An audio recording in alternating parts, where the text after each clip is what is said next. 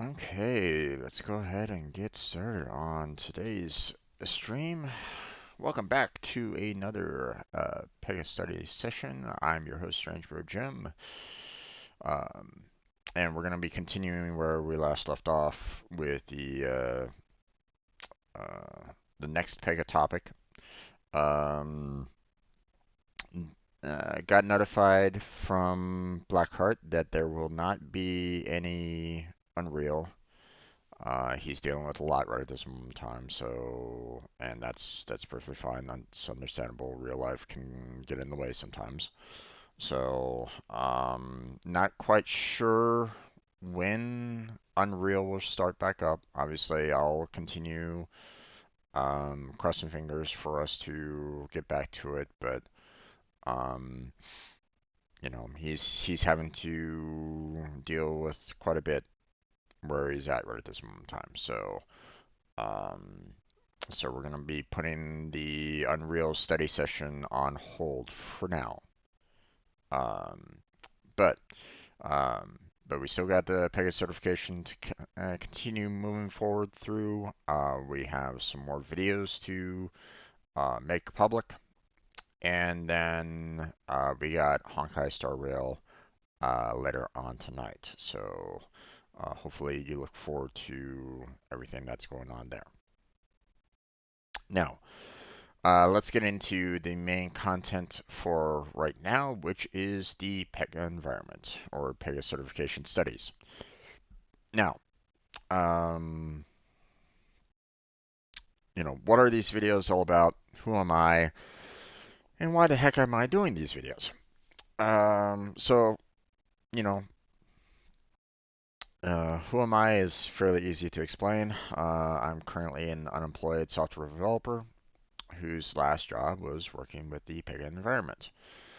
Um, my last job, they gave us an authorized training partner to train us on the Pega environment, and um, well, that training partner wasn't really doing a great job. Um, Pretty much every single last one of um, every single last individual that was in the training group pretty much went self-study by choice. Um, they were not really happy with the authorized training partner to a certain extent. Obviously, everybody has their own personal reasons for that. But if you're thinking along the lines of, well, it's just you, the students that are the problem. Well, no. Even the coworkers found out that you know he had problems. He was causing problems. Um, he mentioned the fact that we'd studied a topic that no that we actually didn't study.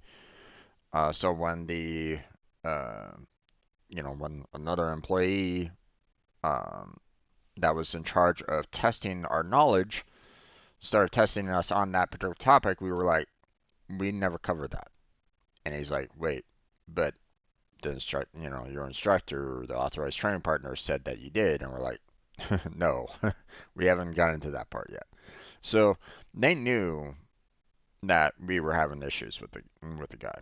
Um, some of us asked to be put back into training, but that never happened. Not a single one of us was put back into another cycle of a training cycle within a different authorized training partner. I would have loved to have done that. I asked for that to happen, but they never agreed to that. So um,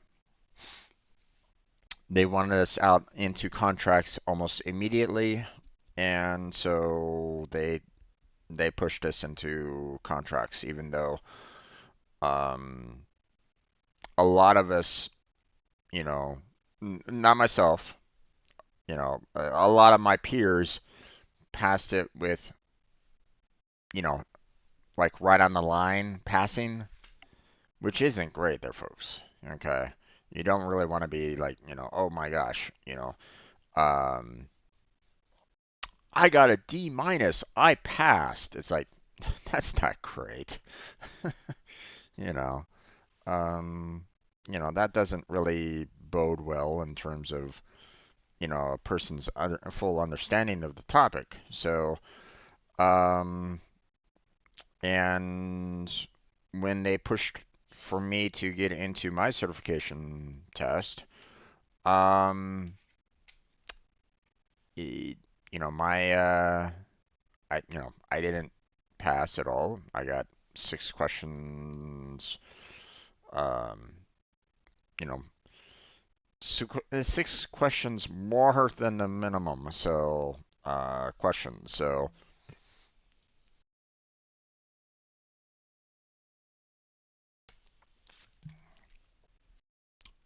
missed, by the way, missed. I was 6 questions short. So, but I knew that I was going to fail. When they told me that I needed to take my certification exam, I knew that my self studies had not covered all the topics of the certification process, and therefore I knew that I wasn't going to pass. I wasn't going to make it. Um, so you know the um, as much as I would have liked to have you know I would have liked to have passed. Um, they um, they didn't really help me out with that anymore. So they pushed me into their contract, and well, I did what I could to, um, you know, learn as much as I could, but again, didn't really have the best of mentorship at my work at that point as well. So, hey there, Disappear. How you doing? Welcome to the stream. So, yeah, this is my attempt to try to get the system architect certification for the Pega environment. So, I'm doing these videos to not only help myself out in hopes that maybe veterans will see them and help me with some of the questions that I might have during this process, but they're also there for you, the viewer that are also watching these videos, um, that also might be working through your own certification on the Pega environment, and therefore, maybe you have your own questions that you want to ask. So feel free to do that. Feel free to ask those questions if you need to. So, but just bear in mind that I'm not an authorized training partner, and this is not meant to be an instructor-led training. Okay, I'm still working on my own certification. You know, um, I'm not an instructor or a training partner because I'm not like fully. I don't know everything that there is to know about the Pega environment, so I can't answer all of your questions. But, feel free to ask them anyway, because if I don't know it, then I can always go and talk with my previous coworkers and see if they know the answer. So, don't be afraid to ask those questions. So, um, uh, been quite bad today. Felt sick and tired today, so I slept a lot. Don't think I'll be on the stream for long. No worries, there, Disappear. No worries. You make sure that you get plenty of rest. If you're not feeling well, then make sure that you know bundle yourself up, completely, and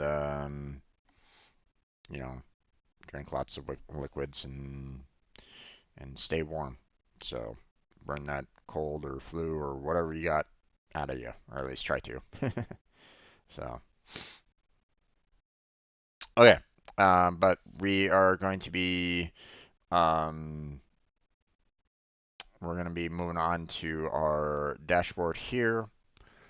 Um, so the business architect section for the Pega Academy is done. Okay, the two missions, two modules, we've covered through all those, completely. So if the business architect certification is what you're going after, that's your goal. Um, these are already in my Pega certification playlist. So feel free to go through, look at those two missions, those two modules, and study up as much as you can on the business architect before you consider taking the certification, because it's not going to be an easy process. Okay. Also, these two modules here are barely covering, in my opinion, the Pega Express delivery.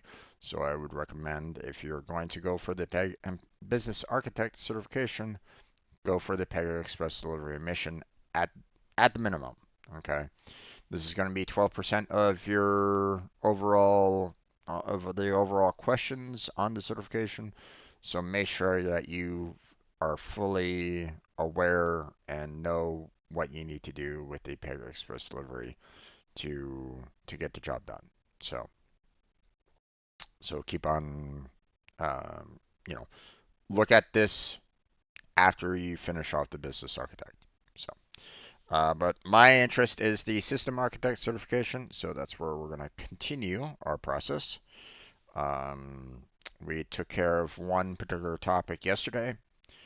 Let's go and see what that topic was again. Um, we were in application security. We just went through the security checklist yesterday. So today we're going to be going through the security policies. So, um, let's get into it. And then maybe if we have time at the very end, we'll go through the module quiz. So, okay, security policies, application level and feature security. The time to consider application security is early on, such as the prepare phase of your project, before you begin to build and configure the application. To protect your application from hackers and prevent unauthorized access and use, you need to manage two types of security: application level and feature security. Application level security focuses on protecting the application from outsiders and unauthorized users. For example, with application level security, you reduce the risk of unauthorized users getting into or stealing data from your application. Identify authorized users who need access to the application, and then create password and authentication policies. Application level security considers all the ways you can protect the application, such as using third-party security tools or setting up multi-factor authentication. The goal of application level security is to make it impossible for non-authorized users to break into, read, or otherwise access your application. Alright, so feature security. So feature security focuses on the application by determining the case types, features, and data that authorized users can or cannot access. For example, with feature security, you set up security roles for personas identified in each case type so that authorized users can access the application features they need. Prevent users from viewing features or accessing data to which they should not have access. And design role-based access control, RBAC, attribute-based access control, ABAC, and client-based access control, CBAC. So just just bear in mind, okay, you're gonna need to probably remember every single last one of these. Okay, thankfully, all you really need to do, all you really need to remember, really, is the first word. Role for R, attribute for A, and then client for C. Everything else is based access control. So if you can remember the first words, the based access control comes right on after. But probably be a good idea to at least, try to remember these for when you go into the certification exam. So, to review setting up users and personas, see inviting users to the application. For example, in a payroll application, the business owner wants each manager to be able to view the pay history for their direct report employees, but not view the pay history of peers or other staff members.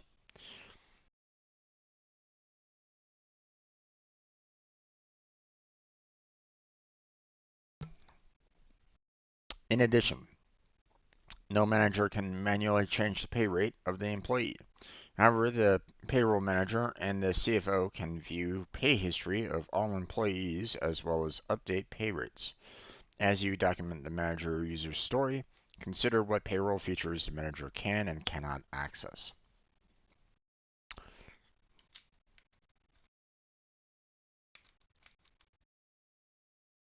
Oh, come on. Did it back on the you son of a stupid cat. Alright.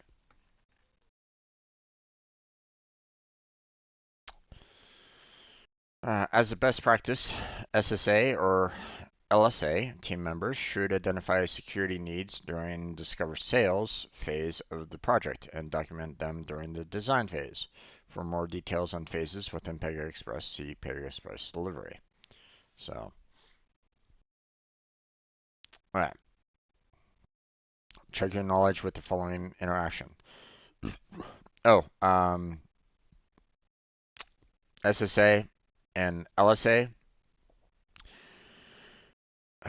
senior system architect and lead system architect. So just if you're like wondering what those are. Um, which two statements are true about security? If stakeholders decide to use application level security, you do not need to consider implementing feature level security. No. When setting up security, you need to know which personas are authorized and which personas are not authorized to use each feature. I mean, sure. To ensure security is set up correctly, it is best practice to add security requirements to the definition of done for each feature.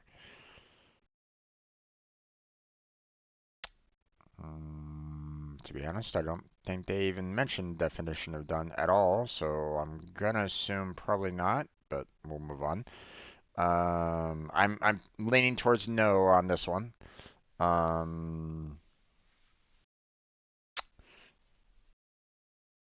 But I mean, I wouldn't say that this isn't necessarily wrong, but um, most likely it's not before definition of done. So that's why it's probably not that one. It's more for the design phase. So security is configured and tested only toward the end of the product development lifecycle. Um,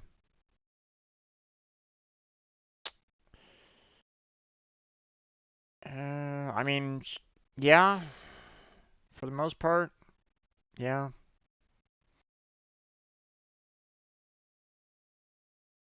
But apparently they don't agree. Um,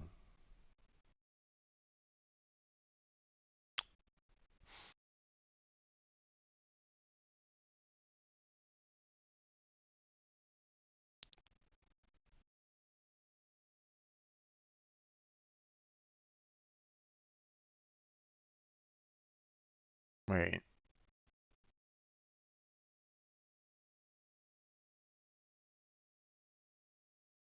but that's typically when you. I mean, you're definitely going to need to test it towards the end. That's a given. And I mean, security.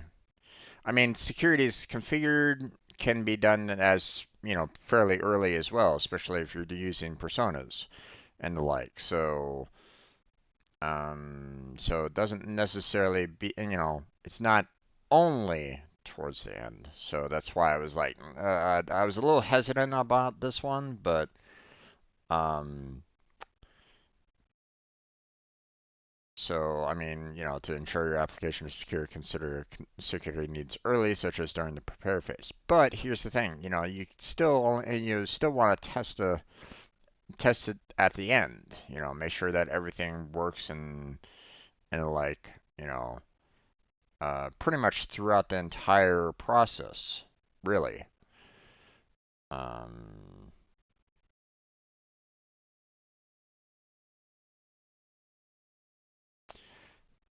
you know, sure, consider application security, but prepping it, preparing for it, using it, you know, tends to be more towards like the end of it all for the most part. So, but apparently they didn't consider that answer is correct. Okay. Um, well, you know, setting up personas, yeah, that was the correct answer. Not surprising on that one. Um, but um, this this doesn't look right at all. It's like you do not need to consider implementing feature level security if there's an application level security. No, you still want feature level security in your application. So what? This doesn't make any sense. If this is the correct answer, then it's wrong. So, I mean, the only other thing that is this is the only other possible choice. So, okay, so that's the one that they wanted to do. Um, but did they even address the definition of done anywhere in here?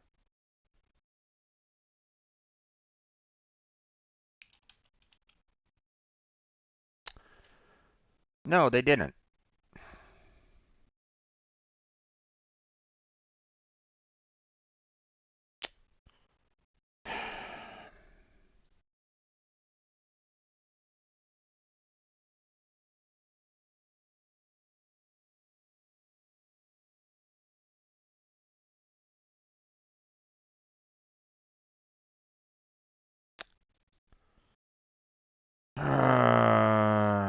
Come on, guys.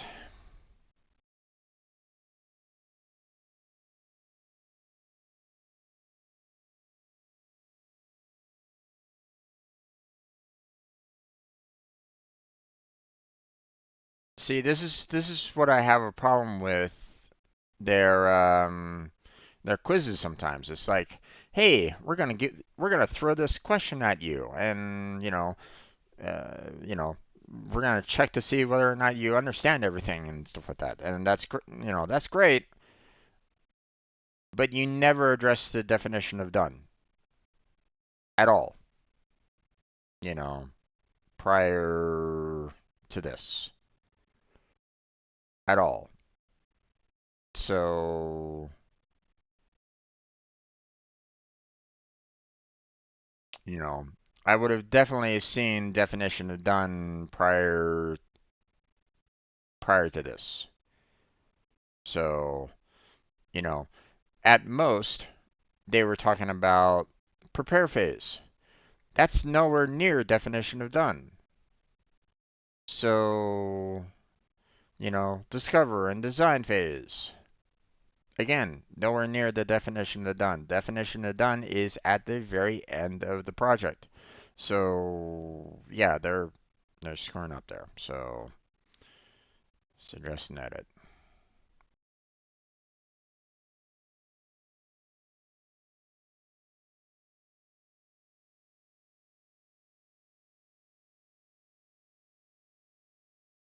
So,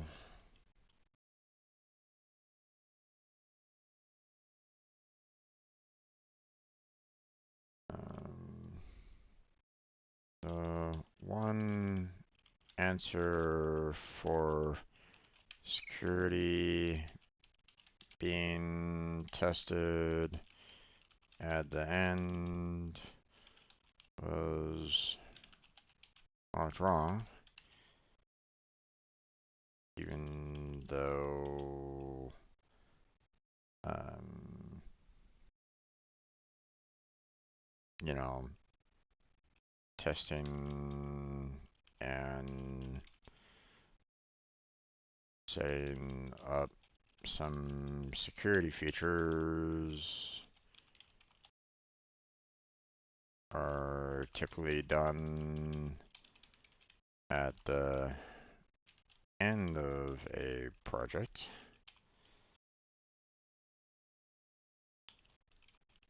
but whatever.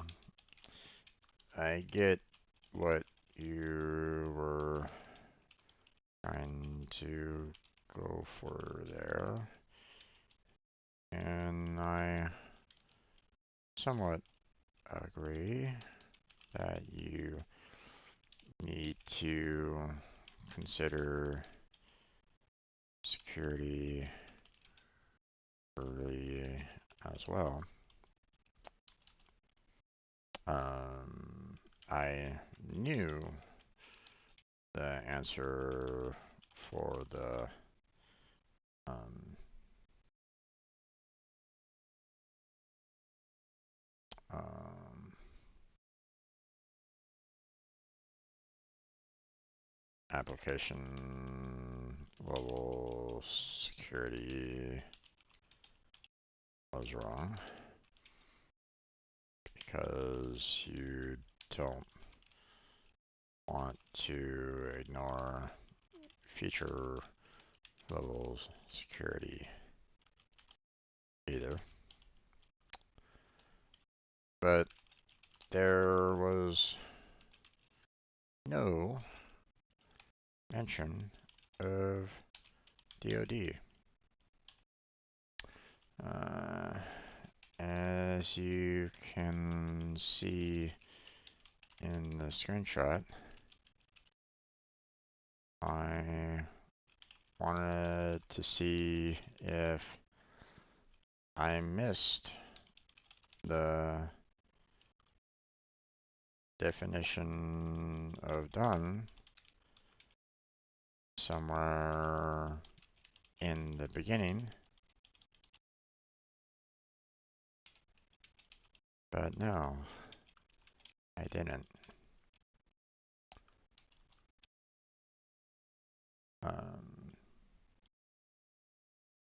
The topic only focused on the prepare and design phases. No mention of DoD. Please fix this oversight, especially if you are going to keep the answer.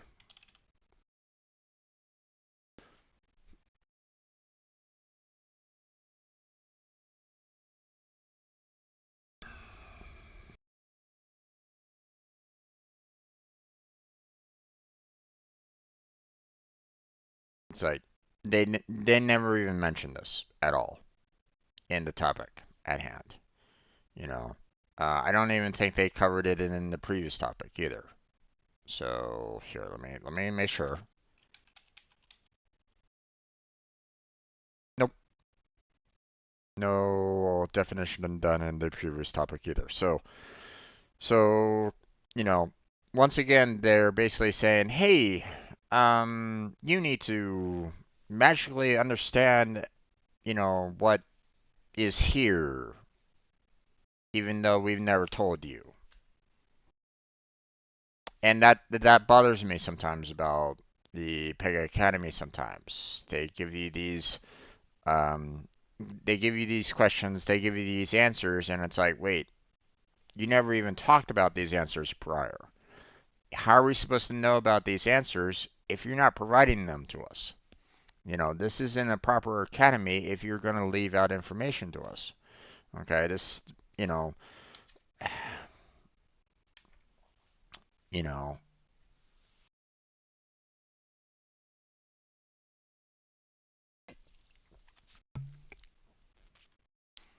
um, now they could always say, well, we put it in a different topic or something like that, right? They could say something like, It's in the Pega source delivery or inviting users to the application links that we put in or something like that. They could try to do crap like that, but let's face it. Um, if they find it important enough to put it into a topic quiz, you know, they're gonna think that this is also very important on the certification. Okay. They're going to want you to understand that this is definitely something that you're going to need to know, for later on. So why do they not cover it in the main topic? So that's all, okay? You know, you shouldn't have something that, if it's something that is like critical to the program, now you're going to want your users to know exactly what, it does, how it goes about doing it, whatever. You need to address it, okay, on your topic.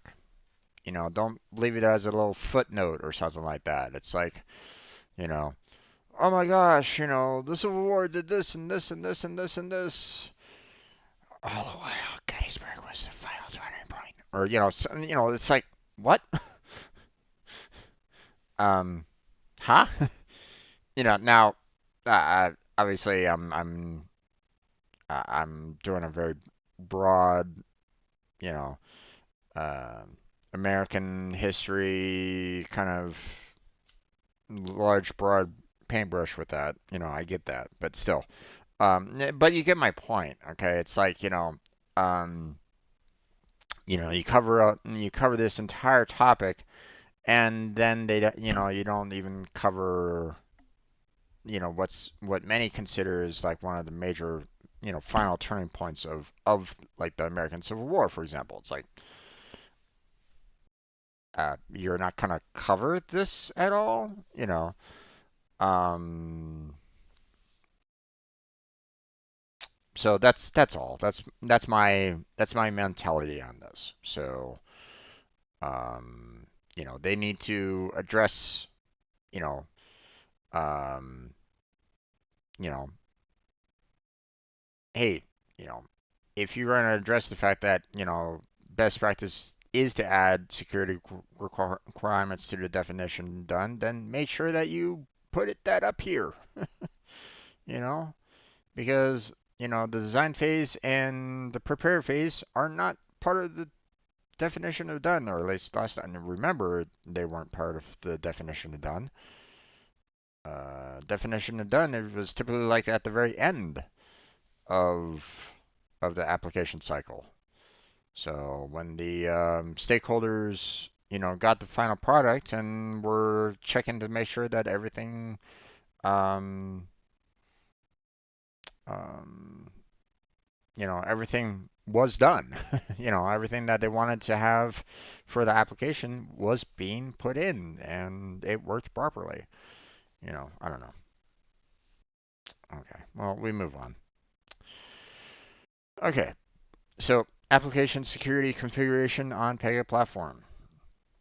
One way to limit unauthorized access to your applications is to configure the settings on the Security Policies tab of the Authentication landing page in App Studio. In Dev Studio, open the Configure menu and select Org and Security, Authentication, and Security Policies to view and update the security policies for the entire Pega platform server.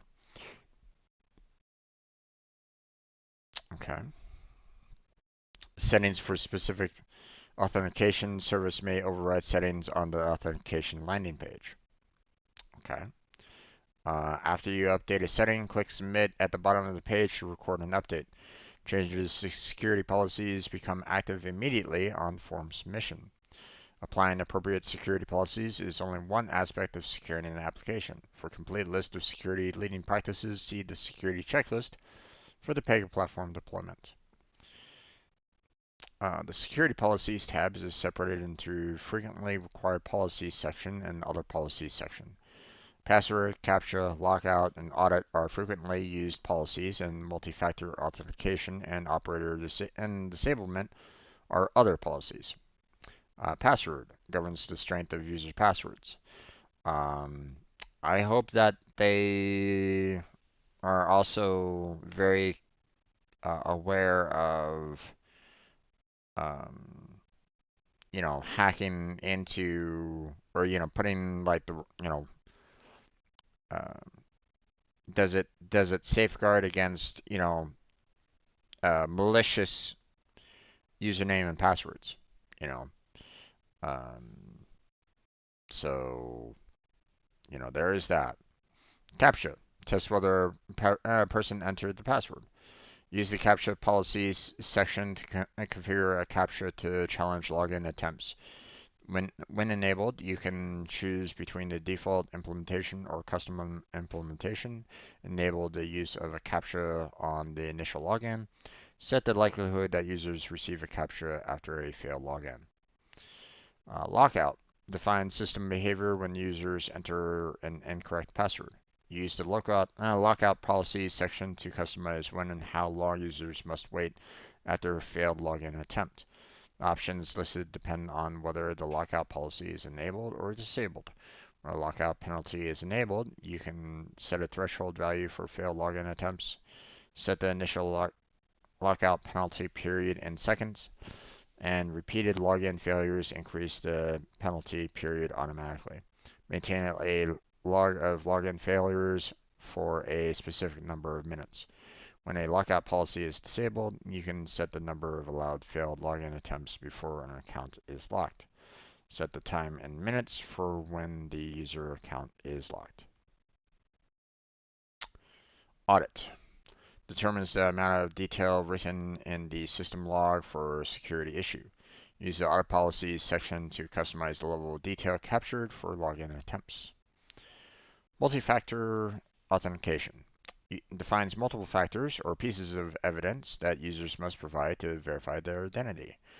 Use the multi-factor authentication policies, using one-time password, section to configure the settings for a one-time password that is provided to users by email or SMS text message. To complete the login process, users must enter the one-time password within the allowed time.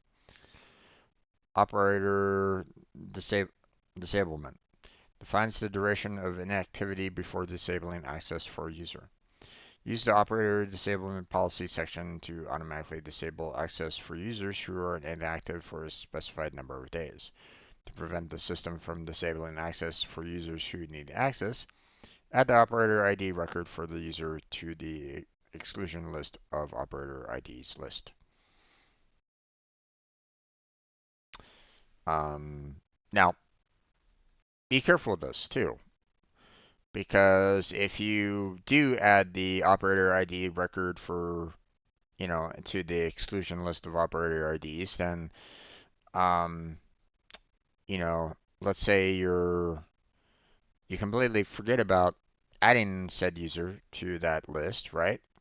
And then that user gets removed from the company and they get fired, right?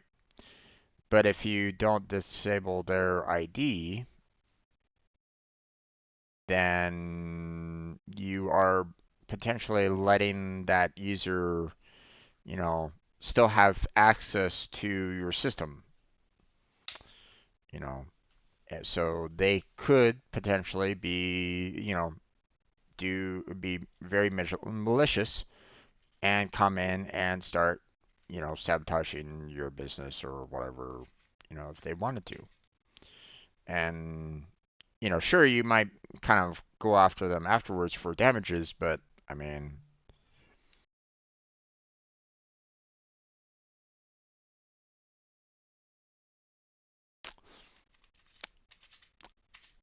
let's put it this way. Let's say you have a programmer that you put in on the exclusion list of operator IDs. They're like one of the best programmers out there, right? But then they did some like really messed up stuff or something like that. Like maybe they did some sexual harassment or whatever, right? And they get fired from the job because they couldn't keep it in their pants or something or whatever. right? I'm just throwing a scenario out there, right? Um, well, they're on the exclusion list of operator IDs. So who's to say that that programmer can't log into the, back into the, company, um, into the company server and put in some, potentially malicious code in there, like saying, hey, every transaction that happens on a payment, I get 0.0001, penny, added to my bank account or something like that, right? Now, you want maybe you want to think, maybe you would think, oh, that's not much. But let's say, someone does like a million, like you have like a million transactions per day or something like that. Now that person could be getting hundreds of dollars per day, just by having um, that small little code in the background that no one was ever aware of. You know, and that's the thing. If you don't have strong security in your features in your profiles and stuff like that, then who's to say that that can't happen? Okay, so you got to be careful. You got to be careful with your security on that. So, um, okay, so multi-factor authentication policies. Passwords represent one way to authenticate users. To increase security, enable multi-factor authentication to authenticate users. With multi-factor authentication, users gain access only when providing multiple factors or pieces of evidence to verify their identity. Two-factor authentication is a subset of multi-factor authentication in which users provide two pieces of evidence at login. Yeah. So, in the following image, click the plus icons to learn more about the different multi-factor authentication factors.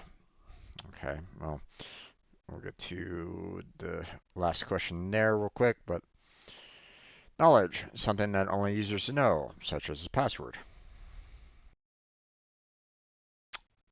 Position, something that only users have, such as a unique mobile number.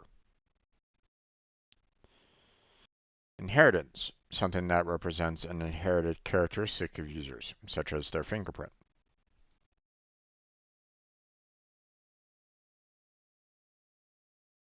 But more often than not, it's, passwords and the like. Or, or the, like a mobile number, text message kind of thing. So those are obviously the easiest ones because it's kind of hard to do like fingerprint scan or eye scan from like say a mobile device, you know. So check your knowledge with the following interactions. So drag each factor on the right to a corresponding security factor category. So knowledge, choose 2, possession, choose 2, inheritance, choose 2. Oh, okay. So facial scan, that's inheritance. Password, that's knowledge. Email account, that's possession. Fingerprint is inheritance. Debit card is possession. And city of birth is knowledge. So there you go. Alright, so that's all well and done right at this moment in time. So we'll go on to the module quiz. We'll go ahead and take care of our module quiz here. 3 questions, 5 minutes. Okay, so drag the component definition from the bottom to match the correct security component. So audit policy, operator disablement policy, multi-factor authentication, and then password policies. You have 5 available here, so that's nice. They give us a little bit more, then, so, we could potentially make, more of a mistake, right? So automatically disable access for users who are inactive for a specific number of days. So you typically want that for the operator disablement policy. So uh, customizes the level of detail captured for login attempts. Um, I mean, hmm, I'm not quite sure if that's more of an audit policy or password policy, but we'll hold off on that for right now. Customize requirements for password length, complexity, and predictability. So that's definitely password policies. Employee authentication with a one-time password sent by SMS to a mobile device. That is the multi-factor authentication. User gains access only after providing multiple pieces of evidence to verify their identity. Um,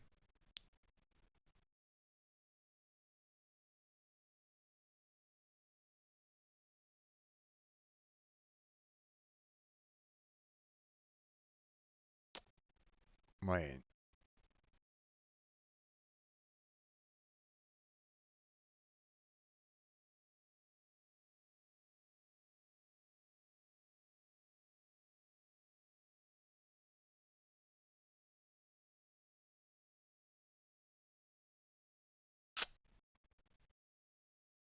but both of these work for multi-factor authentication.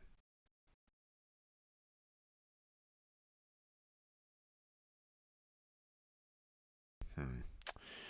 All right. Well, yeah, I figured this one is for the audit policy, so I was kind of leaning towards that already, but I wasn't 100% sure. I wanted to make sure. So okay. Employee authentication with one-time password sent by SMS to a mobile device is still a multi-factor authentication. So this is weird.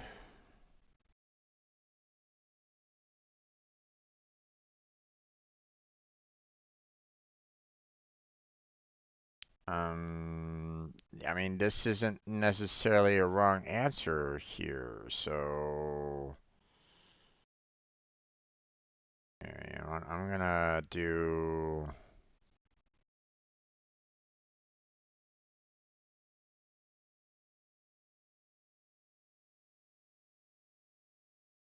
Uh,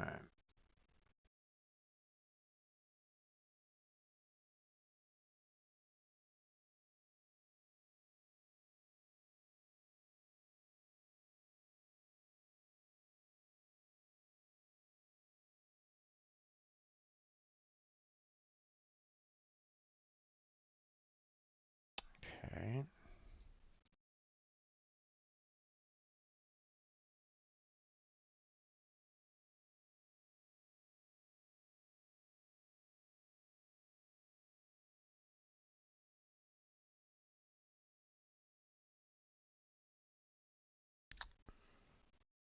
So I'm a bit confused. The remaining answer can still be used for the multi-factor authentic authentication. I'm misspelling that. Oh, jeez. I hate when I mess up on my spelling. I can never get it right sometimes.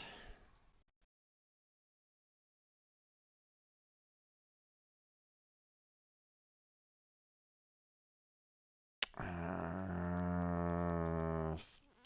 authentication. There you go.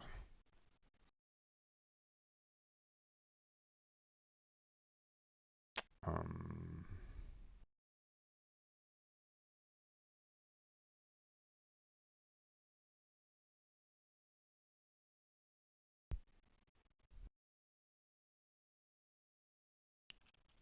I mean,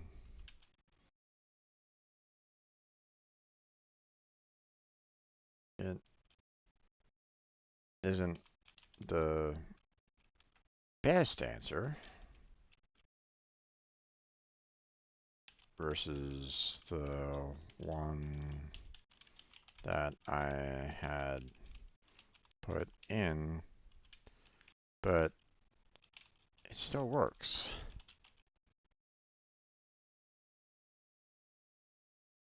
So maybe change that remaining answer so that it is clearly wrong.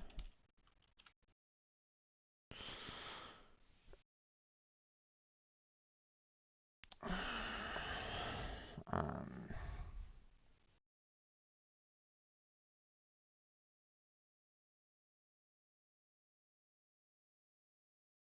Otherwise, you'll have confusion because both of the answers, the one attached already,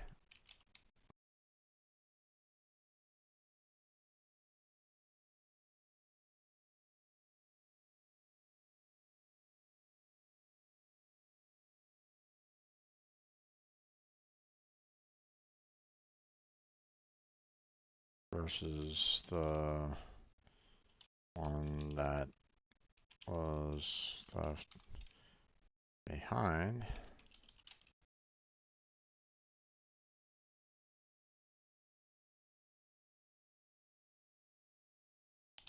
Are correct.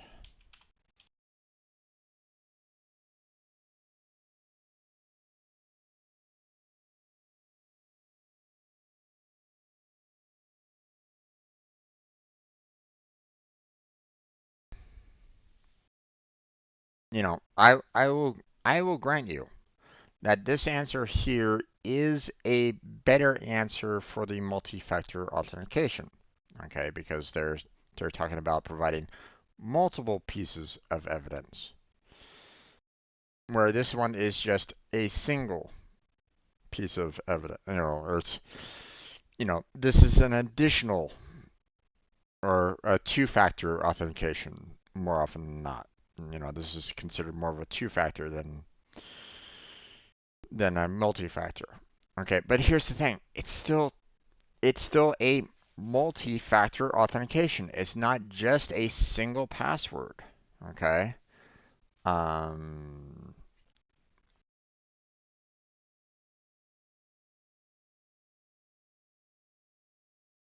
so that's why it's like, both of these work there, guys. Oh well. All right. User fails to log in to their account successfully after 2 attempts. As a result, the account is locked for 8 minutes. Which configuration supports this requirement? Drag the correct configuration to the lockout policies box. Well, you never showed this.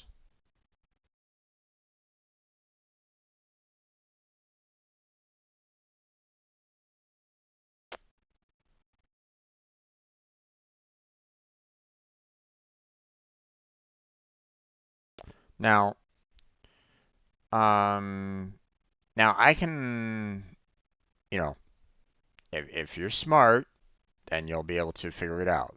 Okay, and, you'll be able to kind of realize, what this is saying here versus, the only two options that you have here, right? Um, so, um,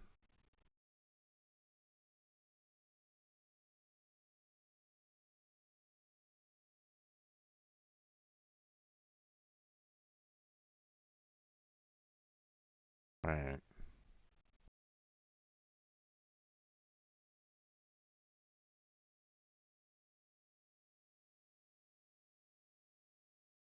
None of the, neither one of these work.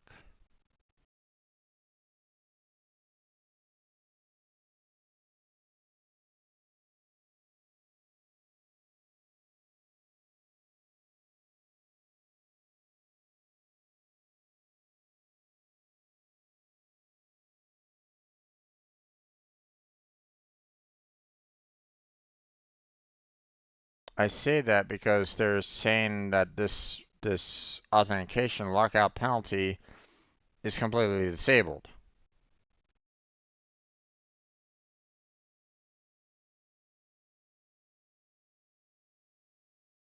Okay, um, so it's not this first one, okay, because you would think, okay, you know, lockout penalty, sure, it's enabled, which they did up there.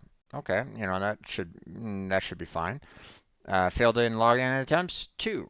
I mean that's up there.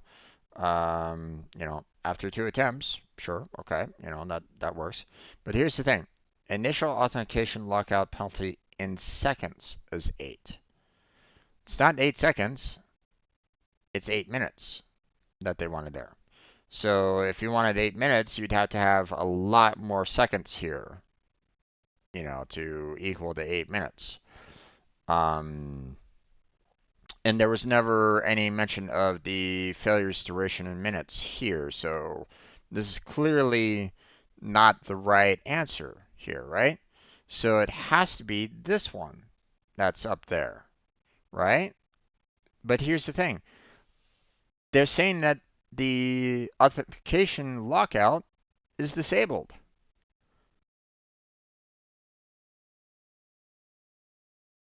Um,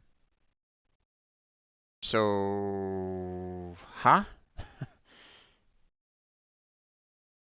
I'm assuming that this is what they are saying is the correct answer. Yeah, okay. Um,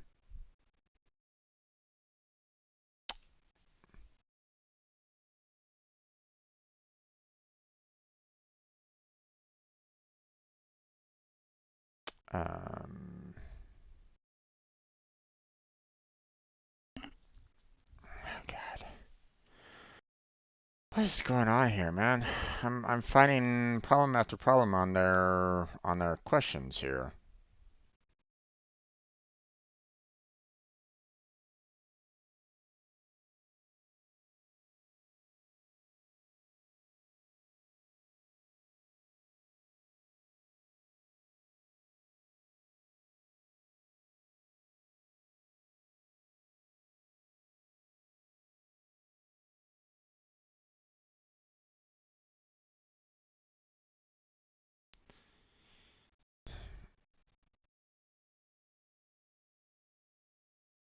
Wait. Wouldn't you want the authentication lockout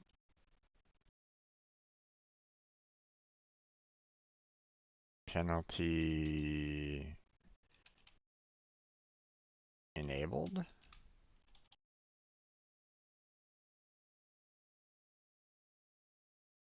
Why is the correct answer saying that the lockout penalty is disabled?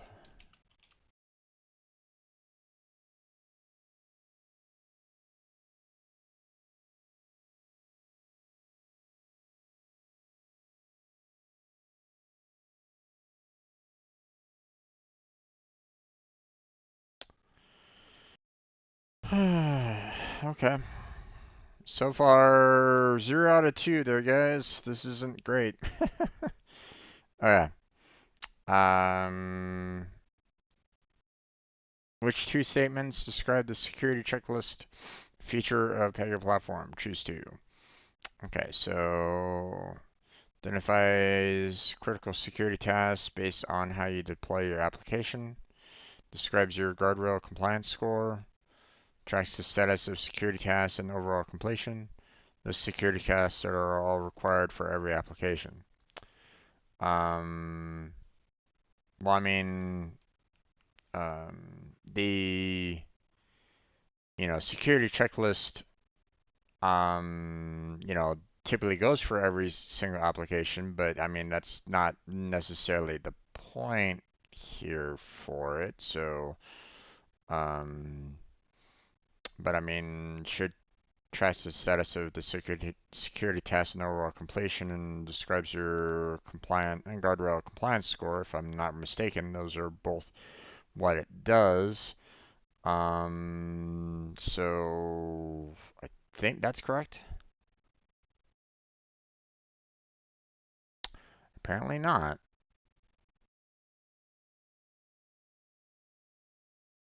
While it is an important security requirement to maintain guardrail compliance, your guardrail compliance score is described on the guardrails landing page.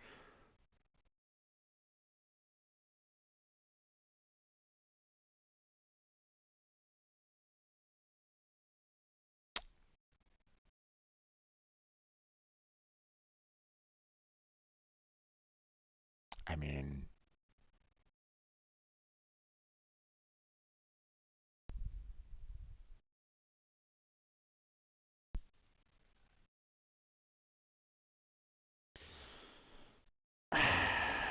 okay.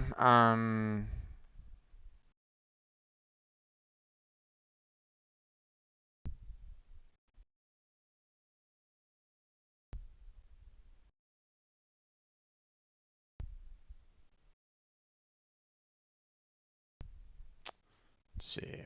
Um,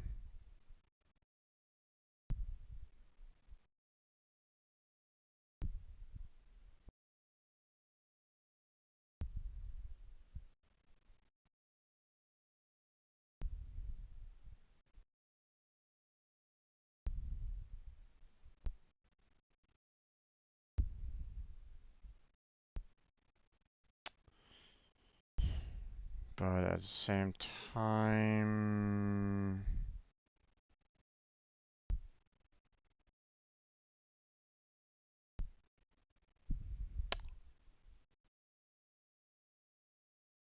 it it does show the fact that it doesn't necessarily show your guardrail score.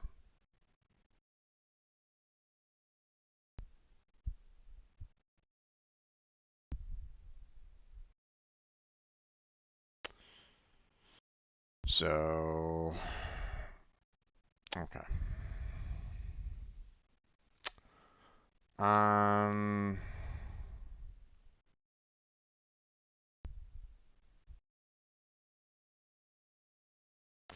I I don't feel number four is the correct answer there, so I'm gonna go for one there.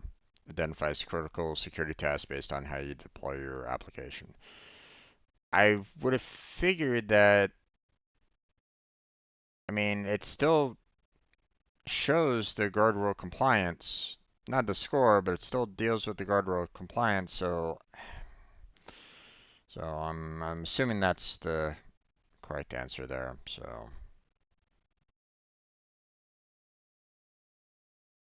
all right. All right, so um that last answer was the correct one, which I mean I was already kind of um, leaning towards anyway. So um, now one thing that I want to do now is maybe do do that and see what their answer is there. So maybe their feedback is going to be the same. Maybe it's like, hey, no, it still works. Um, so custom length.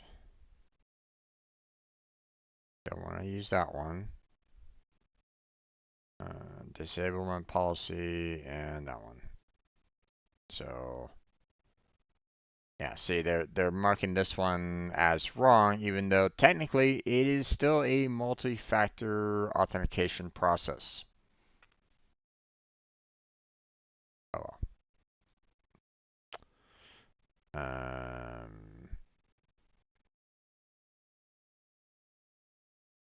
Okay, so for this one, um,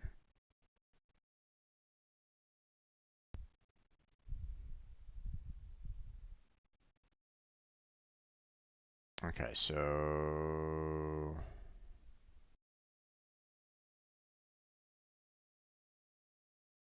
those are the two, one that is actually correct and one that is, wrong. And I want to see their feedback on these just to make sure. So, security tasks you use depend on factors including the Pega platform features that your application uses, how much you customize a Pega platform application, and the amount of sensitive data that is created and stored in the application. Not all security tests in the security checklist are required for every application, which is true. That's the reason why it's like, um, it's, not something that's like, um, that are required for every application. It doesn't really work out that way. So, all right. Well, that's going to be it for this Pega study session.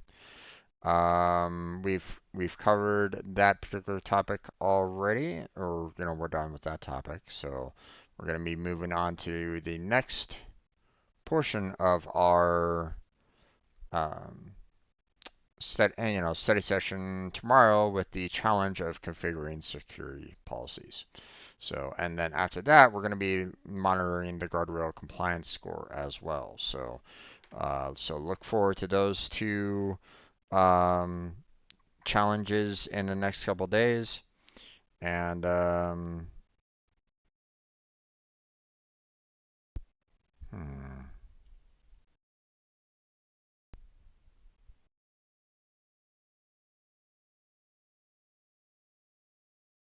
hmm okay, interesting.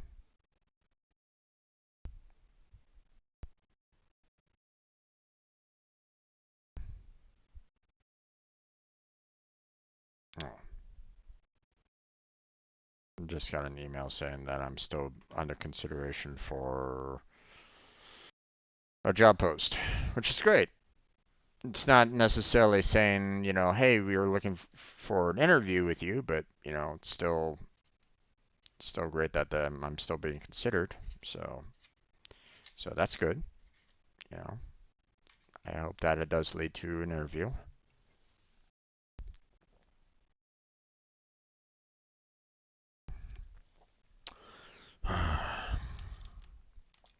It can be it can be a really tough thing trying to survive on your savings.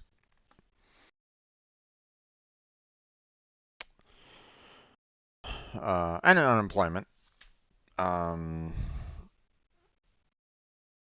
so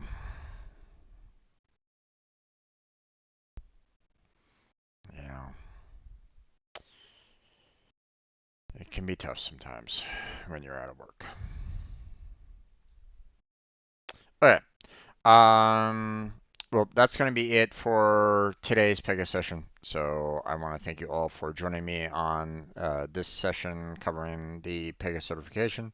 Hopefully you enjoyed. Hopefully you got a lot out of it. If you're kind of confused still about, you know, particular topics of it, feel free to go ahead and bring that up in the comment section. Or, if you're right now live in my chat, you're welcome to ask questions like, here and now if you needed to. Um, but we're going to go ahead and close down the video here in the next minute or so. But before I go, I just want to say thank you very much for stopping on by. I want to thank Disappear and Roblox for being here and chatting with me in the chat. I appreciate it. Um, if you're here lurking in the background, I hope you, uh, you know, Uh, you also enjoyed the stream. Thank you for being here.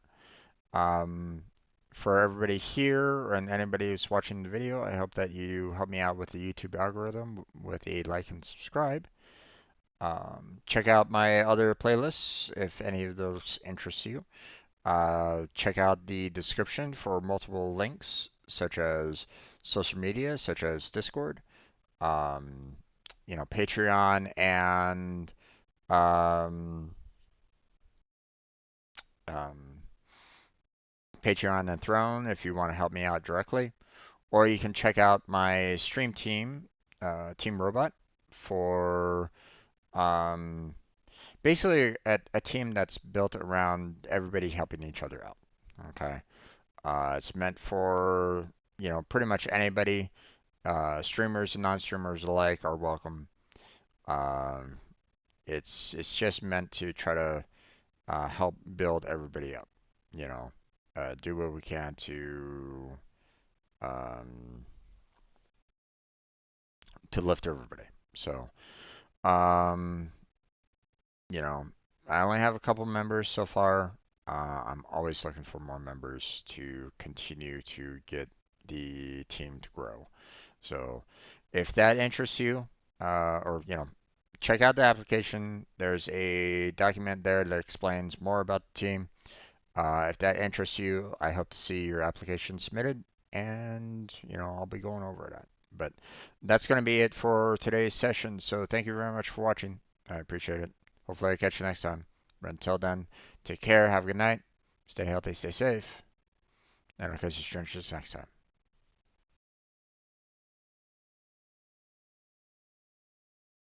All right. Recording is done. We are going to go ahead and switch on over to uploading some videos, and then we will go on to the Honkai Star Rail. So, um, we're up to 155. Yay! Okay. 155 subscribers. Slowly but surely there, folks. We're gonna keep on climbing. Now, normally I've been trying to kind of keep track of when um, um, when that number's changed over time. Um, I think I wanted to try to keep track of that. Yeah, I wanted to see when I actually got 150 subscribers. So let's see. When did I hit the December 10th? Which is hilarious because that was the time of that unfortunate hate raid. Okay, well.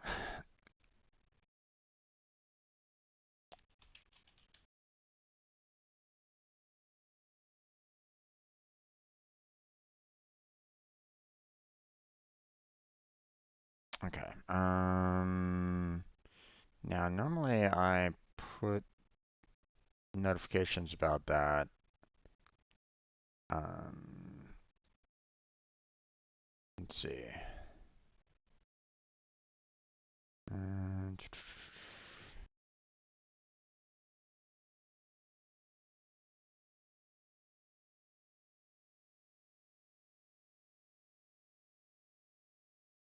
hmm,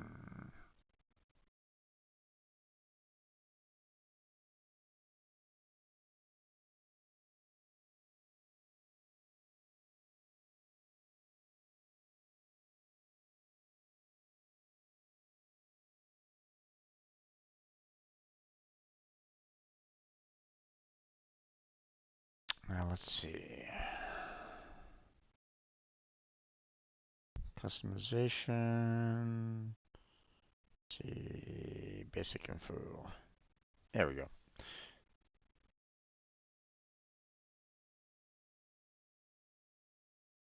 All right.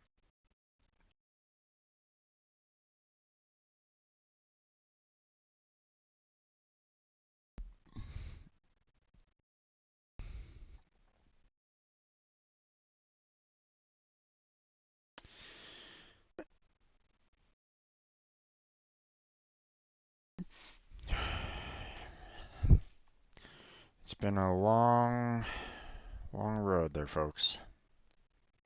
First, first ever Twitch stream was back in 2019. First 50 subscribers here on YouTube was on May 24th, 2023. And that was pretty much because I switched on over to YouTube streaming. I got so sick and tired of Twitch. I wasn't really getting anywhere there. Not to say that, um, I knew that I didn't really have like, um, I'm not coming into these kind of streams as saying like, "Hey, I'm gonna entertain everybody, and I'm gonna let everybody, pick on me and bully me, and I'm going to go and, eat ghost peppers for the entertainment or something like that." No, I didn't really want to be doing that. Um, in a sense, it was kind of meant for my own um, mental health for the most part. Because when I first started doing the streaming, um, I was dealing with a lot of, um,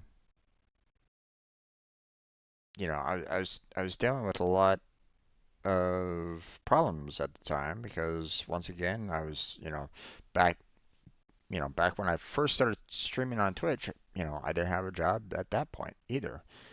Um, it's really kind of frustrating. It's like, I'm a software developer. Granted, I'm not the best software developer out there. I'll admit that. I don't know everything that there is to know about it. Believe me, I would love to know everything that there is to know about software development. But you know, um, I mean, there's a lot out there, folks. You know, Um, there's so many different languages, so many different styles of programming. Um, you could do front end, you could do back end, you can do web design, you can do full-on applications, you can do UI design, which is pretty much front end. You can be a full stack developer. Um, you can do scripting. You can do database design. Um, you can be just a full-on UML designer because those exist. Um, you can be a liaison between um, between clients and the actual programmers. You could do that. Not that I really want to do that personally. I actually want to code, not just be um, I don't feel comfortable talking with others. I'd get very nervous. I was never one that enjoyed going up in front of the class and talking to the front of class. I was always the shy one that pretty much kind of sat by himself for the most part. Um, so like I remember one time, um, back in high school, the teacher had us write a poem that I don't remember it anymore, so don't ask what everything in it was. But apparently, I wrote a fantastic one that impressed the teacher. They wanted me to go up there and read it, and I'm like, oh no, I'm not me. That's not me. I don't. I can't. I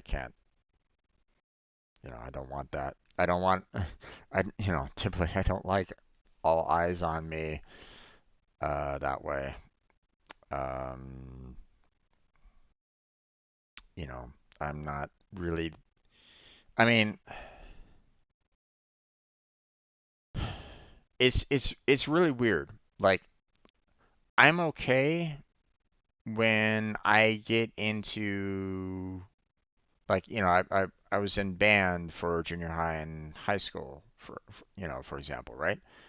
And when we're doing when we're doing the concerts and the marching band and stuff like that, I mean, obviously you see a lot of people, watching you, but it's not just me that they're watching. They're watching everybody.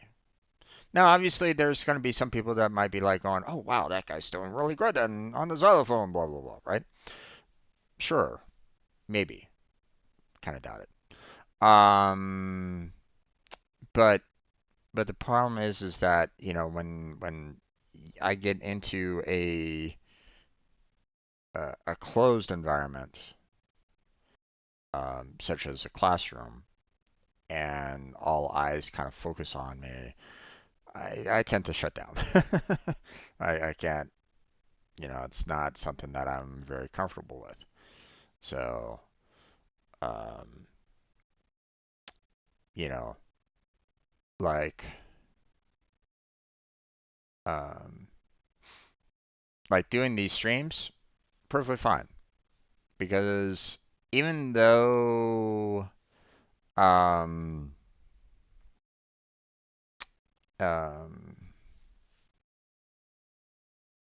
even though, uh, there might be a lot of eyes on me during these chats, I'm not getting that like nervous tension or anything along those lines. So it's a really weird kind of feeling.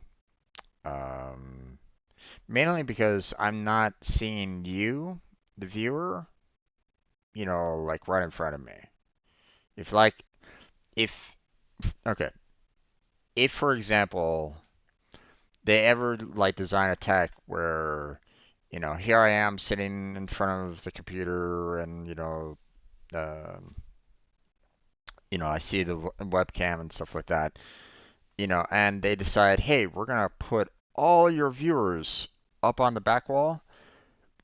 I'm probably gonna disable that, you know, because I would probably be, if I saw you, the viewer, right then and there, I'd probably like go, ooh, I don't, I don't feel comfortable anymore, right? Um, so it's kind of like a weird feeling, obviously, but um, but getting back to my point, the teacher, uh, you know, they loved the poem. They wanted me to read it out loud. I refused. They asked if they could read it out loud to the class, and I reluctantly agreed. And apparently, like the entire class loved it, but I was so nervous. I was so kind um, I kind of shut down again. During that moment that I was just so afraid of what everybody might do or say.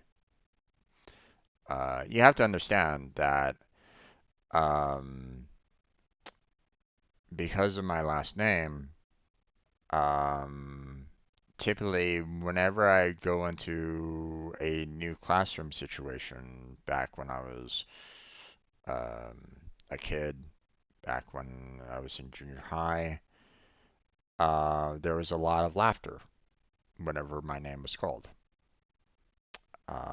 And that it did not help. And obviously, on the playground, I wasn't exactly Mr. Popular either. So yeah, didn't really give me a lot of um, self-confidence. So, um, so no, I would not be happy doing any kind of work that required any kind of like standing up in front of a group of people and chatting with them. I'd rather be behind the scenes than anything else. So, and that's why I was like perfectly happy with being a programmer because I was like going, oh, okay, I don't have to deal with talking with regular customers or talking with, people on a regular basis. I'm down. That's good for me. So, not to say that it's, um, that it's not completely, you can't completely get away from it. But let's face it, I'd rather be talking to my peers than I would be talking to a room full of strangers. So that's all. And when I do these streams, in a sense, I am talking to my peers in a way, people that enjoy watching, the games that I play or the content that I put out, so, you know. Okay. Okay, I forgot to upload more videos from recently, so I still have um um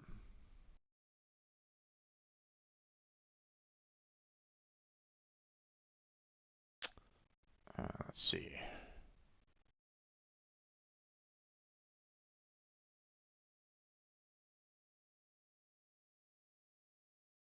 There we are. And not a whole lot left. Okay, so I have a lot of videos that I haven't uploaded yet. So,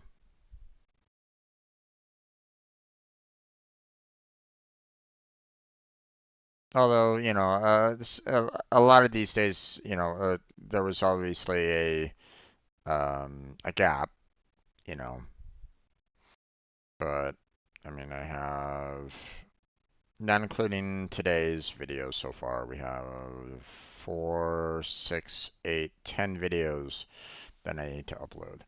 So, um, and not including today's videos, right? So, but right now on my list of videos to still release to the general public, for everybody, um, we have 1 to 14 videos on my list still left to do. Four of those videos were actually from the Halloween. I like to um, filter out videos because um, you know, whenever I record a stream, it it sets it up with today's date, which is fantastic. Love that. Um, and so, it puts the year first. So I can just kind of, you know, filter out by the year, you know, instead of it showing all the videos that I've ever done on my channel, I can kind of filter out just the ones that I have uploaded that still have just the date as its title, and that's it.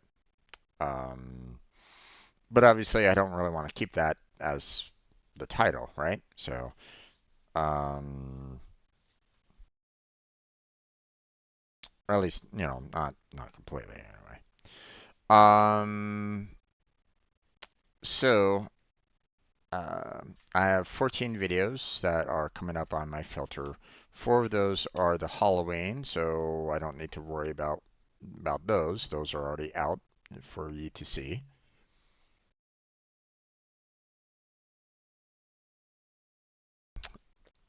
So that leaves 10 more videos left before I'm completely caught up.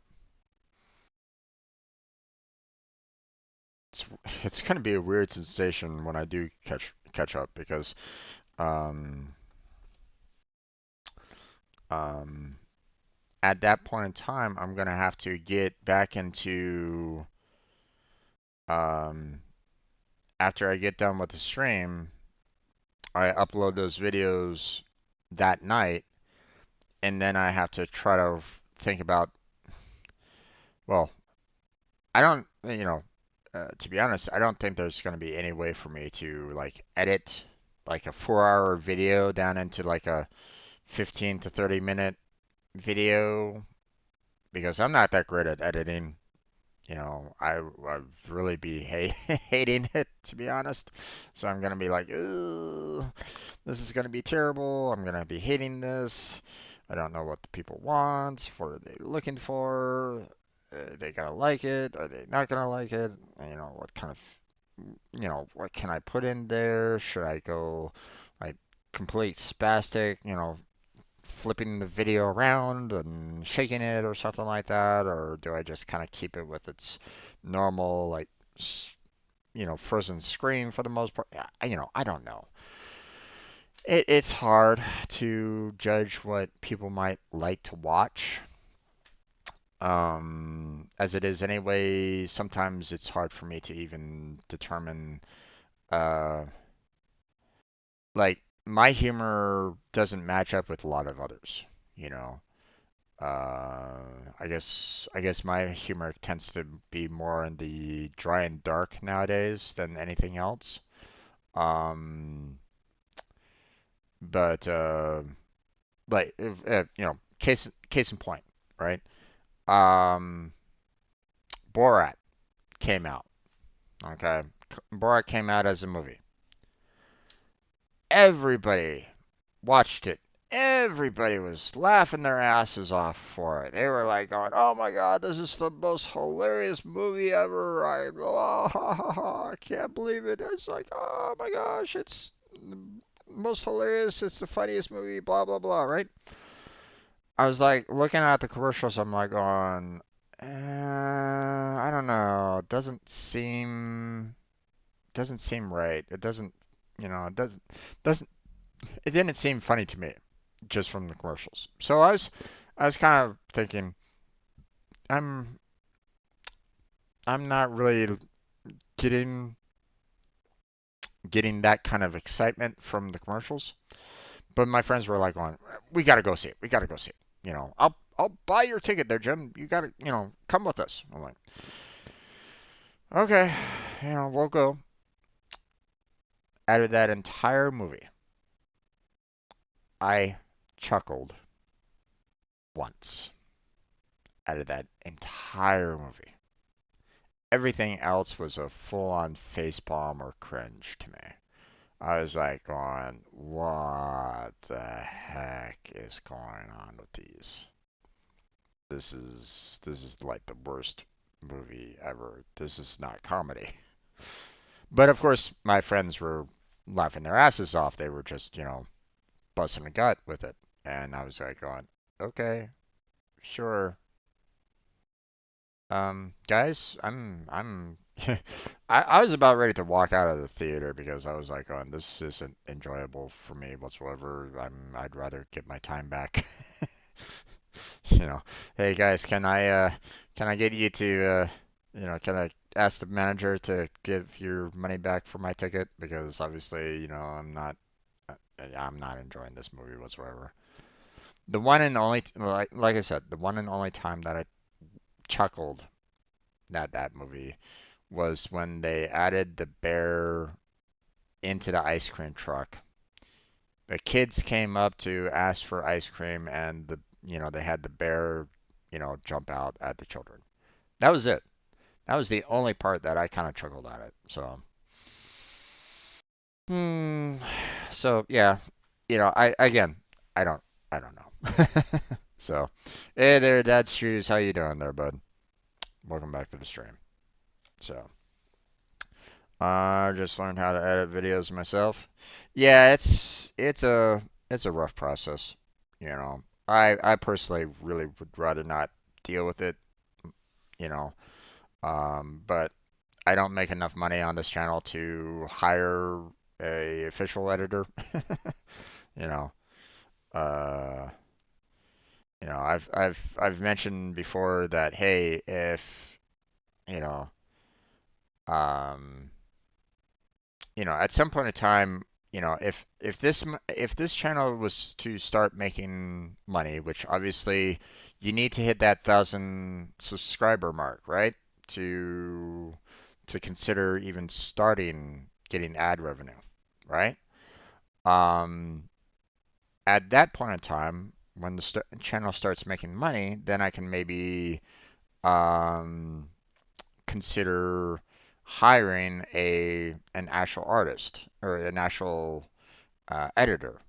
Um, but obviously, that would require a lot of subscribers, a lot of watch time, and so on and so forth. Obviously, I haven't gotten there yet.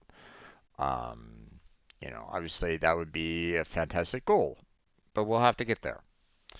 Um, and I know the the 4-hour videos that I put out there, these VODs that I put out there, they're not great content.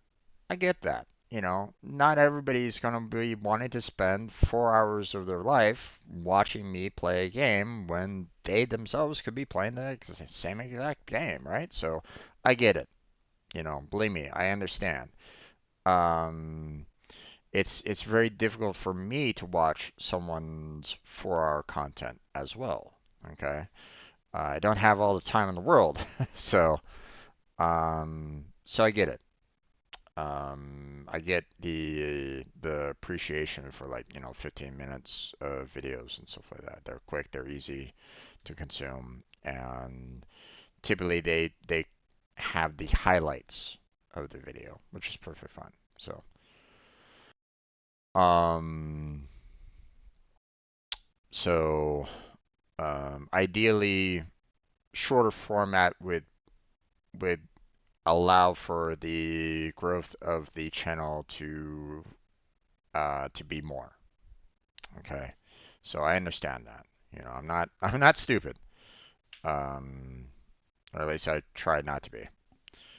Um, but you know, uh, like I said, I have a lot to do if I want to get it to that point where I'm going to be doing any kind of large numbers. So, when did you start streaming? Well, officially, I started streaming on Twitch back in 2019. Um, and I was, you know, been basically doing it, well, not every day since. I did have a job that came up because obviously I'm not getting paid right at this moment in time, and Twitch wasn't paying me either. So, found a job finally that lasted a year or year and a half, I guess. Um, but I mean, I'm back unemployed again, so you know, now I got all the time in the world. I send out resumes, and well, what else can I do but wait for replies back?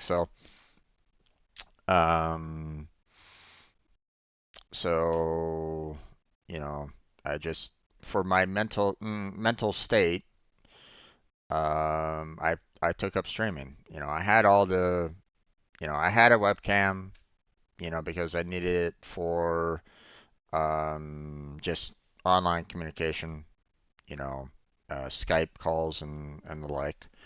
I had an okay computer, not exactly the best at the time, um, and I had plenty of games, so it was like it was kind of easy for me to get into streaming for the most part. You just needed the software, and there you go, right? Um, but I'm not exactly the most entertaining individual, so it was kind of hard for me to um, garner a strong following. Plus, I wasn't playing like the audience capturing games. The ones like I don't play like first person shooters. I'm not like playing like Fortnite or Apex Legends or anything along those lines. don't really have any interest in PvP style games. So, and no, I don't stream on Twitch anymore. After their fiasco with saying like, hey, we're gonna stick to 50-50 pay rate, and matter of fact, we're gonna screw over our partners a little bit more by removing um their like 75%, you know, pay rate. And I'm like going, what? What? So you're basically going to be screwing over your content creators on Twitch who are making you a lot of money. Gotcha. I wasn't happy with that. I did not appreciate that whatsoever. So, um, then they were also doing the, hey, um, if you want to do any kind of um, brand deals or something like that, you have to go through us, Twitch. You can't sign up for any kind of like brand deals or anything like that, otherwise. We won't allow you to have any kind of like brand deals or um, or sponsored streams on Twitch anymore. And I was like going, okay, you know what? No, I'm gonna switch on over to YouTube. Now, Kick was open at that particular moment in time when they did that, and I was like on, but here's the thing. Um, Kick was very much, and probably still is, a gambling site, gambling streaming site.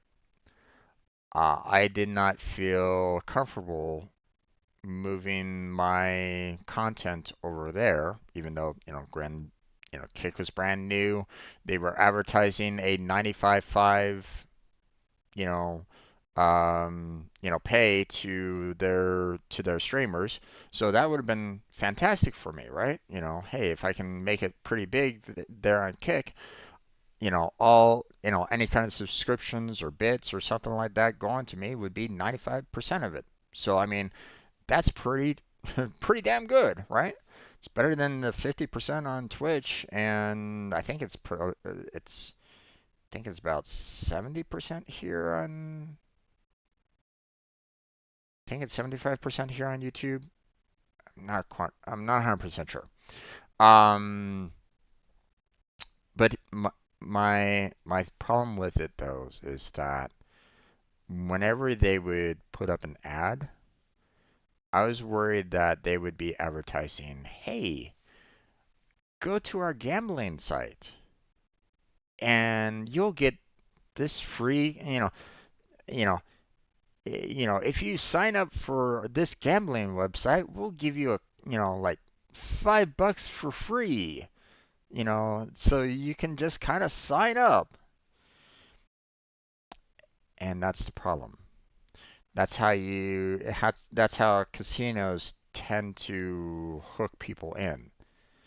And I didn't want to subject my audience to that, you know, um, that potential um, loss overall. I didn't want my audience getting addicted into a gambling site and losing all their money. Okay, gambling addiction is really um, it can be really painful. Now, thankfully my family never, got into that per se. Uh, I mean, my mom and dad still love to, play the lottery every week. They never really won anything. Um, but they still tried to, buy those weekly tickets, hoping that they would, win the big one, right? Um, but I didn't want to subject my audience to any, to the possibility of them going, ooh, okay, I'll go to this website. Ooh, $5 free to spend on the gambling site. Oh, okay, sure. Here's the $5. Ooh, wait, I have the best hand ever, and I can win big. Let me add $5 more. Oh, wait, I lost? Huh. Must have been a fluke. Let me add $5 more. Let me add $5 more. Let me add $10 more. Let me add $20 more. You see what I'm saying? I was like, I really didn't want to have that risk on anybody. Okay. I didn't want anybody to be subjected to that. So I wasn't comfortable with that. So now they might say that that doesn't happen, but the problem is that that's where the money is coming from. Okay. The people, the reason why they're able to do the 95.5 right at this moment in time is because the site is paid by gambling sites. So, they want people to go to those gambling sites so that they would lose money there. The house always wins, right? So they want people to flood into those gambling sites and lose money. So, yeah, I'm not comfortable with doing that. So, at least here on YouTube, the ads are pretty much generic. I mean, you can get ads from pretty much whatever, wherever, you know, political, medical, restaurants, drinks, whatever. The YouTube pretty much has a lot of um, generic commercials for the most part, and I'm perfectly fine with that. So, again, I wouldn't be getting as much money per se. Like if I, like for example, if I was at Kick versus here at YouTube, I would be making more money at Kick if I made it big there, right? But at what cost? Okay. I'd be basically risking my audience, by being there. Yeah, and I'm not comfortable with that. So, um, so yeah, I don't want to do anything with Kick. So, and I'm done with Twitch. So, see a lot of streamers multi-streaming to both YouTube and Twitch. Well, for the longest time, I wanted to multi-stream on Twitch and YouTube. But problem was that Twitch for the longest time had um, they had a clause to their affiliates that they did not allow for any multi-streaming for affiliates. Um, they had a 24-hour clause. So if you streamed on Twitch, you had to wait 24 hours before you could stream on another site, any other site, if you were an affiliate. So multi-streaming couldn't happen. You could not do multi-streaming on Twitch back when I was streaming there. Okay, when you were an affiliate, 24 hours. That was the rule. A lot of people ignored it. Still multi-streamed. They should have lost their they should have lost their Twitch profiles a long time ago. But you know, um, but I didn't really want to lose my potential. You know, well, um, on one hand, if the YouTube or Twitch or something like that blew up on me for some reason, like I hit like some form of um, so, sometimes it's based on luck. Maybe I do something crazy that attracts a whole lot of people and stuff like that. It happens, right? Um, but obviously that hasn't happened or anything along those lines, so I can't really, um, so yeah, no, um, I never considered Twitch and YouTube as a potential career course right at this moment in time because, well, I need some form of income, and obviously I'm not getting it right at this moment in time. So at least not yet. So, um, if it was to start making money, then I might consider it more, but um, it probably wouldn't necessarily pay the bills right away. Um, so, um, you know, so I'm still looking for a job to help pay the bills, right? So, um, and if I do find a job, then obviously my streaming slows down considerably. I wouldn't be able to do this on a daily basis if I have a full-time job. So, um, so yeah, so, um,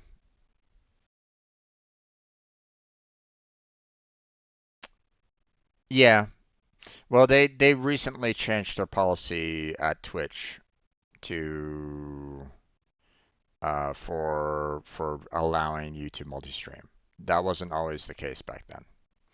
So, I swapped over to YouTube. It it only happened this year, for Twitch to allow for the YouTube multi-stream. It only happened a couple months ago. Twitch allowing multi-streaming. Um, let's see. October 25th was this particular, web page's date. Um,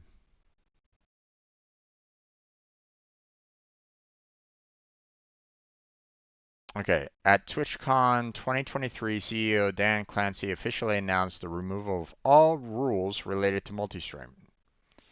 So TwitchCon 2023. I don't know exactly when that was, but um, let's see. TwitchCon 2023. When was that? October 20th to October 22nd. So yeah, very recent that they finally allowed for no restrictions on multi-streaming. So, um, but I think it was back in like May. I forget exactly when. Hold on.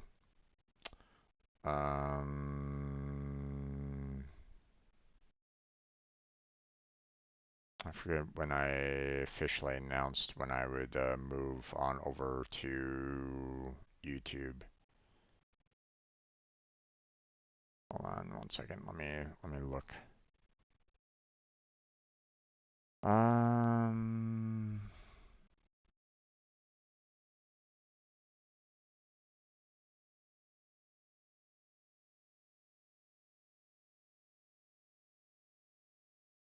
let's see. Um,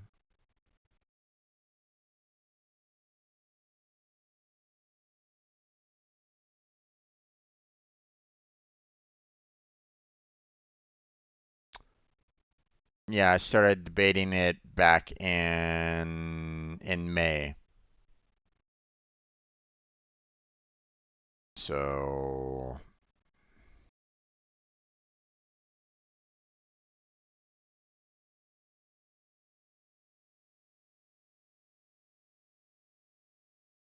okay. A new member joined in. Okay. Um,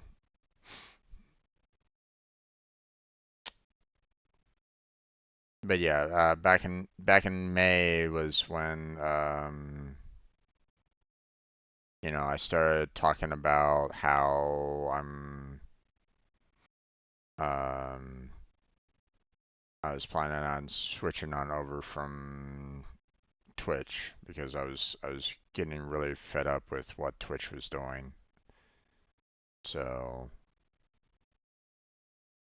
so um yeah, so back in June 8th, um they you know, Twitch released a statement. Yesterday, we released new branded content guidelines that impacted your ability to work with sponsors to increase your income from streaming. These guidelines are bad for you and bad for Twitch, and we are removing them immediately. You know, um, that was, um, that was back in June that they were getting hit with a lot of negativity because of all that brand deal kind of stuff. So, but it was kind of a good thing that I just kind of said, you know what, I'm done. I'm done with Twitch. So I figured YouTube was the next best thing that I could do. So yeah, it was you know now now don't get me wrong.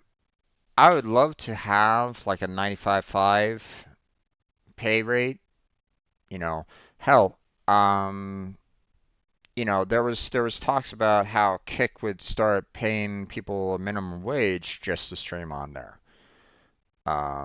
And in some ways, I probably would have taken that up. You know, if they were, if Kick ever did like, hey, you stream on our platform, we'll give you a minimum wage. I'd probably take it. I'd probably take it at this point because I mean, it's streaming for a minimum wage job. I mean, Um, I'd have a stable income again. It wouldn't exactly be, um, you know, I wouldn't necessarily be getting anywhere towards my career goals or anything along those lines. But at this point in time, I'm kind of fed up a little bit with my career with software development because I apply for all these entry level jobs, entry level jobs, entry level jobs, because that's about as much experience as I have when it comes to software development, and I don't get a single damn call for an interview at all. So, um,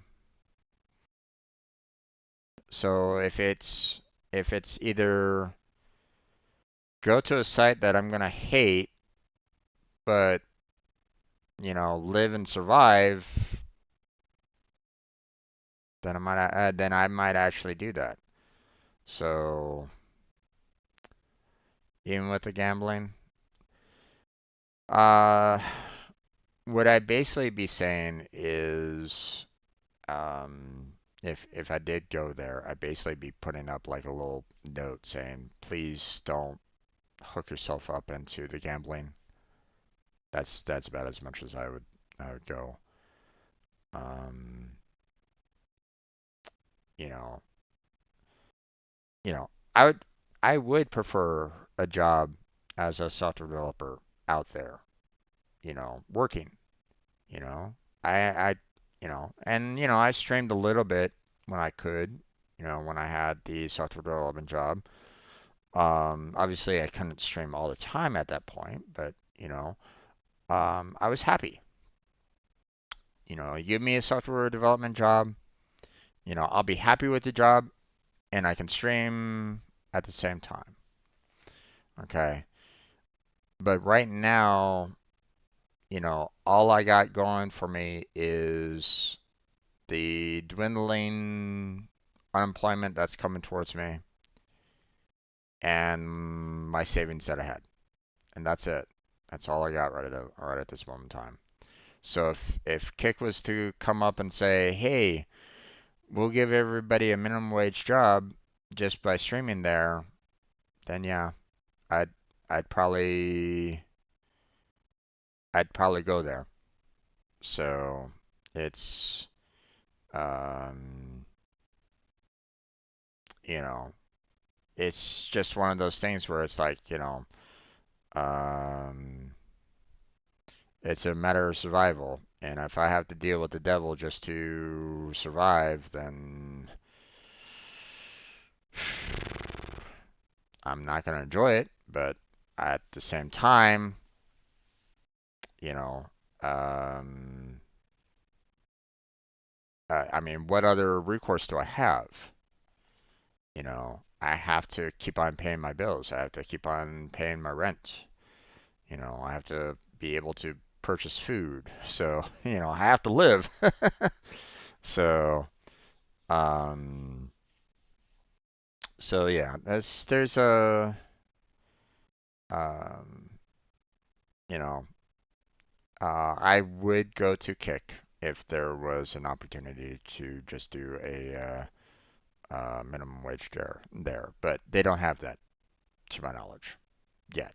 So, hi Jim. In my case, I have no choice but to go to Kick right now. Yeah, I understand there, bud. I understand. I mean, um, like, okay, here's the thing.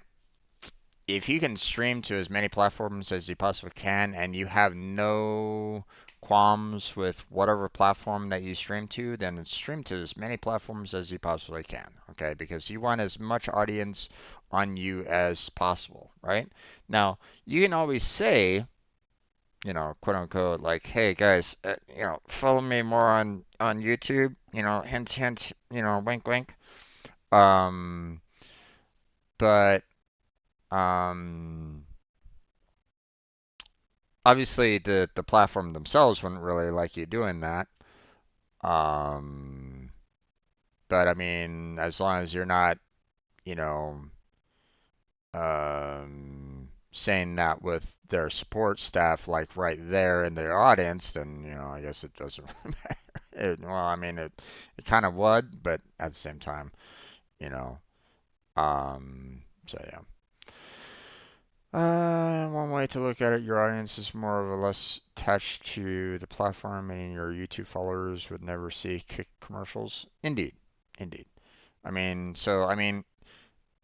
Um,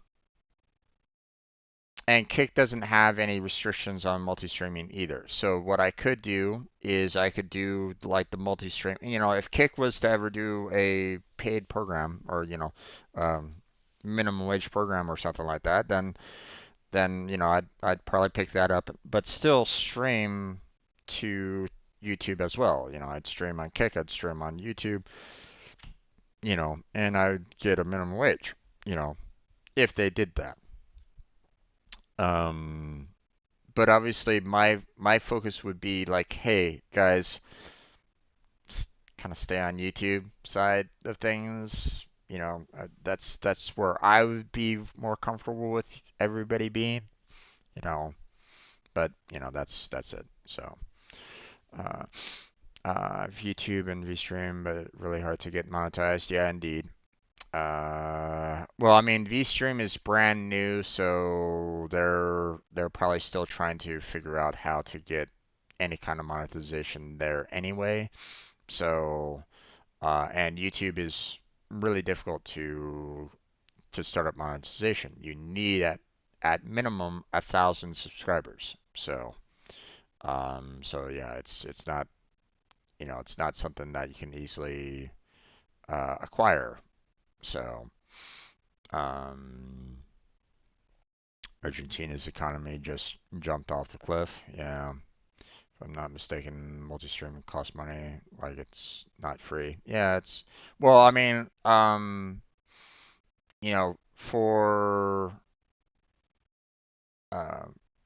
for us, the streamers, it's actually really easy.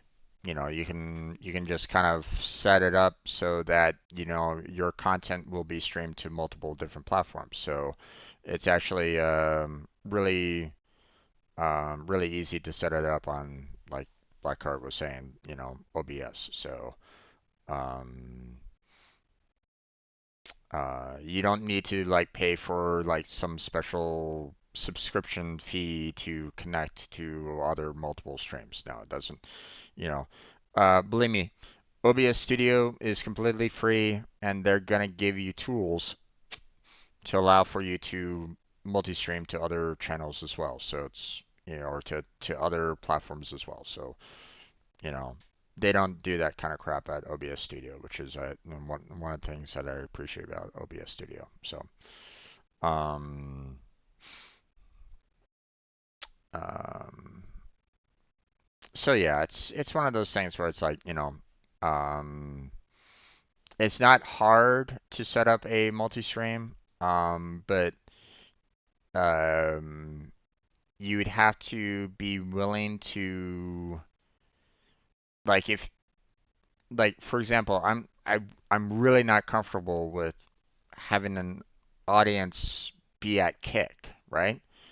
I'm not comfortable with that. I don't really want an audience at Kick. I don't want them getting dragged into, a potential gambling addiction. I don't want that to happen to them. I want them to actually have, really great lives to themselves. I don't want them getting sucked into, a casino and losing all their money or something like that, because believe me, it's bad, you know. You know, I live in a city that is highly gamble centric, and it is scary how many people get so dragged into that kind of mindset. And um, it's like you're gonna you have to really be careful with that. So um, people want to make that quick buck. Want to make that fast buck. And gambling tries to um, trigger that, trigger that kind of need for that quick buck. Ooh, I win, yeah! I just got 25 bucks out of my other 25 bucks. Great, let's do it again. Ooh, I just lost all 50 bucks. It's one of those things where it's like you have to be able to control it, and I don't think Kick does that. So um, Kick doesn't care about you know Kick wouldn't care about their customers along those lines. Okay, or at least um, casinos say that they care about their customers. Right. Well, I mean, they care enough about their customers to say like, hey, you know, customer, we want you to make sure that you make a lot of, make plenty of money in your off time so that you can spend it all here in the casino. But don't jeopardize your offline career or anything along those lines because we need you back here to spend all your money. So it's like, you know, um, that's basically what casinos are all about. So, they may say, "Oh no, we feel for our customers. We care about our customers." Blah blah blah blah blah. Yeah yeah yeah yeah. Right. All the while they're putting their fingers behind their back and going, "We can give us your money," that kind of thing. So, um, okay. I have not uploaded a single I have not prepped a single video yet to be released. Oops. Um, I just switched over to Fios. Now my speeds are incredible, almost 1 GB both up and down. Yeah, 1 GB, is fantastic. So, um, So I'm not looking to be a huge streamer. I'm not an entertainer, just looking to build a small gaming community. Yeah, I mean, you know, um, you know, um, just do what you're comfortable with. You know, like like my brother, he wanted a large audience. He wanted, to be, at one point in time, he really wanted a large following on his channel when he tried to do streaming. He tried to do he started trying to do the YouTuber reaction content to start off with, my brother. Um, but you know, I had a hard time with it because he didn't really, I told him as much that, he wasn't really providing much content. He would watch the video, go, okay, and that was it. That was the majority of his content. And I was like, going, Fred, you kind of need to do more. Um, he wasn't, he didn't often add more to his content when it came to reactions, and that didn't necessarily translate very well when he was um,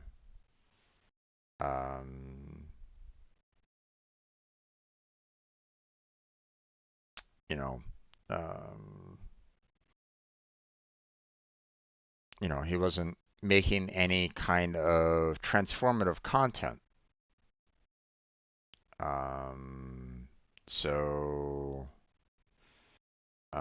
and then his channel just kept on getting copyright claimed because the majority that he was reacting to is music, and well, music's terrible to react to because everybody is saying, hey, we're going to copyright claim you to hell and back if you're reacting to music, right? So, um, the music industry is kind of vicious when it comes to comes along those lines. So, um, but then he decided to maybe switch on over to gaming, and I was like going, hey, well, I like gaming. Maybe I can join you on that. Um,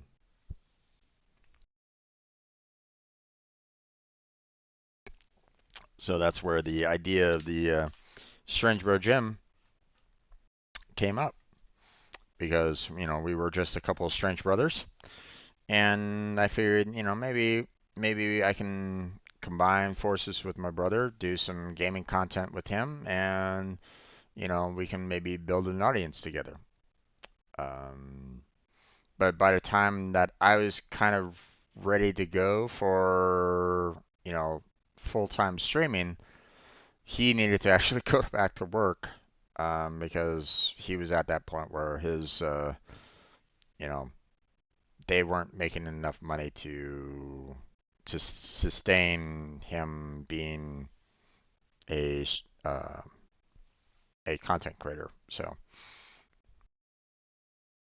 um, I have a Linux background, maybe some fun with that. I mean, there's always a audience, no matter what.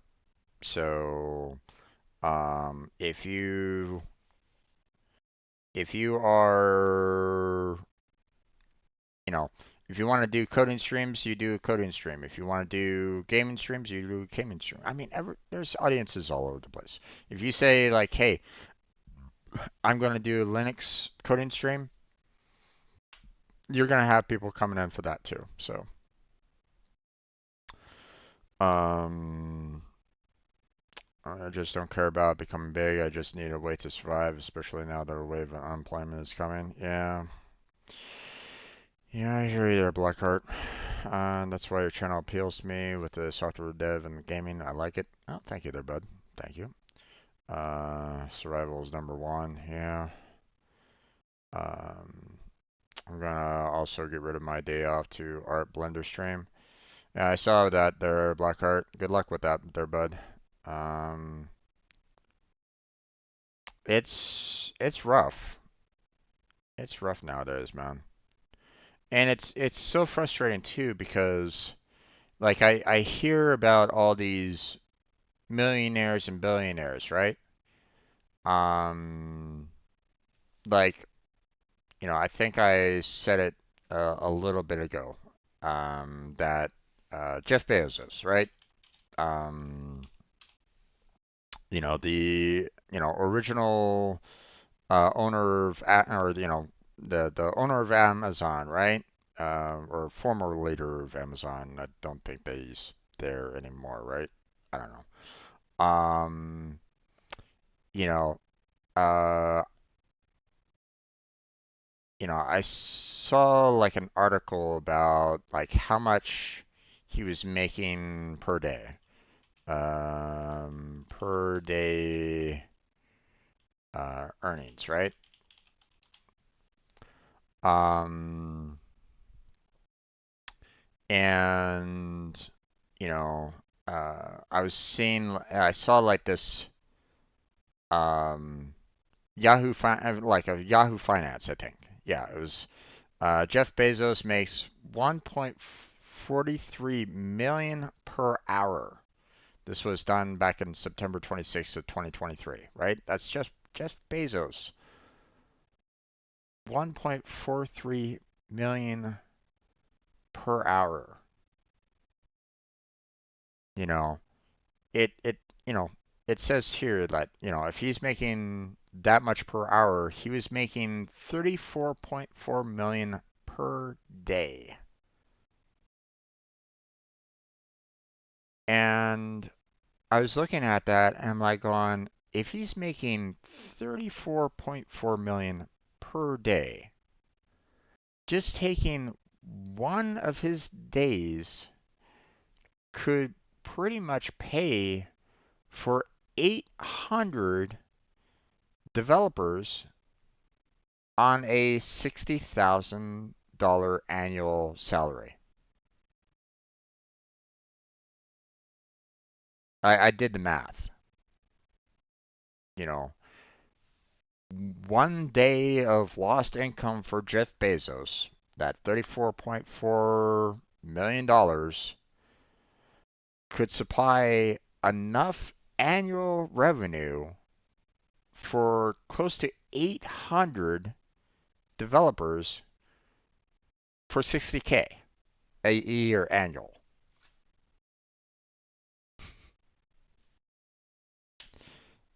It's it, it's just uh,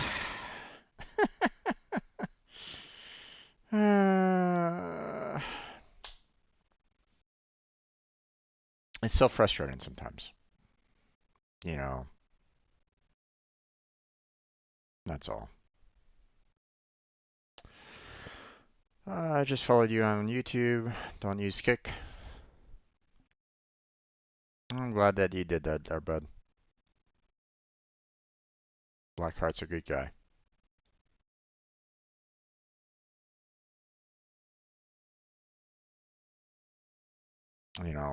What we need to do is we need to kind of continue to help support each other. You know, um, to find that best solution for everybody. You know, right now it's feeling like we're having a really tough time in the world. There's a lot of people that are just super greedy right at this moment in time that they're they don't care about, you know, the lower class or middle class at this point. They just care about, what how much money they can make, and it's just unfortunate that it's getting to that point. So, uh,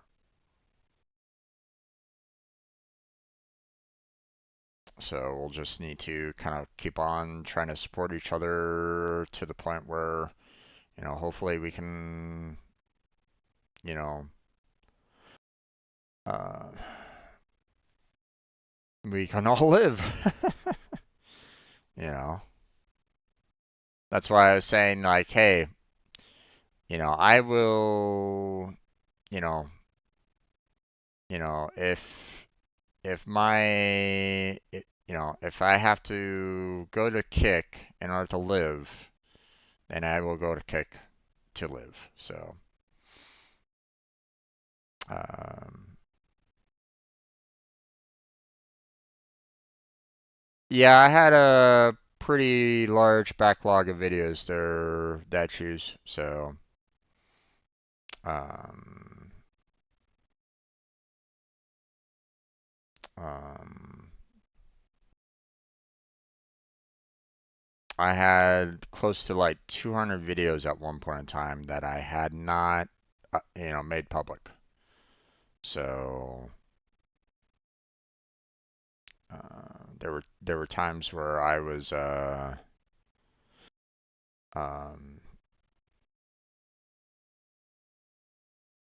there was a point, where I got so bad, I got so depressed, so shut down that I didn't stream for like 5 months. um, so and Blackheart remembers that time. I mean, that was recent. So, but I was dealing with a lot of crap at that time. Not to say that I'm not dealing with crap right now, but you know, um, I was just dealing with a lot back then. So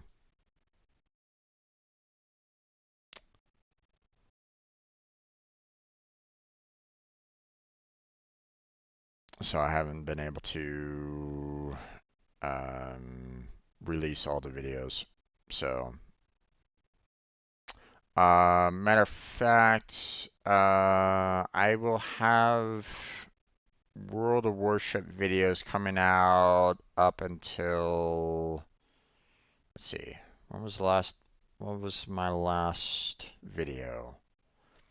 Okay, my last video of World of Warships will go all the way to December 31st. So, um, I have my last video for World of Warships is scheduled December 31st at 2 p.m. So, um, but um, there was I I was in this one battle. I was in a destroyer. Um, I was in the Russian destroyer, the Pavatsky, and at one particular point in time, I went up. I went up against the Tashkent 39 destroyer, which was also the same tier, by the way. It was like I think a tier 5 destroyer. So tier 5 destroyer versus tier 5 destroyer, if I'm not mistaken.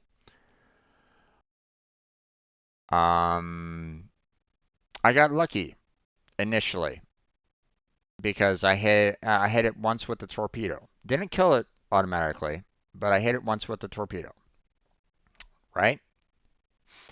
Then I pumped it full of HE rounds, about 18 shots into it. 18 penetrating rounds of HE shells into the trash can 39. Now, each round was supposed to be doing, uh, you know, each round had a maximum damage of 18k, right? Or not 18k, 1800 of total damage per shell. So, and it had like It had like 9,000 health left or something like that, right? Um,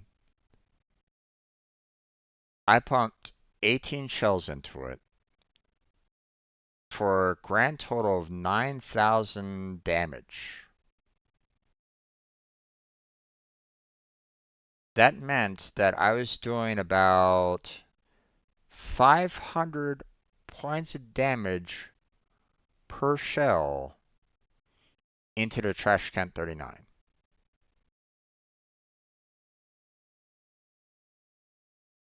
on average.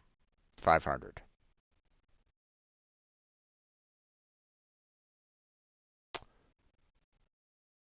So I was doing basically about one fourth the damage into a premium ship. And I said, that's enough. I was done at that point. I won the battle, but I would have lost it if I had not put a single torpedo into that trash can. If that trash can 39 had not gotten that first torpedo hit that I put into it, I would have died. And at that point, I was like, going, nope, I'm done with this game. I was tired of, um, I was basically getting like, you know, basically like 25% damage into the other destroyer. You know, you know, a free ship versus a premium ship, and I'm doing only like 25% damage per shot into it. It's like, no, no, I'm sorry. That's some bullshit right there. So I got tired of it. So, and I was seeing more of a trend of more and more premium ships. So I was like going, okay, this is getting become more and more of a pay to win than free to play. So now, again, don't get me wrong. Companies need to make their money in order to pay for their developers, their um, they need to, pay for their employees. And I get that. But I didn't really want to pay for I didn't want to support a pay to win. If other people want to join and do that, that's perfectly fine. They're welcome to do that. But I wasn't comfortable on supporting that kind of alignment anymore after that. So Wargaming just got too greedy. I don't know. Um, I don't know if it was greedy or they were basically going, hey, we need to make more and more money to be able to kind of, or maybe they were just like, we hired too many employees, so we need to do more pay to win to kind of um, be able to pay for all of our employees or something like that. I don't know. I that's their internals and stuff like that, but um, you know, um, you know, it's an okay game. I didn't mind it, but I wasn't like jumping for joy every time. I wasn't like, oh my God, it's such a fantastic game. I love it. I have to play it.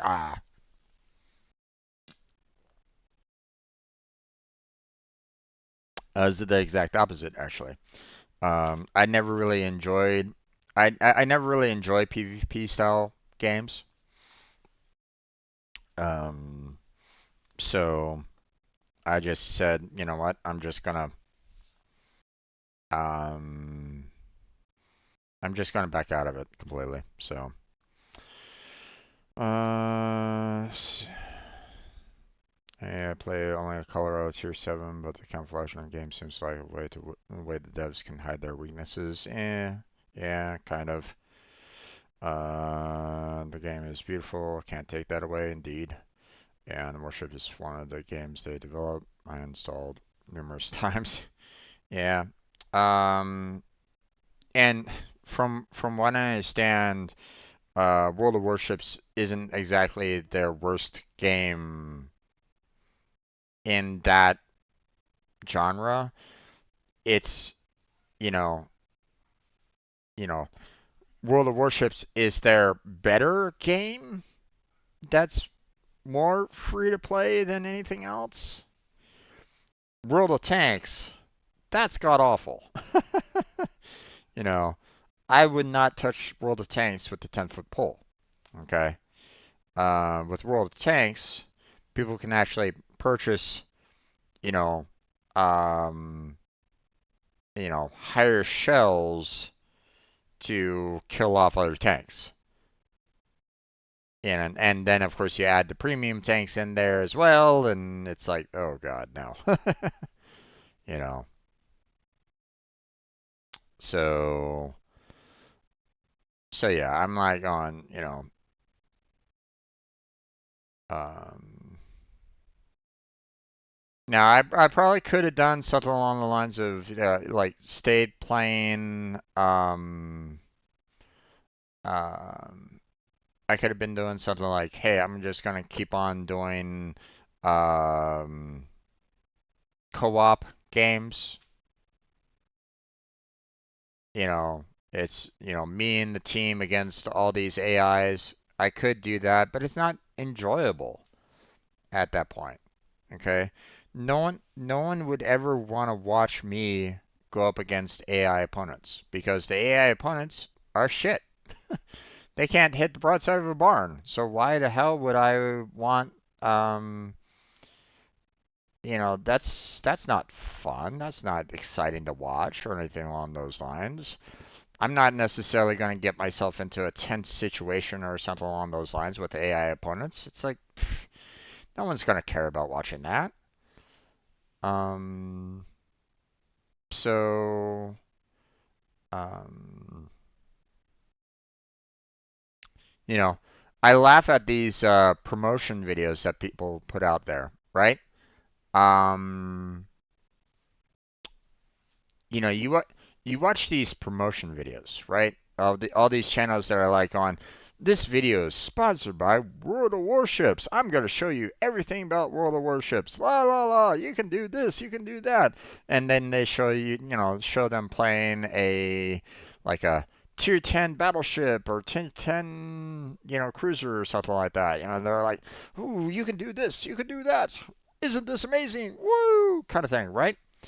And I'm looking at it and I'm going, you are showing so much broadside that anybody worth their salt is gonna ruin your day.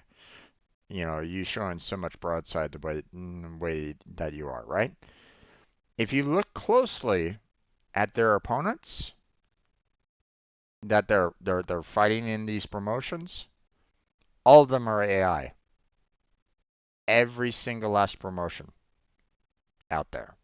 You know, you look closely, you'll see, when they focus on the name, you'll see the two, colons on both sides of the name showing that, hey, they're aiming at AI players.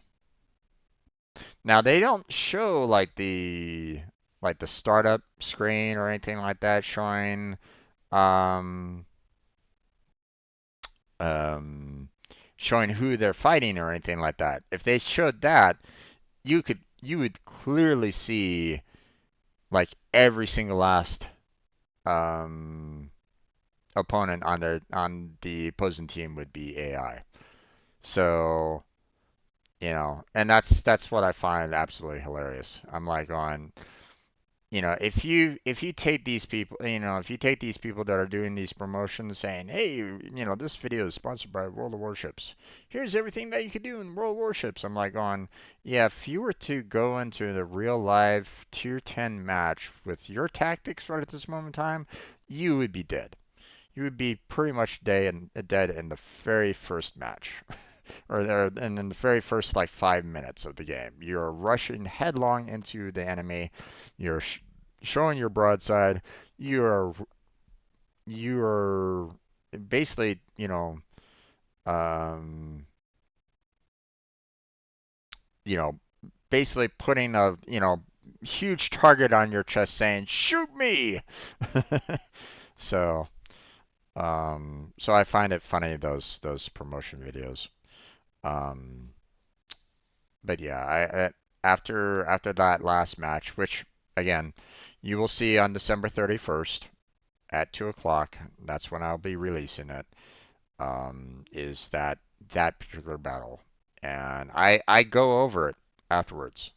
I go over the damage that I did and how much damage I received and all that kind of jazz, and I'm like, on if I'm doing so little damage to the same tier. Now, if it was a higher tier destroyer that I was going up against, like if I was going up, tier 5 versus a tier 7 destroyers, then I would have been like, okay, I get it, 25% higher tiers have maybe more armor overall, sure. Whatever. Okay. I'll let that one go. But no. If you look it up, the um the Podvasky versus the Tashkent 39 are the same tier destroyers. And it's um I I I I I backed away. I couldn't continue playing World of Warships anymore. So, I wish you and Blackheart play if you ever decide to play again. I'd love to play with you guys. I mean, they'd have to make a lot of radical changes their statues, and I don't think they're going to do that. So, um, they would have to. So, here's my problem with their premium ships. Okay, if I'm doing like 25% of damage to their premium ships, then there's no chance in me ever doing any kind of um you know you might as well flood the entire map with premium ships because there's no point in having a free ship at that point. There's no point in it. You're already coming in at a disadvantage along those lines. Now, here's what I would propose. If you want to have people pay for a brand new ship, great. Make it the weakest fucking ship out there. Okay. Basically, give it tons of citadels. Give it reduced health. Give it reduced firepower for every single last premium ship. If they want to, if they want to buy into their tier 10 game, great. They better know how to play, or they're gonna get spanked. That's what I would propose. You know, the people that actually put in the hours and the time into grinding the tier 10 ships themselves, those are the people that should be uh, given more, overall, because they're willing to put in the time and the effort in the game. Okay, that's my opinion. Okay, see, I'm of the opinion that you know games, obviously, if it's not like a straight, single pay bot game or something like that, like hey, You buy GTA 5, you buy it once, and you have it for the rest of your life. You know, they give you all the downloads and stuff like that. Fantastic. Awesome, right? Um, but here's the thing. Games like Warframe, for example. Okay. Now they have like a speed up process, that you can get like the Warframe Primes early if you want to spend the platinum for that. No problem. I get that. Okay. I'm eventually gonna get that myself. No problem. So it's gonna take me more time to get to those primes. But if someone wants to pay the platinum to get it right away, that's okay with me. No worries on that. I'm not fighting those individuals. Okay, it's a co-op game, so I'm not like at a disadvantage. I'm not like fighting against them, or anything along those lines. It's not well, it has a small PvP element to it, but I'm not outright like fighting against other Tenno, other Warframes on it, right?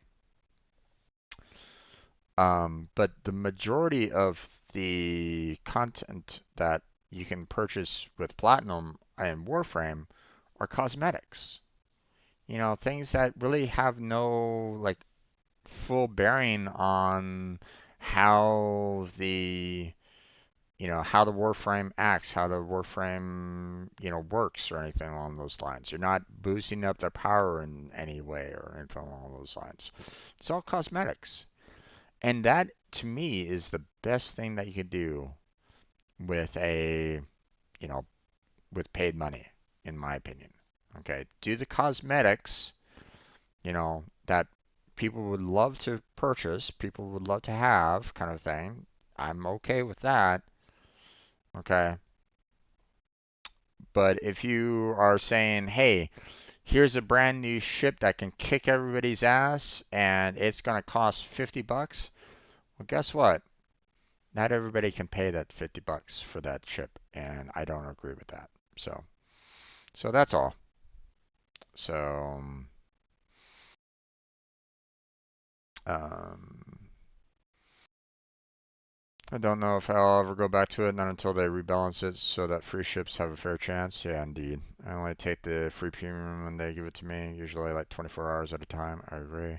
Considering doing Destiny 2 now that they give away 3 story DLCs on Epic, but after I beat one of my single player games or if Soulframe doesn't work for me. Interesting. Yeah. Skins and stuff like that. Yeah, exactly. So, that's all. I prefer supporting games that are like, hey, if you want to pay into the system, great. More often than not, those systems are more like, cosmetic based for the pay system, and I agree with that. I appreciate games that are kind of built around that, and I appreciate those that can support that on a regular basis. I can't right at this time. Don't get me wrong. I would love to be kind of paying Warframe more on a regular basis if I could, right? Because I play that game weekly, but I can't do that. Um, you know, hey, I paid $80 into them once, so I mean, you know, in a sense, I bought their game, so when I had the cash, I put $80 into it, so I mean, there's that, right? Um, but um, but I wanted to do the same with World of Warships. So um, so yeah, I can't support that game. So have you guys ever played DayZ? I have my own server. I've never played DayZ. I do know of it. That it is a um, zombie apocalypse survival. But I've never played it myself. So um, I purchased my own server because I was getting waxed in the public server, so I taught myself how to play on my own server. Gotcha. Yeah, that's one problem with PvP style servers is that you have people that don't really give a damn about you. They will shoot you in an instant. I learned that fairly early on when I kept on hearing about how um, World of Warcraft, one of the obviously not the first MMO that was out there, but obviously the most popular, right? Um,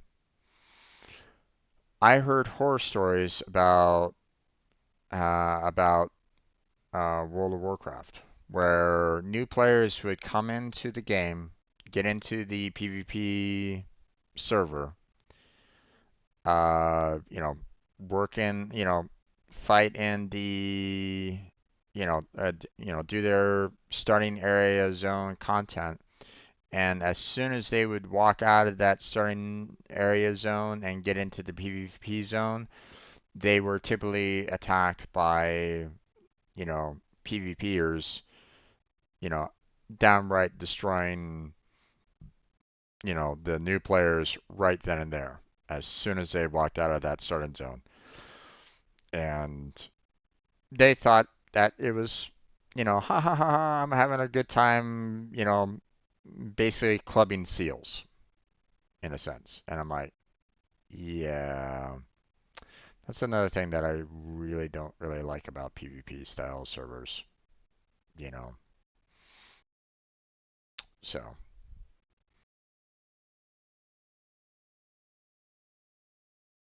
okay. I'm getting so sidetracked. But it's a good thing. It's a good thing. No, no, no, don't get me wrong. But I just haven't even released one video right at this moment in time. Let's see. It looks like we were doing some more Relics and Dojo building their black cart for this video. Let's see. We're working the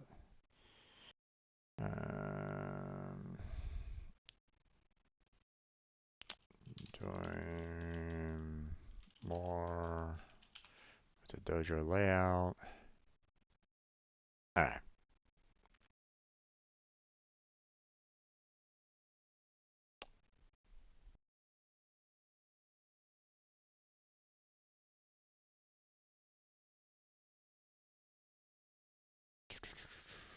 27. Okay.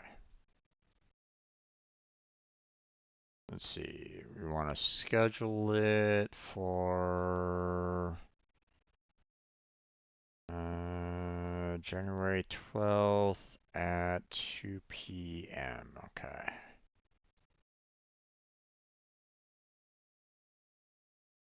See, I've gotten so far behind on my video uploads that I you know um I got to a point where I've decided that I would just start uploading like 3 videos at a time.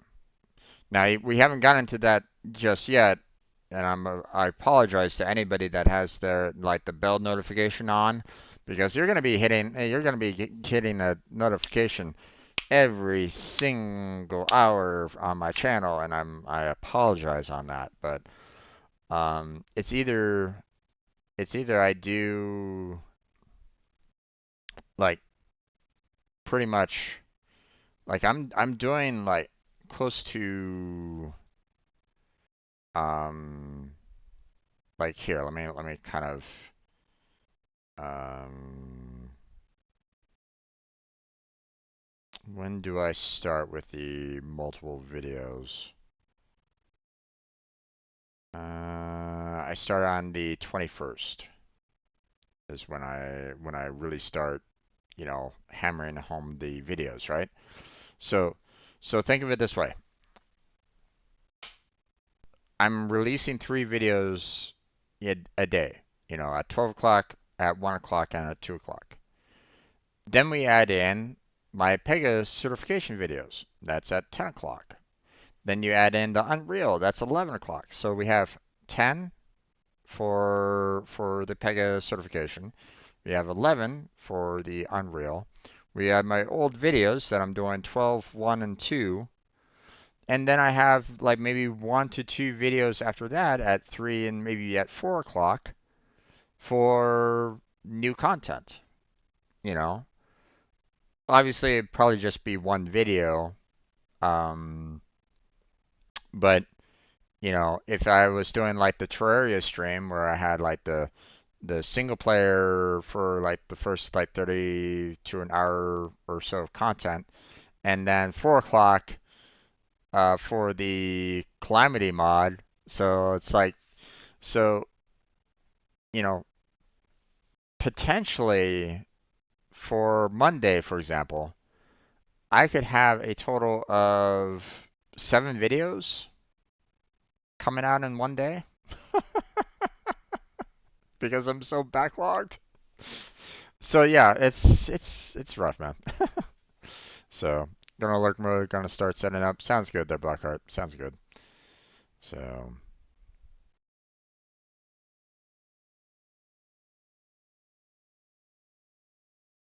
it's um I got so behind on releasing videos um that I just um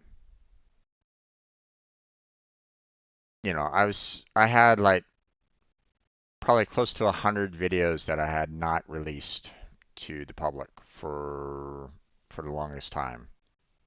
So, but I knew that if I wanted to, like when I first started streaming, um, what I typically did was I did the stream and then I immediately uploaded it to YouTube and got it set up to be released, like right then and there at that night. So I'd like to kind of get back into that, you know, so sooner rather than later. But we'll have to see. We'll have to get there. Obviously, we're not there yet, but we will be. So, um,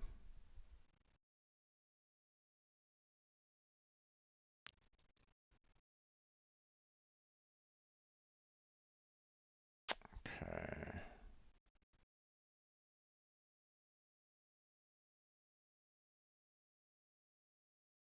Hmm.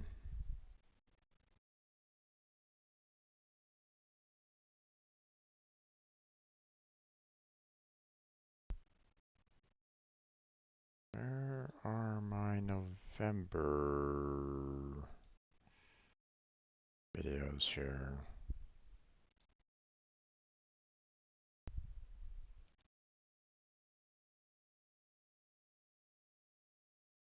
And I still have those tucked away. I still have them tucked away. Okay. I was about to say, I'm like going, did I not? I haven't moved them over to an external drive yet, so.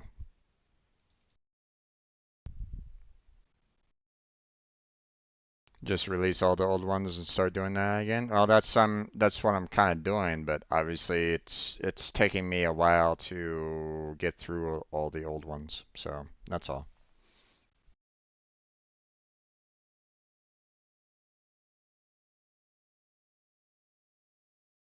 Wait, this isn't Warframe. What?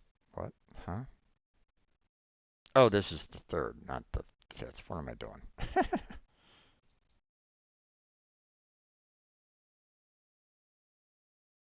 Hmm. So what I've been doing was getting a lot of um you know what I like to do is I like to try to, you know, seeing that I typically make about 3 videos per day for the most part, you know, um a video for the Pega certification, a video for the Unreal, and then a gameplay video, typically for 3 days. Um, what I try to do is I try to release at least four, or I try to make at least four videos public, so that um, I can try to catch up slowly. It's not exactly it's not exactly fast, but I mean I'm trying to do it in such a way where like I spend about an hour's time doing that, setting up or letting people, or releasing these videos, and I eventually get to a point where um, I'm slowly catching up to where I'm currently at, and I'm almost there. But um, what type of software development are you into? I mean, I don't really have any like strong desire one way or another. Um, you know, I haven't been that much into the industry to really give a definitive answer on that, unfortunately.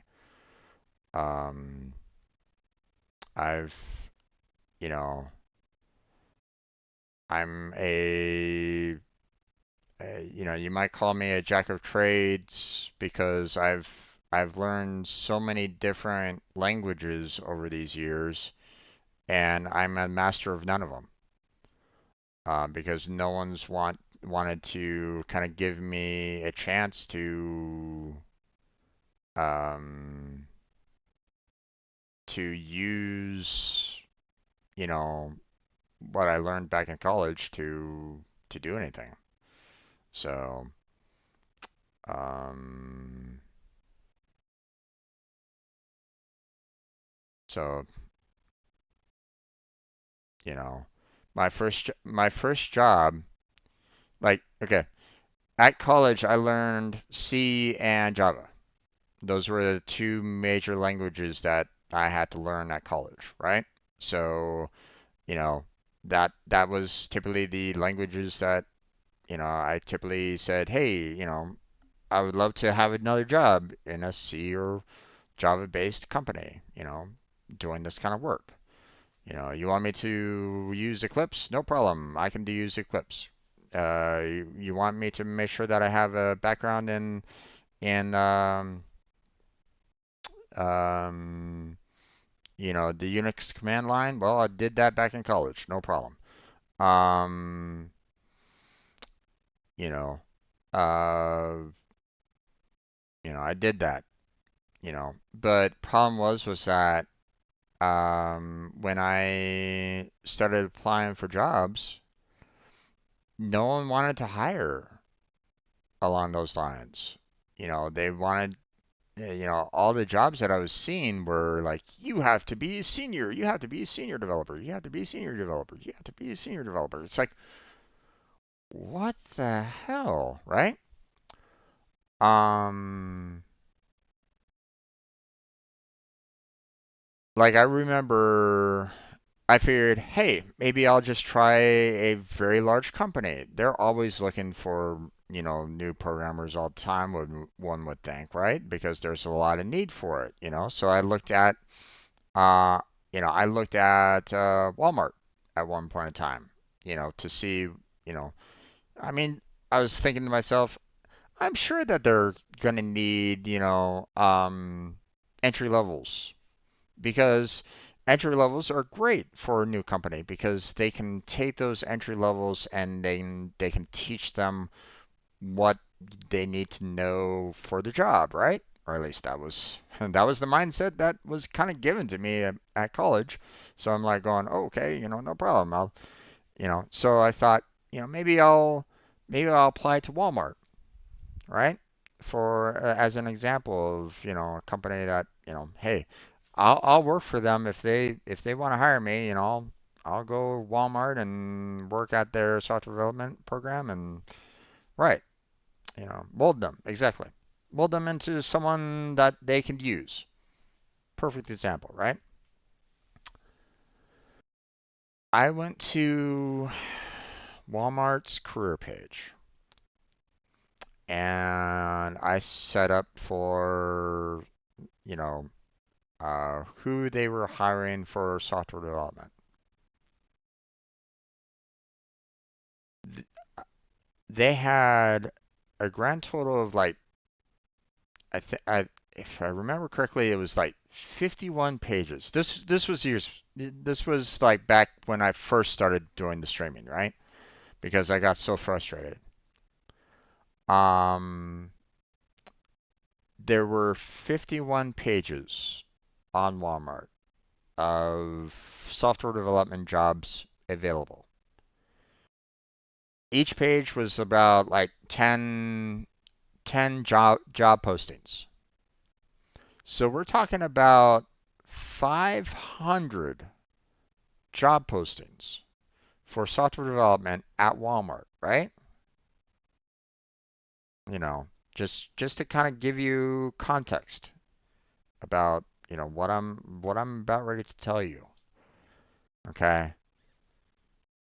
51 pages, 10 uh 10 job postings per page. So a grand total of 500 job postings on the career page for Walmart for for a software development. You know how many entry level jobs were there? One. I checked every single page, wanting to see how many positions were open for entry level jobs at Walmart that I could apply to, and there was only one.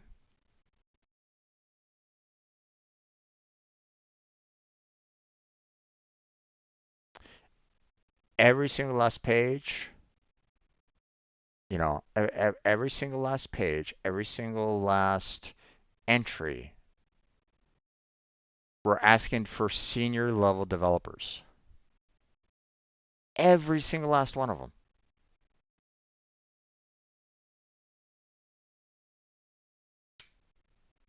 So yeah, it was it was bad. It was really bad. I mean, I do have a profile on LinkedIn, and no, I'm not going to be giving that out because that could potentially dox me. So not going to give that information out. Um, so so yeah, it's messed up, man. This is messed up. So um, I've gotten so I've gotten so frustrated about it all because I kept on thinking to myself like, entry levels should be like one of the first, it should be like one of the positions that should be like, you know, everybody should be going for asking for entry levels. Every large company should have at least like 10 positions available for entry levels because you can mold them into your company, right? They should always be hiring entry levels because you can build them up into the employees that they want. You can train them into what they want to be. Okay, or what you want them to be, right? But no, that's not the case. That doesn't happen nowadays. And it's really sad. So, um, the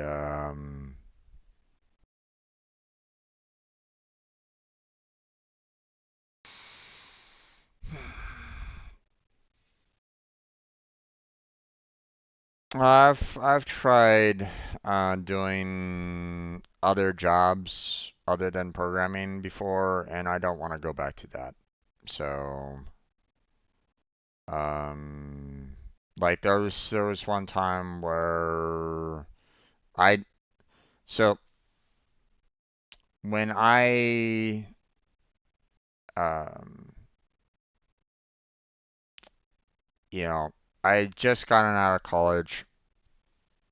I had like one job under my belt at that point in time, but it was a contractor job. It only lasted about 3 months. But at least it allowed me to use some, my C background, right? But I wasn't finding any additional jobs where I lived. So, so at that point in time, I started expanding my search area. I was no longer kind of stuck um, where I was located at, you know.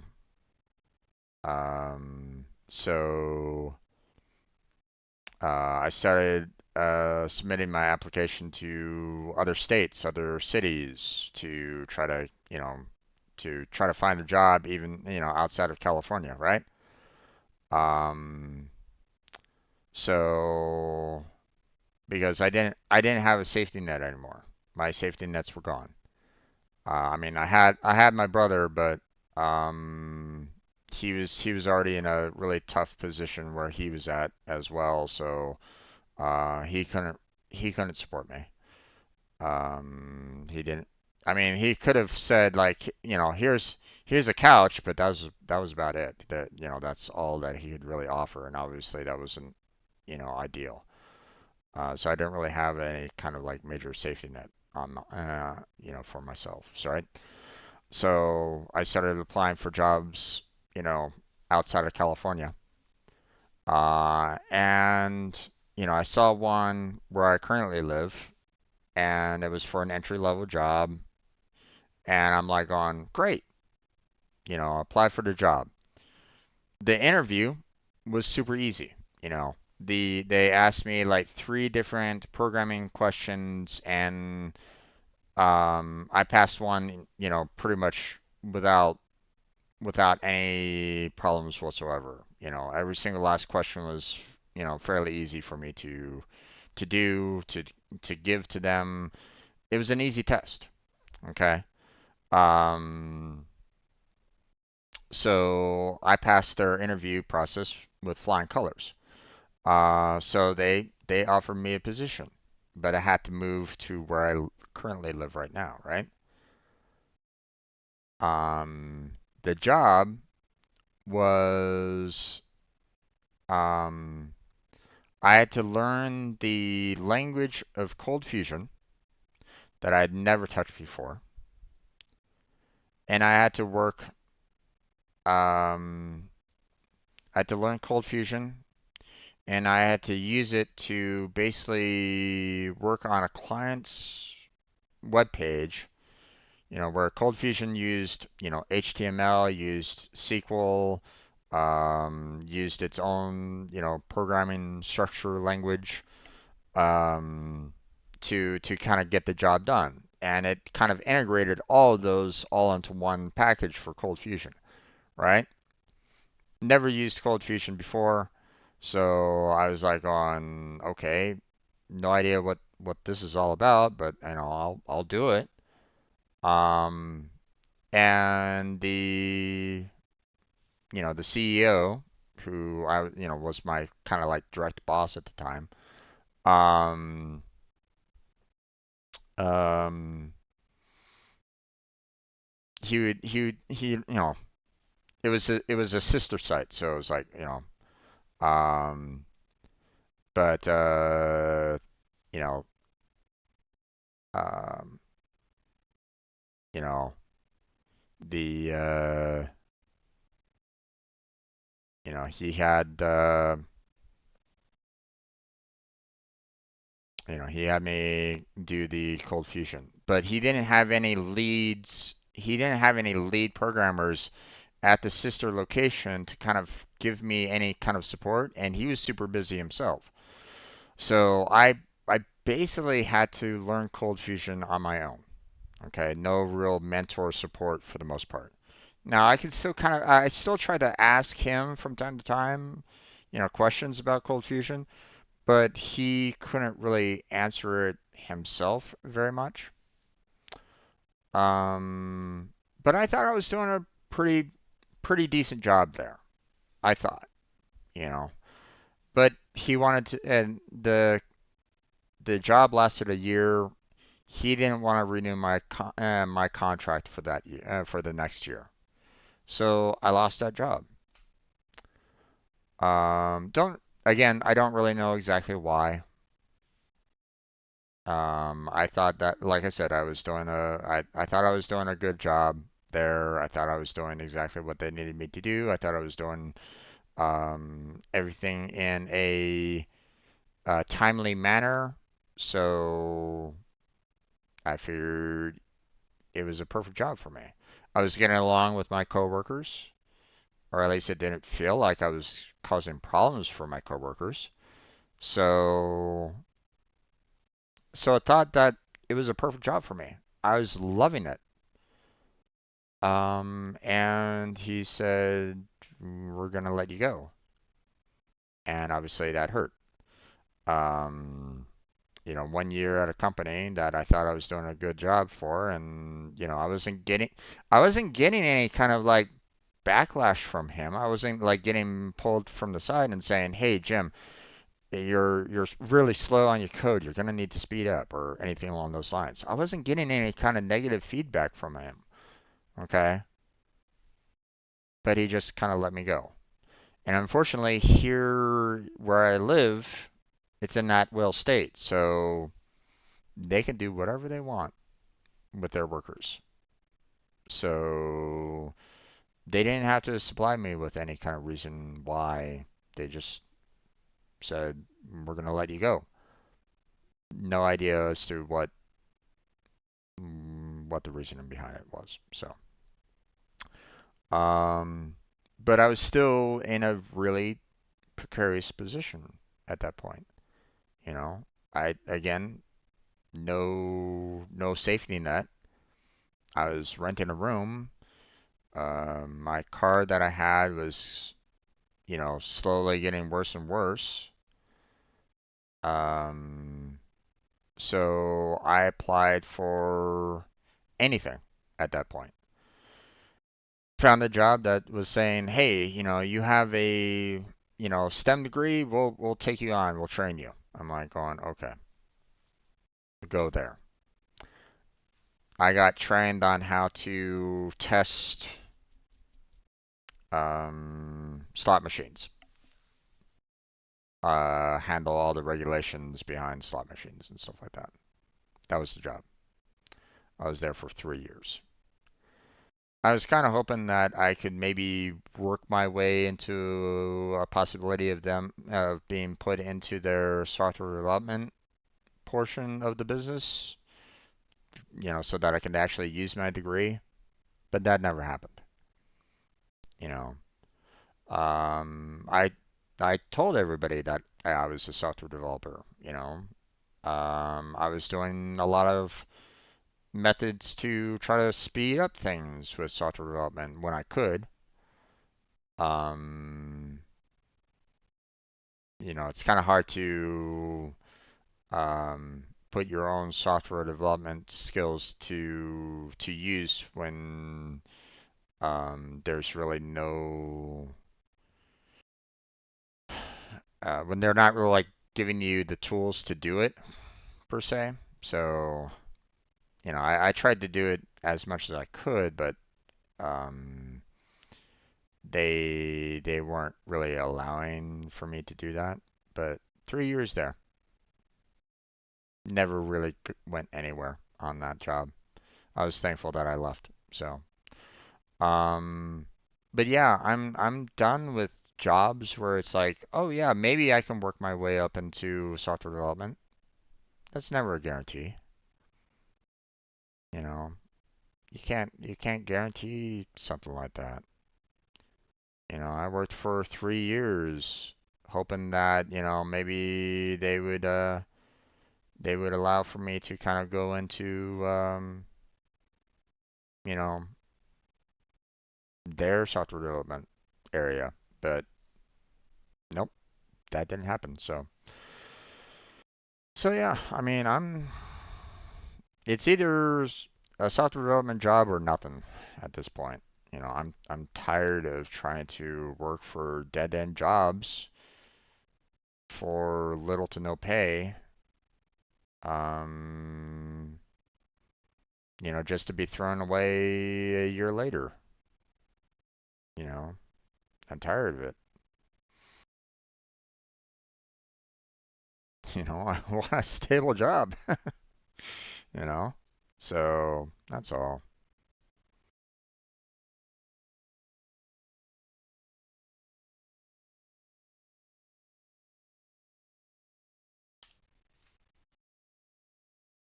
And if streaming has to be that stable job, then streaming will have to be that stable job. Obviously, I have to work to get to a point where I can make some income off of it, um,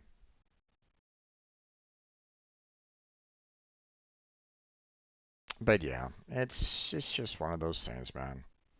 I will continue pushing forward as much as I can um, you know, to get into a better spot.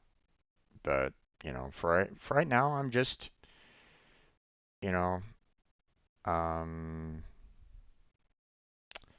I apply to as many places that I mentally can handle right at this moment in time, which isn't much, to be honest. You know, as it is anyway. I'm like I mentioned before. Um, I've only had, well, now 3 jobs in programming. One job for 3 months, one job for a year, and another job for like a year and a half. So grand total, that's probably about 3 years of programming, right? First job was kind of more of a C++ job, but not really. Second job was Cold Fusion through and through.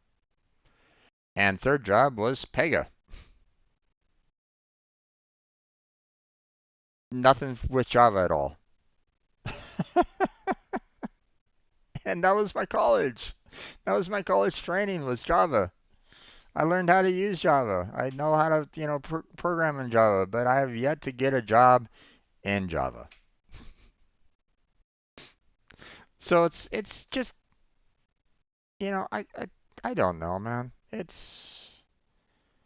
You know, I have no problem on doing like the worst, give me the worst portions of code imaginable, okay? You don't want to do a job in programming, fine. Give it to me. I'll do it. Okay? You want me to do the back end, I'll do the back end. You want me to do the front end, I'll do the front end. You want me to do simple scripts to make sure that, the program runs, I'll do simple scripts that will make sure that the program runs. It doesn't matter to me, you know? Um, if I can use my if I can use my degree, I'd be happy. So, but every single last job that I've applied for, especially lately, nothing. I hear nothing back from them. No calls, no interviews. All maybe a rejection letter, maybe, but more often than not, it's you don't hear anything back. They completely ghost you. So, um,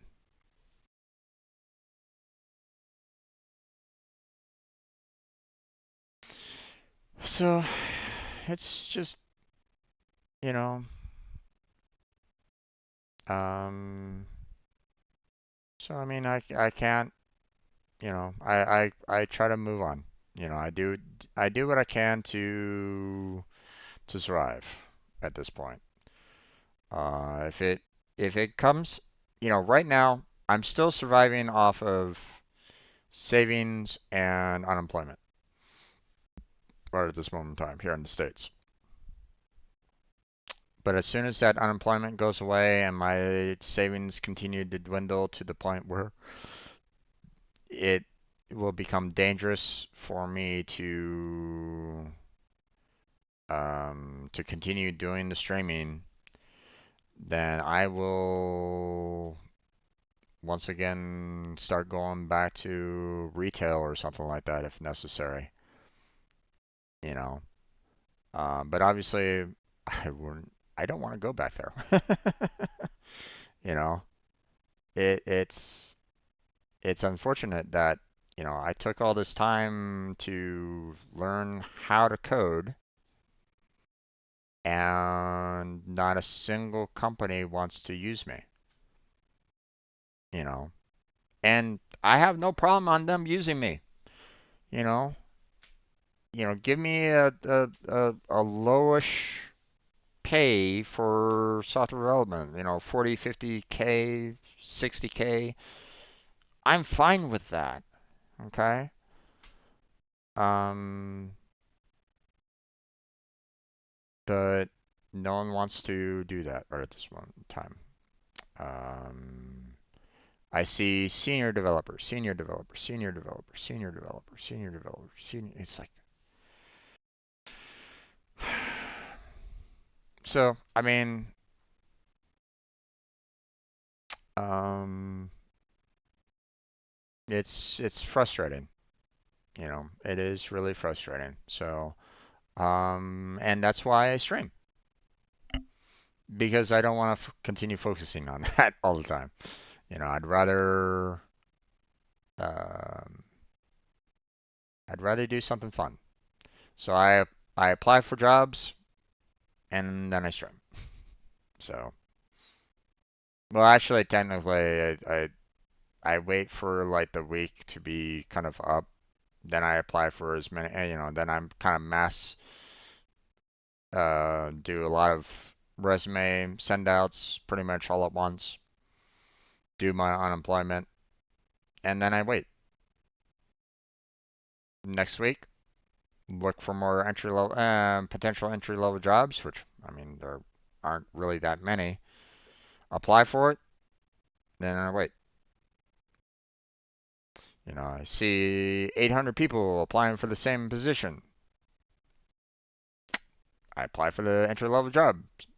I wait.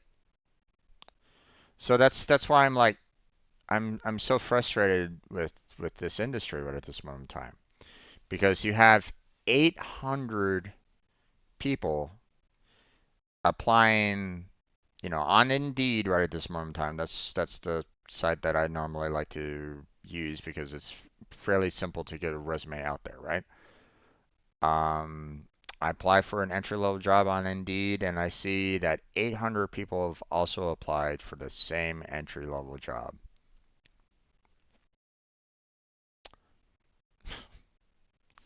So,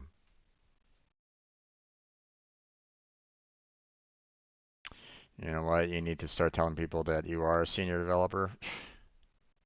They're gonna know that I'm not going to be. They're gonna know that I'm not qualified for that. So,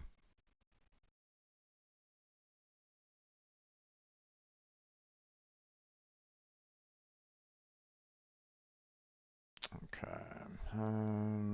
What was I doing on this Warframe video? I'm gonna need to get into Honkai Star Rail here pretty soon. I got so sidetracked on uploading these trying to upload these videos that you know I haven't even gotten into the gameplay. Oh well, it's still okay. Sometimes it's good to kind of unload sometimes. So Of course, a lot of people don't really like the fact, don't really like the trauma dumping or anything along those lines. And I get it, but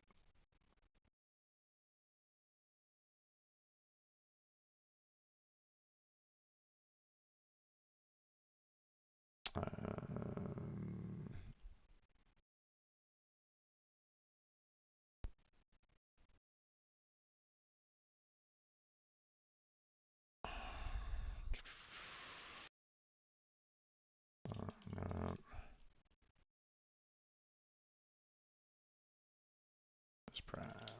there we go. Chatting it up, exactly. I mean, technically, this is kind of the time on when I normally like to do my little just chatting for the most part.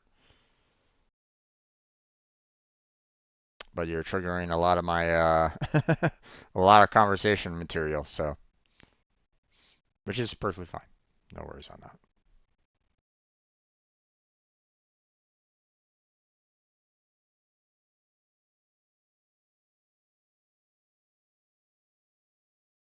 Okay, let's see.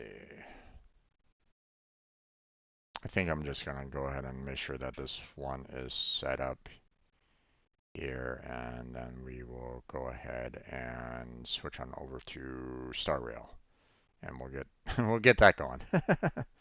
So, okay, so we got January 12th pretty much filled out, so we're gonna go ahead and put this video here on January 13th at noon. There we go. Scheduled.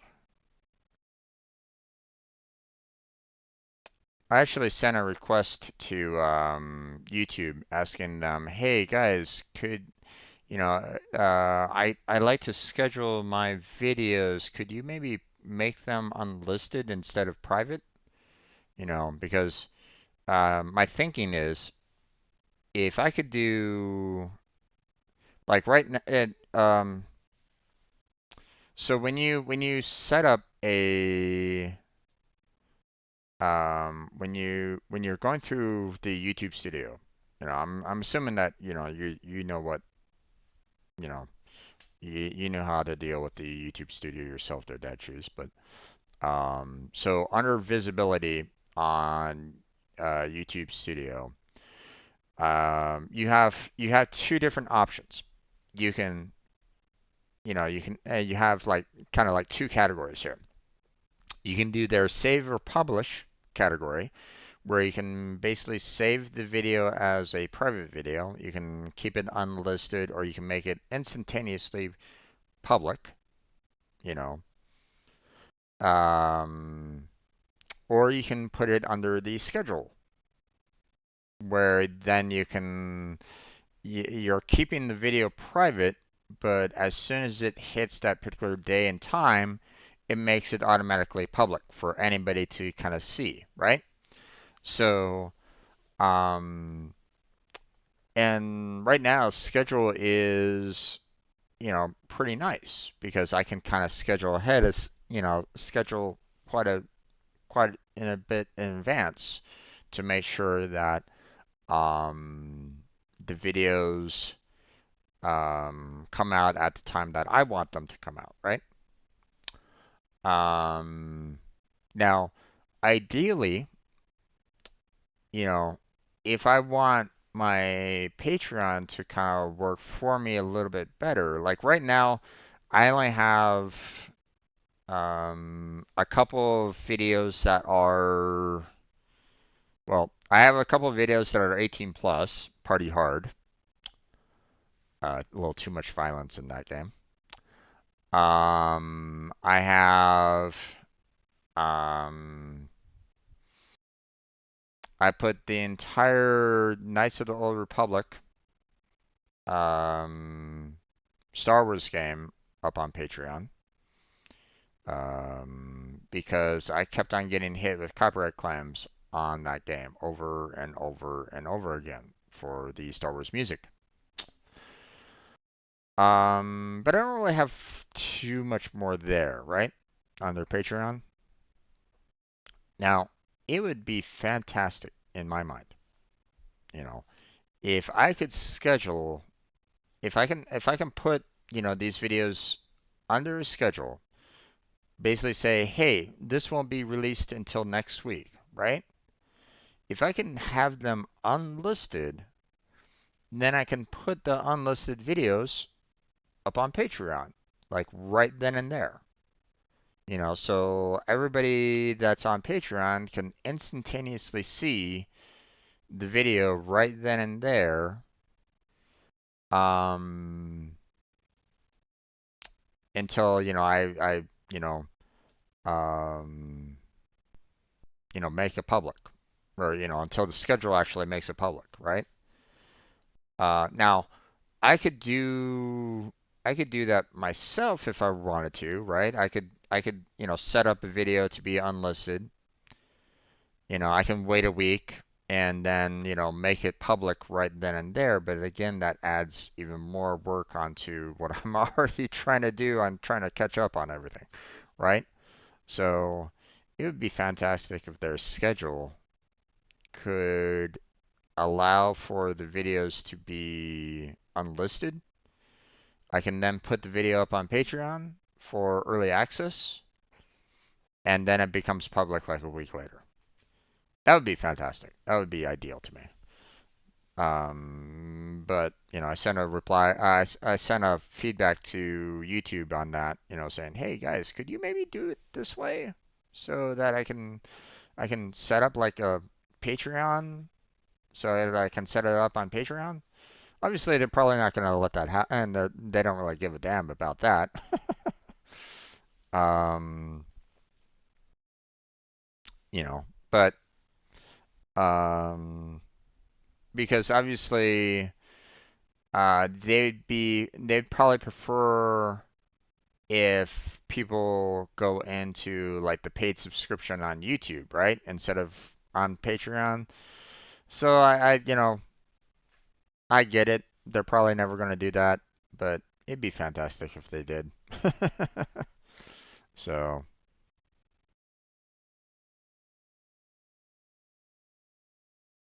but oh well. Okay. Well, not a whole lot of videos released, but that's okay. I still got 8 more videos of old videos that I still need to release, plus the 10 from the past couple days. So yeah. Um, the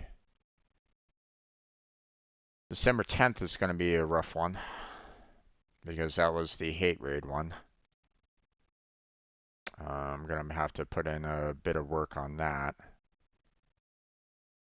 Now, thankfully, the chat log doesn't show up on my main video feed. Um, it got problematic for me at times try to like arrange everything all over the place to try to make sure that my pictures out of the way and my little logos, or the like I have those um stream loot tags, and then trying to put like the chat log into the screen at the same time. I just got to the point where I was like, going, you know what? I really don't want to deal with that anymore. I don't have I don't have an overlay. And I've had a problem with the overlays before because typically, um, sure I had the overlay and stuff like that, but I couldn't like squeeze the game down into the window that they had for it. I kind of squeezed my webcam down into the box for that. Um, like there was always some problems trying to move the sources on OBS Studio down into the overlays themselves. And I was like going, it just I I gave up on that. I gave up on all that for the longest time. So, um, you know, so thankfully the chat isn't, you know, directly in the video. So I don't necessarily need to worry about that at least. But I need to at least put in a message in the description saying, sorry folks, I got hit with another hate raid. So this is the time frame that it happened at. So you're welcome to skip because I'm going to be dealing with that, and you know, they're wasting your time as much as they are wasting mine. So you know, so I need to kind of put that little address into the description. Hate raids, why? Okay. Um, I don't even think about releasing my vids, just make them public. But I'm not trying to monetize. Yeah, I mean, um, it was pretty much the same for me for the longest time because I was like going, you know what? While I'm applying for jobs and stuff like that, I'll do the streaming. Maybe if someone wants to get into the Patreon, great. Maybe if someone wants to contribute bits, back when I was on Twitch, or, do the subscriptions, that would be great. That helps, offset my costs on, um, for unemployment and for, food and the like. But Twitch wasn't really going anywhere with that. I wasn't really generating a large audience because I wasn't playing like the one, I'm not like super entertaining. Oh my god, I'm doing everything, fantastic. It's like, you know, uh, a lot of people would like look at me and go, "Boy, this guy is kind of boring. I'm gonna switch off. I'm gonna go somewhere else." Whatever, right? Even though I had like all the channel points doing, various other things, I had the potential for people's, hey, you want to join me in Borderlands? I was playing Borderlands 2 for a long time, and I was like going, hey, you want to join me with it? Come right on in, right? Um, I was typically okay with that for a while, but then I kept on getting people that would kind of go off and do their own thing. Um, so but it was never taken off on mine, which again is understandable. You have to be, kind of more of an entertainer, to be entertaining to your audience, right? Or you at least, if you want to make it, that's kind of how you need to be. If you want to be a streamer, if you want to be a YouTuber and make money here, you have to be, in a sense, an entertainer for a large audience. Okay, they have to want to come back to you. They have to want to, they have to be willing to donate to you. you know, and that's not always the case. Not, well, for one thing, not everybody can donate, and I believe me, I understand that. I know. Um, but you have to be able to provide um, you have to be able to provide them, reasons for their donation, right? You know, and if you're not entertaining, if you're not like, having a haha, this is funny kind of thing, right? Um, then, they're gonna be like, yeah, no, no need. Plus, I wasn't really pushing that hard on Twitch. I wasn't like going, "Hey guys, give me bits, give me give me subscriptions. La, la, la. I wasn't really doing that very hard. Okay, because I knew one, um, I wasn't I wasn't looking at the streaming as a potential business. You know, I knew that I didn't have that like entertainer style to me. Um, I didn't want people um, you know, if you look on Twitch, for example, right? You see a lot of um you see a lot of channel points, you see a lot of bits, you see a lot of things that people can do that can potentially like interrupt the streamer. Could, kind of make fun of the streamer, make um um make the streamer do whatever weird thing that they do, right? You know, like as soon as I got as soon as I got affiliate, right? I started looking into what I could do with channel points, right? And one of the common things that I saw was, hey, hydrate.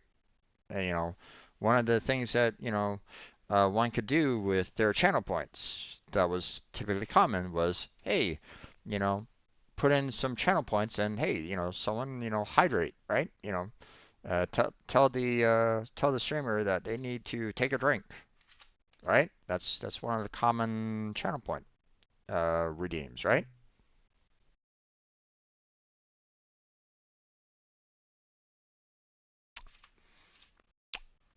But then I got 7 redeems in a row, back to back to back to back to back, 7 times, and I'm like, okay, yep, don't want that. Um, I didn't want to support trolls, and it's kind of difficult to be on Twitch and make money and be an entertainer and not, in a sense, allow for trolls to do whatever they want to you. I wasn't really in that kind of comfort zone for that. I didn't really want to have that as a possibility. You know, I'd rather have a community that actually gives a damn about me, and I give a damn about them. You know, I didn't want trolls in my chat. You know, um, I remember one time I was playing World of Warships. This was prior to me, and just prior to me getting affiliate, by the way. And I got hit with a raid one time for World of Warships, right? This guy brought in like 190 people. He lived over in the United Kingdom or something like that. He brought in 190 people into my chat, and um and I was like going, oh wow, hey guys, how's it going? Welcome to the stream. And I found out that the raider stream raider was also and had also played World of Warships and stuff like that. And I was like going, oh okay, fantastic, welcome, right? But I had just like I was just um you know I just gotten sunk. And I was kind of analyzing what I did wrong. While I was kind of watching the battle, fold out, I figured I'd analyze, what I did wrong. I would kind of go, yeah, I kind of did this wrong. I kind of did that wrong. I went, instead of going behind the island, I went in front of it, and it just allowed for everybody to attack me. I was stupid, right? Um, but then I had someone go, someone in chat go, yeah, you are stupid, or something along those lines. I forget exactly what they said. And I'm like going, you know what? No, I can call myself that. You guys don't have that chat. You don't have that right. So you can get the fuck out. I told that guy right then and there. You can get the fuck out of my chat because I'm not gonna allow that. I'm not gonna allow that from you. I can say that about myself, but I'm not gonna allow that from you. Kind of thing, right?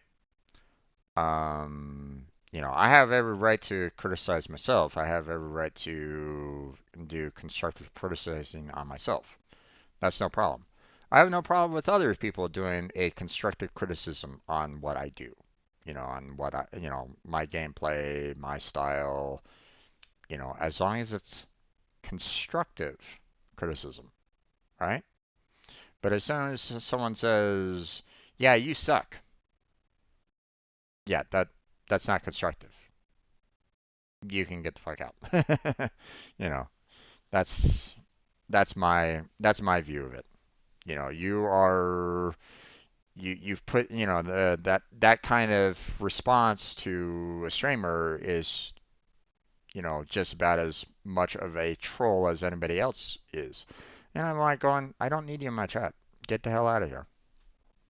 So now I got to, I have, I thank that particular streamer because even though I don't remember their name, they were streaming in off times, so I couldn't always, um, I might have enjoyed maybe playing some World of Warships with them if our streams aligned well enough, but it didn't really. Um, but um,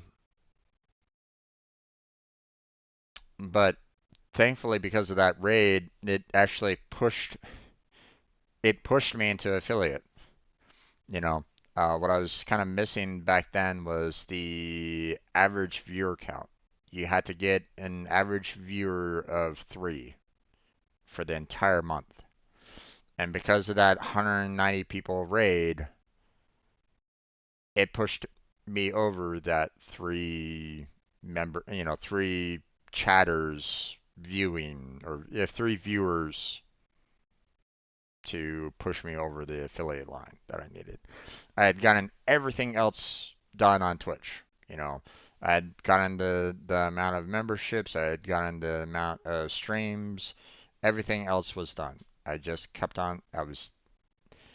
I did not have enough viewership. I did not have a constant viewership on Twitch to push me over that, you know, 3 viewer. So, so I could not get the affiliate for the longest time. And I kept on asking, I was like, I put myself in teams to try to see if I could maybe, get some support that way. Try to connect with other people or along those lines. Maybe try to do some more co-ops, maybe to try to help out along those lines. But yeah, never really happened. So it was that raid that pushed me over the pushed pushed my Twitch, standard account into the affiliate account. So, all right. It's well past the time where I should be playing some Honkai Star Rail here. So what I'm gonna go ahead and do here is we're going to go ahead and get Star Rail going finally. I'm going to switch the scene collection over to Honkai Star Rail. I'm going to hit record so we can actually start recording the video for it, and we'll get into the game proper. So this is a good time for everybody to, this is going to be a break time for a lot of people because it's going to take me a minute or two to kind of get everything set up and switched on over. So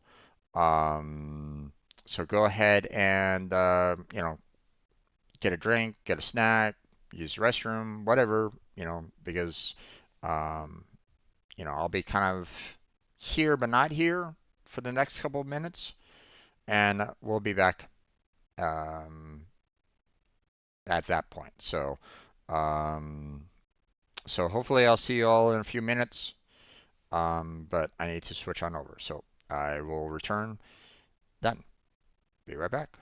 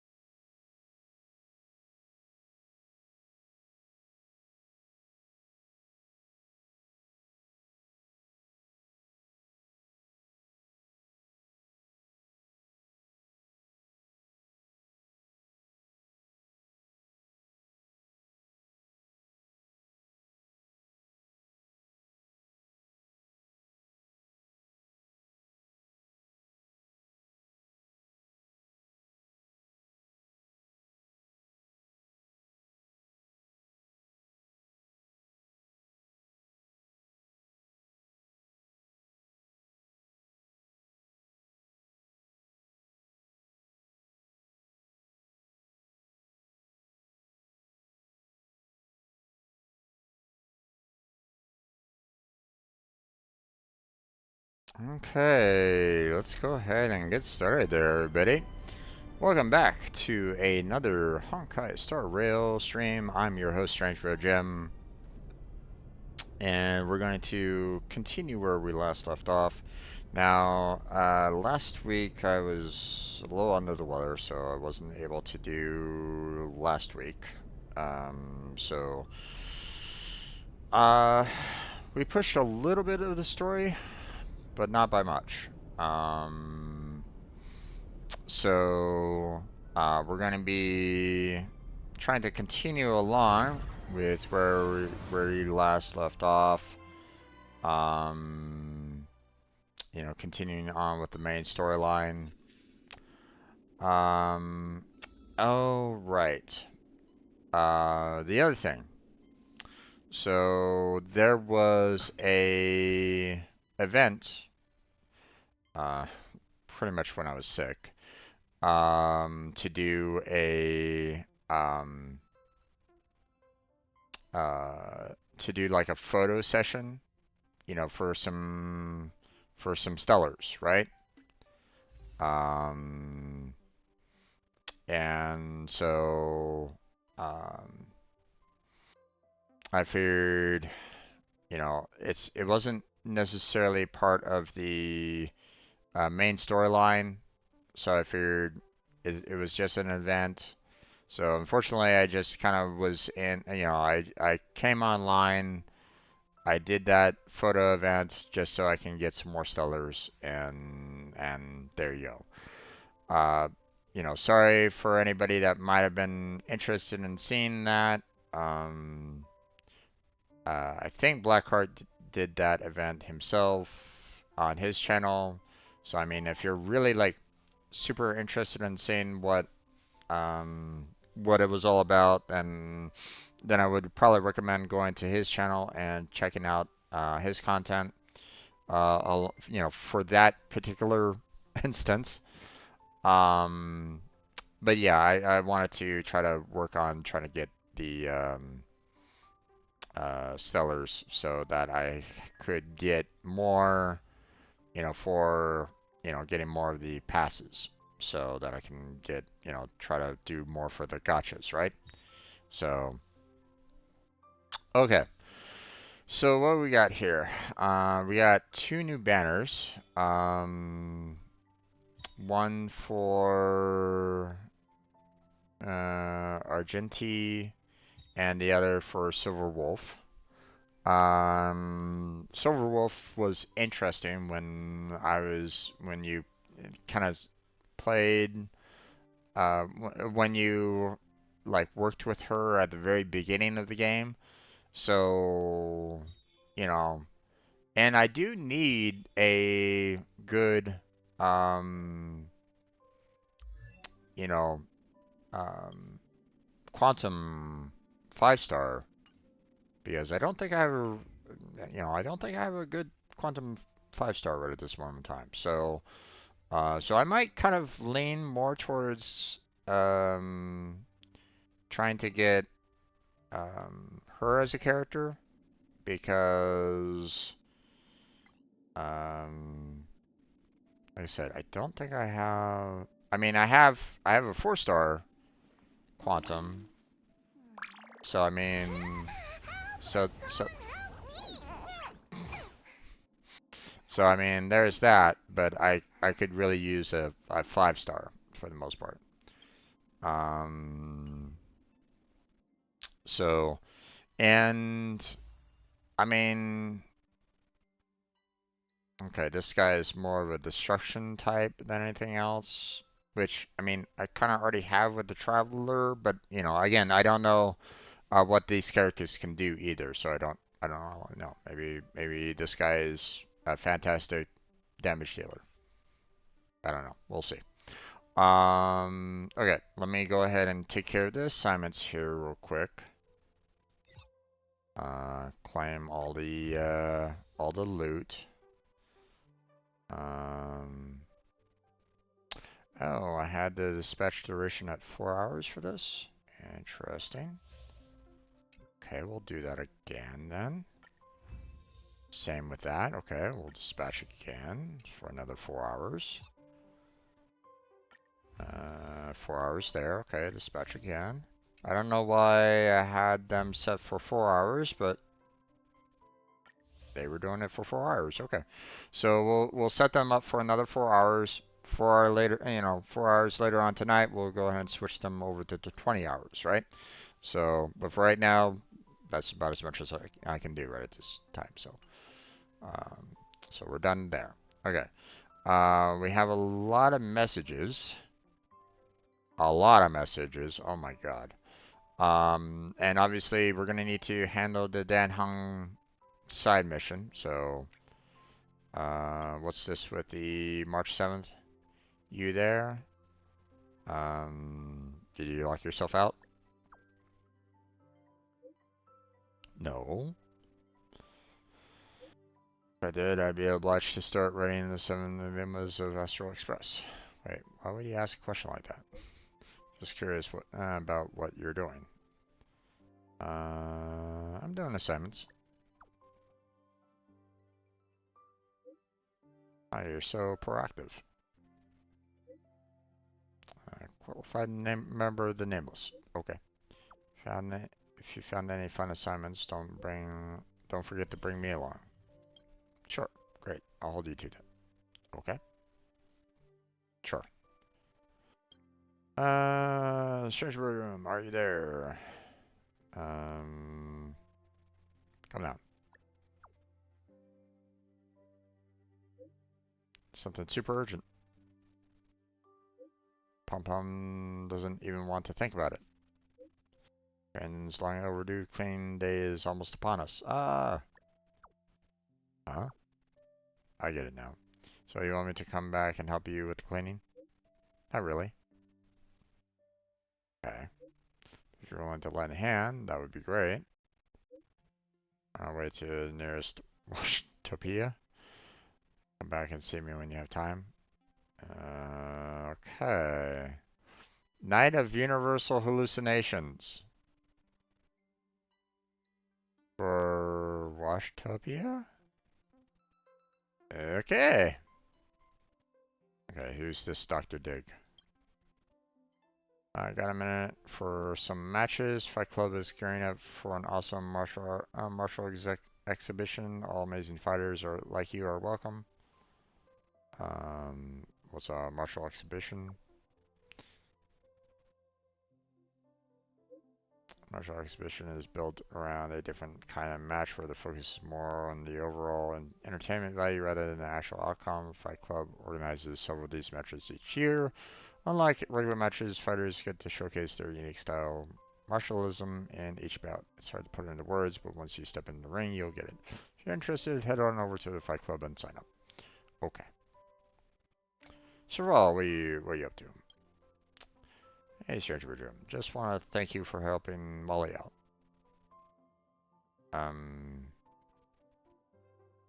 I don't remember that, so it's the least I can do.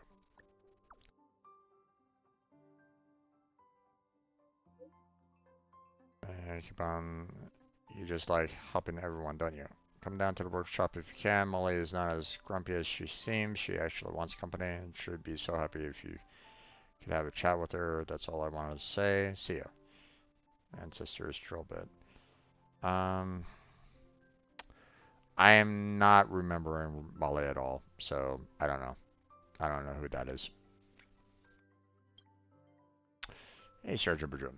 Didn't you say you were getting nightmares lately? I have a treatment plan for you. This is the prescription. Um, Thank you, Miracle Doctor, or I forgot. I completely forgot about it. Didn't think you'd remember. Just, you're so young. Why are you so forgetful? Wait, I have to change the prescription, add in something to it. Breakfast. Oh my gosh, that's okay. So remember to take your medicine according to time. Isn't this just a meal plan?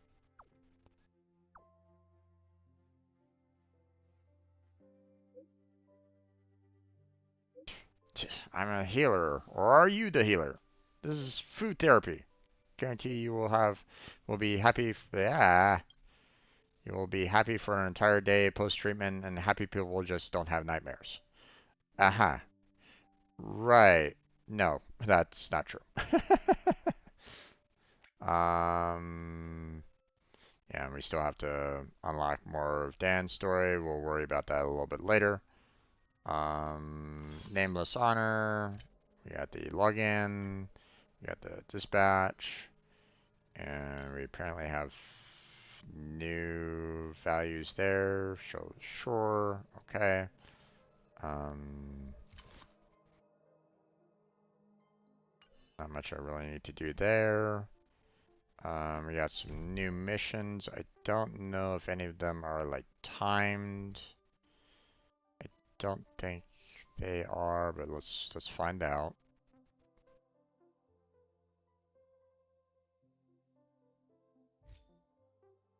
Don't see any time there.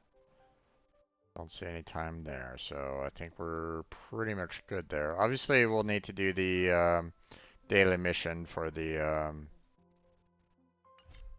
um, for the Nameless Honor. But that's pretty much it there. Let's go check out our mail here. Survey, don't really need to worry about that, but thank you for the 300 credits.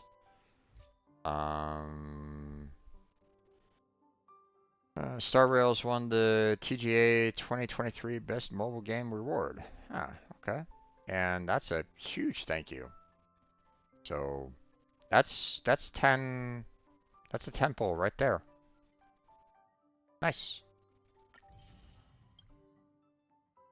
And this is half a 10 pull, so thank you for all the support, Trailblazers. Honored with multiple accolades such as Store Awards 2023 iPhone Game of the Year and Google Play Best of 2023 Best Game Awards. Thank you all for the love and support. The Express Crew will offer a gift as thanks. And thank you for the gift. I appreciate it. Okay, so, and, we've already claimed all that, so we can delete all the reds. There we go. Done. Alright, and now we have news. Bouldertown Marshall exhibition. So, potential stellars there, so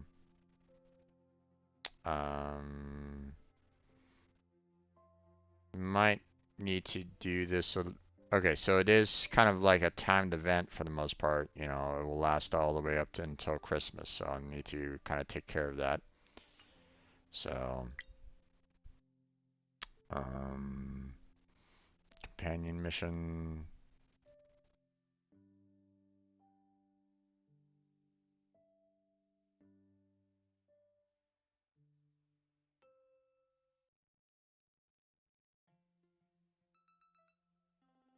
Alright.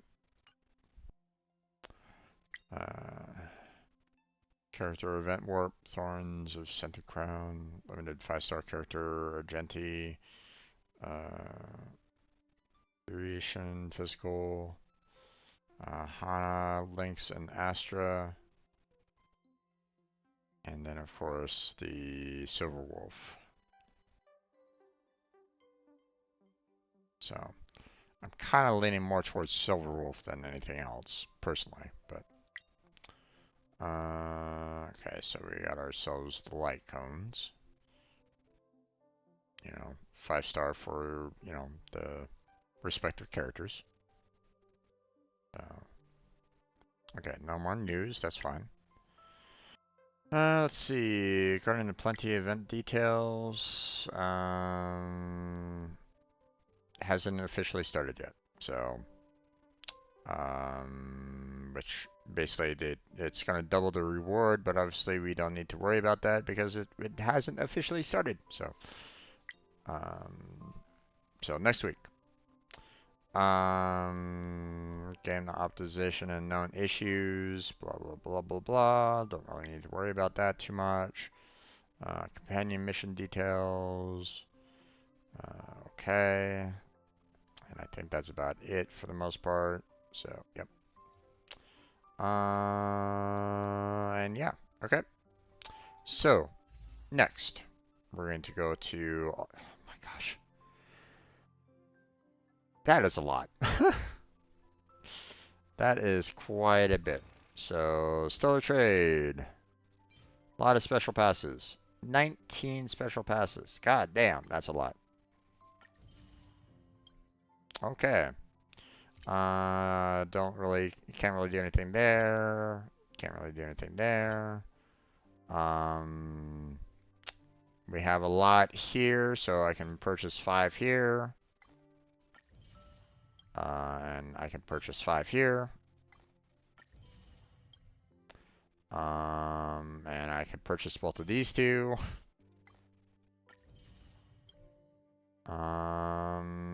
And yeah, there we go.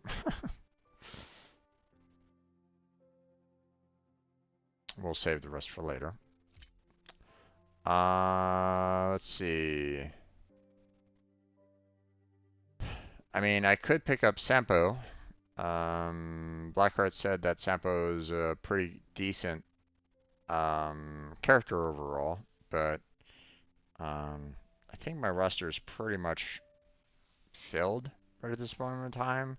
Not to say that I, wouldn't mind getting a decent wind character, and from what I understand, Sampo's really good with breaking shields, so, that might be pretty good, but I'd rather save, these Undying Starlights to, picking up these 5-star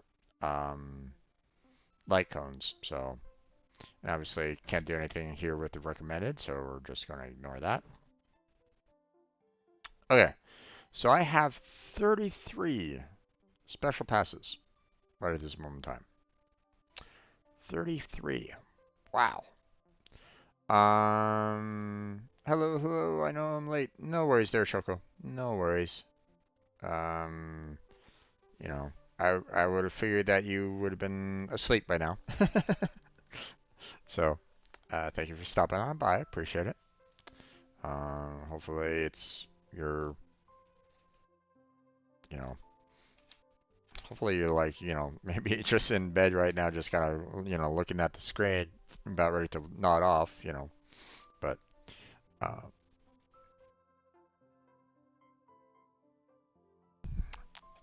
don't want you being an insomniac just for me, my friend. Okay.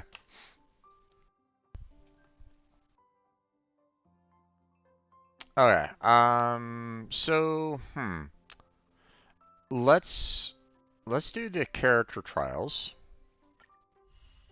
first. Let's see what they can do. Maybe this guy is going to be like absolutely fantastic, and I really want to try to, you know, um, I don't know, try to see if I can get him to join my team. But let's see what he can do first. So start the trial.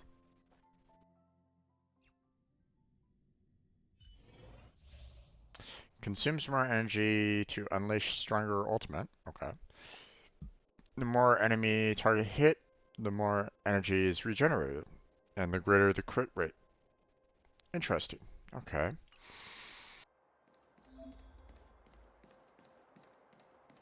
Glory above. Okay, interesting. Continue patrol. Shall we test your skills?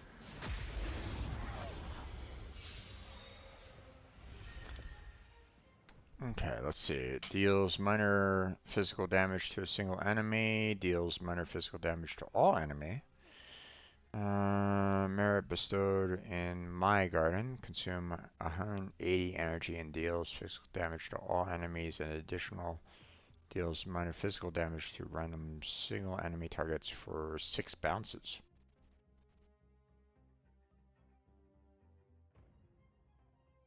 Okay, so not only do you hurt the all enemies all at once, but then it continues to do more damage for 6 bounces.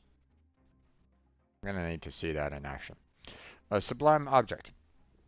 When the Argenti uses his basic attack skill or ultimate, he regenerates energy and increases his crit rate for every enemy target hit. Ooh, okay, so his crit rate will continue to increase over time then, huh? Interesting, interesting. I'm laying in my bed and staring at the screen. I mean, hey, you know, can't be any more relaxed than that, right? So, inflicts daze on all enemies within a set area when attacking a dazed enemy to enter combat. Deals minor physical damage to all enemies and regenerates energy for Argenti. Okay.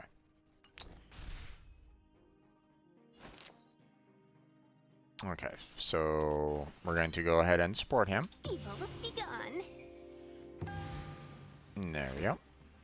And then we're going to do the AoE because let's break everybody and get that crit rate going. And naughty children. oh wow. Okay. Yeah, that did quite a bit of damage. So Nap time.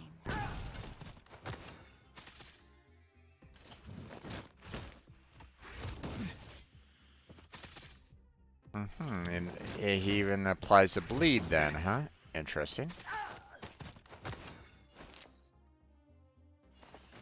All the best. My oath is to a solitary rose. Okay. Let's just go ahead and do a single attack there. Do that. The vigor of it. Let's be friends, shall we? Oh, come on. Loud. There we go. Customers are always welcome. 3 out of 2, huh? Interesting, interesting. Okay. Let's go ahead and give him another support there.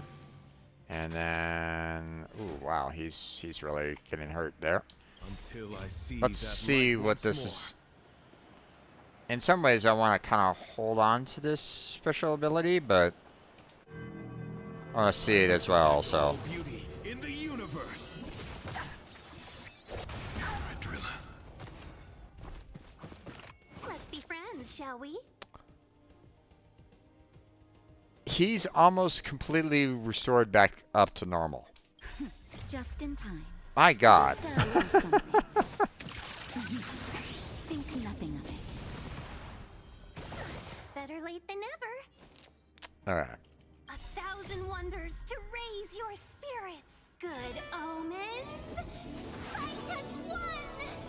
I'm gonna go ahead and boost up him a little bit more. Oh my God, he's already. All the best.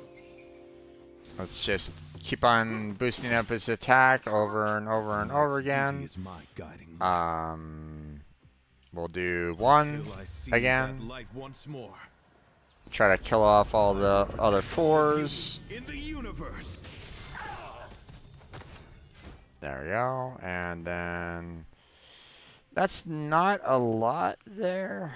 So E doesn't really do. Oh. Is eternal. Naughty children, don't listen. Until I see that light. There we go. I will Let's try protect the all skin. beauty in the universe. Okay, there we go. I think that will do. So we'll just Nap time. Evil's begun. Stay close. reinforcements. Stands the Silverman Guard. Oh boy. Okay. Oh, he brought in reinforcements that do not match anybody's polarity. God damn it. Alright, well. Wretched, fleeting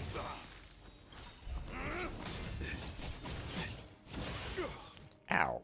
Until I see that light one, I will protect all beauty in the I knew that universe. was going to happen because of the counter, but... That'll take more than medicine. Alright. I need to heal him up. My gratitude is Customers yours. are always welcome.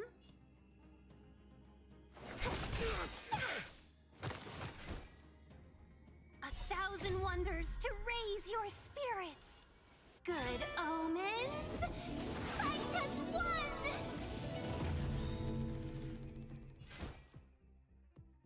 Okay. Oh. Until Might as well I see use that this. light one, I will protect all beauty in the universe.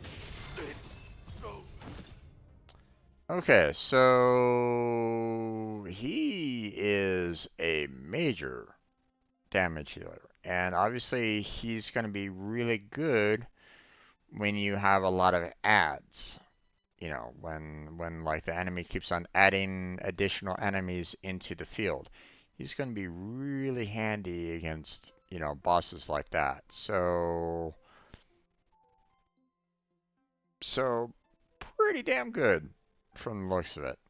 Not exactly, you know, not exactly the perfect. Like,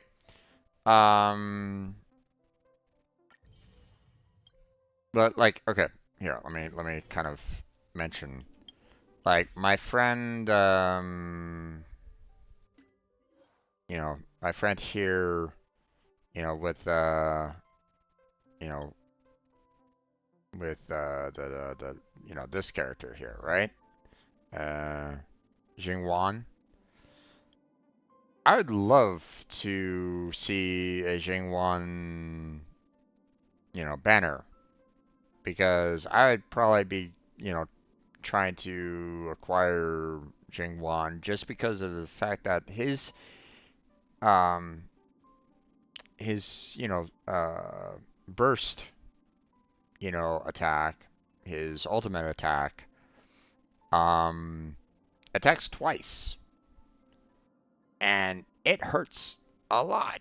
So, but here's the thing. Um, for weakness break 5 times. Nice.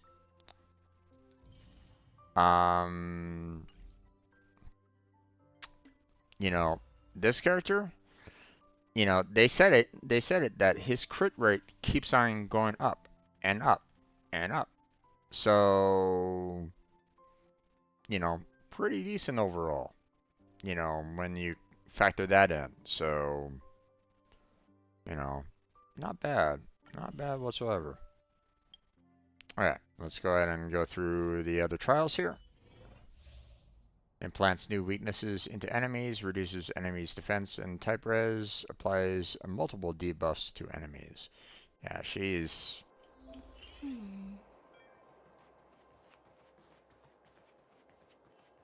100% break. Ready when you are.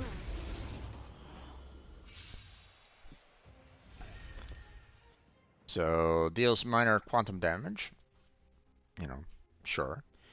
There's a high chance to apply additional type weaknesses to a single enemy and deals quantum damage to this target enemy. So, that's pretty nice, especially if you need to... if they don't have like the right polarity for you and you're like going, oh man, I really wish I had like energy or you know the electricity or you know fire or something like that. She's gonna be fantastic for that. So, user banned. There's a high chance of lowering a single enemy's defense and deals massive quantum damage to this target enemy. So, yeah. After each attack, there's a chance of inflicting the attacked enemy with one random bug. Or, you know, what do you mean by that? Attacks the enemy after entering the battle, deals minor damage to all enemies, and reduces toughness of all enemies, irrespective of weakness types. So I think that she's like probably like one of the best. I think, you know, she's really good in terms of like, you know, really kind of inflicting a lot of disabilities. Like right now, they give me 2 characters that only do physical, and neither one of these 2 are, you know, physical based. So. Time for a buzz. Let's go. Oh, not the not the kind that I want right at this moment in time, so. Batter up. Okay, let's go ahead and heal her up a bit. Good as new. It'll take more than that.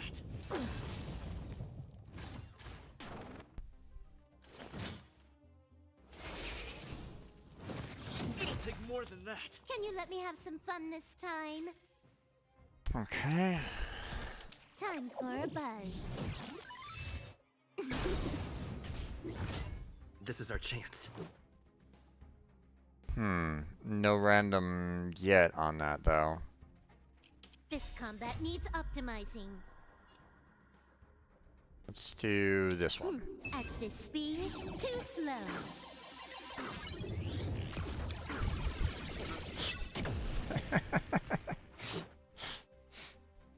Gotta love that little interface there. So far, no change in like physical right at this moment in time, so. Much better.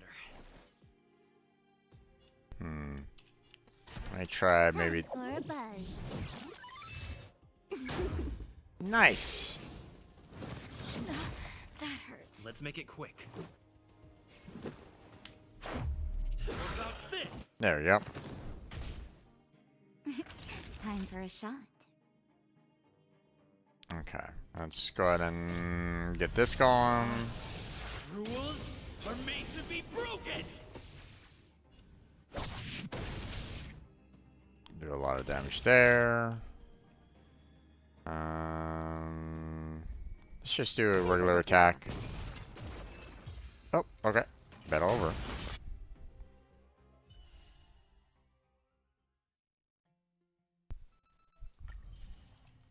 The only unfortunate part of that E ability is the fact that, you don't know what polarity will get inflicted on the enemy, right? So you don't really know, like, you know, will you actually get the ones that you want? The fact that it applied her polarity, to the main boss twice, you know, it works for her. Obviously, does more. She does more damage on it, but obviously that didn't necessarily help out her companions along those lines. But here's the thing.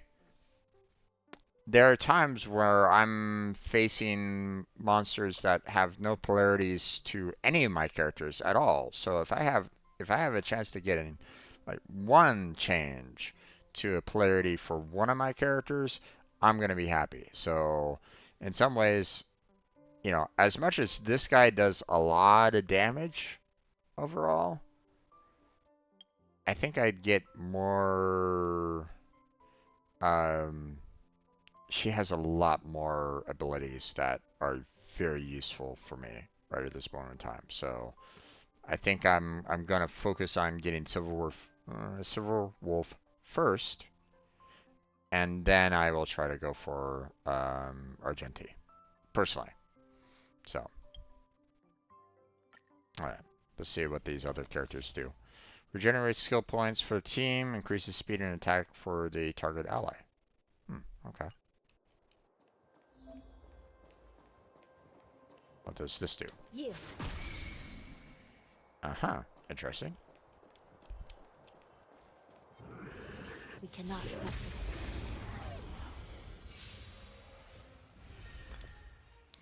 Okay, so deals minor physical damage to a single enemy. Deals physical damage to a single enemy and applies burden to them for each 2 basic attack skills or ultimate allies use on an enemy with burden. Allies recover 1 skill point. Okay, interesting. So Oracle Brush, some Samsara locked, 10 Lord's Decree, all shall obey. Increases an ally's speed and attack. Okay. Ally deals more damage when attacking enemies inflicted with burden.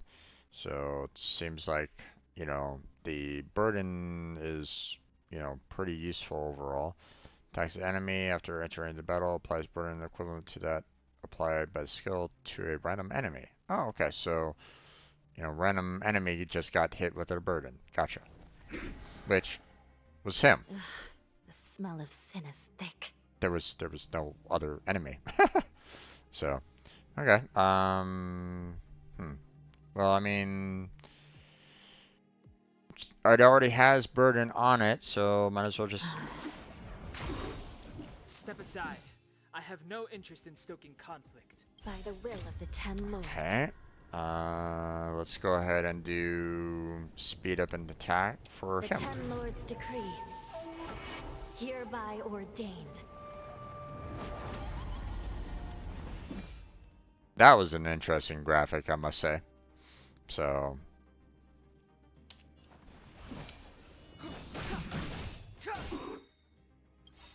The truth of life and death, revealed in an instant. This sanctuary is but a vision.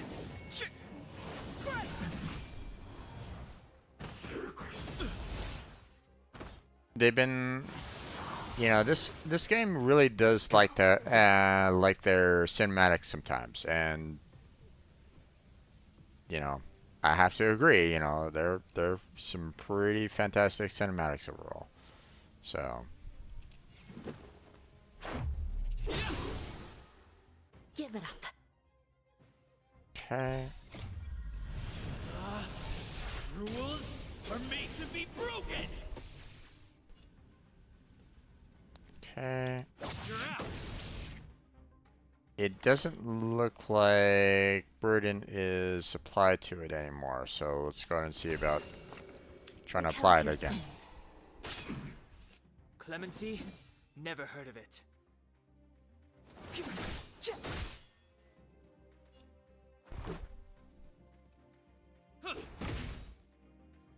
still deny your sins?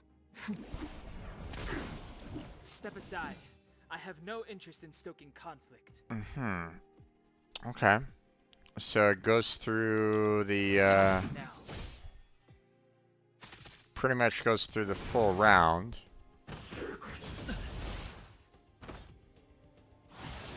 And if I don't reapply it, it kind of goes away, huh?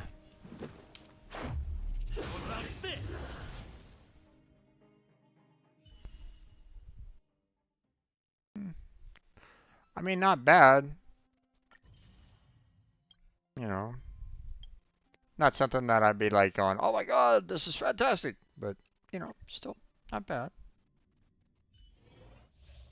Links. Increases max HP of the target ally and provides continuous healing. Restores HP for all allies and dispels debuffs. Yeah.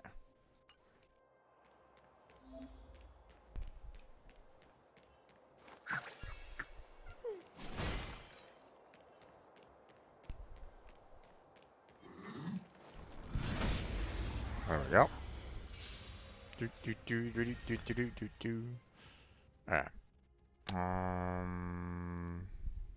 Dispels one debuff from all allies and restores their HP, so.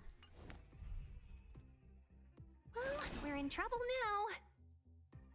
now. Okay, we're gonna go ahead and support our main fighter here.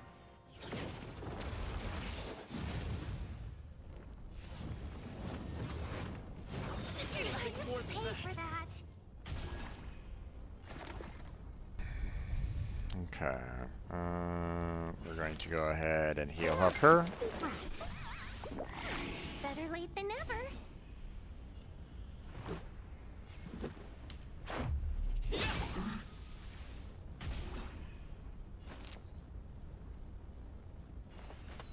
All the best.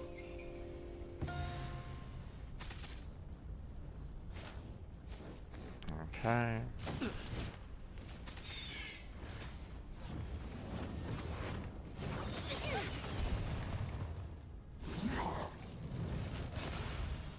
Okay.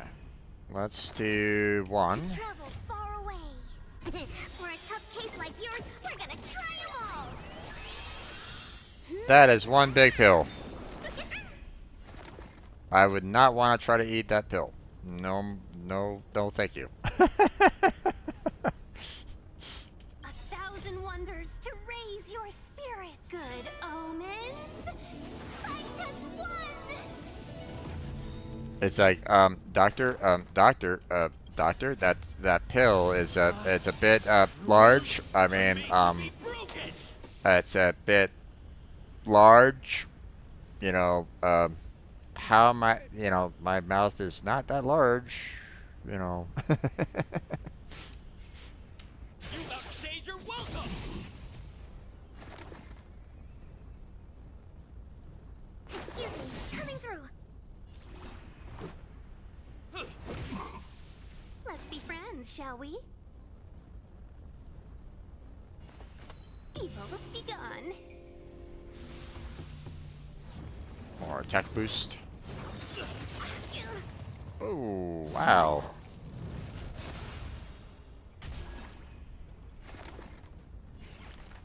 We can heal him up. Much better. Let's make it quick. Batter up! Seize the moment.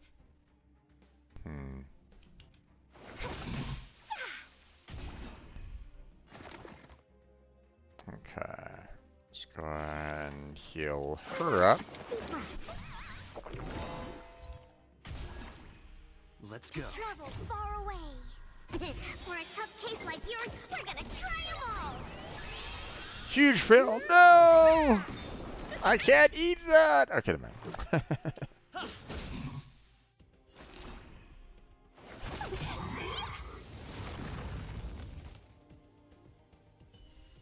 Alright. I do appreciate the fact that she can get rid of debuffs on your characters, but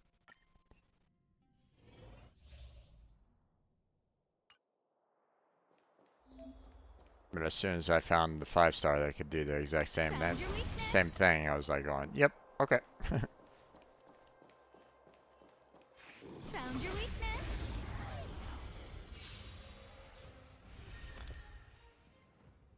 Yeah, we've already used Astra before, so we Scared kind yet? of know what to do there. So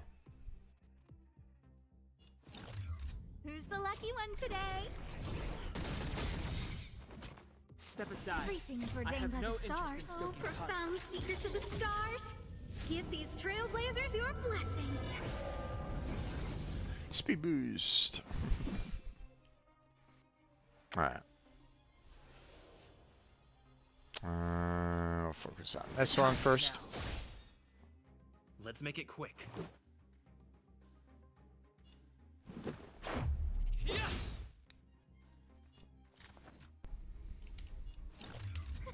A gift from the stars.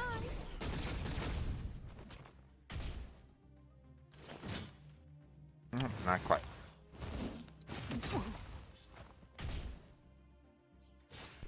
Recover from break.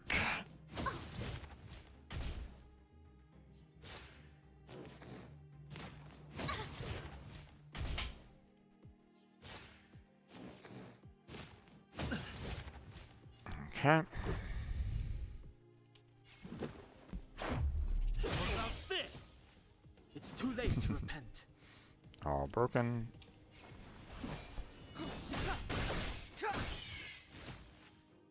Done. inviting me. And Who's the lucky one today? there we go. Let's go. Batter up. And done. Okay. So those were all the trials. So let's get back into... Oh, okay. We got an achievement. What we got here? Is to increase allies max HP 3 times in a single battle. Okay.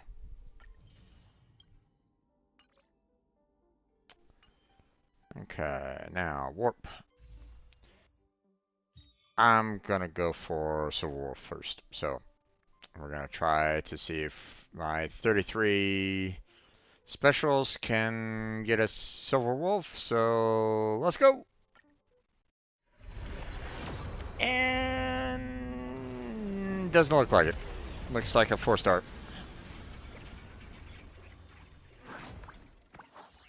Yep, 4-star. Oh well.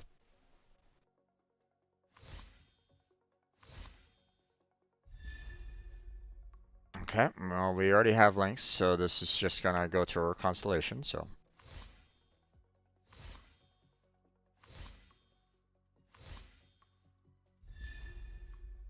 Same with Astra, going to our constellation, so.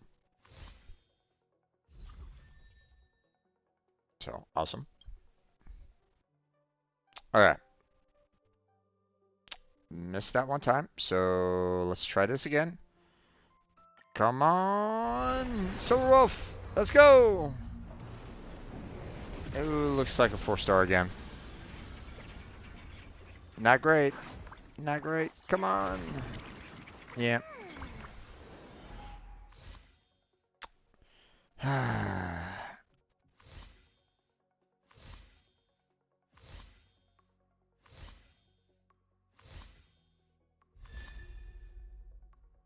Light cone, huh? Okay. Looks like it's like a March 7th light cone for the most part, but it's 4-star, so it's not like the best, but you know.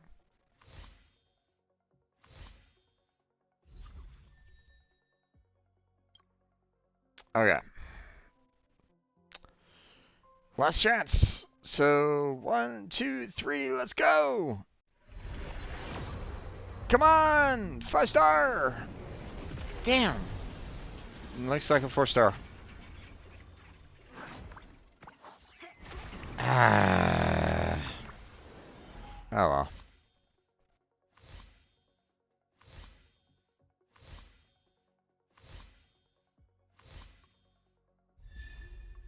Another Astra. Okay.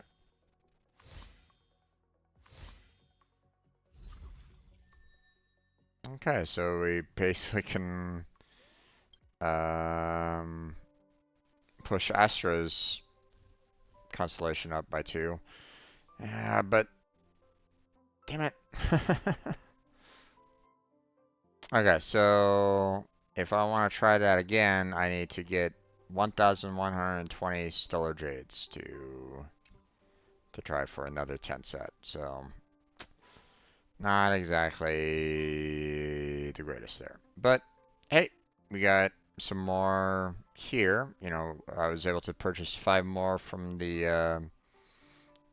uh, from the um, from the exchange. So that obviously pushed us way over the 10 mark.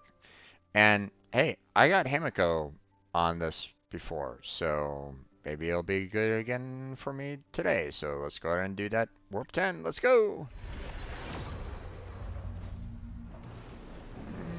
Looks like a standard 4-star.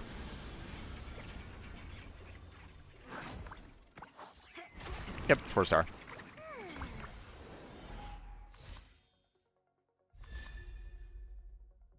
Rondell's Choice. Light Cone, 4-star. Okay.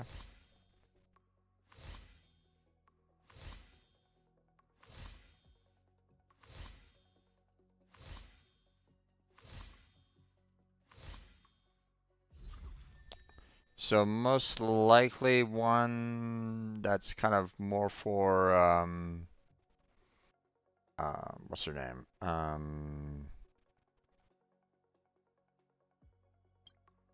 Vidal, I think. Vidal. Hold on. Let's so that light com would be more for Serval, maybe? Not sure. Alright, but we have quite a number of these, so start singing sounds versus or vocals. When using skill, deals damage for 1 extra time to a random enemy. Okay. Every star is a miracle. And then of course, Moon speaks in Wax and Wane. After using her ultimate, Astra's charging stacks will not be reduced in the next turn. Okay, interesting. Every star is a miracle. There we go. And then we have links here. Warning of Snow Hike. When healing allies with HP equal to or lower than 50%, outgoing healing increases by 20%. This effect will also works on continuous healing. Nice. Everyone needs some time alone. Okay, but that's about as much as we can do. Can't do anything more. So I think that is about it overall. Yeah, no notifications for anybody else. So alright, so honor warp a total of 40 times. Okay. Grab that. Okay. Claim both of those.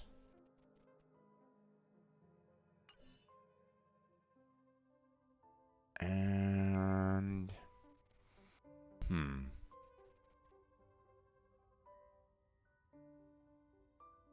okay.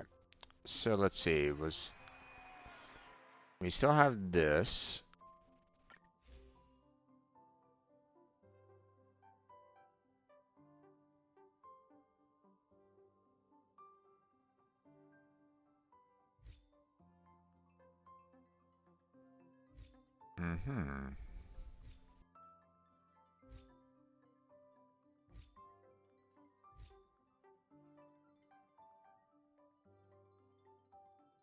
Okay. So 80, 70, 70, 70, 70, 70, 70. So 670, so that's 420 plus the 80.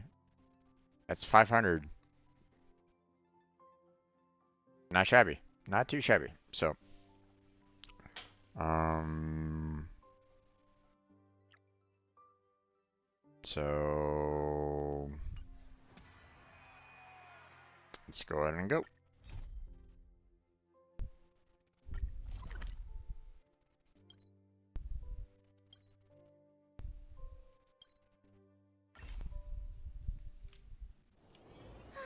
Such a peaceful spot.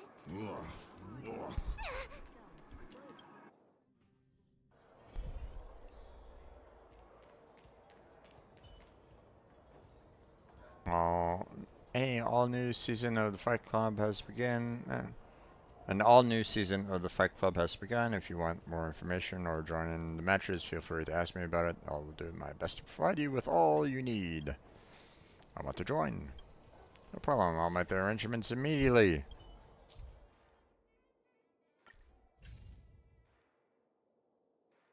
Okay, so in other words, they're basically saying, hey, you're probably going to want someone that's more destruction than anything else. So,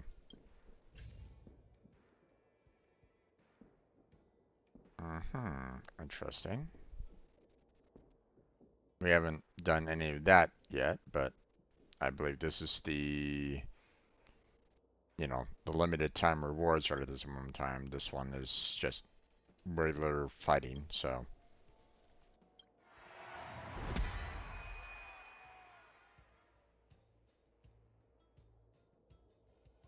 Okay. Trial characters. Okay.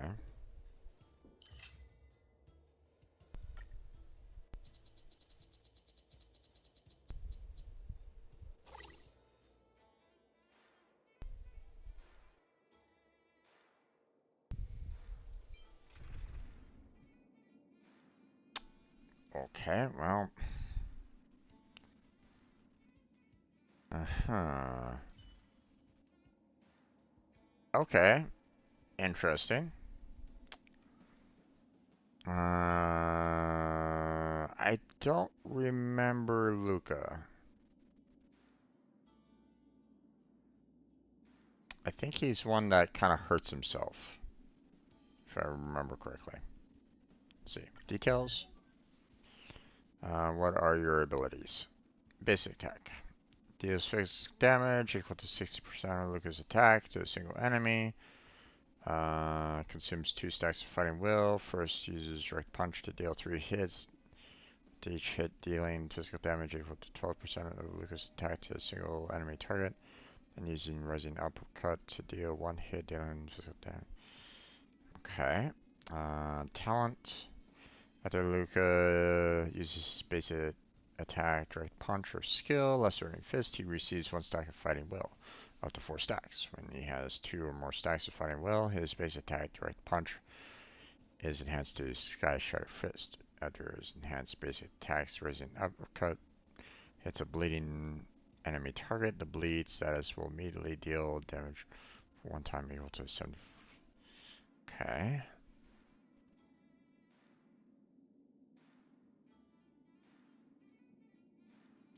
What about ultimate?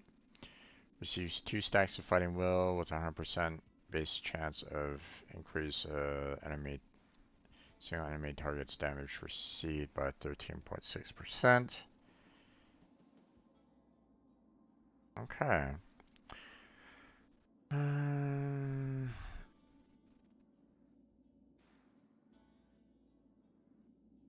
Okay, I guess my thought line of Luca dealing damage to himself was incorrect. So, okay. But first we're gonna add the Traveler. Then we will go ahead and add our new 5-star. To stand side by side with a noble Then we'll soul go like ahead you, and dear add friend, this guy it's in a as well. great honor. And then we will go ahead and add in our healer as a side. So there we go. And start challenge.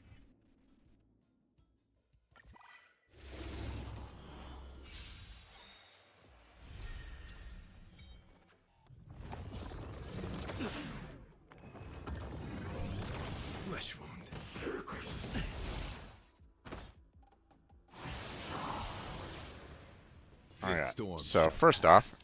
Until I see that light, I will protect all beauty. I in mean, the if you're gonna give universe. me the ultimate ability right at the very top, then might as well use it, right? Alright. Small fry.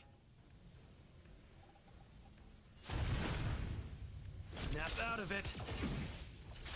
Let's make it quick. Maybe I can do this. Rules are made to be broken. That was a lot of damage. Nice. Okay.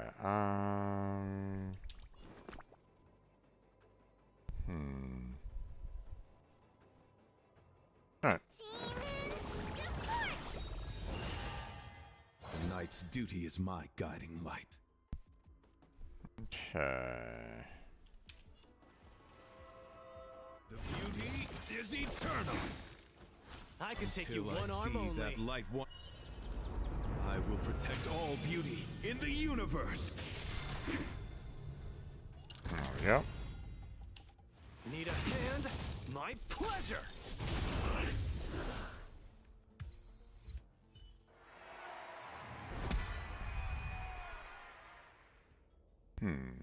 Okay. After allies break enemy weakness, the ally regenerates energy equal to 100% of the max energy. Okay.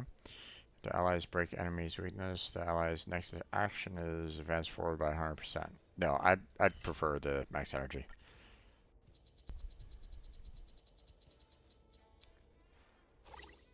This guy. Damn it. Alright. Start the battle.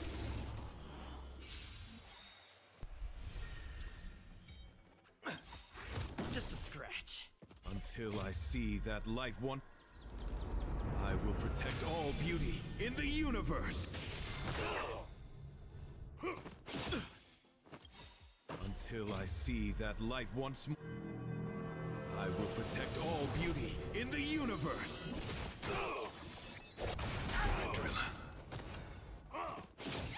Okay. This storm shall pass. Wretched, fleeting. Small fry.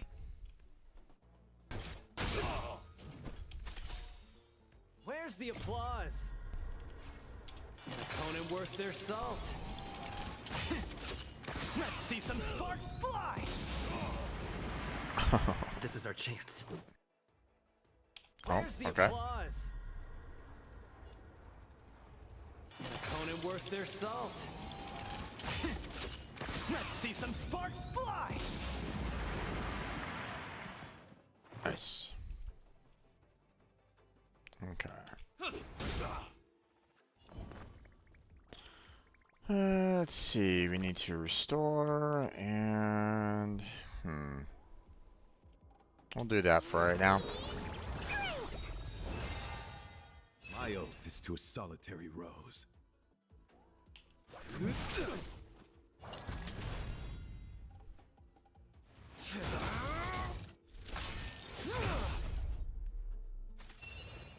Let's make it quick.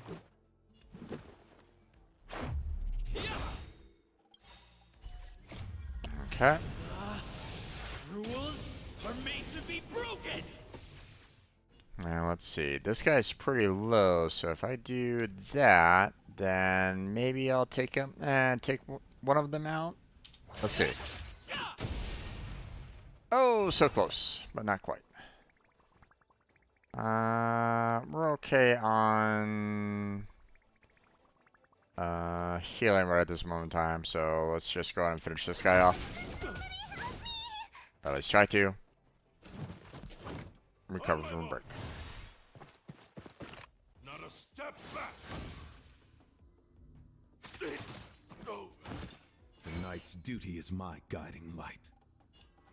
I don't mind if I get hurt, so The beauty is eternal.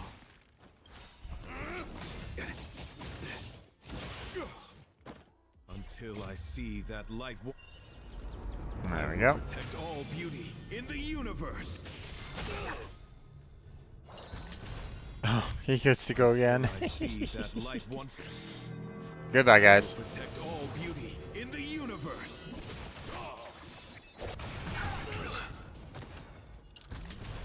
Oh, jeez. And he gets to go again? Oh my gosh. Okay, well, we don't need to do that because this guy's got him.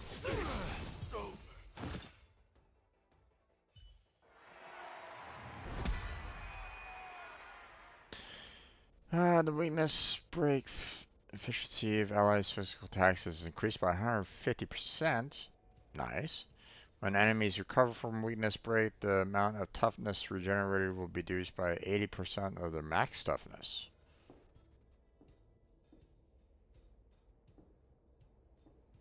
No, I think I prefer this one overall.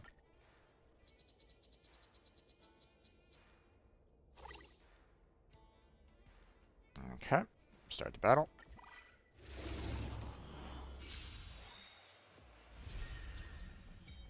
Until I see that light once I more. mean, if they're gonna give me the chance to use the AoE right at the very top, I might as well use it before they start attacking me, right? So let's go. I will protect all beauty in the universe. Until I see that light one. I will protect all beauty in the universe.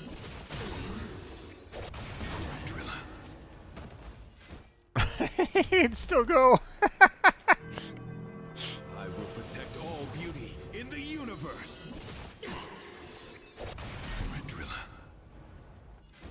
Okay. God damn, he's doing a lot. Okay, I do need to take care of that one though.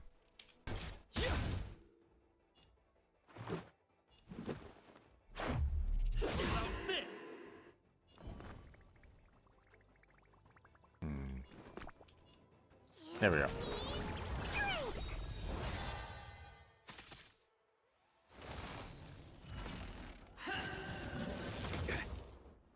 Okay. My oath is to Those who solitary use road. basic attacks, huh? Okay, so no basic attacks for us. Let's go. Fleeting.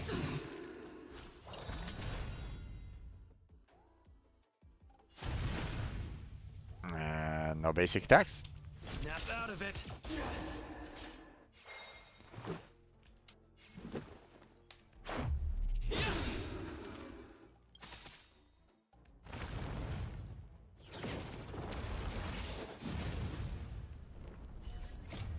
Alright, my turn. Rules are made to be broken.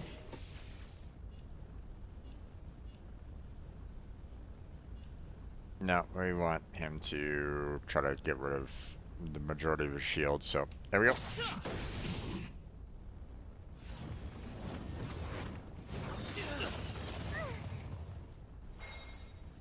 Maybe I can do this. Where's the applause? Uh,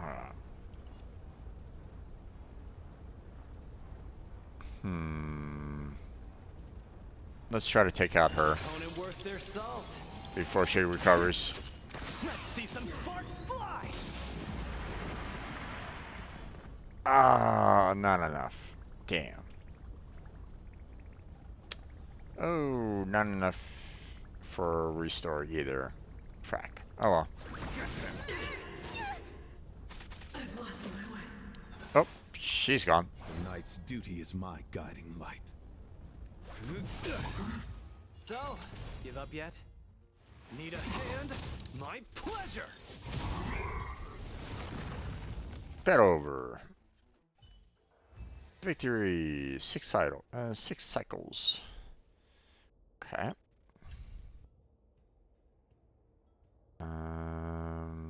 Let's see.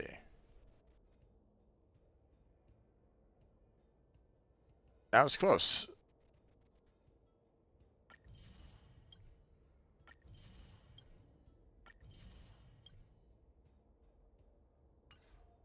Okay.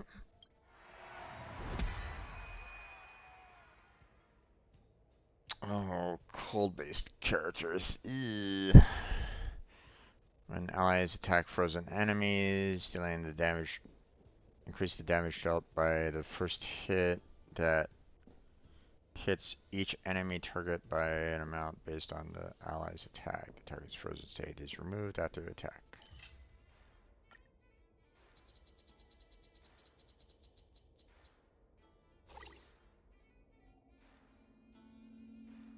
Okay, so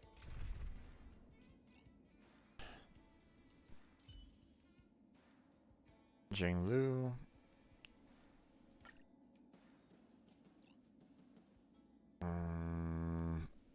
Okay, their Pella is slightly more than mine, so although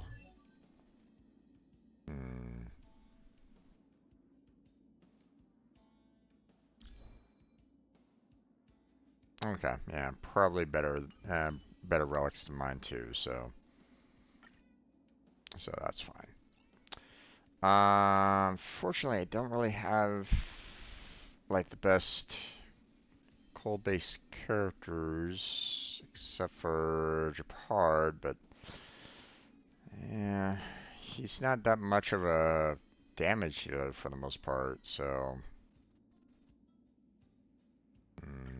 The troops are counting on your intel, Officer Pela. I don't know if I'm going to be able to do the, you know, the 6 rounds. So, we'll see what we do. Let's go.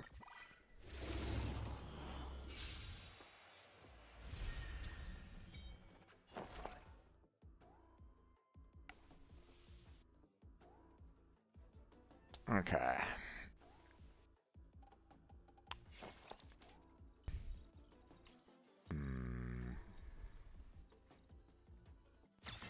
Oh! Unworthy of my time. Do we have to fight? Why, of course.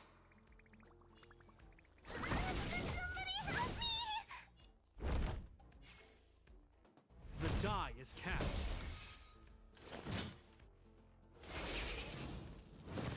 It'll heal.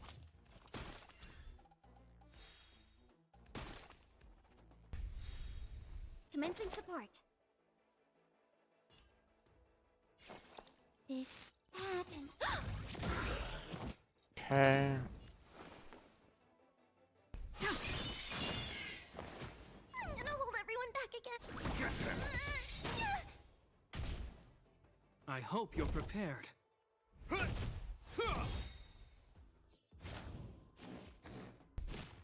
Is that all?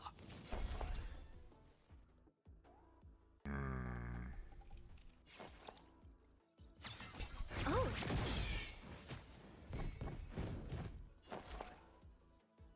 Oh boy, okay. Enemy data secured. Net markers activated. Time for good old counterattack. We're wasting a lot of time on these guys.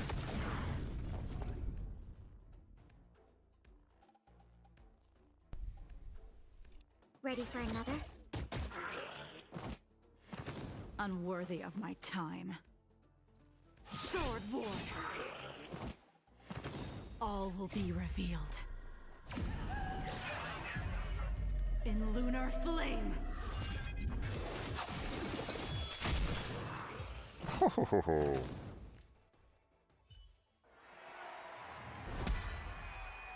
I like that character. Okay. After an ally uses Ice type ultimate to attack an enemy, inflicts the Ice weakness break effect on the target. Okay. After the ally breaks the enemy's Ice weakness, applies the same Ice weakness break effect on adjacent targets. Okay. That might be pretty nice.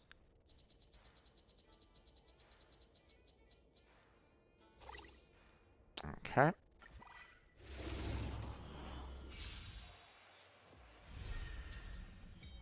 Do we still have the upper hand?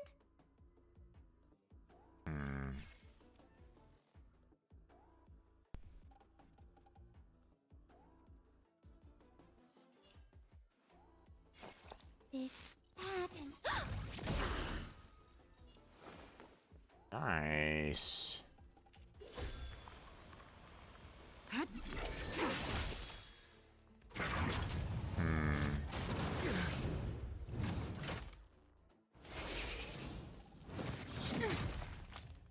we have to fight?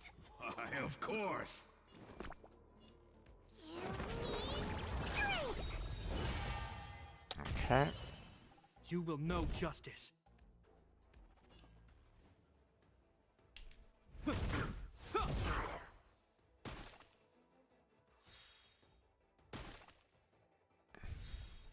Enemy targets detected.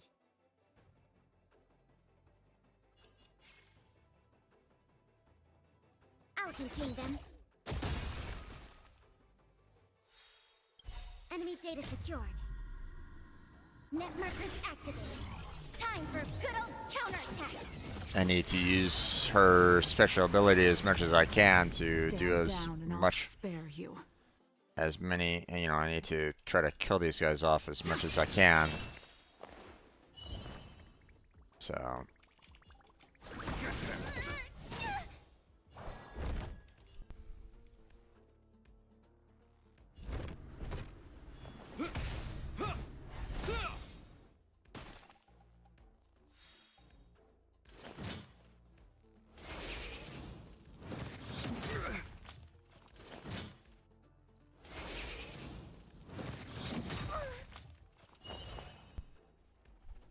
Okay. So first off, let's do the, let's use him. Get everybody some shields. We shall never fall. Then we're going to go ahead and give everybody some energy. Move aside, amateurs. Fiends or devils, I'll crush them all. I was kind of hoping that, you know, our what's her name is gonna be able to do more. Frack. Okay. Well, Inputting commands. Whoa. Good. You healed me.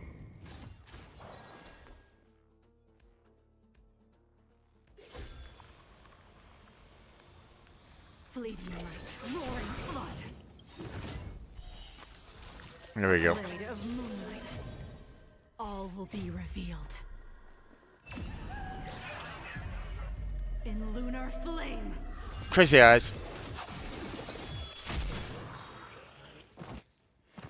Blade fodder. Oh, okay. We're on E all of a sudden? Sure.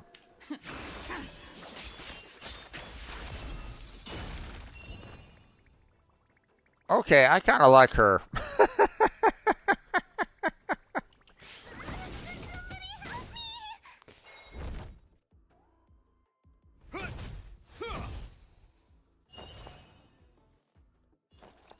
This, that, and...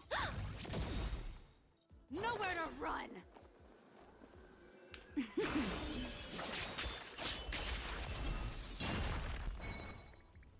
God damn, man. There we go. I don't think I'm gonna be able to get the 6 rounds on this one. So, after an ally attacks a frozen enemy, the ally's next action is advanced forward by 100%. Or after an ally attacks a frozen enemy, their energy regenerates by 100% of their max energy. I'd rather do the max energy, try to get more of their burst attacks going, so.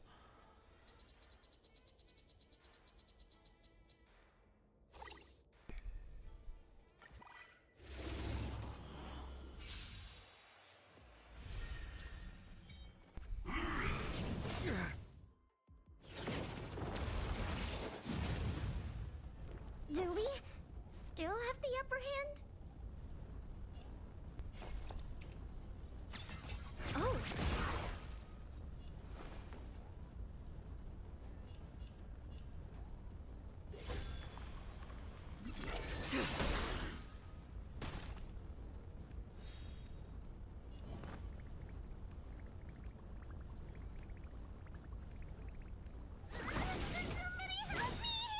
hope you're prepared. Okay. Don't come any closer. Move aside, amateurs.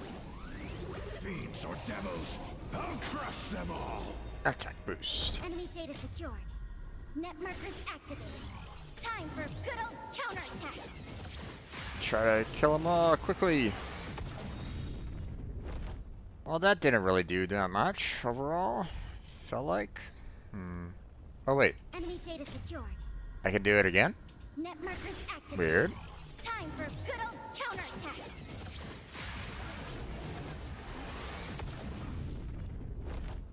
Okay. Awesome. So, let's see. In the name of Landau, years of cold. Let's get some shields going. We shall never fall.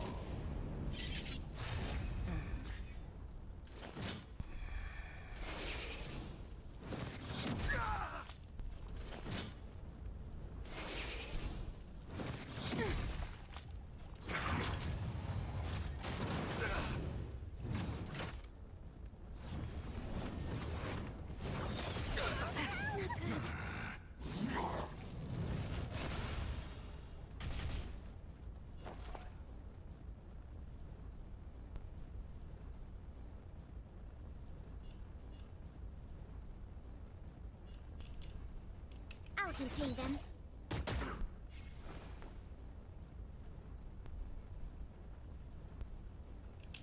Sword War.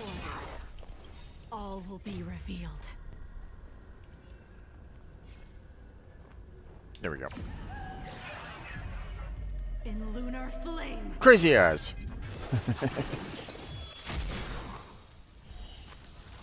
A blade of moonlight. Okay, well, we can do All this will again. be revealed. So, let's do this side. In lunar flame. Side. Right there, man. Okay. Wait, she can do it again? All Okay. will be revealed. I mean, if I can just keep on stacking them, I'll keep on going. Lunar flame.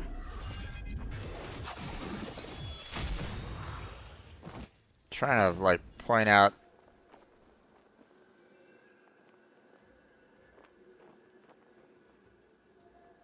I mean, All will be I'll keep on revealed. doing this if they're gonna keep on giving it to me.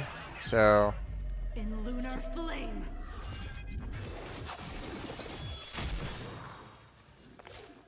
All will be revealed.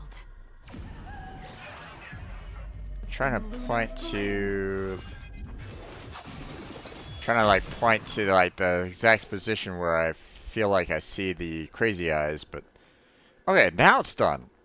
My gosh, I don't know exactly what the heck was going on there, but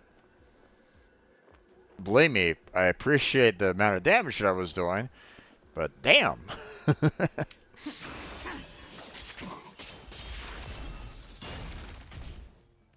Maybe I can do this. Okay, let's see. I can do that.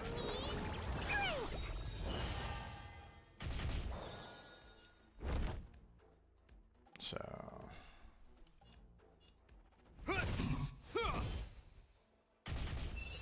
Commencing support. Enough.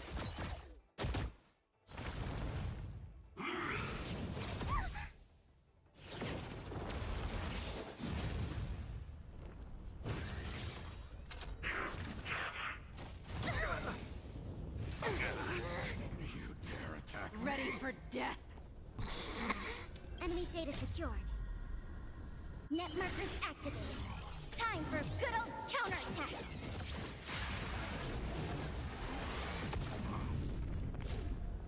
Okay. I'm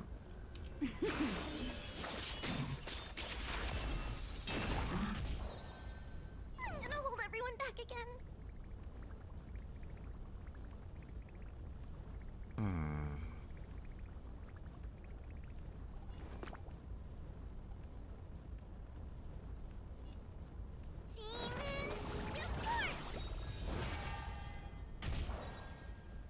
Okay. The die is cast. the name of Landau, years of Let's cold, get some shields hardens going the again. will. We shall never fall.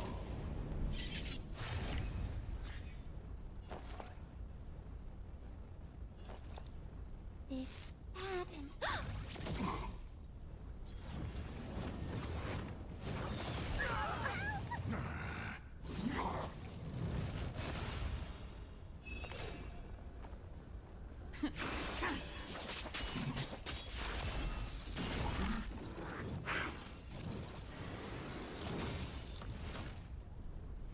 Yeah, she's been doing a fair amount of damage, so I like her.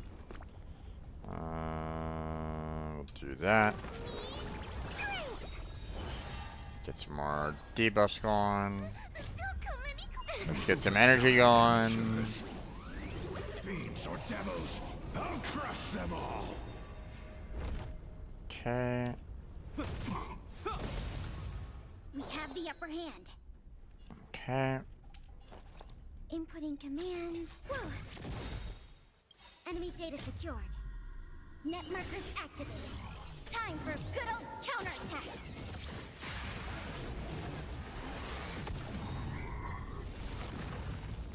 Enemy data secured. Net markers activated. Time for good old. I mean, if I can keep on doing some spamming of the burst, then Unworthy of my time. nope, not quite.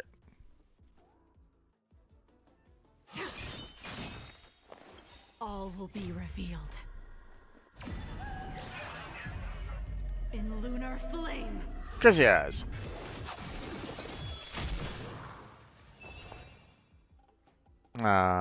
She's not able to do it multiple times. Damn. Oh. I'm gonna hold everyone back again.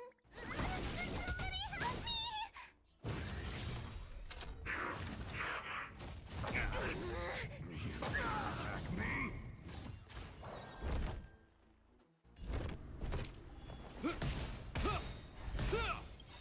In the name of Landau, years of cold, hardens the will. We shall never fall. Enemy targets detected. Is that an... Tedious. Sword war.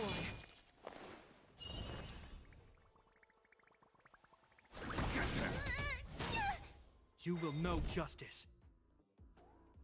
Yeah, I'm not doing enough damage to these guys.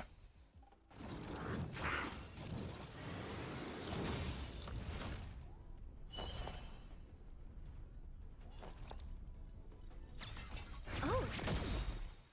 Enemy data secured. Net markers activated. Time for good old counterattack. I don't really have any Unworthy great. of my time. I don't really have any great. All will be revealed.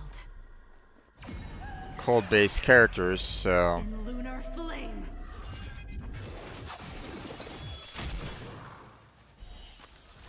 A blade of moonlight.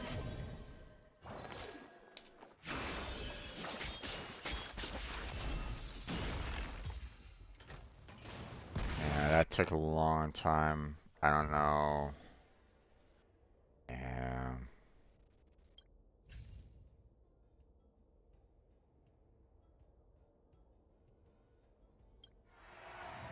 Oh wait, no, I didn't want. Wait, no, no, I didn't want to do that. No. Yes, forfeit. Exit challenge.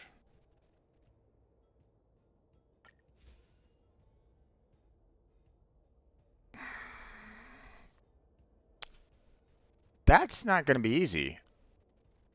I don't have any good cold characters that can finish these guys off and that quick.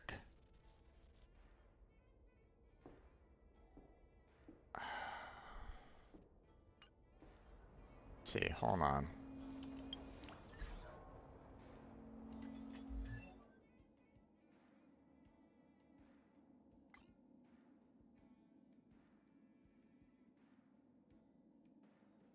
and at least do a decent amount of damage.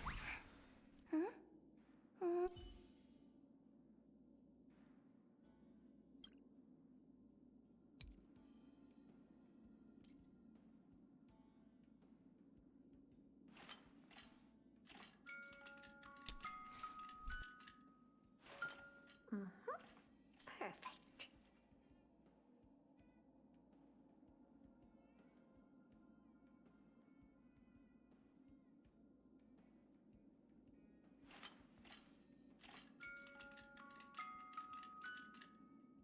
Hmm.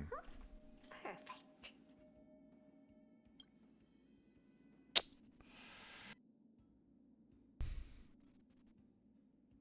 I could maybe see about bumping up Hurdle here a little bit. Perfect. Hmm.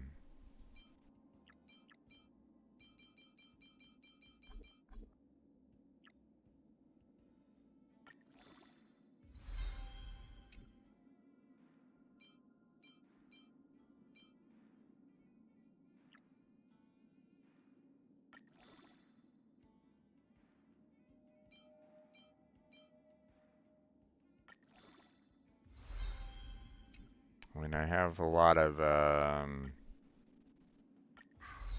You call that a build update? What? I have a lot of leveling up materials anyway, so I mean a lot of leveling up materials, so you know, so I'm kind of thankful for that.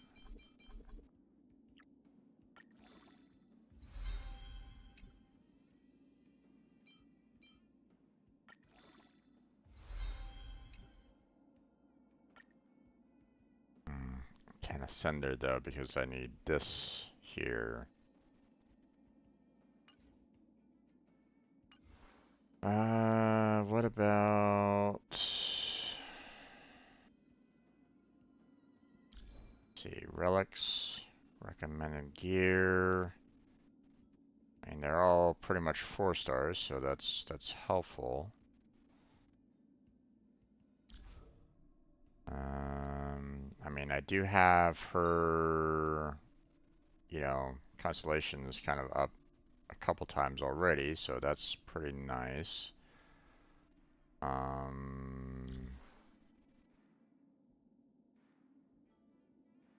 see.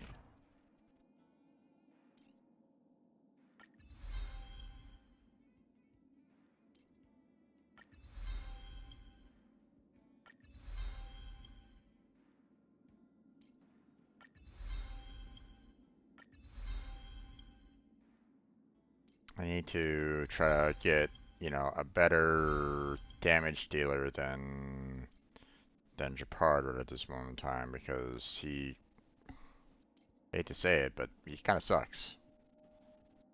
So,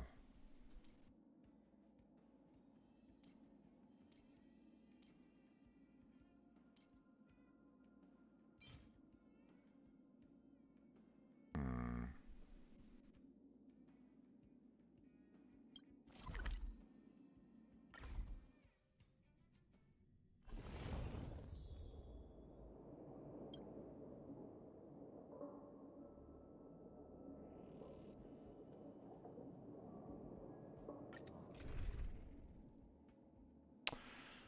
Okay, so they don't recommend electricity, so they don't necessarily recommend Kafka in there. So what I'm gonna do is I'm gonna switch them around because support will, you know, replace her. So everybody else is good, you know, the Traveler, the Healer, and Himiko. So um, hmm. Well, to be honest, he'd be better than what I currently have anyway. So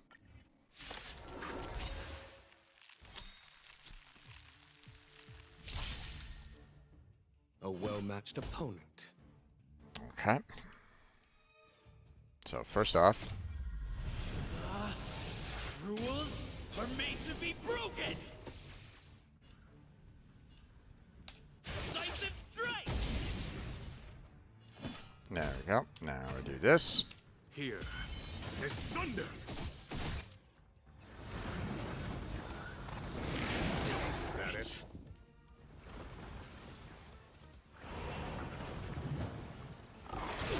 Trifling.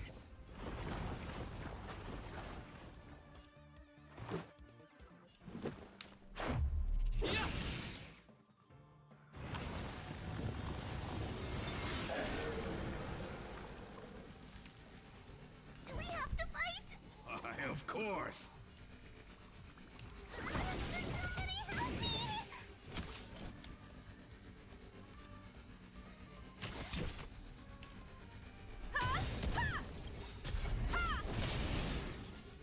You won't get away. Perhaps you still don't understand. Humanity never conceals its desire to control the heavens. And I'm no exception. Oh, here he comes.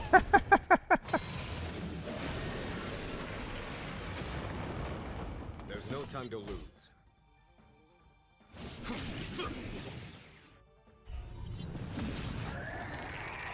Okay. One round down.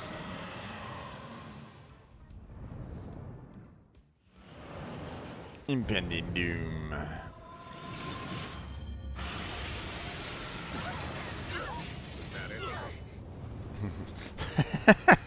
Let's go. He's all like, is that it? Really? How about this? I'm gonna hold everyone back again.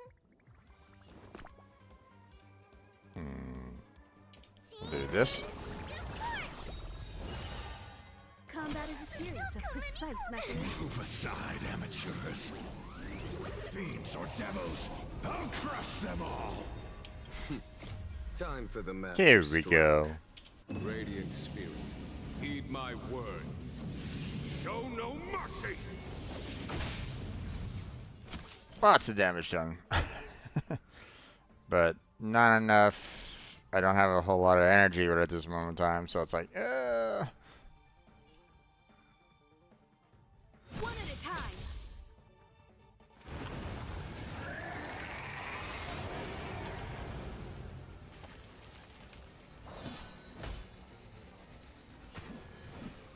Conflict is pitiless.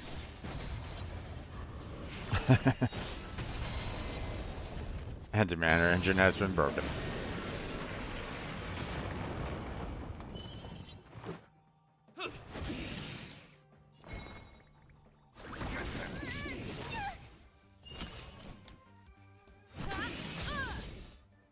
Follow my charge. Done. Alright. So that gives us the Destroyer's final road for the upgrade for Herda. So play Echo of War one time. Thank you. Grab all that. Take one photo. Eh?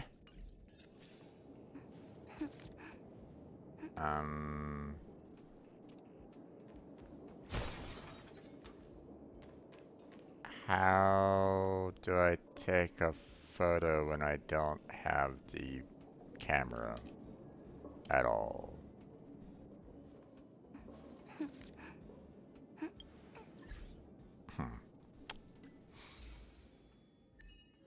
Okay. Win one battle with the team. Okay. Inflict ice weakness break 300 times. Okay.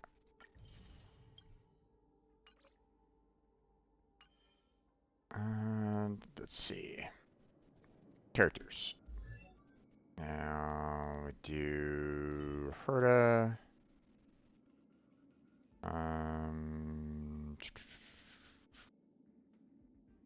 Traces. That one activates. Happy? Word of advice. Don't expect too much from a puppet. Activate.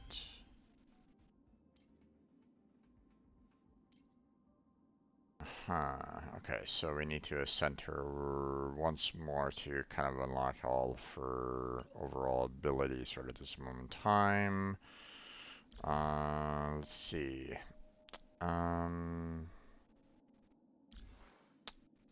What was her... So we kind of need to focus on Herta's overall attack. We can focus on boosting up her overall attack, then we're going to be really good. So, Perfect. so let's see. This one is more for HP. Don't really need that. This one is for attack, so we can probably try to boost that one up. Effect hit rate, nah. Defense, nah. Physical damage boost, nah. Attack 5.5 percentage. Okay, so it's either this one that we need to boost or that one we need to boost. So here's the thing. This is a flat attack. So I mean, yeah, it's still gonna you're still gonna boost the attack overall, so that's still good, but the percentage might be better. Hmm.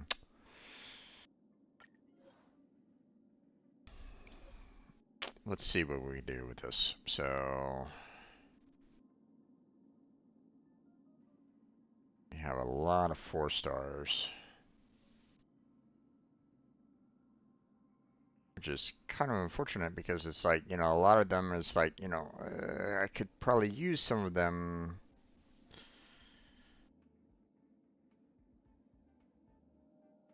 And I don't really want to sacrifice them all that much.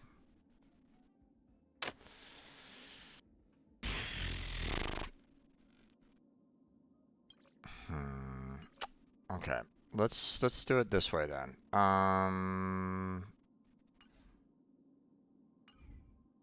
Let's go to her.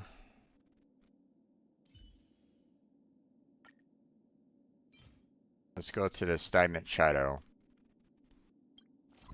and get the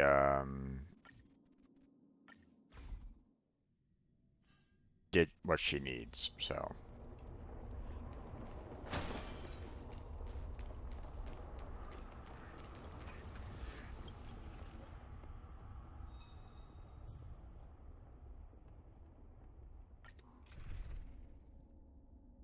Okay, so fire energy. Okay, and I can bring in support. Okay, so what I'm gonna do is I'm gonna put Kefka over here, and then we're gonna swap out our traveler here with my good friend's overpowered Jingwan, and we're just gonna absolutely destroy this guy.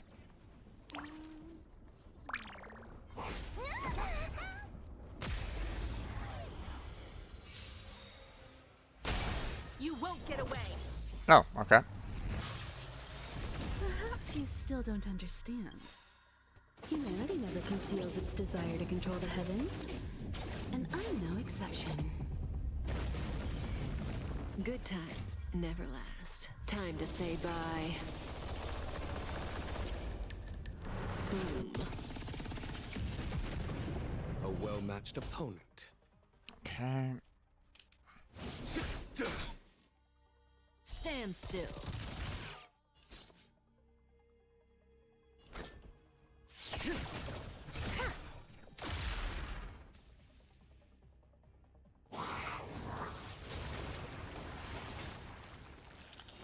Okay.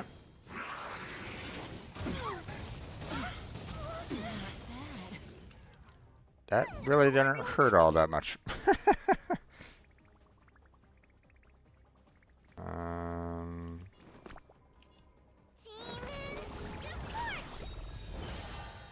Time for a detailed overhaul.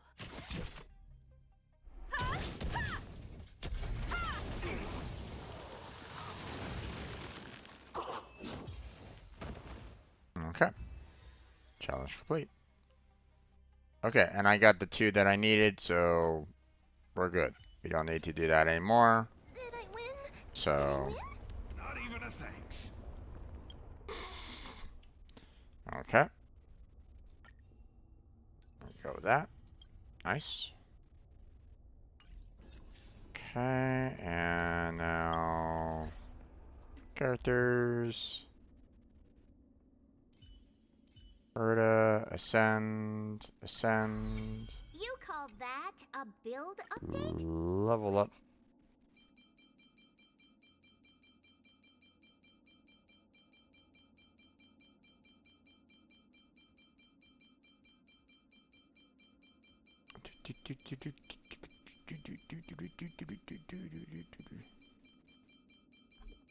Okay. 77. Okay, and then 5 there. Okay. Okay, let's see. What's this? Ooh, nice. I'll take that pass. Thank you very much. Now, traces. Do that. Oh, fuck. Keep knowledge, huh? Okay, well, how many do I need? I need 1 there, 2 there, 2 there. So a total of 5 so far. I need another 2 there, so that's 7. And another 2 there, which is 9. And I have 5 abilities to level up, and I'm also going to be needing 2 more of these. So first off, let's see if I can just craft them. I cannot craft enough. Gotcha. So, I mean, I'm gonna need to try to go after these anyway then. Okay. So,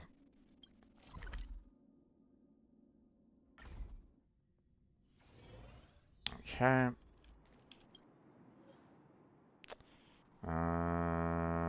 Sure.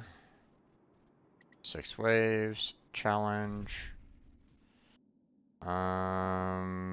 Okay, so we have, you know, Himiko and the Traveler is good for the recommended types, but I don't have, you know, that one. So what I could do is I can, you know, swap Kafka out for, you know, my friend's overpowered character and, you know, just do, you know, a whole bunch of damage. There we go. Follow my charge.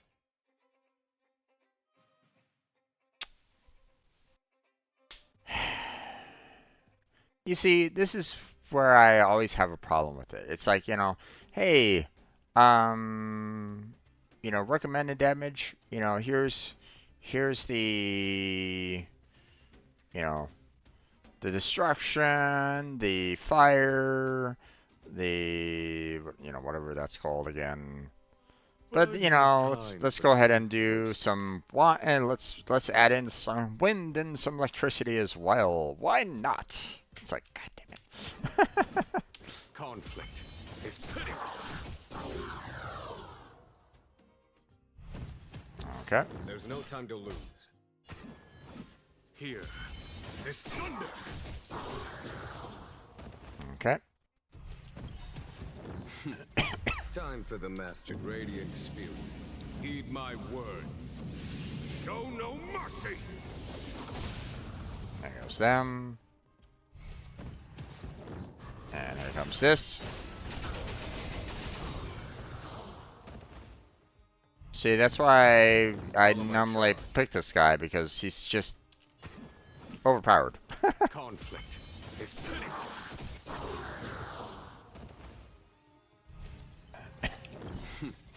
Time for the radiant spirit. Heed my word. Show no mercy.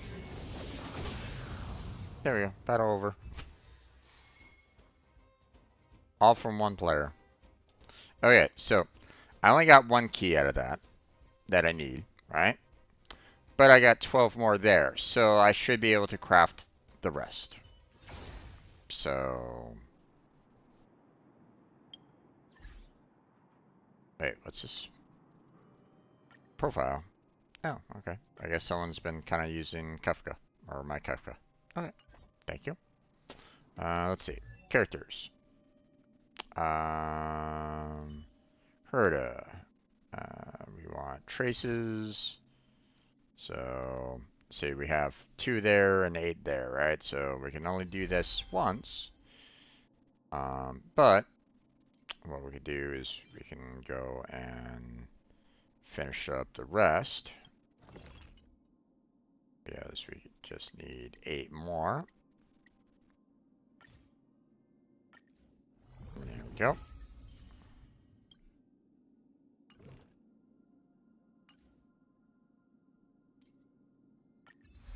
So there's that.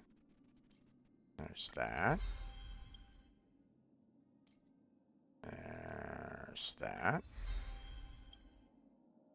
And then we need 2 more of these. Which, I mean, I have plenty of these materials right at this moment in time, so. There we go. And there we go. Okay, so, now, character Ascension 4, we can't do right at this moment in time. Everybody's kind of waiting for character Ascension 4 for the most part. You know, I need to, you know, I need to, you know, do the Trailblaze to get the equilibrium level up even more. But what, you know, I want to do some work. You know, I need to get to a certain point in the story to allow my characters to even ascend. So,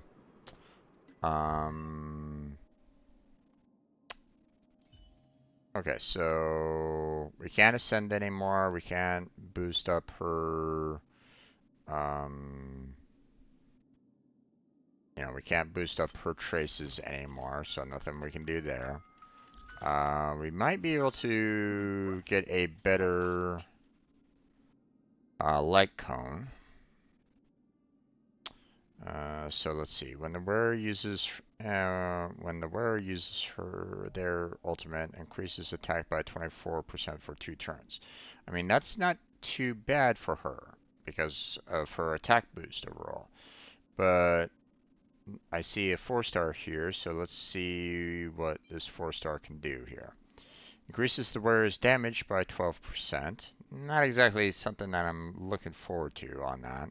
For every enemy defeated by the wearer, which probably not going to happen all that much, and not something that I'm really kind of wanting to go by, the wearer's attack increases by 4%, stacking up 3 times. So, so not only can I increase her attack by 12%, but her damage is also increased by 12%. I don't know about this and that one.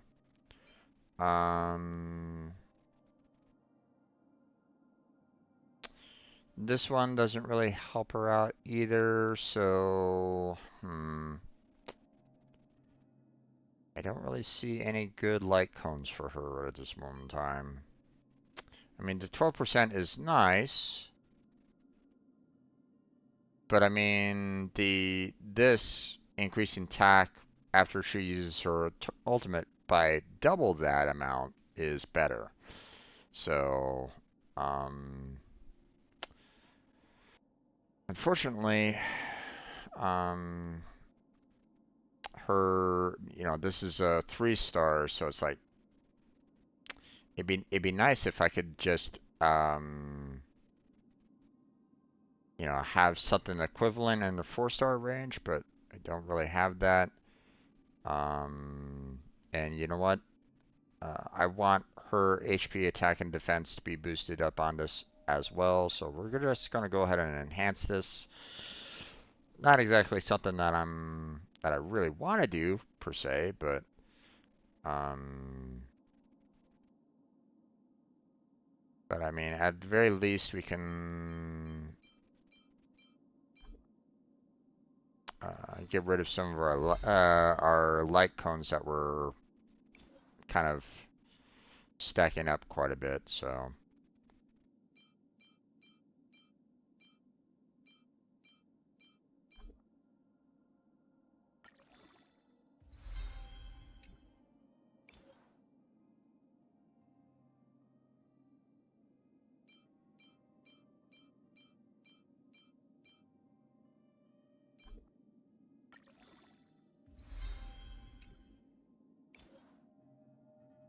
Okay.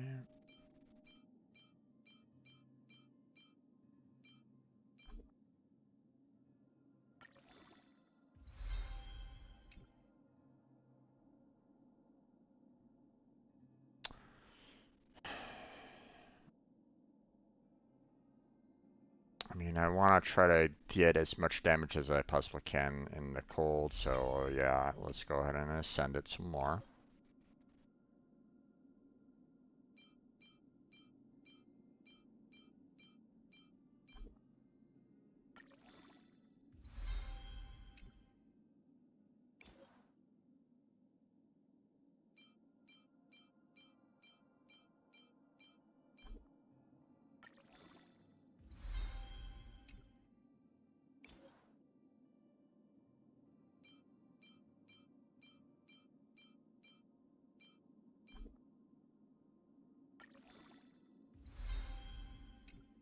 I'm leaving a couple behind. I mean, their stats don't change. So it's not like um, you know, I'm pretty much getting rid of duplicates here. So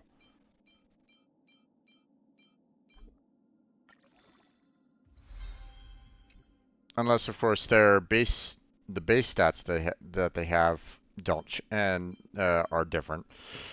If that's the case, then well, damn. But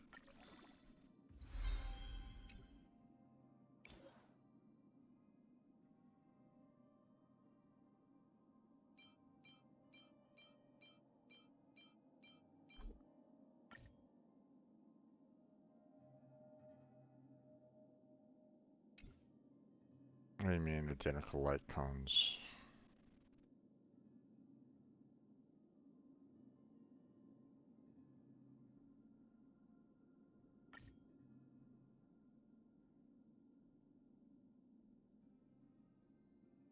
Is there a problem with this?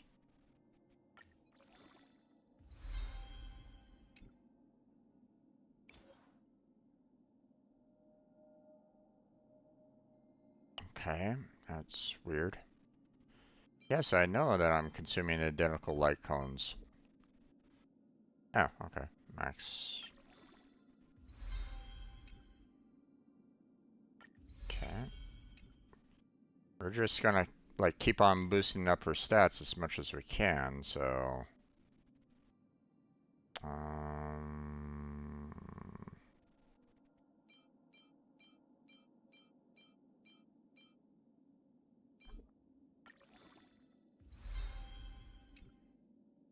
you know, not exactly something that I really want to level up per se, but you know, I want to get a better outcome on that one event for cold. So I will do whatever it takes to kind of get there. So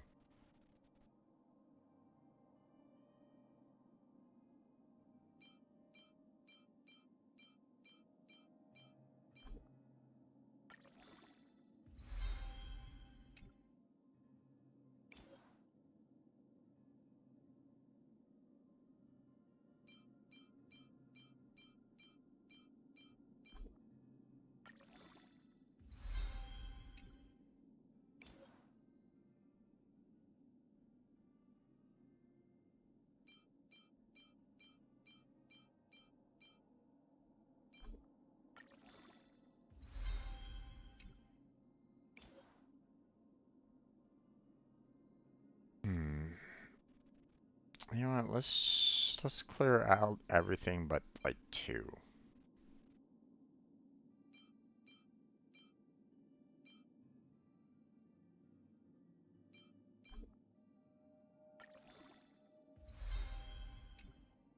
Because I don't think I really need anything more than just 2, to be honest. Right at this moment in time, so.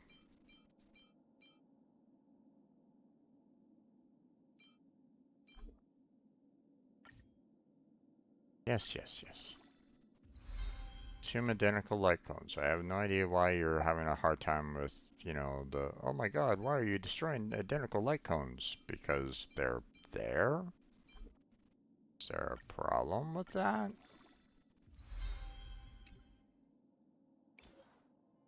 You know, I don't know. Maybe something else is going on there that I'm not 100% sure about.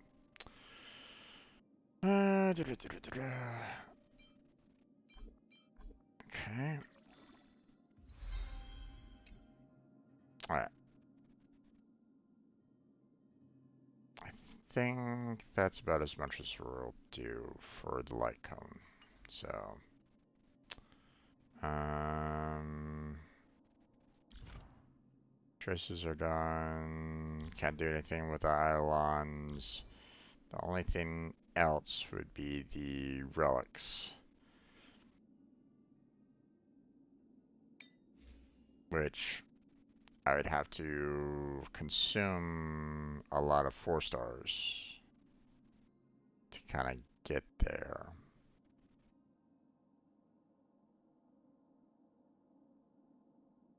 Not exactly great. Um, but let's at least level up our attack percentage. Um,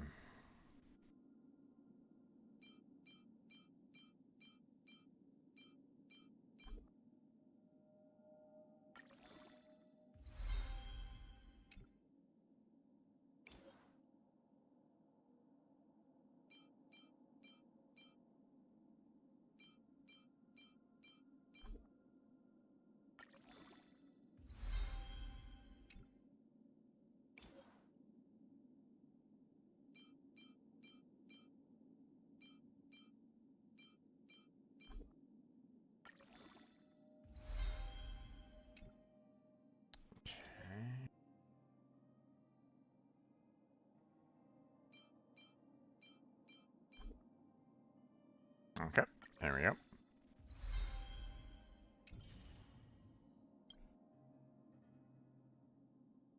Okay, attack got boosted up to 28.7%, so not too shabby.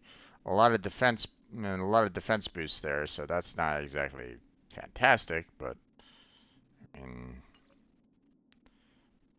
now what we do is boost up her overall attack here, and kind of have the, you know, right kind of combinations there. So.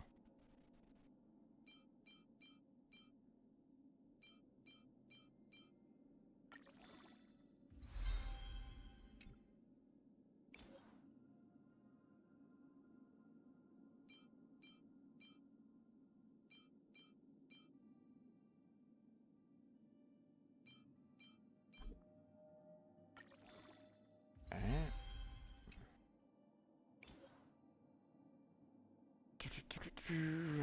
Three there.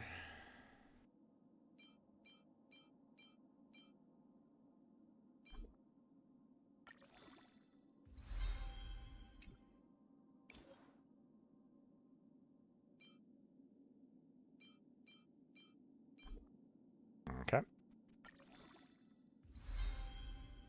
Nice. Okay, so some HP boost stats, defense, speed, but her overall attack of 234 is a nice. It's nice. Okay. Let's see. I mean, break effect is nice there. Critical rate and critical damage, that might be nice. But attack percentage. So let's see about trying to boost that up. Yeah. We'll see about boosting this one.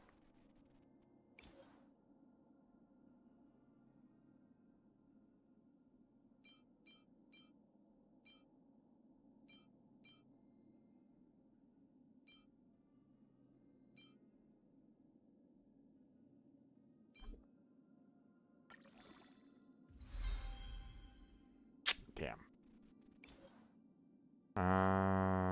Grab that one, grab that one. Those two. Those two.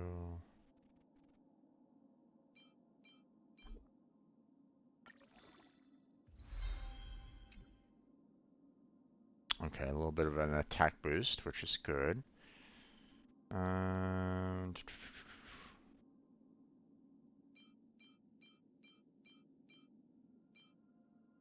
Okay.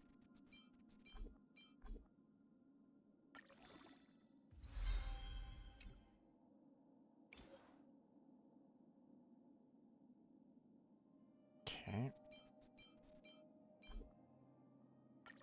There we go.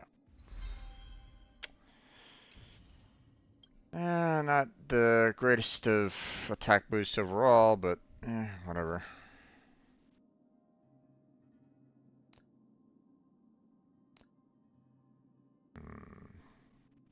Okay, let's do some break effect here. Okay, so do that.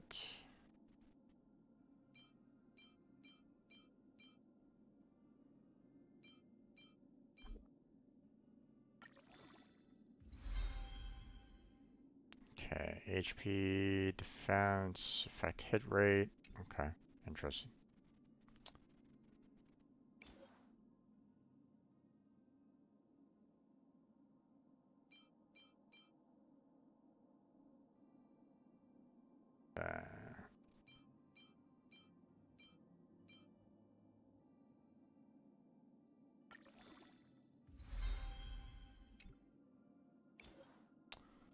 Okay, I think that's about as much as we can do. I want, like I said, I want to try to leave at least two of these um, you know, relics. So 4-star and they only cost 1,000. Oh well.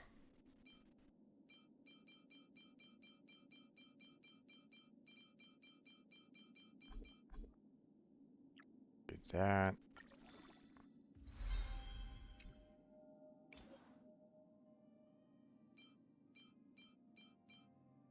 There we go. And enhance.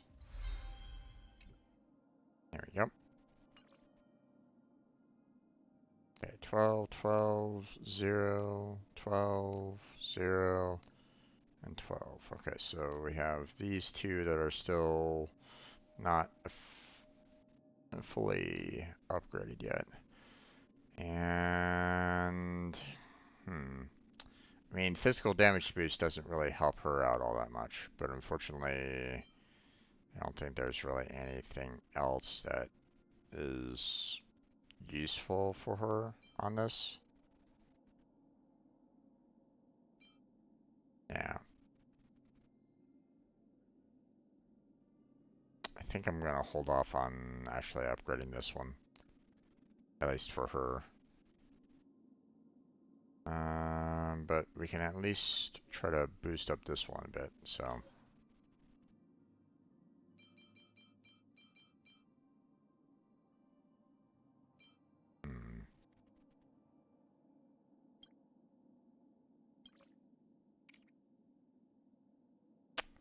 Well, I don't want to spend all 54 of those. Come on now.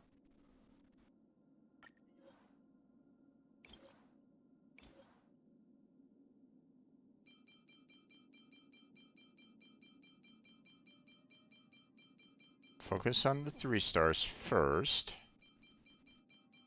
You know. And then we do the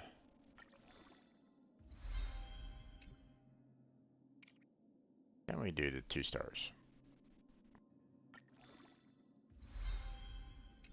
There we go.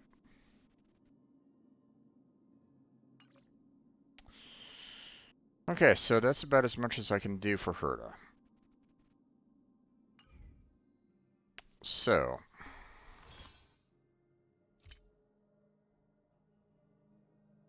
300,000 credits. Yeah, I use it quite a bit. Okay, some more level up materials, which is nice. Okay, so what we're going to do is we're going to go back to this spot.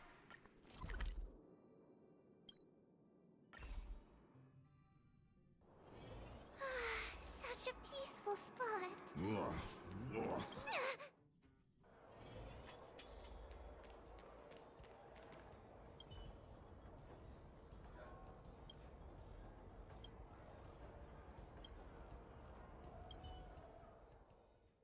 Okay, so we're going to try to do this one again.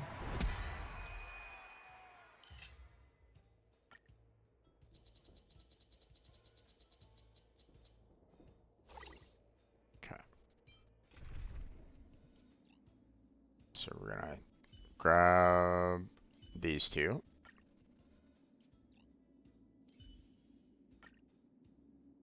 Then we're going to grab Herta. And then...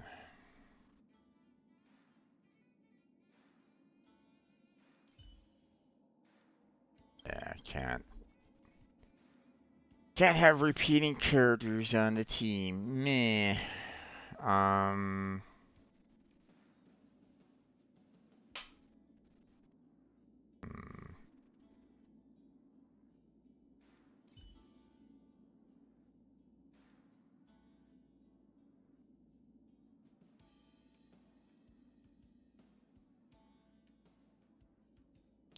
I'm probably still gonna need some healing though. It's too bad that I can't bring in any other players. Alright, start the challenge. Let's go.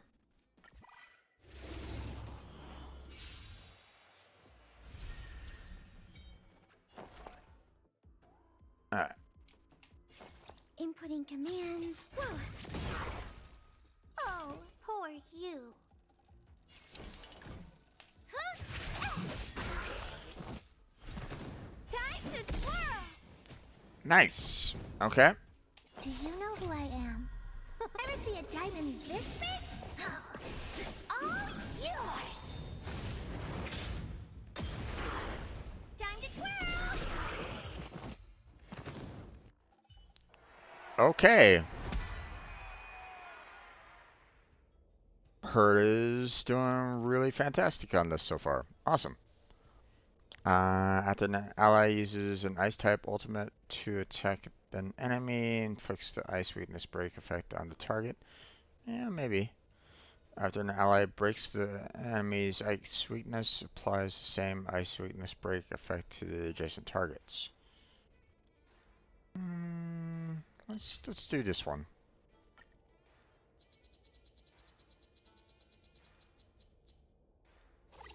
Oh boy. These guys are, you know, just have a lot of health, and unfortunately, it's not great so far.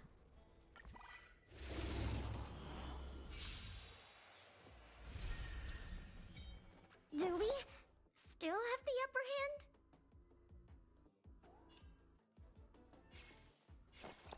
This, that, and... Time to twirl! Okay.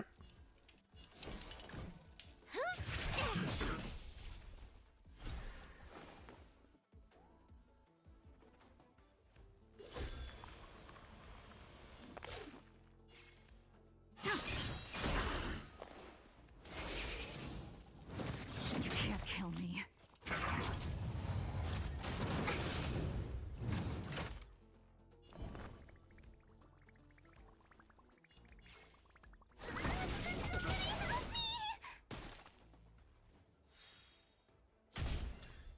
Commencing support. Oh.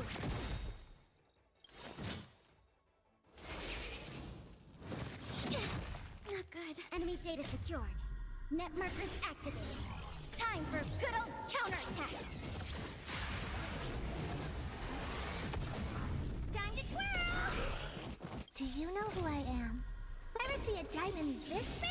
Oh, it's all yours.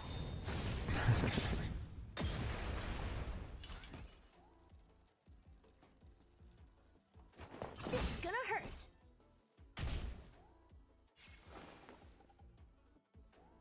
Sword War. Maybe I can do this. Give me strength. Okay.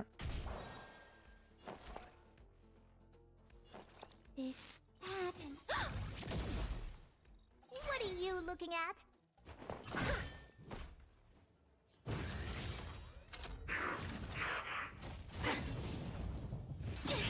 Not good. All will be revealed.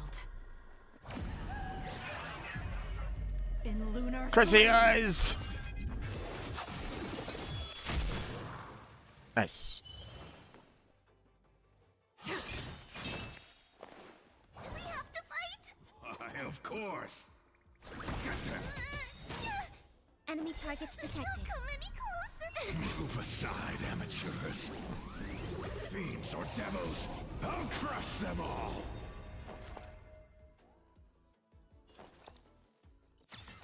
Oh. Enemy data secured. Net markers activated. Time Come for on now. good old counterattack. We need to kill this person off quickly.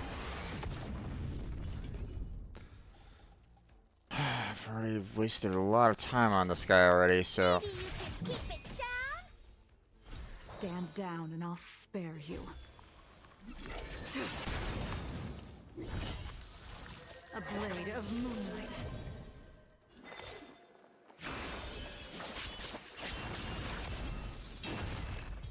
There we go.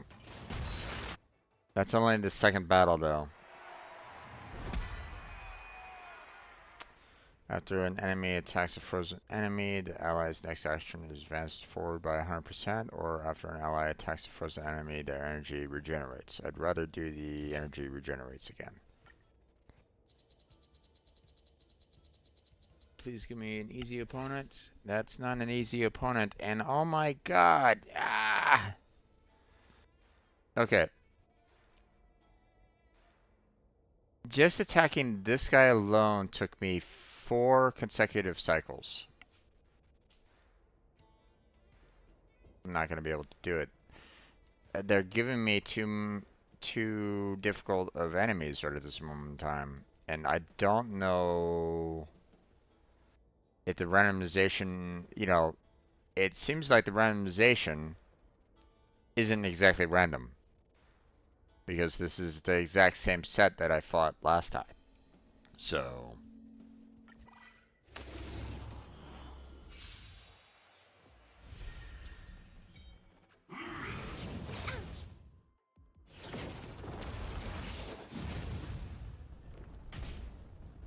Do we still have the upper hand? Inputting commands. Whoa.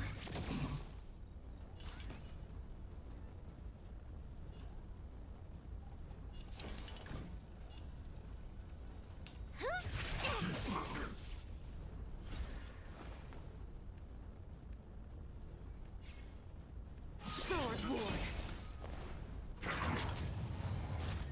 I won't break. I'm breaking.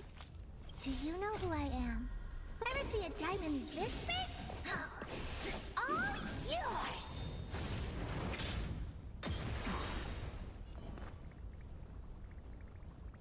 Do you Okay. know who I am? Ever see a diamond this big? Oh, it's Keep on doing this. yours. Time to twirl. Ever see a diamond this big? Oh, I mean, if this wants to keep on going, then I'll keep on doing it.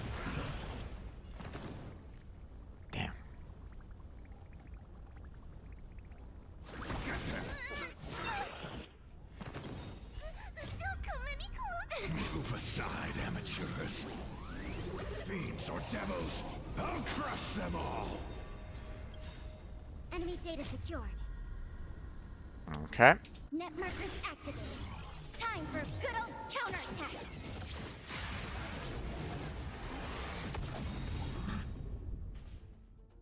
Enemy data secured. Net markers activated. Time for a good old counterattack. Come on, damn it. We have the upper hand. They're not doing enough damage overall. I mean, look how little damage we've done so far on this. You know. And, I mean, I used her ultimate ability 3 times. Hers just now for 2 times, and look at that! Time to make a decision.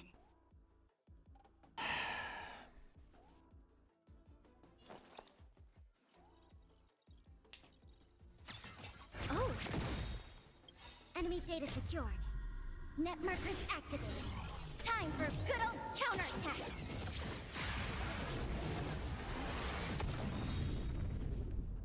Enemy data secured. Okay. Net markers activated.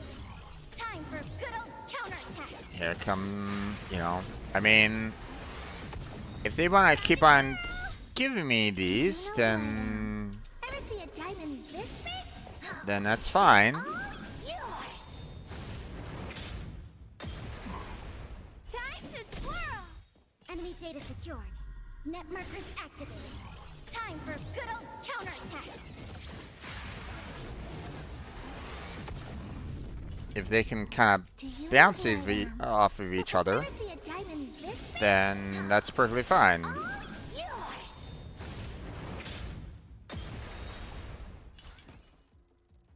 Okay, know who I they're am? still going. Ever see a diamond this big? Oh, it's all yours.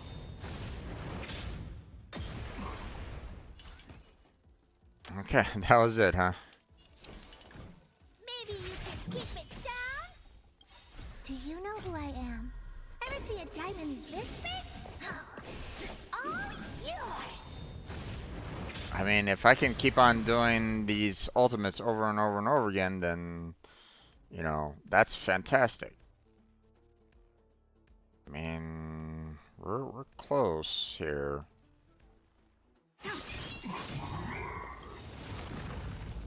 All will be revealed.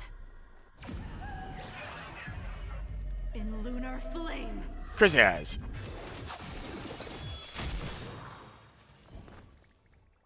All Okay. will be revealed.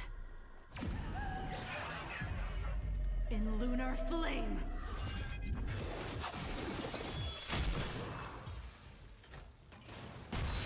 Okay.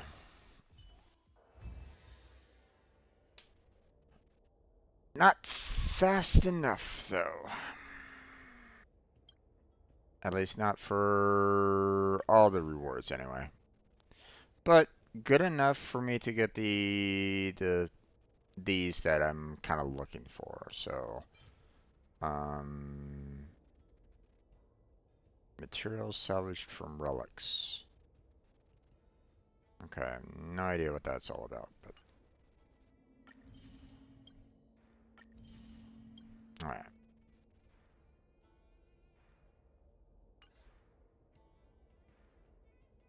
All right. So now we have heat.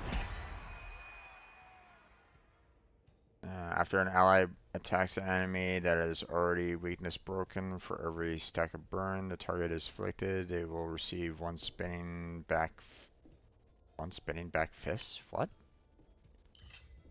Okay.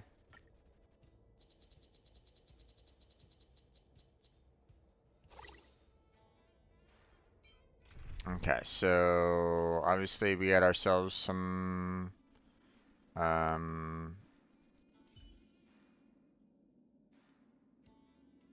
character that I do not know about here. So, I have Astro, okay. And then of course, gotta go with Himiko. Don't really have any healers on that, so. And I mean, the only other person that I could add would be Hook, which isn't a healer either. So I'll just go ahead and You first, little Gwei. I'll be right behind you. we'll put our healer back in here. And there we go.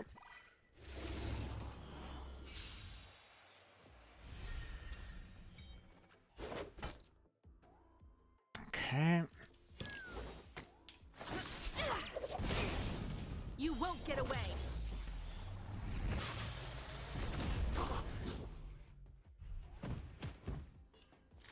Okay. A gift from the stars. Turn out your pockets.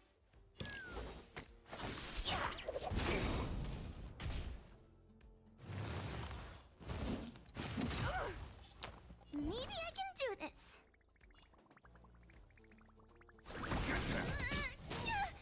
Time for a detailed overhaul.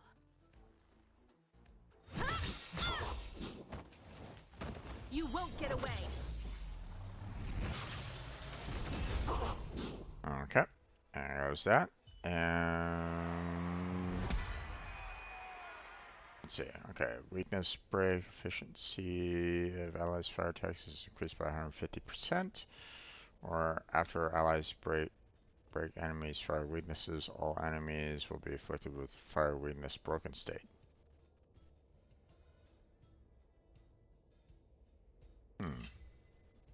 Let's try that one.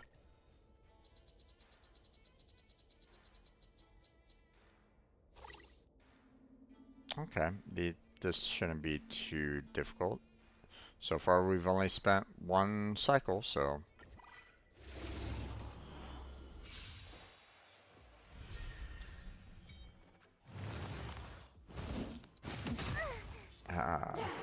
Our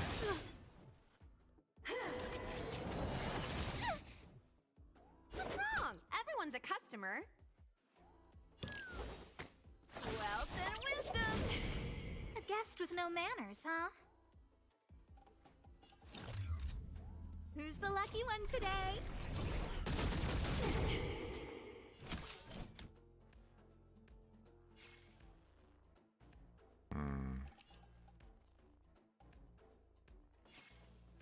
One at a time. You won't get away. okay. Perhaps you still don't understand. Humanity never conceals its desire to control the heavens. And I'm no exception. Maybe I can do this. Let's see. Demon depart! Forget your wallet.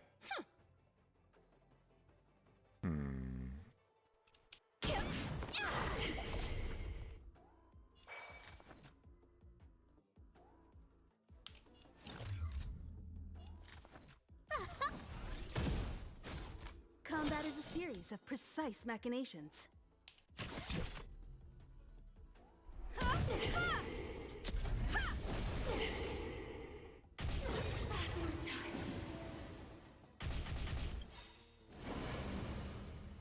Sagacious discernment.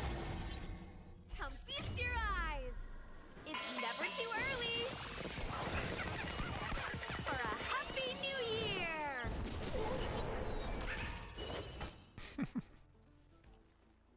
Okay.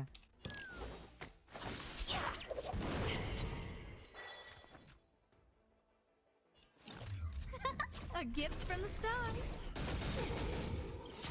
Everything is ordained by the stars. Oh, profound secrets of the stars.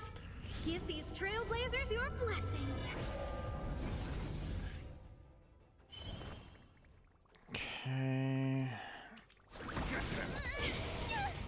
You won't get away. Oh, victory rush coming on in. Nice.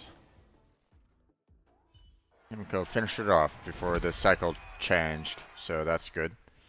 Okay, so every time enemies receive one spinning back fist, they will receive one extra spinning back fist. Okay. After allies break enemy weaknesses, the weakness broken target will receive 80% more damage from spinning it back fists, this affecting its stack 3 times. Sure, I guess I'm giving this spinning back fist for some reason. Units that are both weakness broken and burned will receive additional fire damage when they are attacked. Okay. Sure.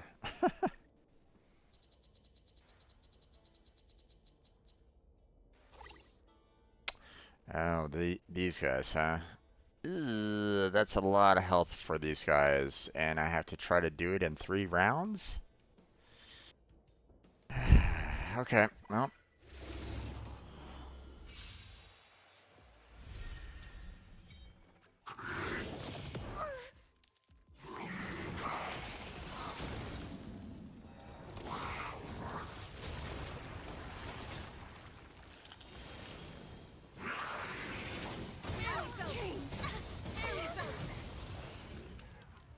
Time to get vigilant. Who's the lucky one today?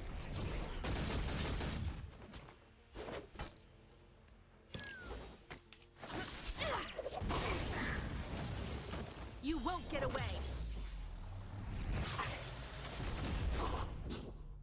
Maybe I can do this. Somebody help me! Time for a detailed overhaul. I don't remember inviting you. Look out! Everything's ordained by the stars. Okay, we've already bypassed one. Secrets of the stars. Give these trailblazers your blessing.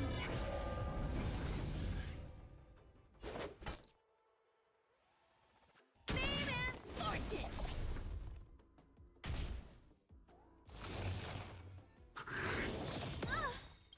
Perhaps you still don't understand. Humanity never conceals its desire to control the heavens. And I'm no exception. Okay, there goes that guy.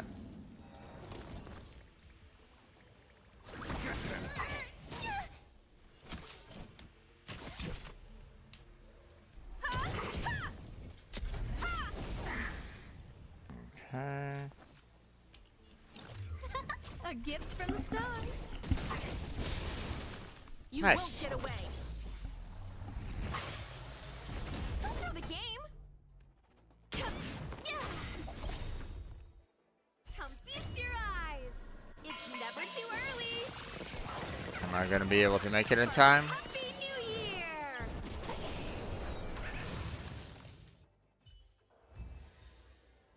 5 cycles. Awesome. Whew. Perfect knockout. Interesting. Okay.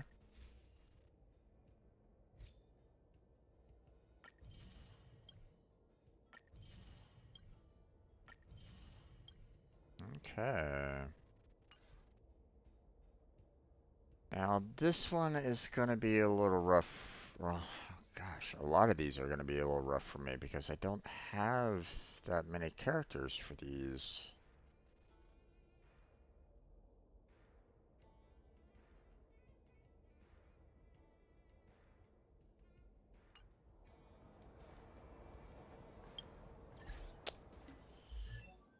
Okay. Um.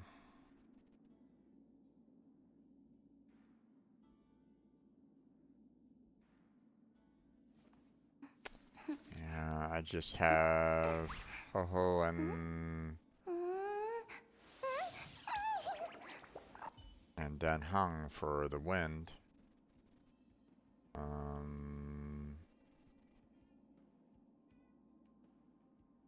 Let's see.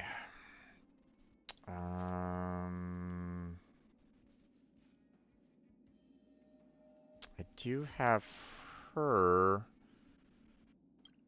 for the imaginary. I haven't used her at all, so I don't really know what her overall abilities are, but I probably should increase what she can do for this for you know the upcoming rounds. So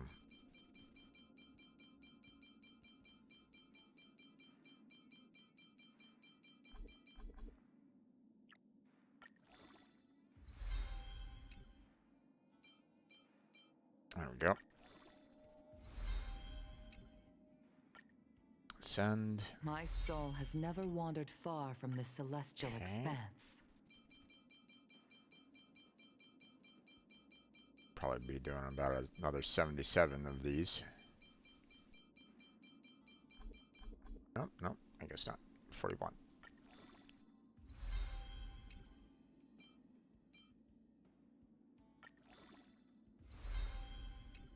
Okay, can't ascend her because I need these. So let's go.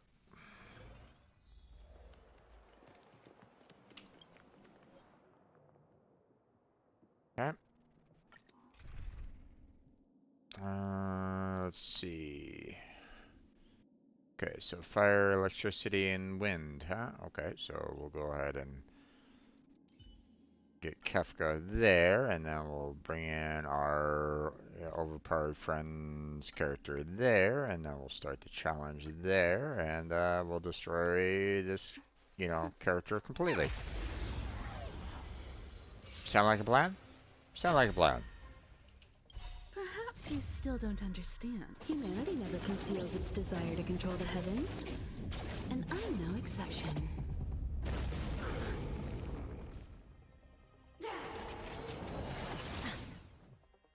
A well-matched opponent. Conflict is pernicious.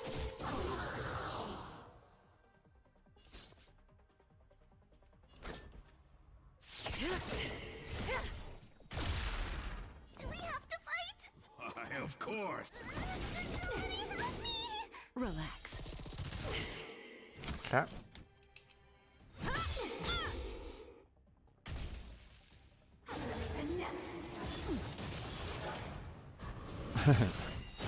Goodbye. He is so overpowered. Alright, we got the two that we needed, so. Did I win? Did I win? Okay, nameless honor. 50, sure. Characters. Let's see, where is she? There she is. Send, send. My soul has never wandered far from the celestial And expanse. level up. Let's just use these.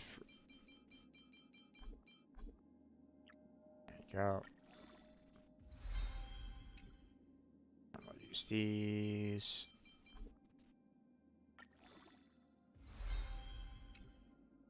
Okay, and now we can't really ascend her anymore. Or maybe we can. Yeah, maybe we could, actually. Okay, claim that. Thank you.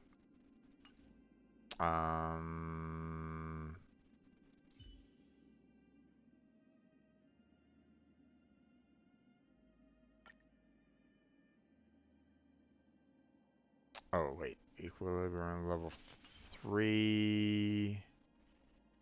We were already kind of dealing with that being a problem already anyway, so yeah, we can't really do anything there. So,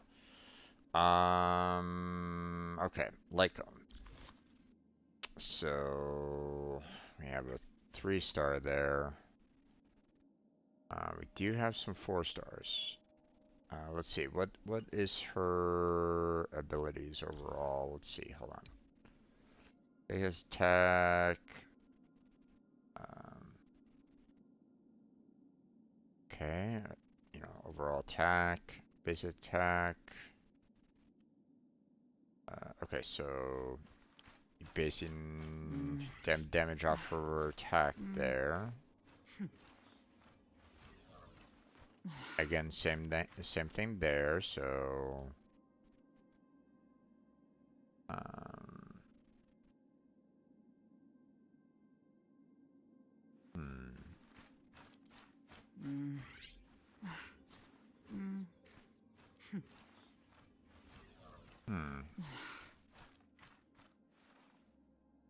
It doesn't really look like there's anything that really like stands out. Like, oh my God, she really needs to have her attack up.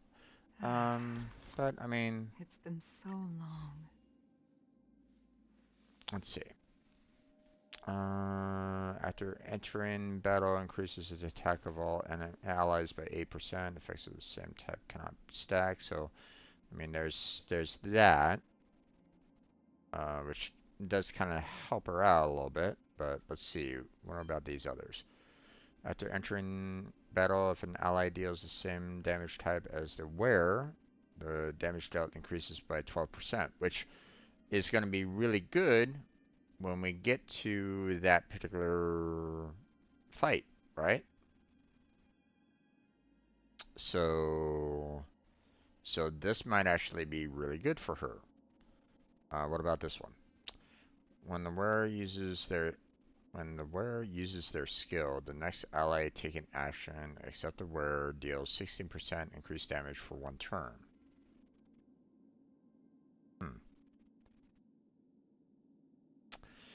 That might not necessarily work out too much in my favor, because what happens if the next character or the next ally is our healer? So this might not necessarily work out very well. So I think what I'm going to do is I'm going to kind of focus on this one here, because, you know, um, and everybody's damage is going to increase by 12%, except for the healer. But that's okay. I mean, an extra 12% is still pretty good. So we're going to switch over to that. We're going to then enhance it a lot. So we've been doing a lot of like, two books and stuff like that. So we're going to kind of keep with that kind of style.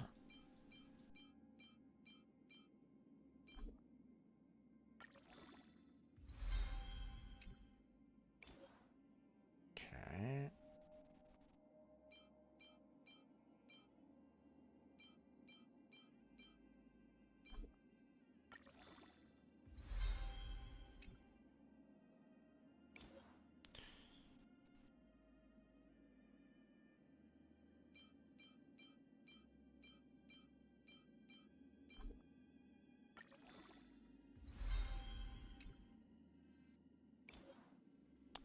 Okay.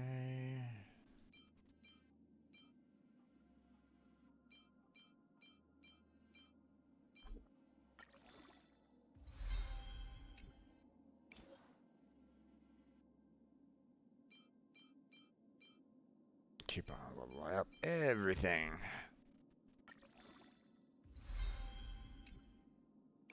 I have a lot of light cones as it is anyway, so this is, okay.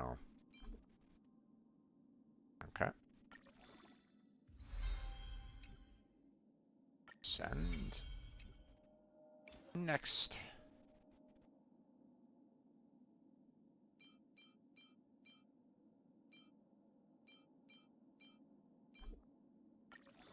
There we go.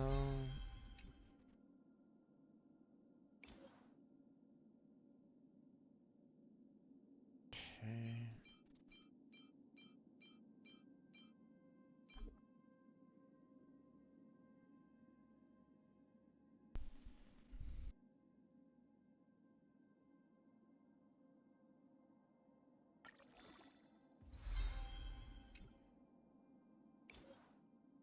Hmm.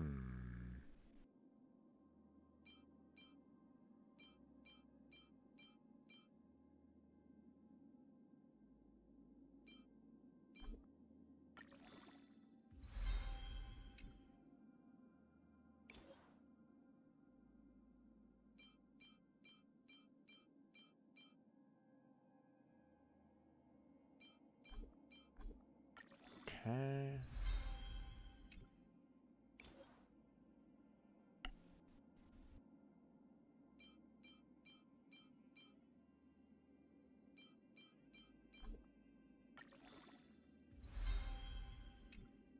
I'm just constantly upgrading. Yay!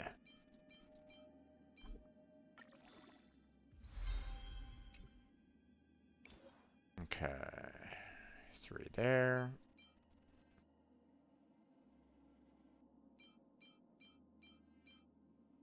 There we go.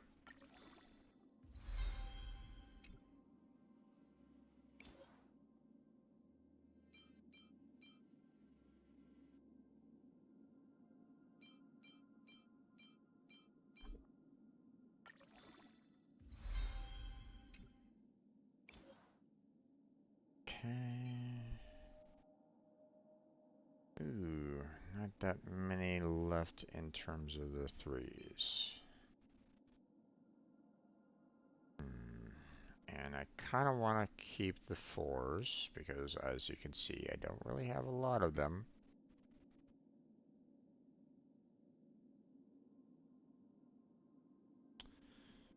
So,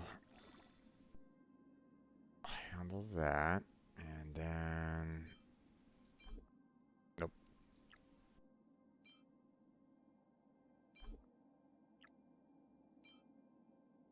Yeah, that's better. Okay, ascend. Alright.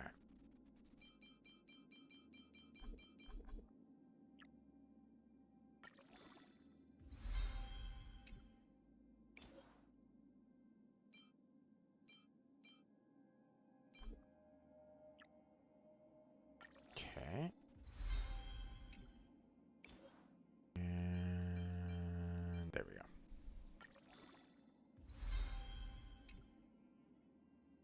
Oh no! I'm missing 1 material for an ascend. Okay, well, we can probably just synthesize it because, again, we have plenty of that right at this moment in time, so there we go.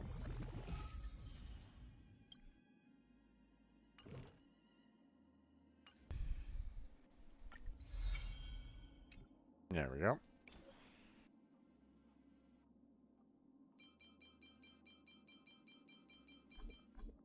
Okay. Is that?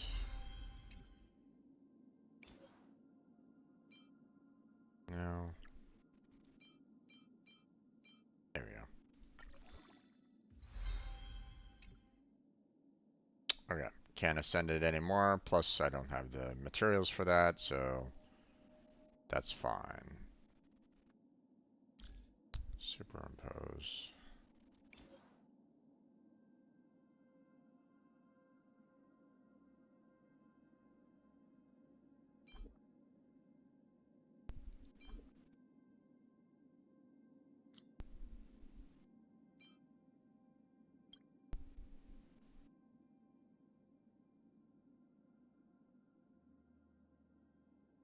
Hmm.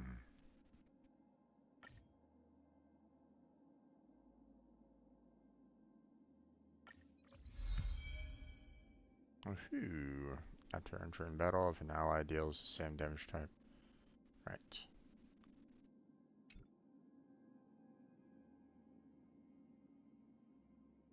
Okay, okay. Interesting.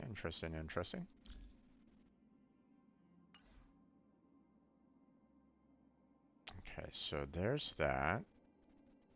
Our character is leveled up. Now let's work on our... I thought my days of wandering were behind me, but there's still much to be experienced. Oh boy.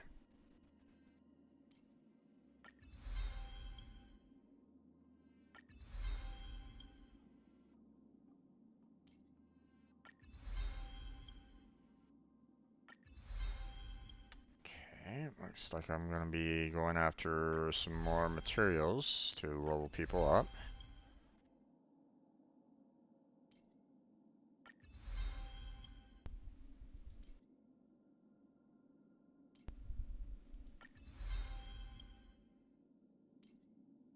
Okay. So we're looking at 2, 4, 6, 8, 10, 12. Yeah, 12. Well.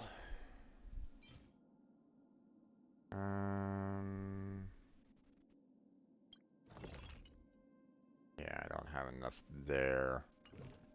So we'll just do the Calyx robot settlement there. Teleport.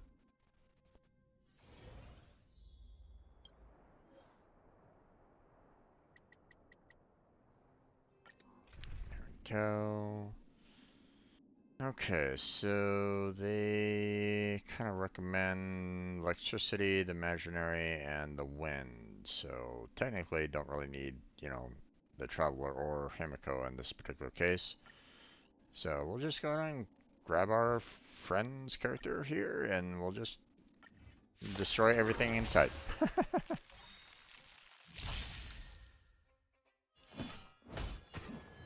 Here is thunder!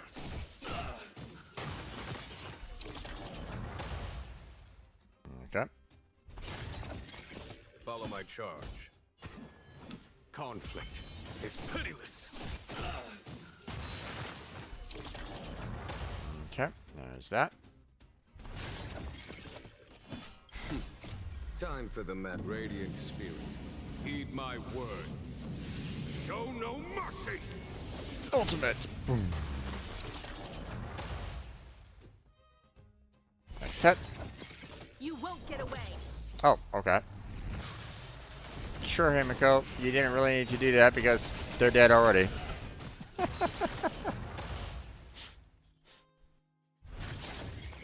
There's no time to lose. Here is thunder! And then... Follow my charge. Time for the master radiant. Because I don't have any more E ability. Show no mercy. There we go. And we're done.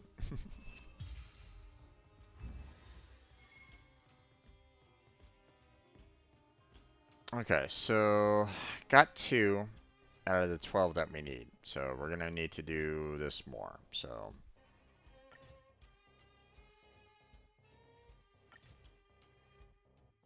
alright. And you just need 18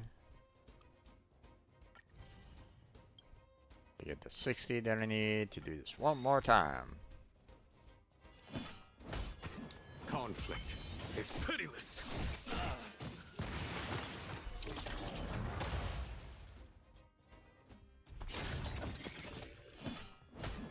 Here is thunder.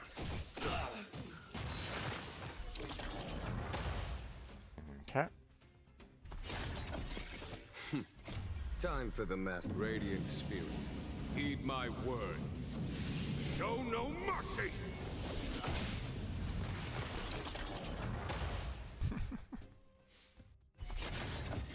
You won't get away. Here we go. Here we go. You're good. You don't need to. My friend's character can handle this. Conflict is pitiless.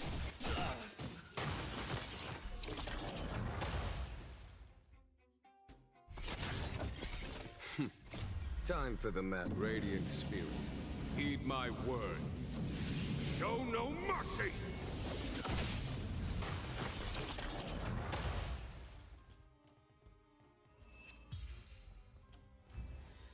Okay.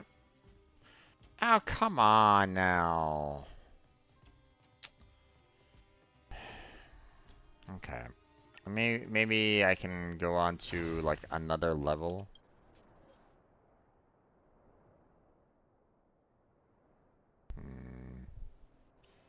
I think this might have been the only one that I could do. Of course, it unlocks at equilibrium level 3. Okay.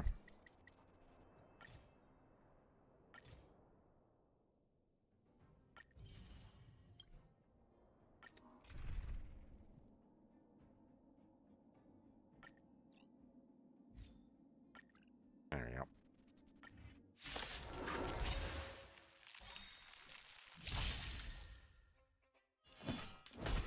Here is thunder!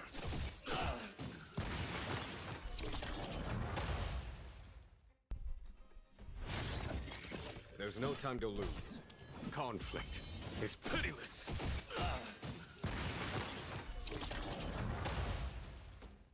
Okay. Time for the radiant spirit. Heed my word. Show no mercy!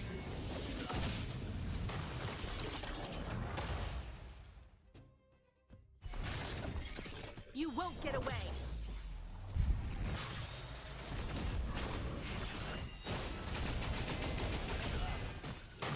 I mean, at least her, you know, super abilities, you know, getting raised up by her actions, but I mean, There's thunder!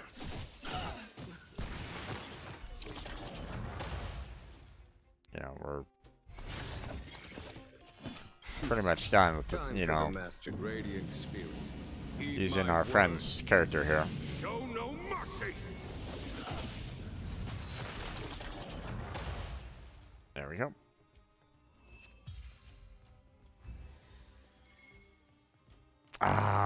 Only one.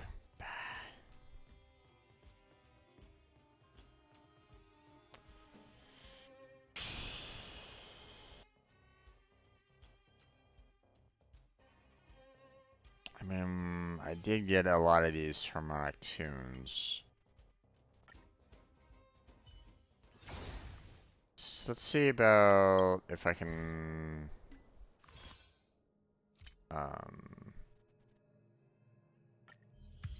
okay. It's 20 turns, claim all, thank you.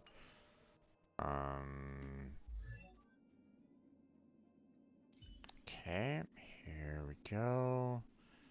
Traces. Activate. Let's see. Let's see, hold on. I need two. Let's see. I need 1, 3, 5, 7, 9. But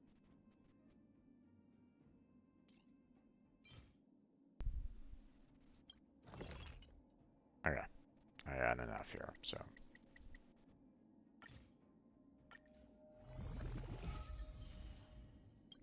There we go.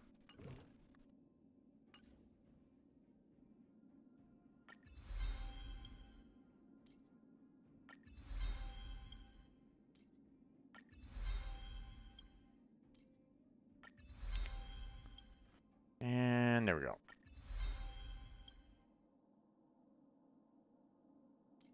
And that's it. That's all we can do for this character right at this moment in time. So.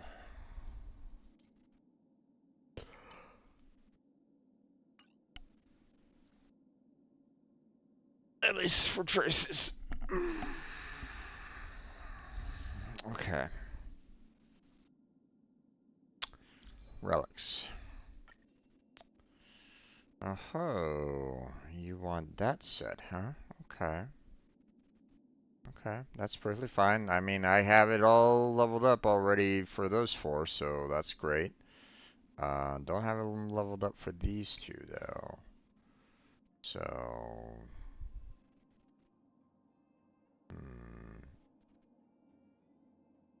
Wait, fire damage boost. What? Eh?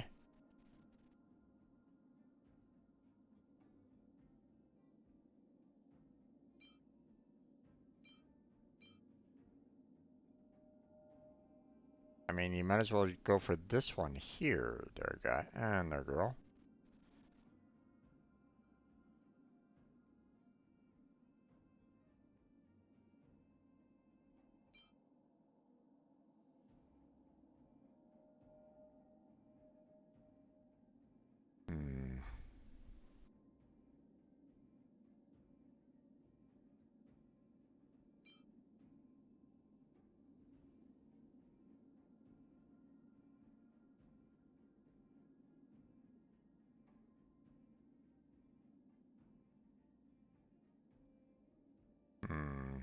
think I'd prefer that one.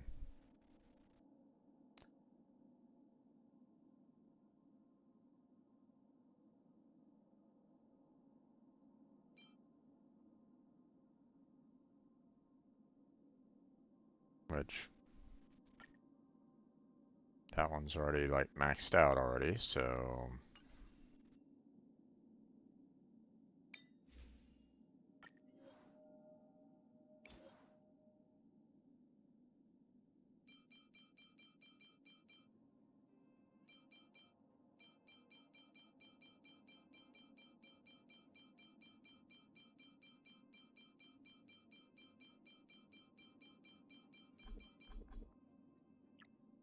Alright.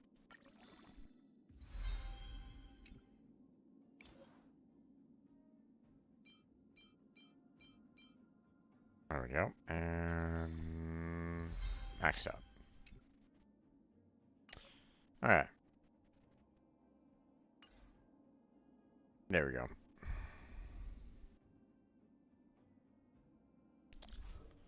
And, you know, no constellation, so not much we can really do about that. So, alright.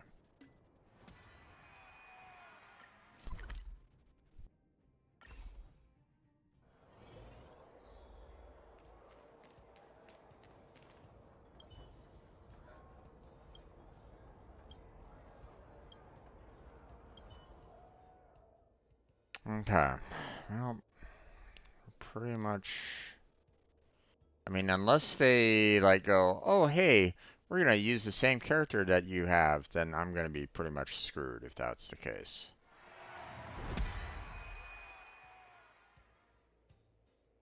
Wait, what?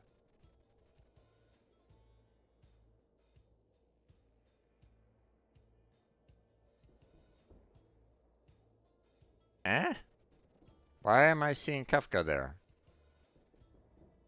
An enemy is inflicted with or receives a stack of DOT continuously applies 3 stacks of continuous hook kick. Continuous hook kick can stack up to 50 times. Okay.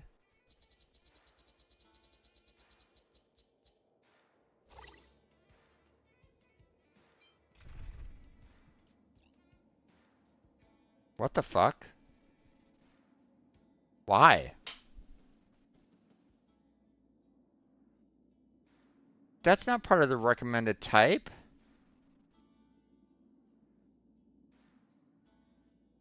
What is this?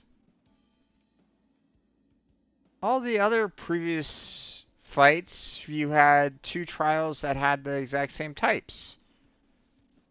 Why are they including Kefka in here? What the fuck?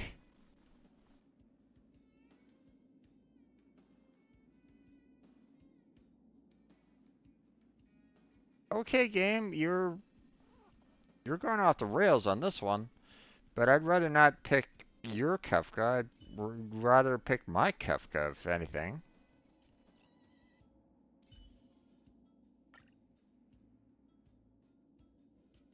I don't know why they are saying, "Hey, use Kefka here." I don't understand it. It makes no sense to me whatsoever. But I'm worried that we're gonna have a pretty difficult time here if, you know, because Kefka, you know, if there's no polarities for her, then she's pretty much screwed. So, which I'm looking here, and the only one that actually has her polarity is this opponent right there. Hello?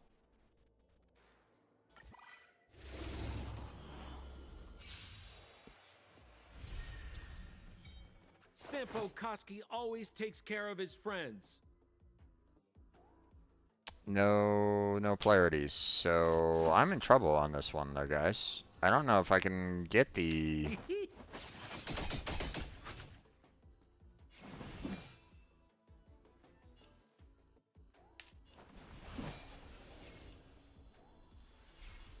Oh boy.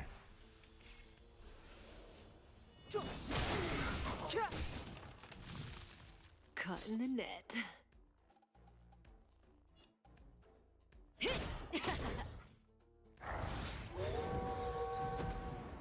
we have to fight? Why, of course. Relax.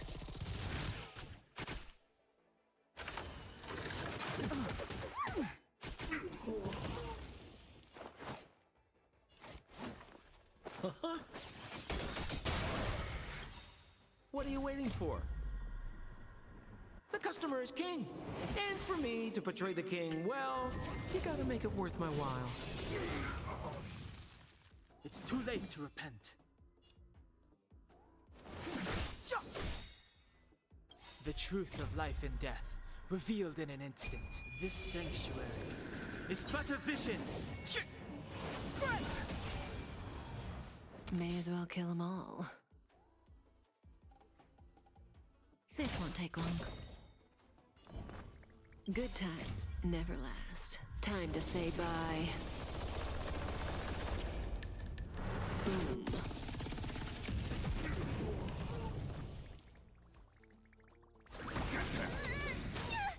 Stand still.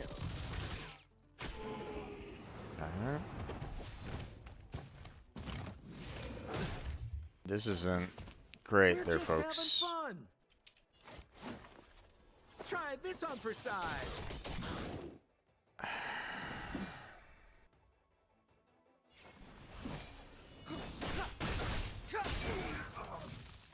Caught in the net.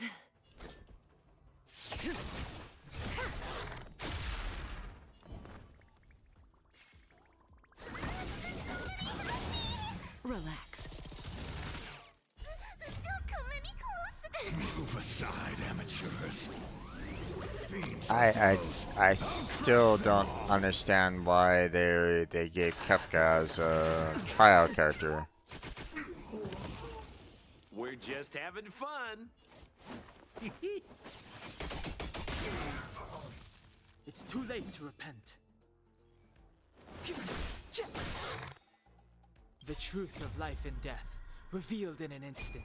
This sanctuary is but a vision.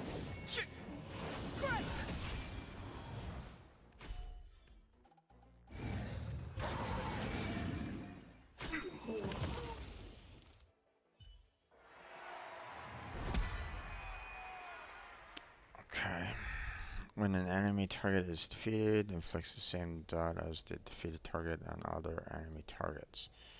Enemy is defeated, regenerates 4 energy to the ally with the highest energy that is not at max energy yet. Regeneration effect would trigger the same number of times as the number of continuous hook kick stacks the defeated enemy had. I think I'd rather do this one.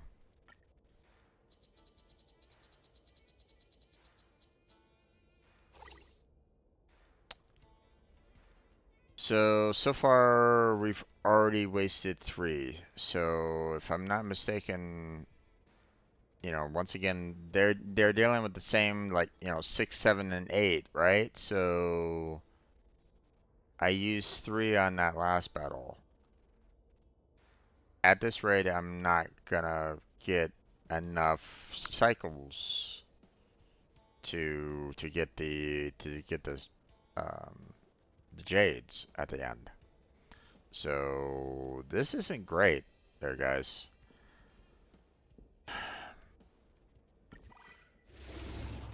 Again, I don't know why they had Kefka.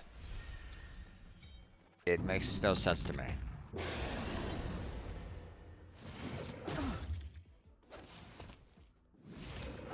Ouch.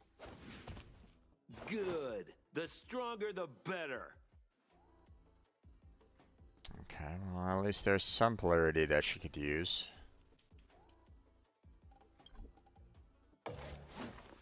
Try this on for size. Step aside. I have no interest in stoking conflict.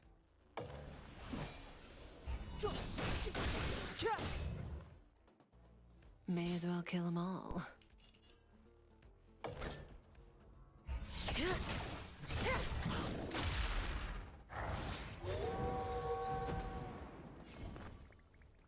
That's not great.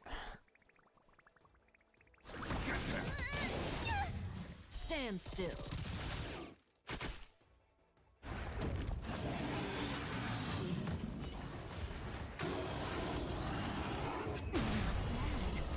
Good times never last. Time to say bye. Boom.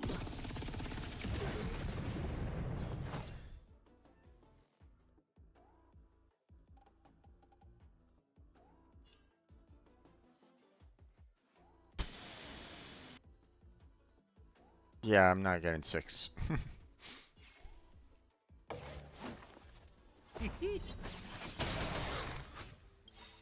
What are you waiting for? The customer is king. And for me to portray the king, well, you gotta make it worth my while. Clemency? Never heard of it.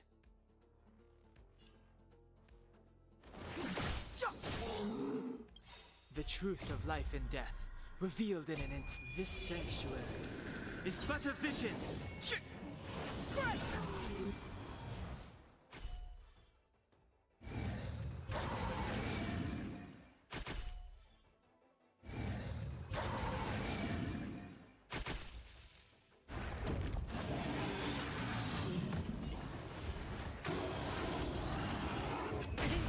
Watch the face! God damn, man.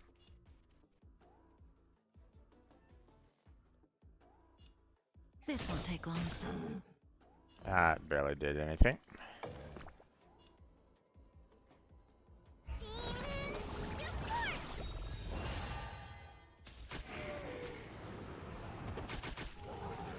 Okay. Try this on for size.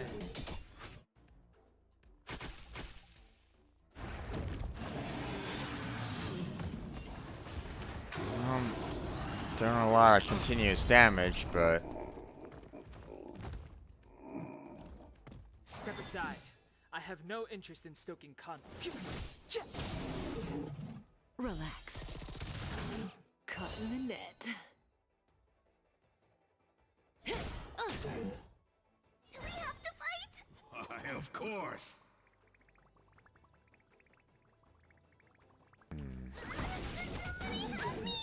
Stand still. Don't come any closer. Move aside, amateurs. Fiends or I devils. don't think I'm gonna be able to take care of this. What are you waiting for?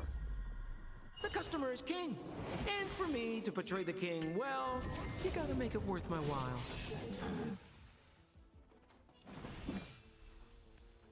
The time is now.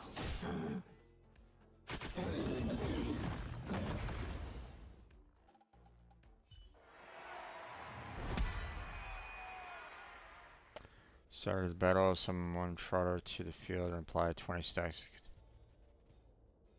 What the fuck? Why? What is this all about?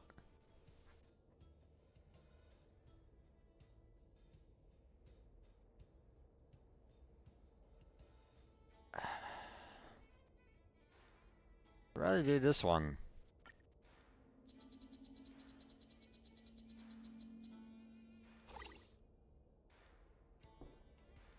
Oh my. Okay, well. I'm already at 6. And these guys have a ton of health to them.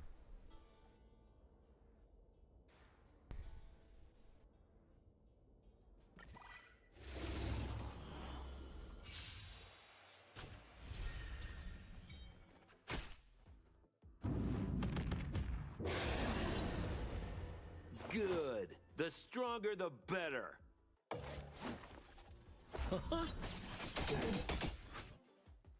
Clemency?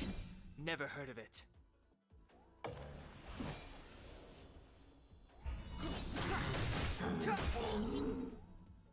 That breathing sensation. Remember it.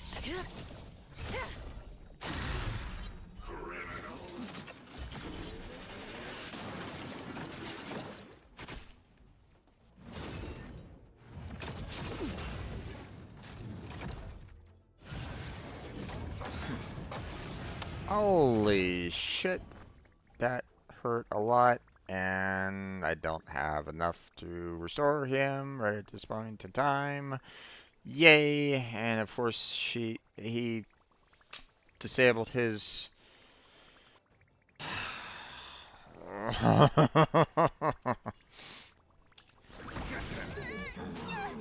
Relax.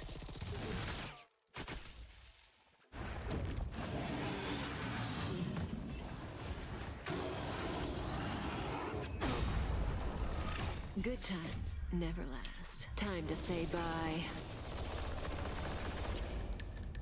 Boom.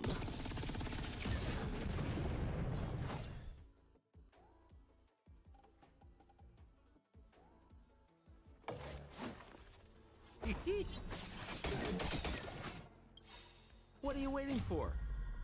The customer is king. And for me to portray the king, well, you gotta make it worth my while.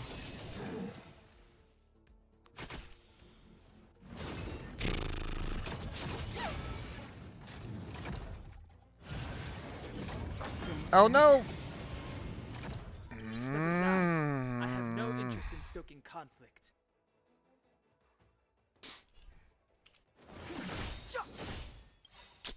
The truth of life and death, revealed in an instant. This sanctuary God damn. is but a vision.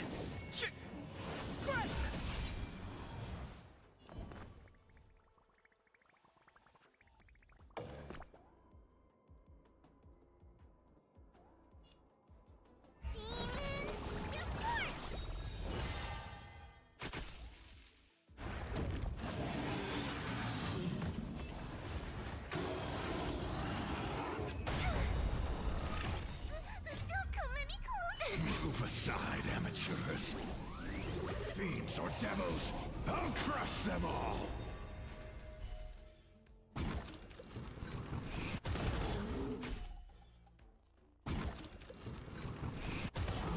May as well kill them all.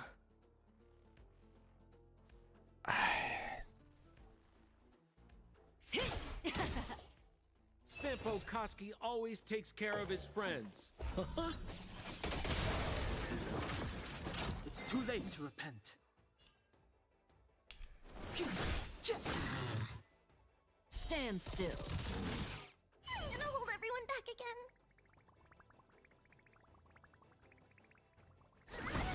Somebody help me!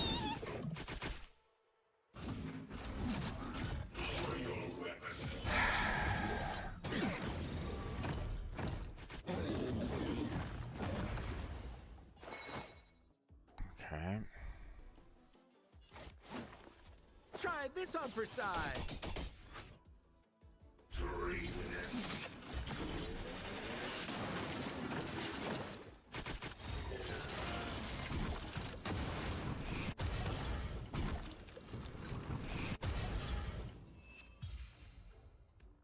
Was it enough? Of course not.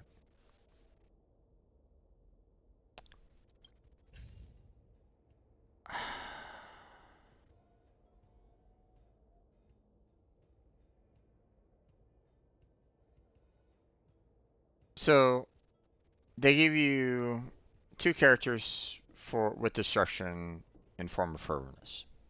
They give you two characters that are cold based and form of celerity. They give you two characters for form of heat. But they only give you one character in wind in flow form.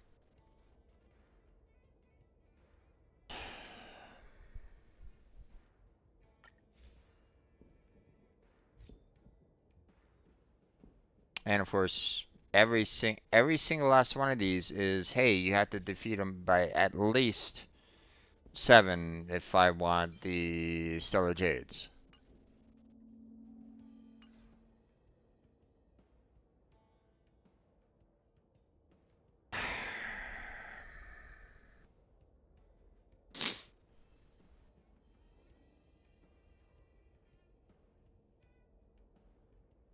Okay. Let's move on to here. Okay, at least they give us two characters that, you know, have the right kind of polarity, so I mean, there's that.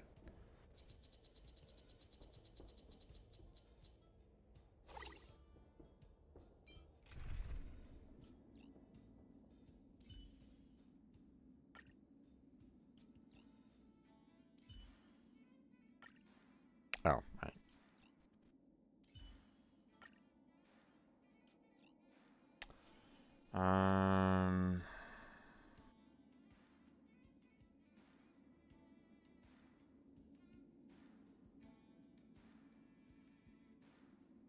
Right, I don't have any great characters right at this moment in time leveled up to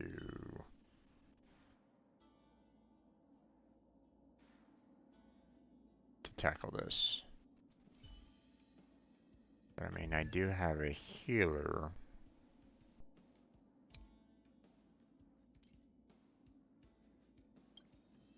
That might be useful.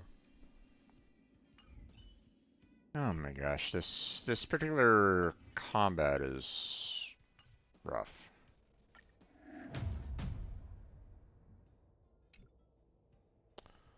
How many days do I have this? 10 days, okay. So I can continue working on this on next week. So I mean, there's that. But my God, this is taking forever. God damn it. I wanted to get towards. I wanted to continue with um the main storyline, but this is taking all of my time and resources and. Uh,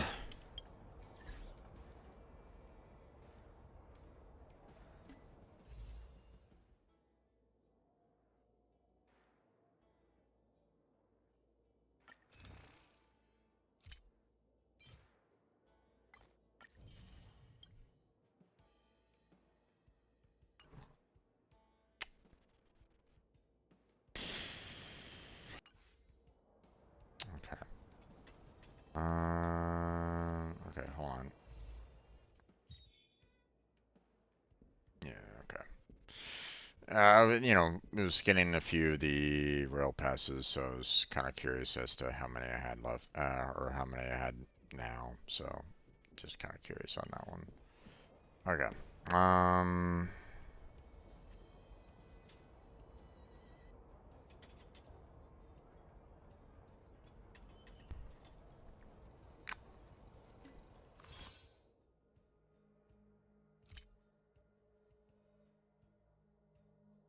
I still have this left to do.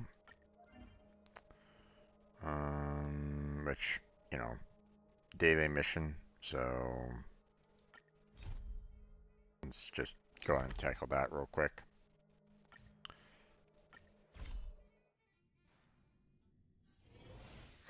Such a peaceful spot. This guy again.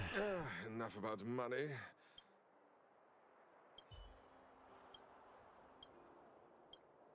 I'm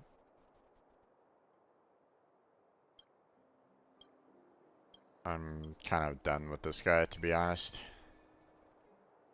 So,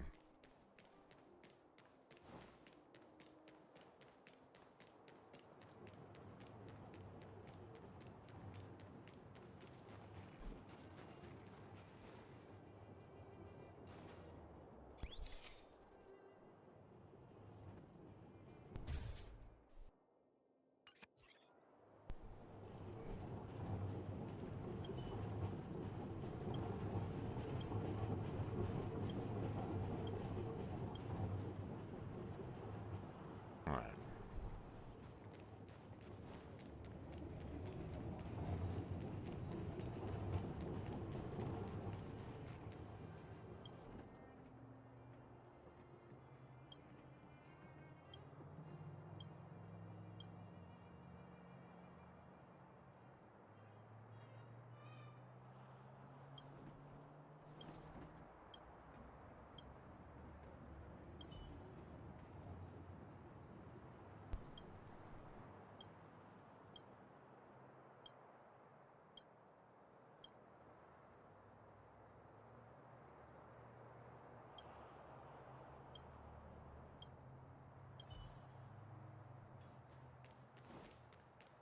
You know what I mean. Tell Wallace the bad news, huh? Enough about money. Sounds all too familiar.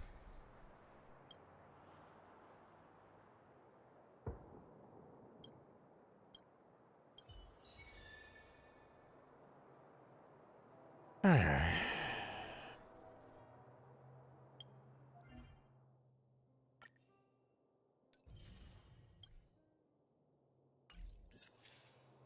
Okay, now it's done. There's that. Okay, now.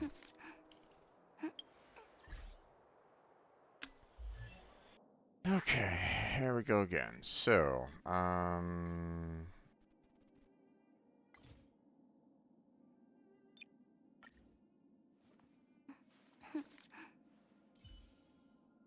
so level up.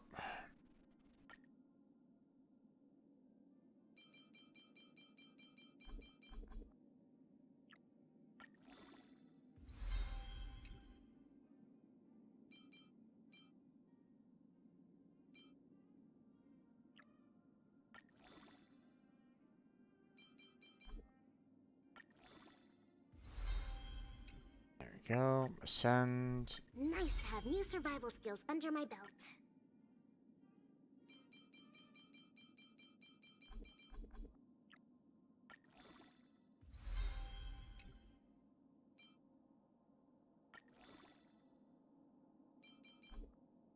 There we go.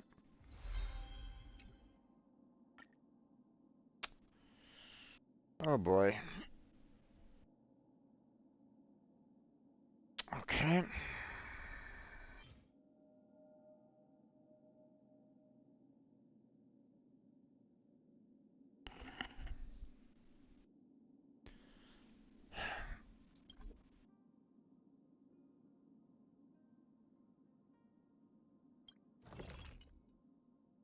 I can't level her up any more than this.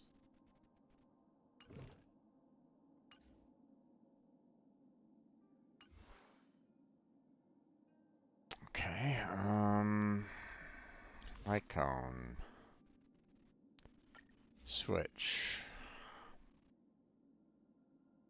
And where uses their skill or ultimate, their outgoing and healing increases by 12%, which is pretty good. What about you? At the start of the wearer's turn, regenerates 8 energy for a random chosen ally, including the wearer whose current energy is lower than 50%. I mean, that doesn't necessarily help in this particular case, but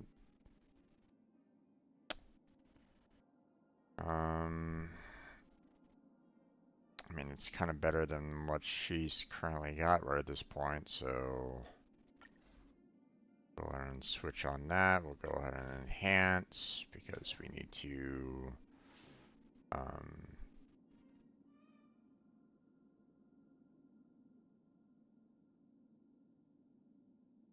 enhance as much as we can. Add that one in, and then we'll add all these in.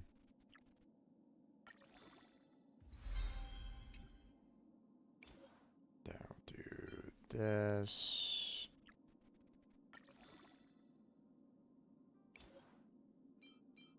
There we go.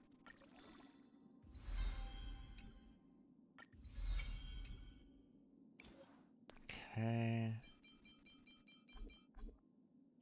Do that.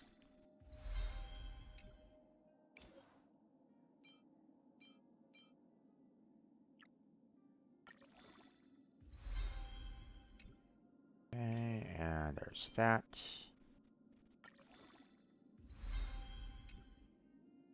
Send.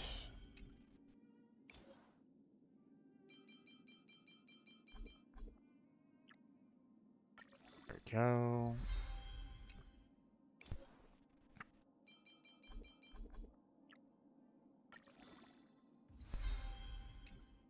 Okay, and there we go. Send. Yes. Let's see.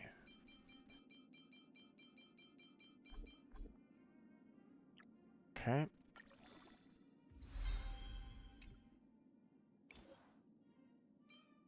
Nope.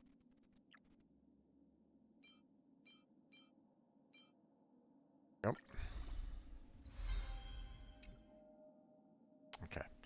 Can't level it up any further than that, so... And I don't think there's any... We don't have any other 4-star... Yeah, so can't really do anything there. Traces... Can't do anything more there.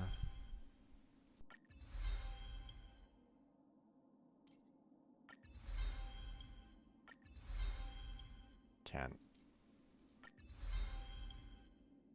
ascend her, so...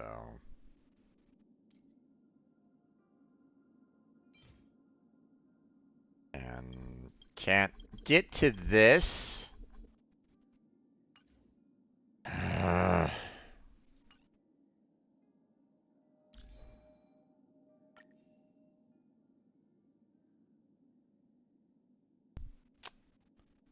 Okay.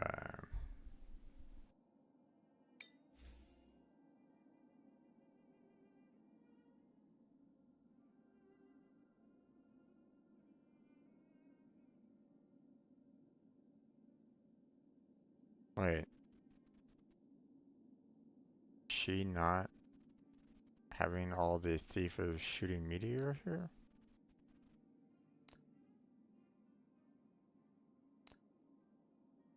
No.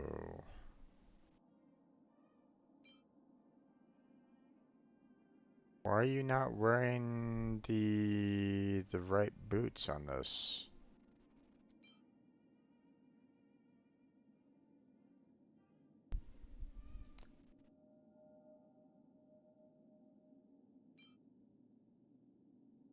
What the fuck? What game? What are you doing on this?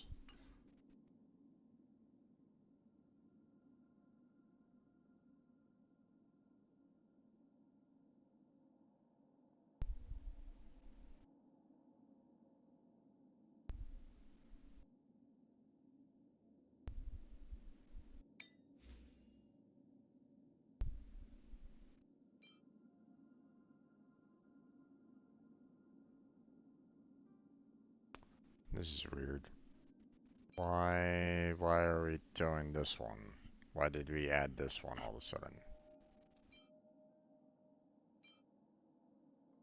When you could add this one.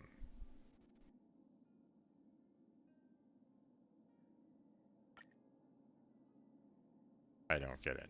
I don't understand why they tried to change that for some reason.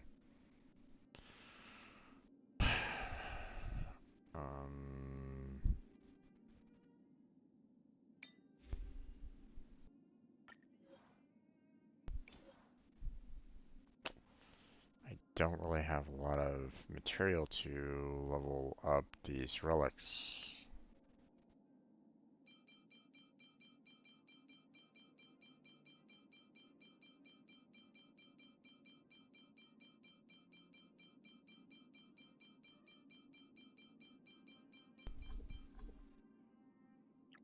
That's 54 to raise up these stats.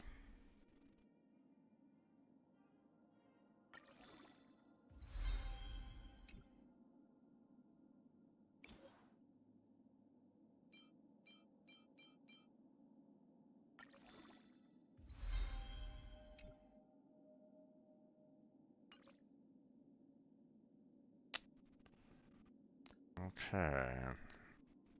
Well, this is gonna be a bit rough right at this moment in time because I don't think I have enough materials to level up these relics right at this moment in time.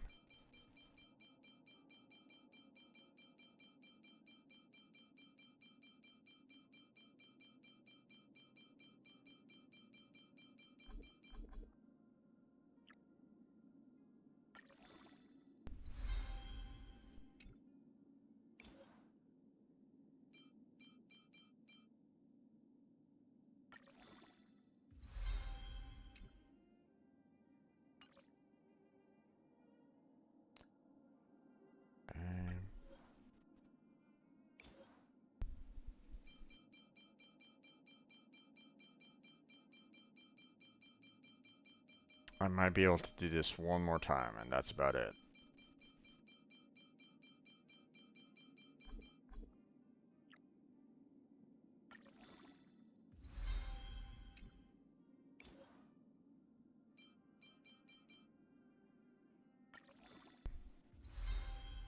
Okay.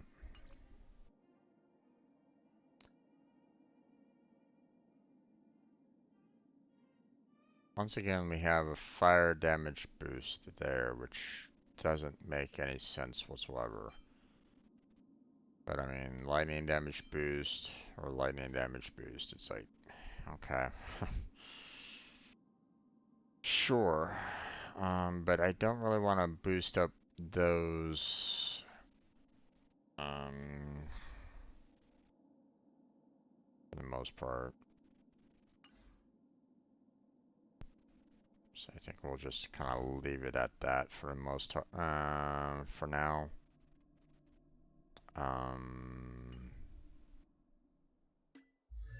Let's see.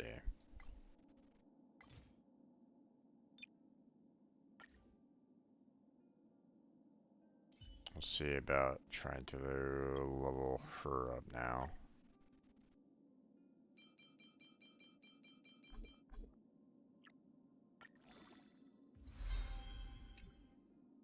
Okay.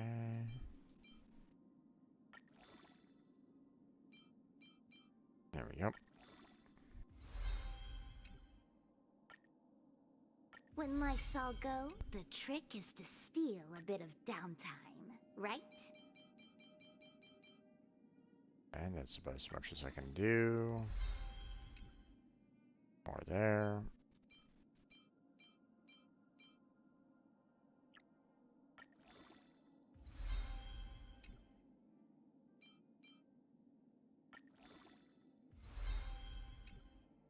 Okay. Let's see, send. Okay. Might be able to do this a little bit.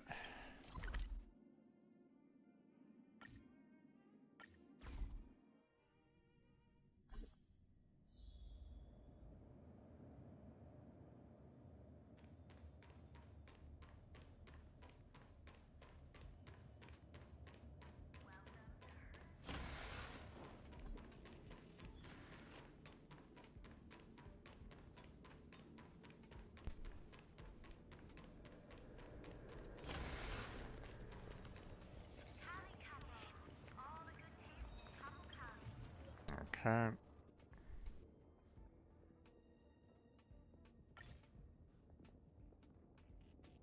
Let's see. So we'll do 52 so we can get an even 60. There we go. Challenge. Okay, so they're basically saying, hey, you probably want, to, you know, get the wind and destruction there.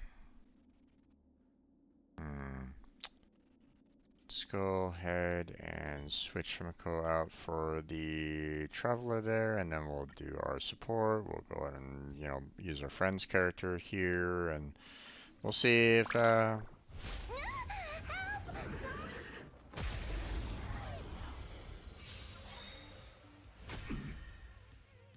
well-matched opponent. Oh, okay. Well, I mean,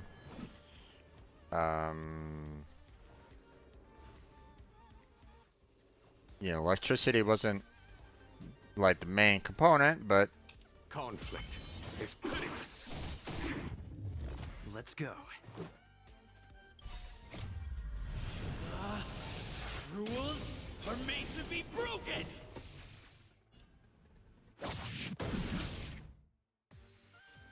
okay.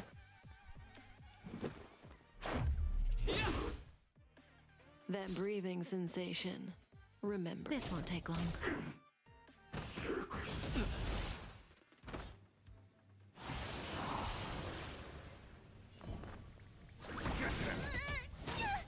Stand still. Oh, here it goes. Goodbye. Challenge complete. Got the 2 that I needed.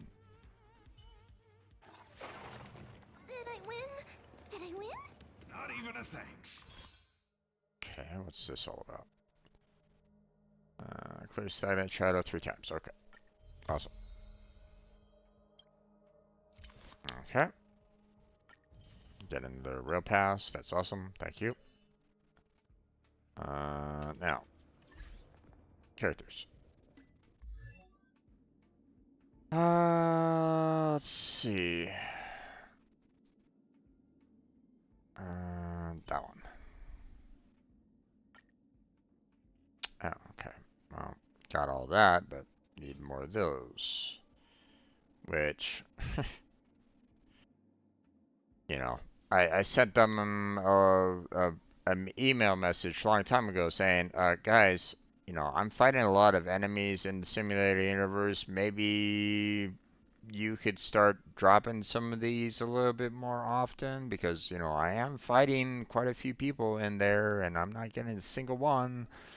And they're like, maybe fight more people. It's like, idiots. Alright.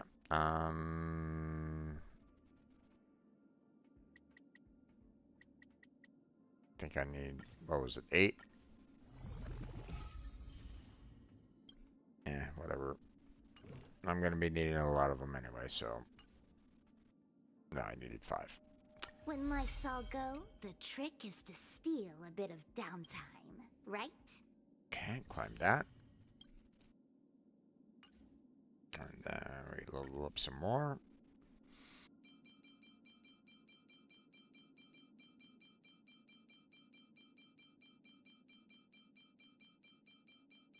Now, of course, if I was to do the auto add, it would like add everything here. So I'm like, maybe not. Now if I do auto add, nope. God damn it. I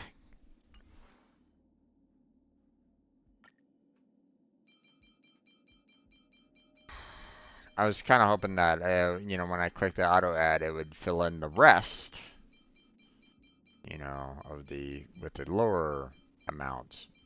But no, it doesn't want to do that. Why would it want to do that? Why would it want to be, you know, super helpful? I mean, you know. Maybe I'm just, you know, thinking too highly of this game. Okay. Now, obviously, I can't ascend her anymore. Let's see. Light cones. Okay, so we already have her set for a 4-star here. That's fine. Can't do any kind of superimpose. Or can we? Do we have another one?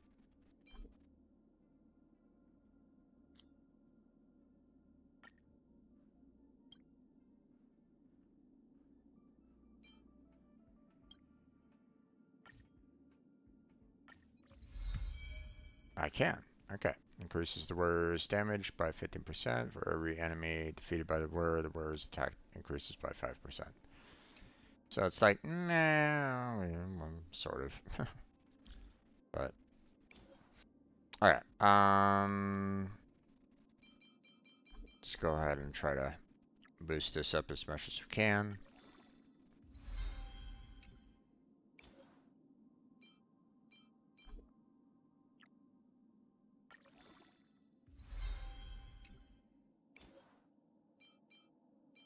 There we go.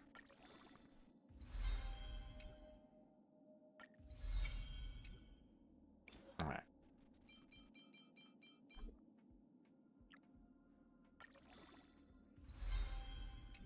Okay.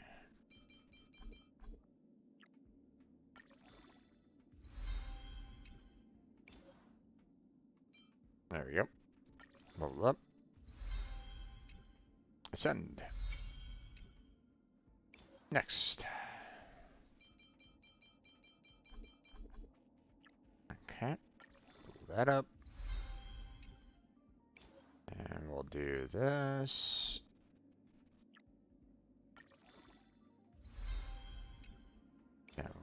that. There we go. Okay. And we can't ascend it again right at this moment in time. Do not have the right kind of materials for this. Okay, well,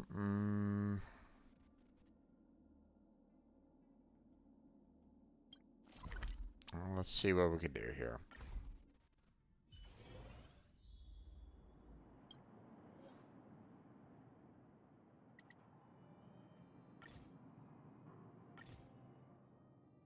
Okay, so this would mean that I need to do about 29 there.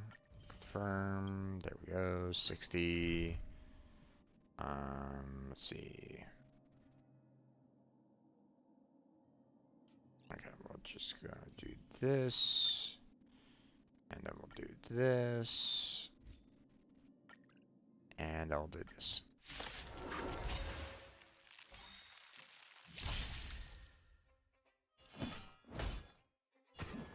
Here, there's thunder! There's no time to lose. Conflict is pitiless. Okay. Down. Time for the mass radiant spirit. Here we go. Heed my word. Goodbye. Show no mercy.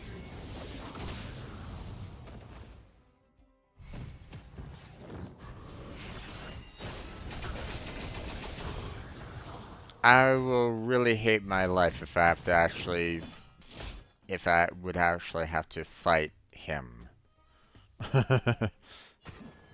Here, there's thunder. I mean, I've already had to fight Kefka, so. Time for the masked radiant spirit. Heed my word.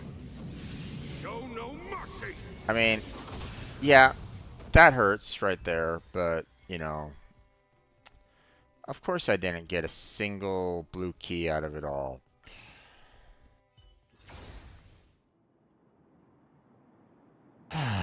Of course.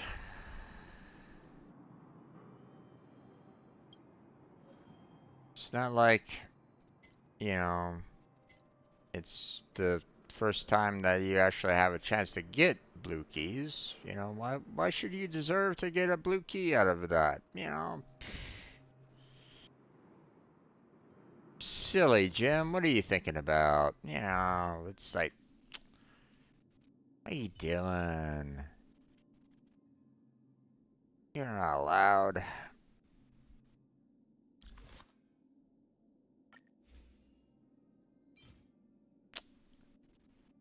Alright. Just E3.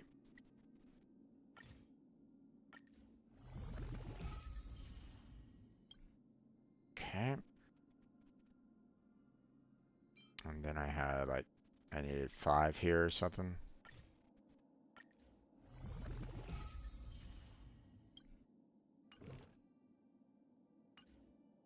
Nope, 6.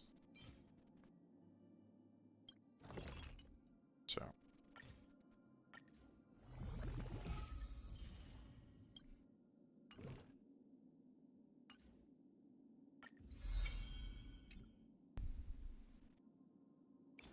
Okay.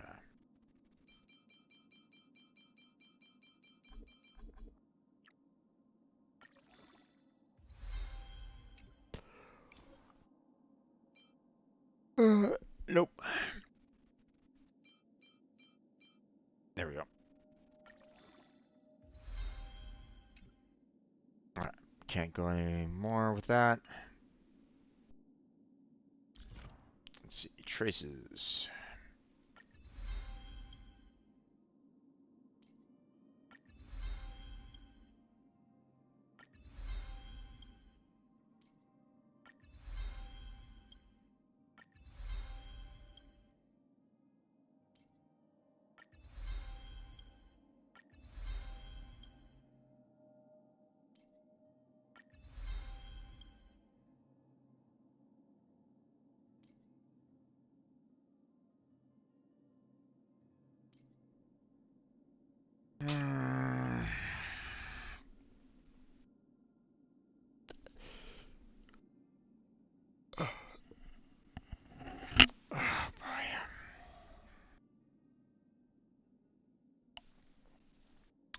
Blackheart's doing on his, on this particular,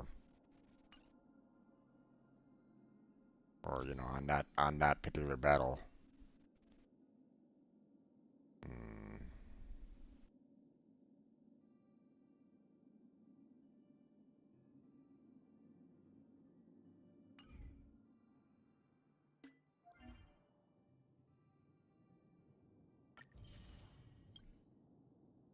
Okay. See, I mean, I haven't even done parts of this when I probably could clear all this for the most part. So,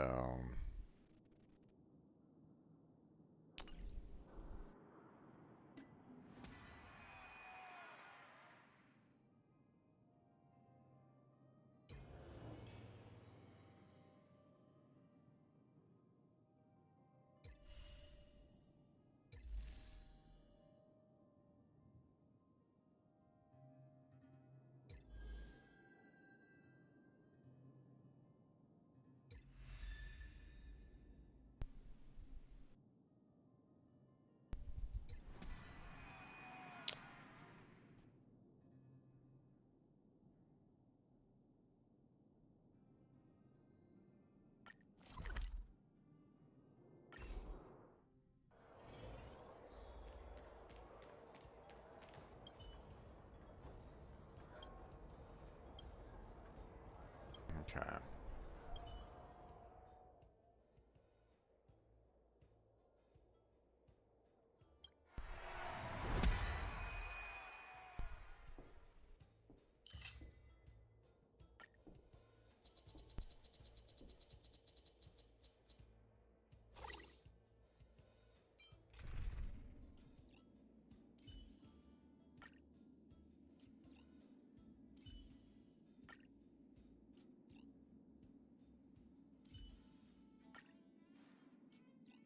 And there.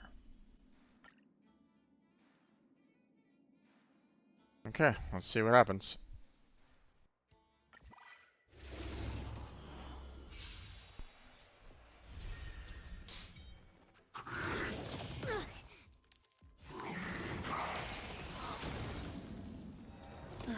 Great.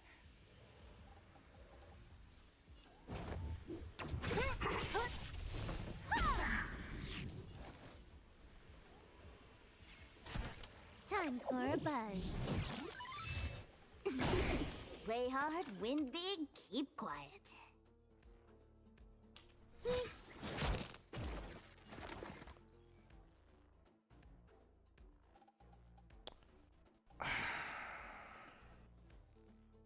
Are you telling me that I'm gonna be? Coming through. Don't mess with me.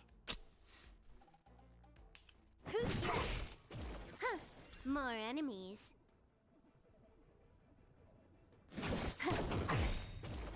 This combat needs optimizing. At this speed, too slow.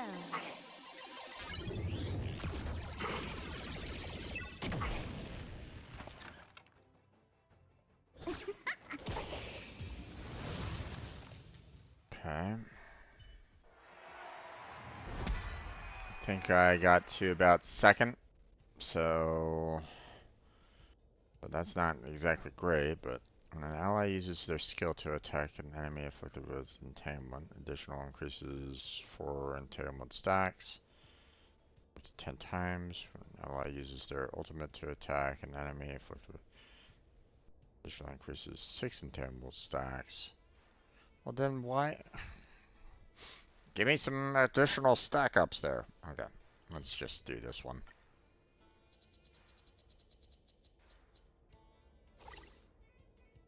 Yeah, I've already done 2, so I need to clear this guy out for another 2. Hopefully I can, but...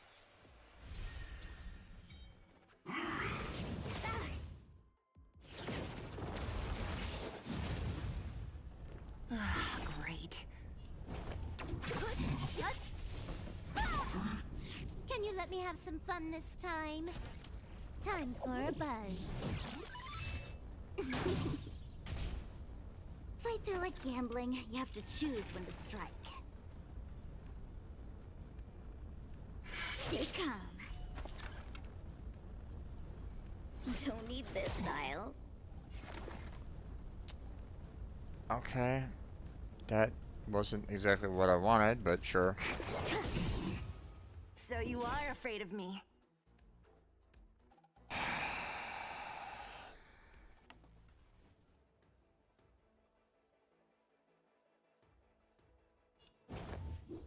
Come on, damn it. I'll free you from your chains. Disappear among the sea of butterflies.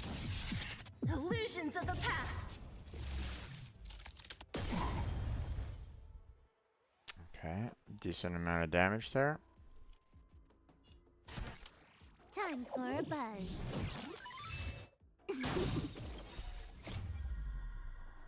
At this speed, too slow.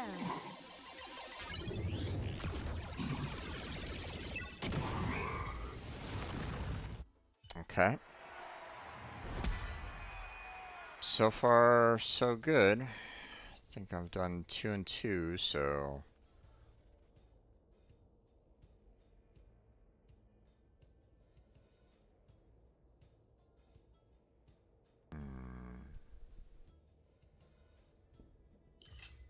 Let's do that one.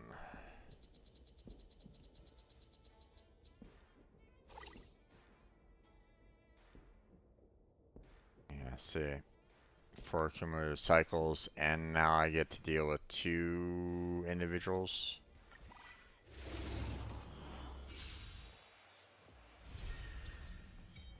Great.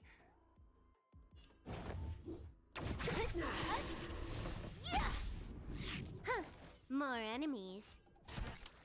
Time for a buzz. Wait for the tiles before you start counting.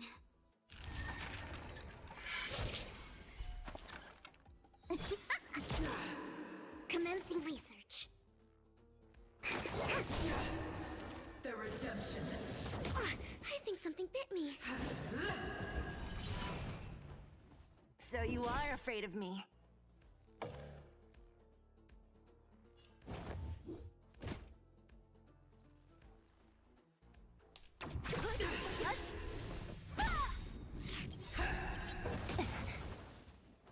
I'll free you from your chains. Disappear among the sea of butterflies. Illusions of the past. Damn. Still not doing a whole lot of fucking damage right at the moment. Time for a buzz.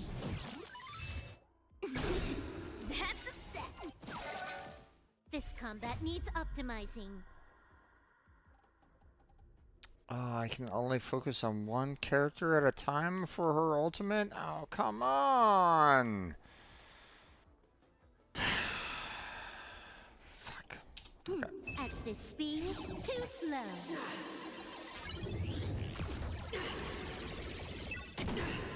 Play hard, win big, keep quiet. Well...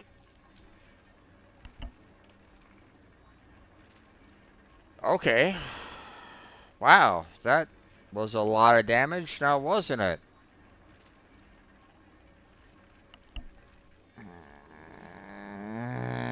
Okay. Alright, good, good, good, you know. Let's see what happens here. Target specimen sighted. Preparing for collection. Excuse me, coming through. What a headache.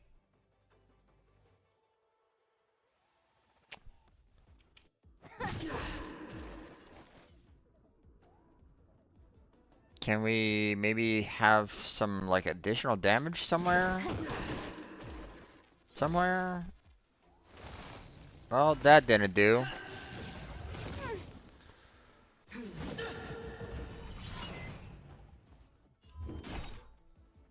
To travel far away. For a tough case like yours, we're gonna try them all.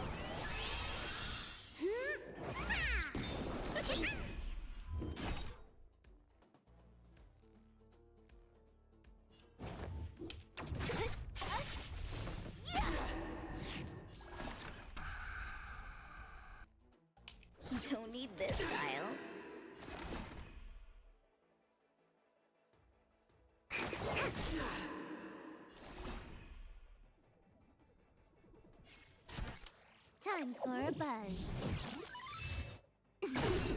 So you are afraid of me.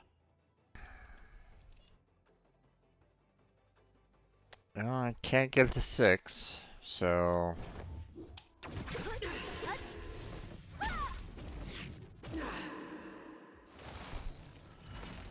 What is these guys' health? My god. Luck of the draw. Please, please, please, please, please. Looks like victory! For your sins. Better late than never.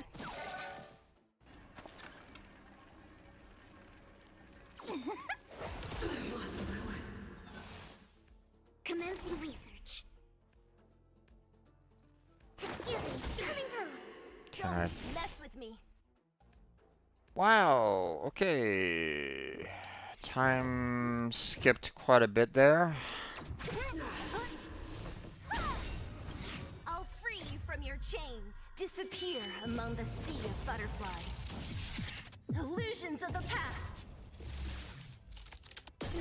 You took the bait just like that. Shit. Time for a buzz. What a head. This combat needs optimizing. At this speed, too slow.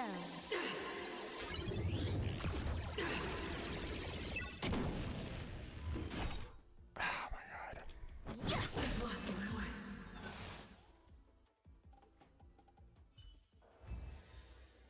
Ninth. Wait, what?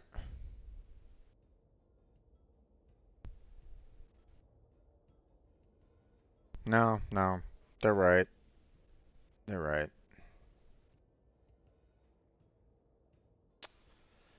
Okay.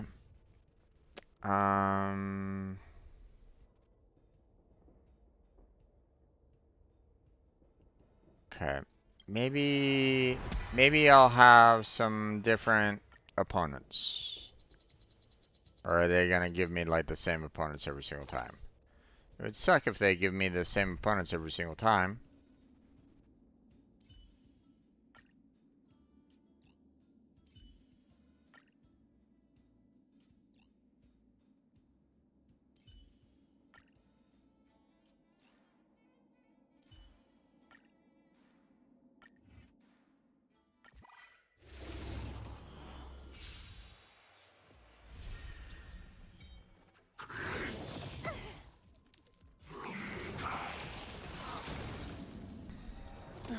Great.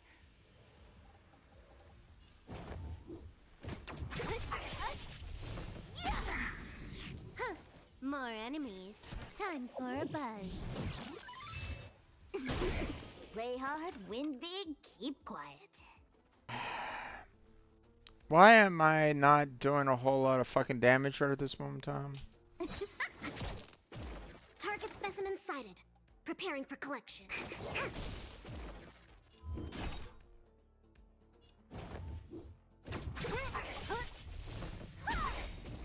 I'll free you from your chains. Disappear among the sea of butterflies. Illusions of the past. Can you let me have some fun this time? Fuck. Oh, that's the second round.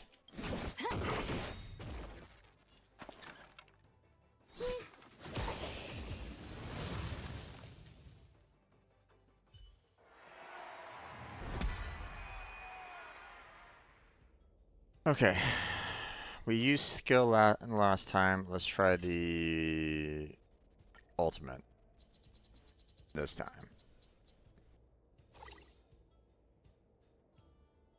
It looks like it doesn't change.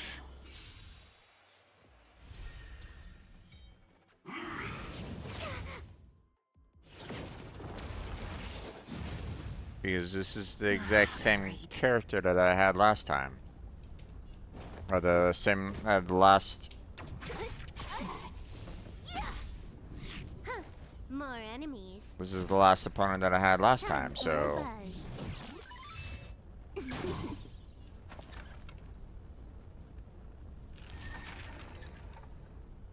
Stay calm. Better late than never.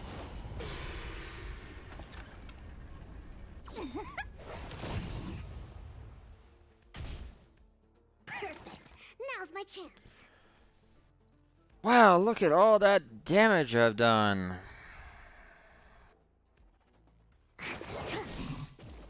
Don't mess with me.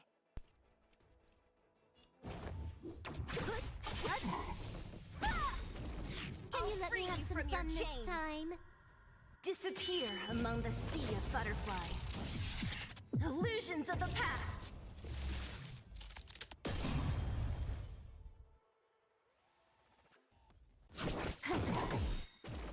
This combat needs optimizing. At this speed, too slow.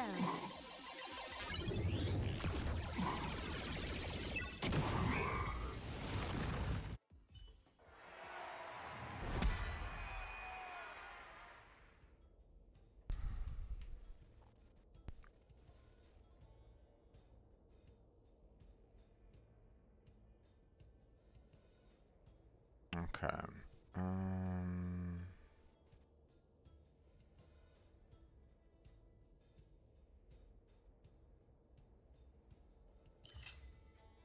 We tried to do that one. Didn't really work out very well. If it's like, okay, so there's no randomization in this at all. They just pick the same enemies. There's no. Why even bother with the whole, you know, oh, hey, I'm going to tick this away. There's no point in that there, guys. You're not, if you're going to have like that little ticking, you know, oh, let's pick a character, then have some actual fucking randomization in it, because clearly that's not it.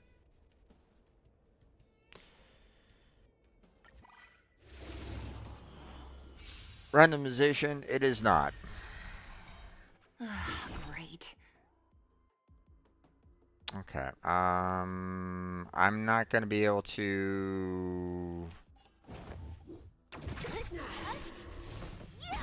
I'm gonna get the same exact 9 rounds, so. Time for a buzz.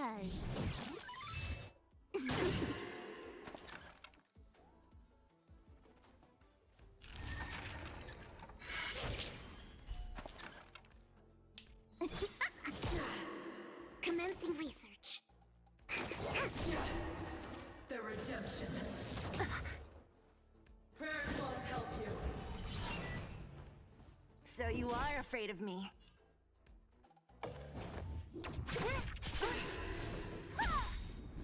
For your sins. I'll free you from your chains. Disappear among the sea of butterflies. Illusions of the past.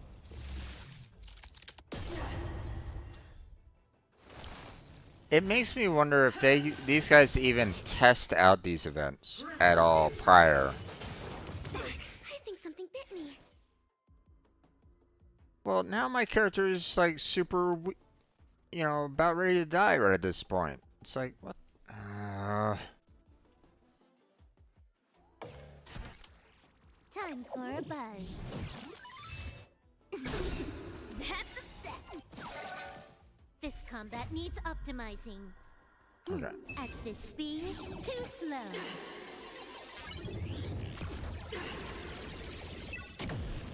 Play hard, win big, keep quiet. Where's the damage? Can we get some damage in this battle, please? Time for the payout. Target specimen sighted.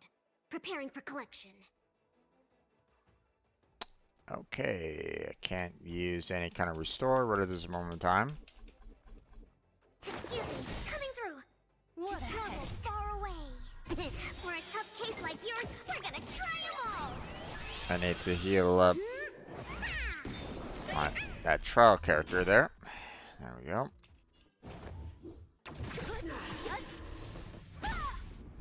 Can you let me have some fun this time? So you are afraid of me.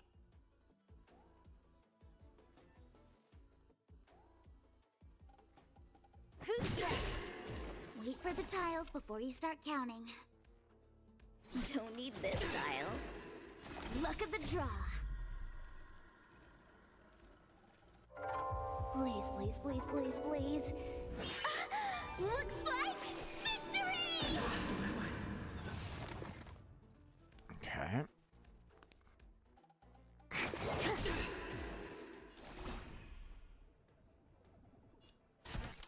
Time for a buzz. Don't mess with me. Lost my way.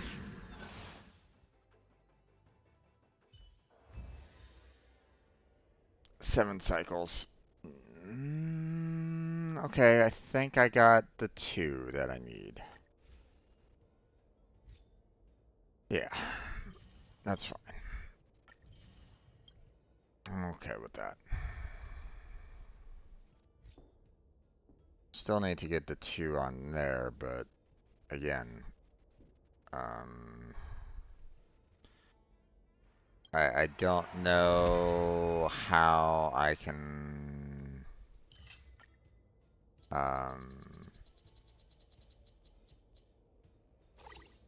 get that when they don't even give me another wind character at all.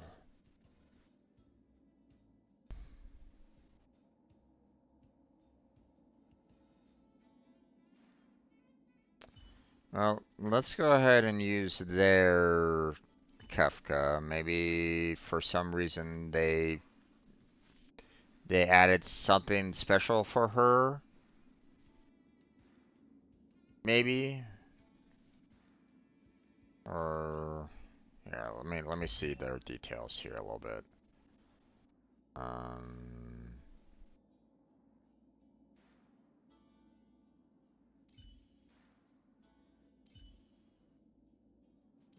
Their HP is higher. Their attack is higher. The defense is lower. Their speed is higher. Crit rate is higher. Crit damage is higher. Okay. Wow. Okay. Probably because of their... Yeah. 4-star light cone there. And relics.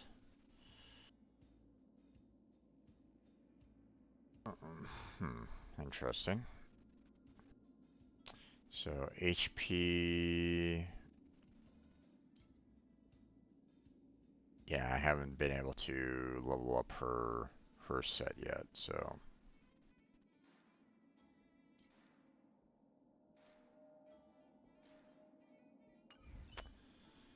Okay.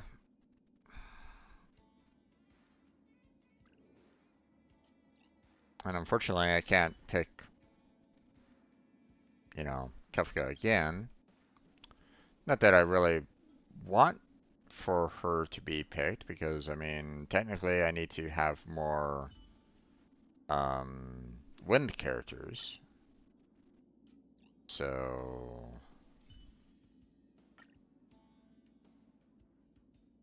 Alright. Let's see what we can do on this. Maybe I can knock down the I can knock this down by 2, maybe.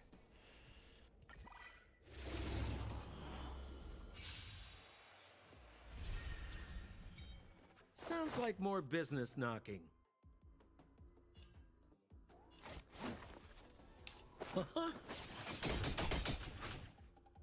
May as well kill them all.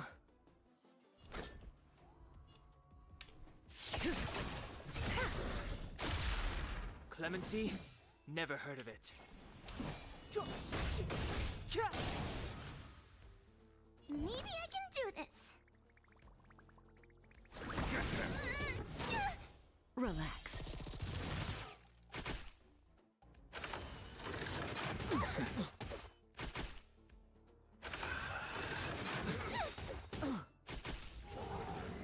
Okay. didn't want it bringing in another enemy, so. Try this on for size. Caught in the net.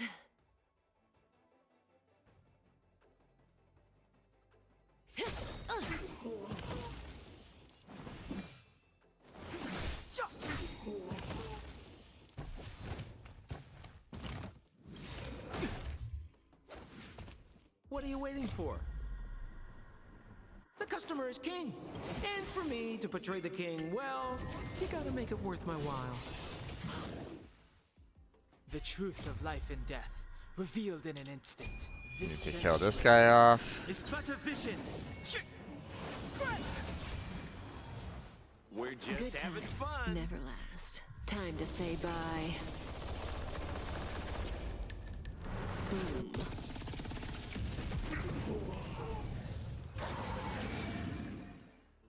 Okay.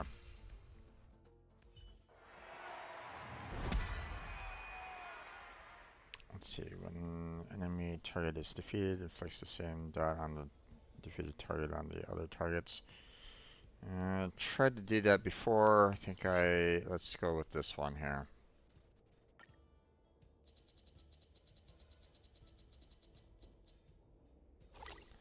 Of course, it's this one.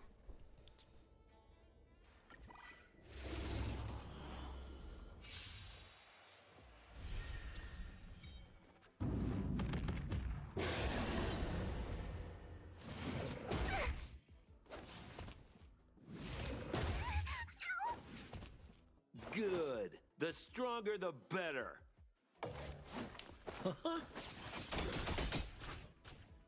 That breathing sensation. Remember it. Step aside. I have no interest in stoking conflict. I'm gonna hold everyone back again.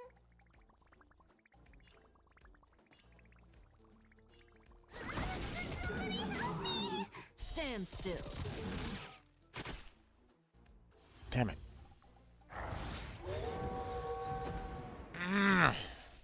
Why did it have to recover so quickly?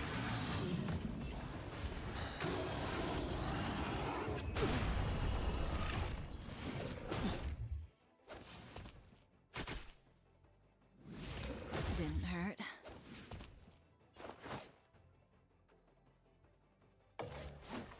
Try this on for size. What are you waiting for? The customer is king. And for me to portray the king, well, you gotta make it worth my while. May as well kill them all. I have to finish this off quickly. This won't take long. Good times never last. Time to say bye. Boom.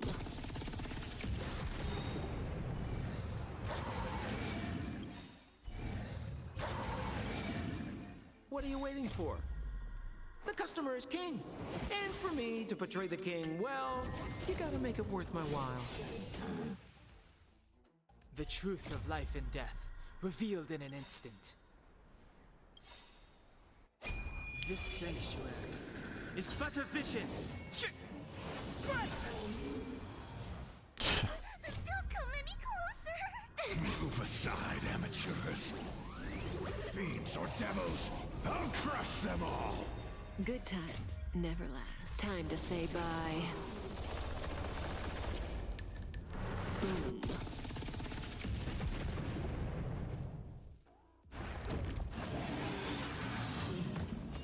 Not quite.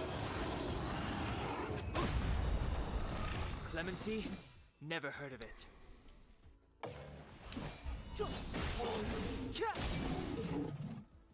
Maybe I can do this. Fuck. Relax. No! Fuck! This guy's so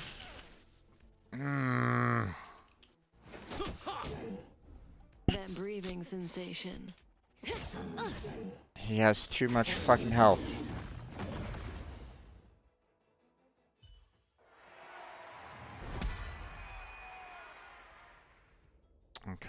Well,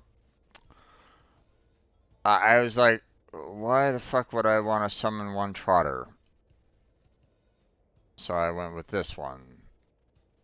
Maybe the Trotter will help me out somehow.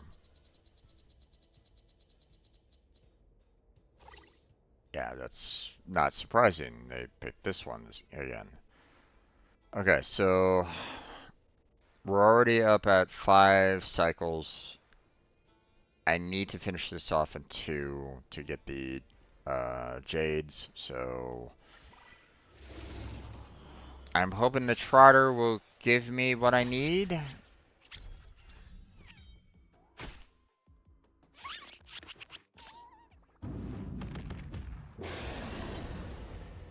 Good. The stronger, the better. May as well kill them all.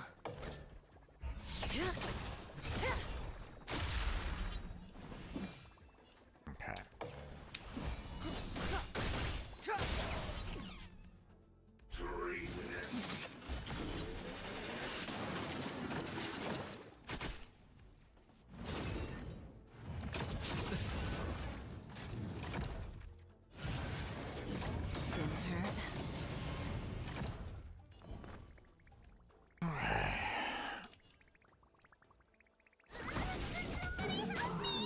Stand still.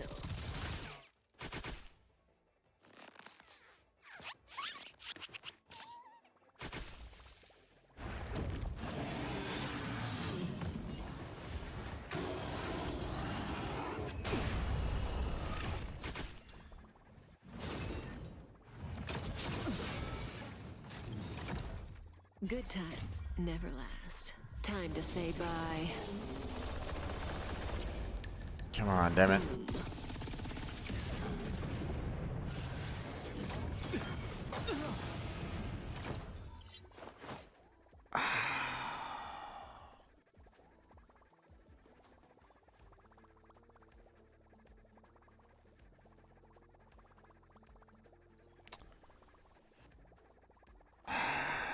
Okay.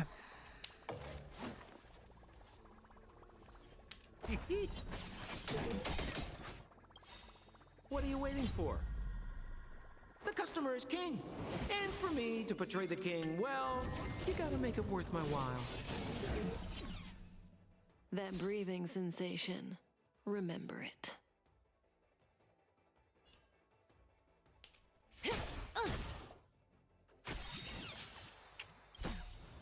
Good times never last. Time to say bye.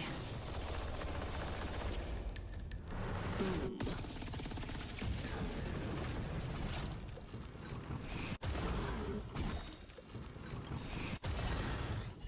Don't come any closer. Move aside, amateurs. Fiends or devils, I'll crush them all. What are you waiting for? The customer is king.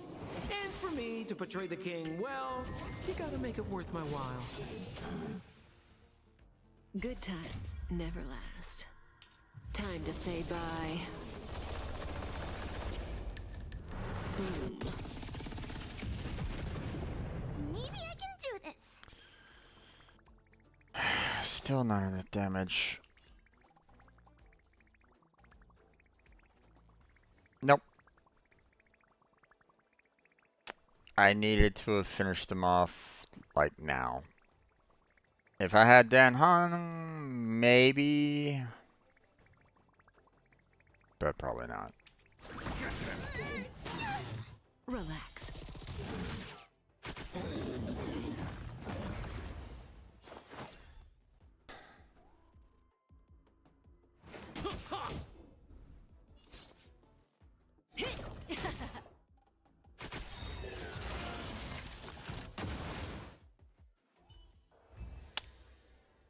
Eight total cycles.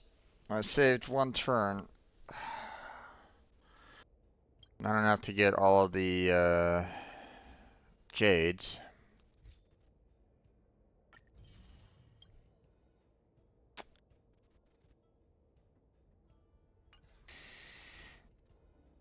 Okay, the Trotter really didn't do all that much on here. I'm really irritated by the fact that, you know, it's like, what's the purpose of having Kafka in here? Really? They could have picked any other character. And of course, they're not randomizing it whatsoever, so I mean, it's, you know, that's also kind of pointless, so.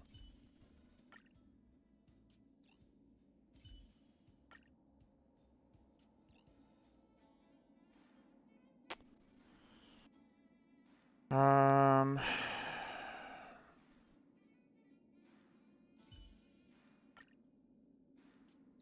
let's see.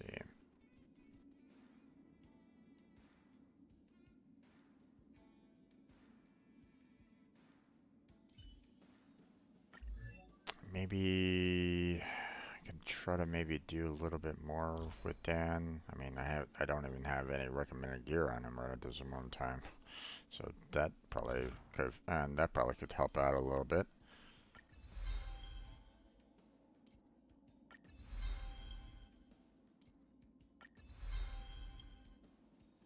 Okay.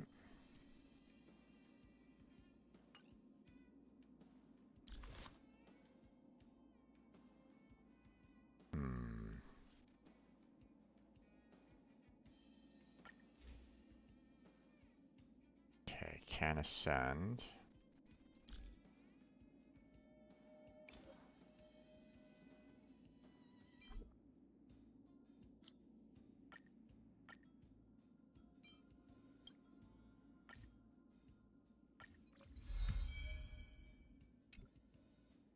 Okay.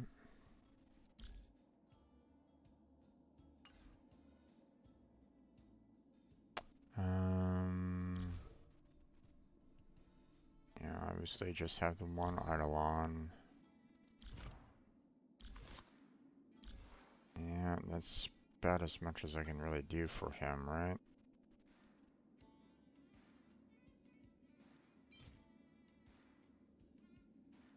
I mean, I could try to get his Storm Eyes up.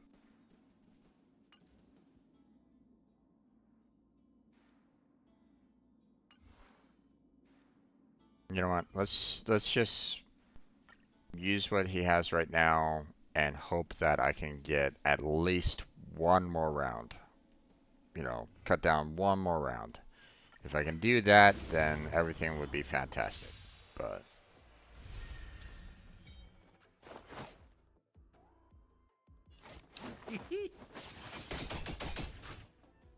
okay, well, Never heard of it. completely ignore the wolf there. Thank you.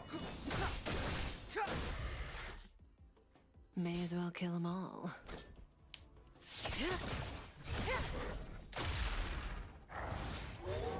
Shit. I'm gonna hold everyone back again.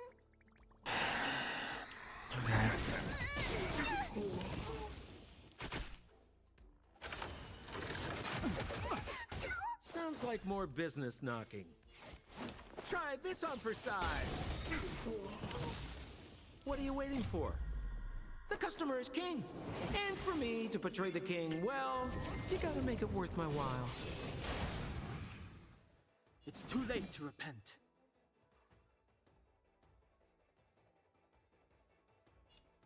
The time is now. Stand still. The truth of life and death, revealed in an instant. This sanctuary is but a vision.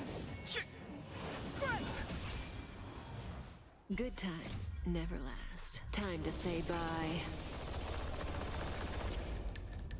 Boom. Okay. Oh, right. I forgot that. Koski always takes care of his friends. I forgot that there was a second wave here. Step aside. I have no interest in stoking conflict. That breathing sensation. Remember it. Maybe I can do this.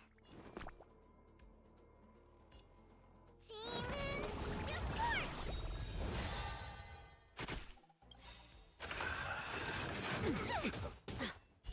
Don't come any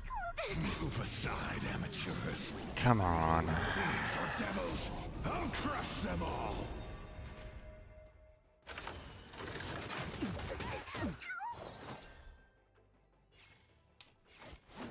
Try this on for size. Clemency? Never heard of it. Relax. Caught in the net.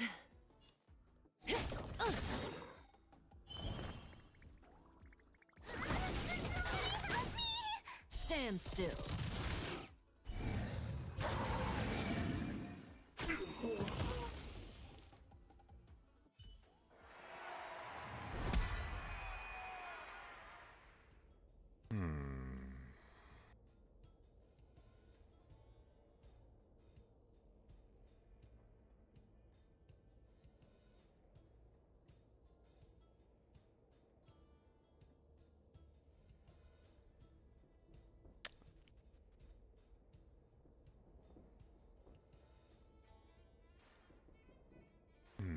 Okay.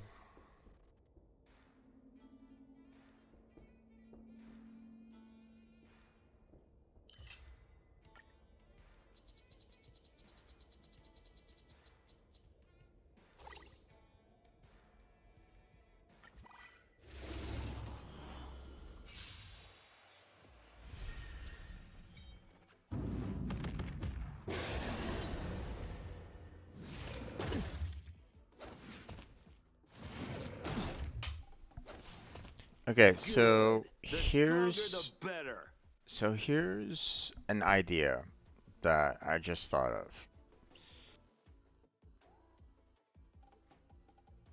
Whenever you have these stack, hits over and over and over again, they're typically whenever, the enemy is attacking, right? So the the enemy attacks, they, hurt themselves, right? So here's my thought line right at this moment in time. These guys keep on advancing, they advance everybody's abilities all at once, right? So if I apply stacks to everybody in the field, and I kill off one of these guys, they advance all the enemies, so that they get themselves hurt more. Now, granted, that hurts me more because they'll be attacked. Shut up there, Sampo. That's gonna hurt me more because they're gonna be attacking me more. But it cuts down on the amount of time. So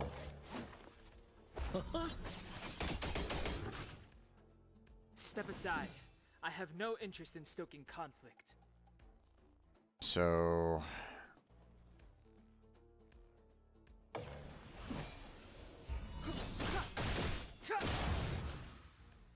May as well kill them all. Do we have to fight? Why, of course. Relax.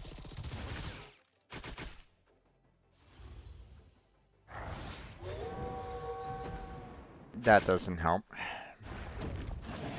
But I don't think there's really anything that I can really do about that.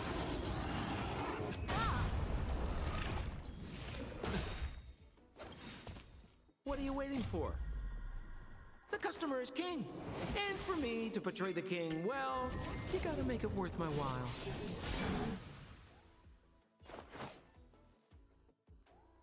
Okay. Try this on for size.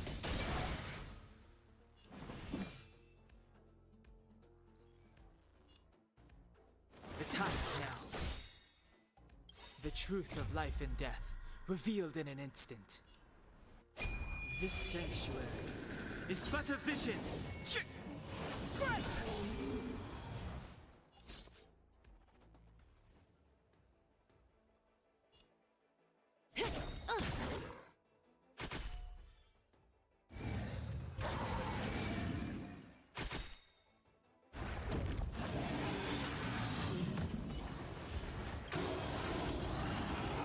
This price was too steep.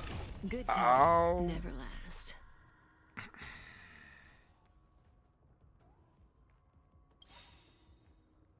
Time to say bye. Boom.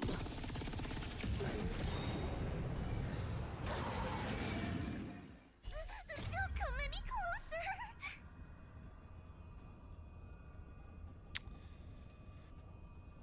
Well, fuck. Move aside, amateurs. Fiends or devils, I'll crush them all. Good times never last. Time to say bye. Boom. The truth of life and death, revealed in an instant.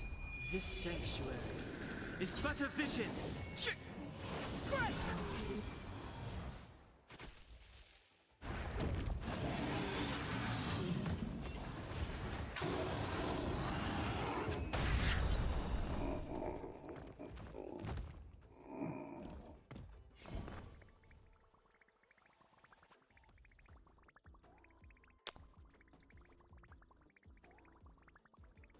Well, no matter what I do, he's gonna be able to,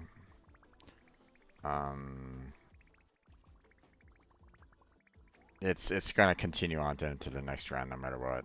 I mean, even if I break, if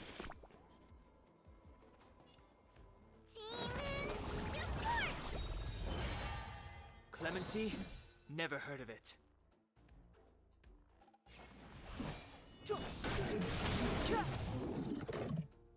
Caught in the net. This won't take long. oh, come on!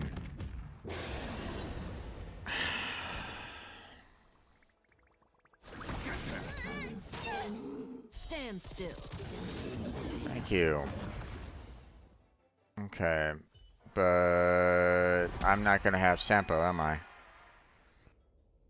Charter's pointless.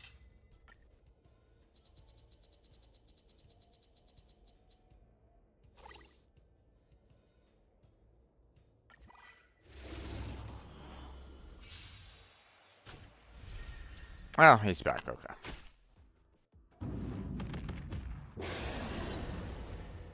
Good. The stronger, the better.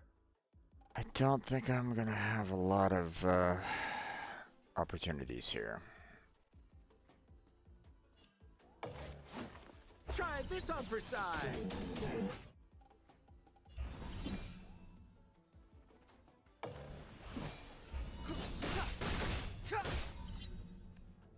That breathing sensation. Remember it.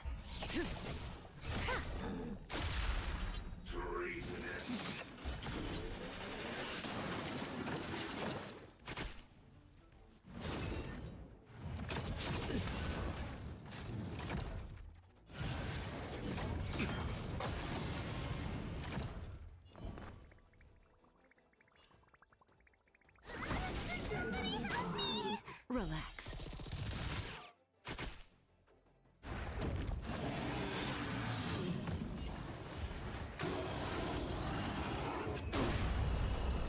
We're just having fun.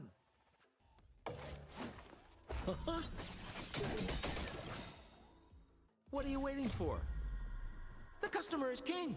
And for me to portray the king, well, you gotta make it worth my while.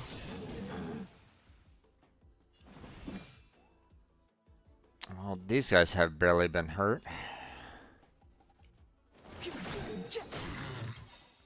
The truth of life and death, revealed in an instant. This sanctuary is but a vision.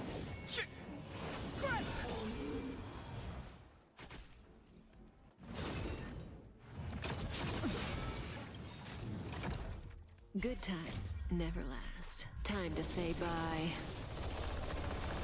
Can we kill off those two on the side there? Yes. Don't come any closer. Move aside, amateurs. Fiends or devils, I'll crush them all.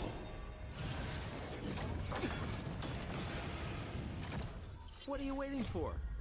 The customer is king. And for me to portray the king, well, you gotta make it worth my while. Caught in the net.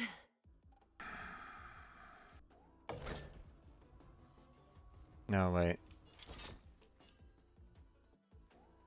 I need her to use her E ability to pull him out of the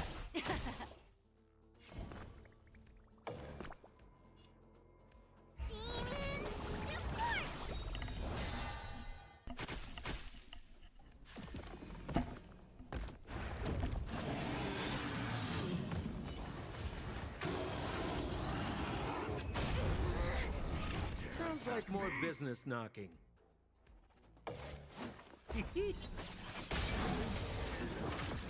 Caught in the net.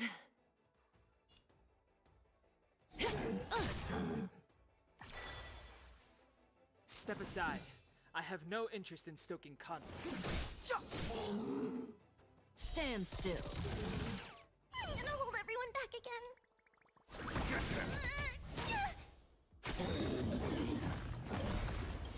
Good times never last. Time to say bye. Come on. Is this gonna be enough? The truth of life and death, revealed in this sanctuary, is but a vision. Oh. Don't come any closer. Son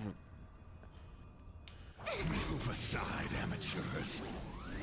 Fiends or devils, I'll crush them all.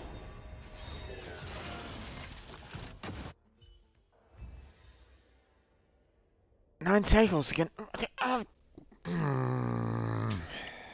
Fuck. Okay, you know what? We're moving on.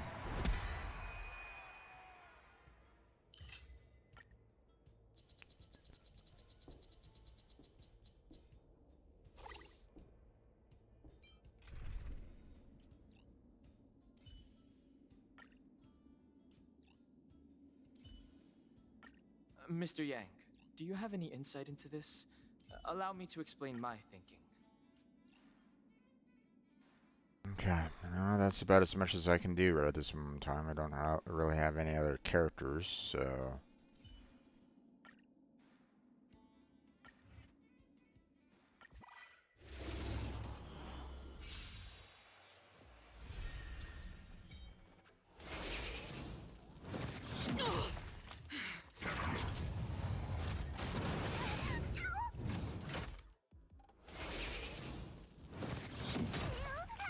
Do not be afraid.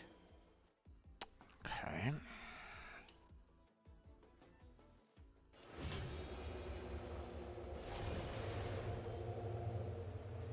Heaven's Search.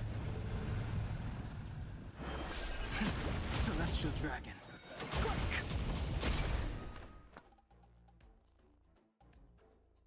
Okay. Stand down. A pilot's spirit never dies. This is it.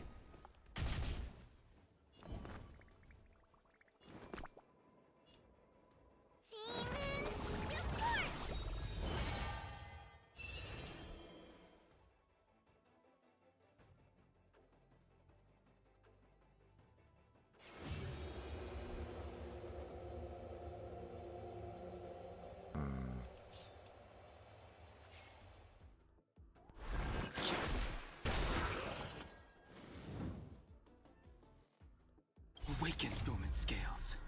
Delve hidden moon. World cleansing dragon.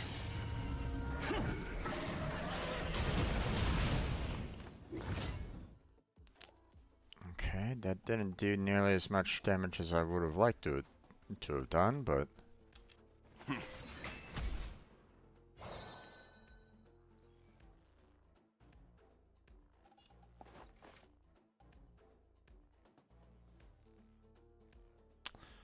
What does this do again? I don't know. The wind is rising. Cloud kites, formation! Bolt from the blue!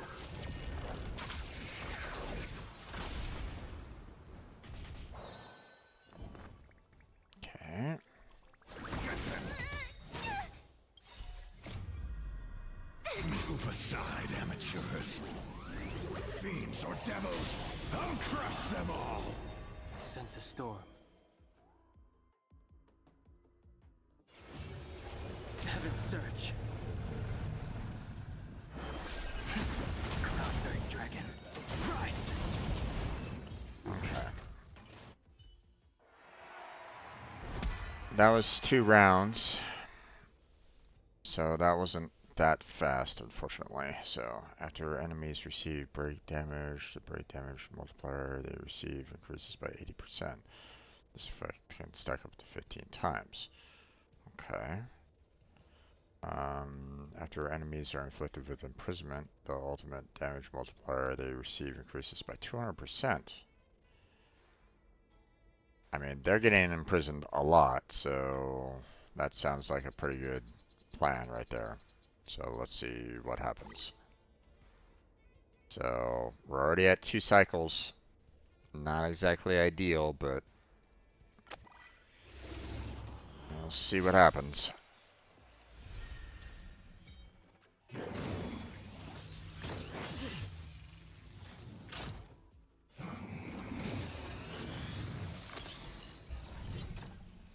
Do not be afraid. Heaven's Search. Celestial Dragon. Break! You can still walk away. Stand down. Stay the course.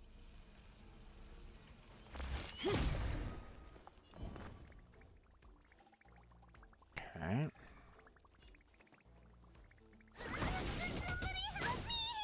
I wish not to use this strength. Heaven's Search. Cloud-bearing dragon. Rise! Awaken dormant scales. Delve hidden moon. World-cleansing dragon.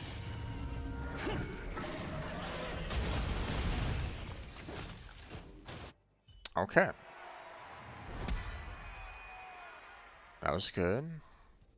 I don't know if that pushed it up to 1 or if that was on 3, or if that was 1 round or 2 rounds. I think it was probably 2 though. When the enemy's weakness broken, the weakness break effect of all its type weaknesses will also be triggered simultaneously. Interesting. When the characters use imaginary type ultimates on enemy targets, the ultimate can apply the imaginary weakness break effect to the target, and the ally will regenerate energy equal to 30% of the max energy. I don't know about this one. I think this one would probably be better.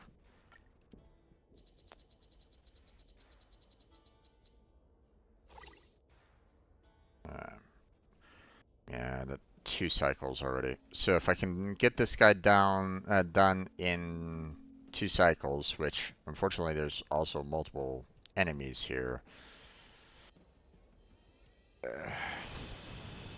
If I can do it in 2 turns, then fantastic. But probably not gonna happen. Do not be afraid. Heaven's Search. Celestial Dragon. Break!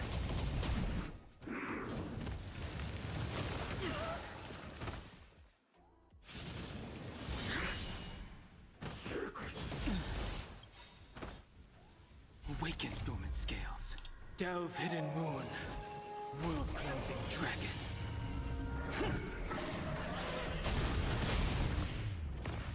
Leave the rest to me.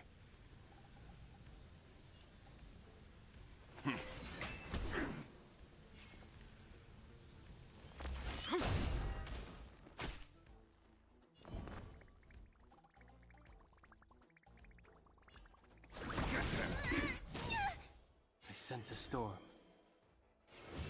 Heaven's Search.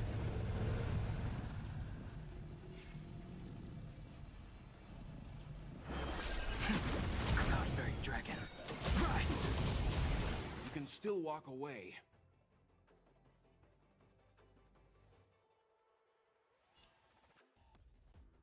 Stand down. A pilot spirit never dies.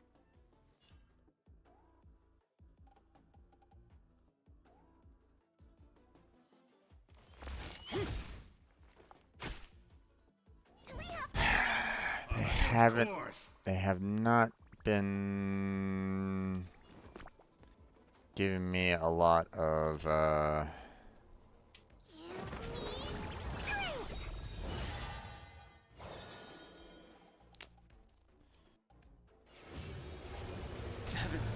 They haven't really been doing a whole lot of damage here, there, guys.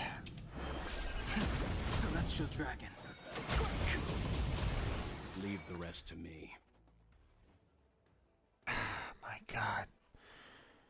Where's the damage? God damn it.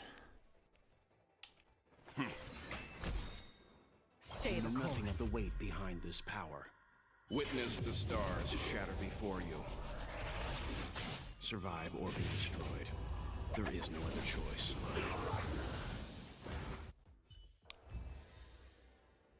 Oh, good.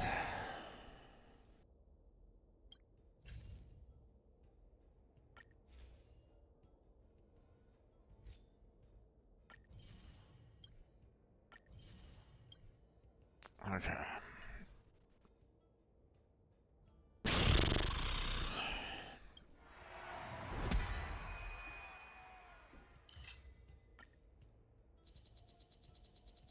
Did I just see the crappy... Why? Just why?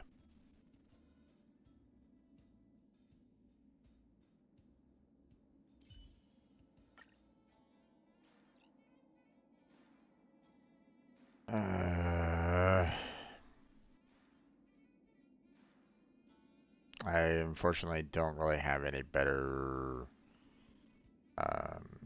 electrical based characters, so you know what? We'll go ahead and add them in.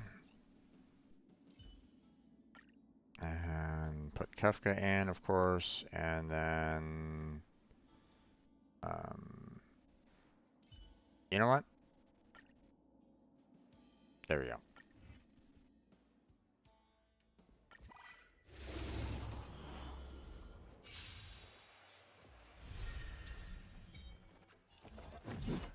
Okay, one of two, so we have to kind of clear these guys out as quickly as we can, so. As you wish. A foregone conclusion. Conflict is pitiless.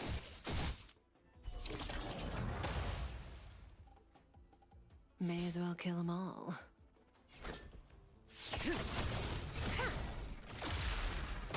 Somebody needs a doctor. Look, listen, feel, kick.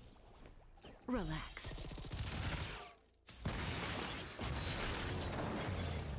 Good times never last. Time to say bye. Boom.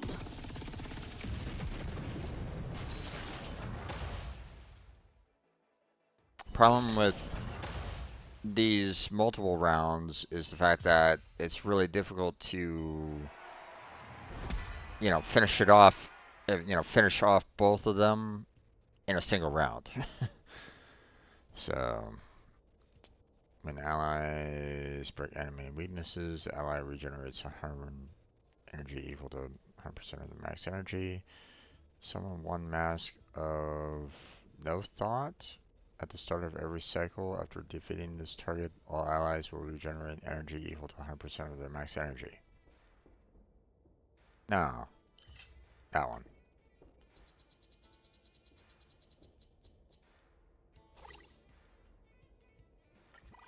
Oh, what is with that? What's this?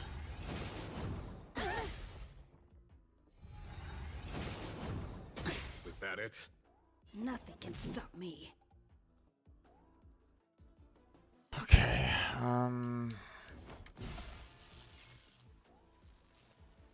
Be silent. There's no Is time that to all you lose. got?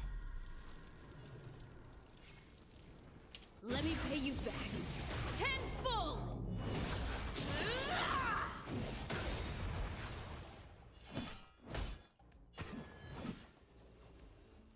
Is that all you got? I mean, Let me pay you back. Tenfold!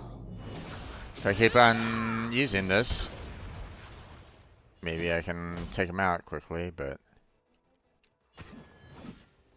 Here, there's thunder! That breathing sensation. Remember it.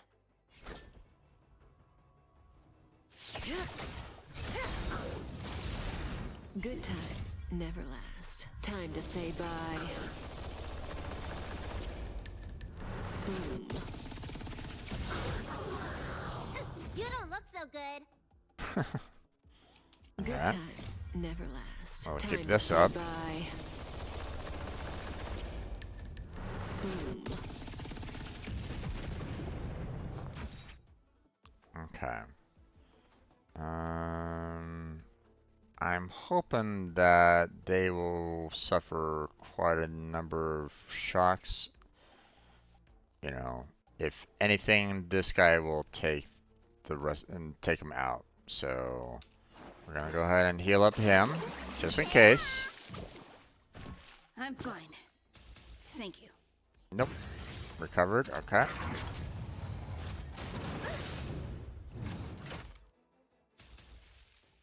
Not enough. Okay. And... Haven't learned your Oh. lesson.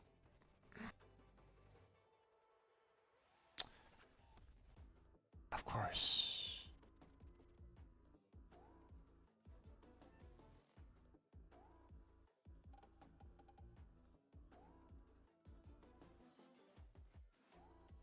Of course, this character is inferior to my friend's character. Stand still. Follow my charge. Conflict is pitiless. Time for the Master's radiant spirit. Heed my word. Come on, damn it. Show no mercy.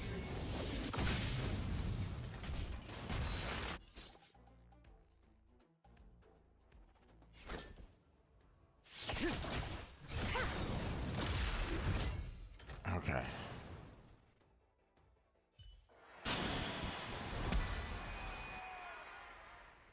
Okay. The allies use lightning type ultimates to attack enemies. They will permanently increase the attack count that targets receive from Thunder Slap. Okay. When enemies receive Thunder Slap, they will also receive Thunder Slaps 3 extra times.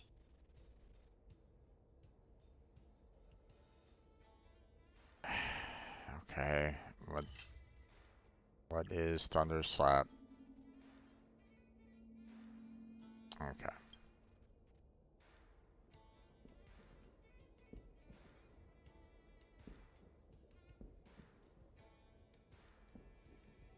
Okay, I'll just do that. I don't know.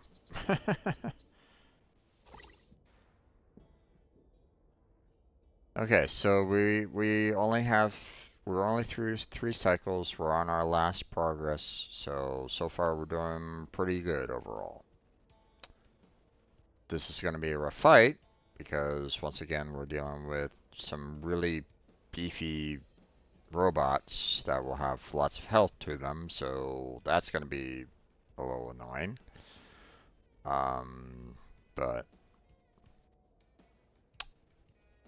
hopefully I can get it done in at least 3 cycles. We'll see.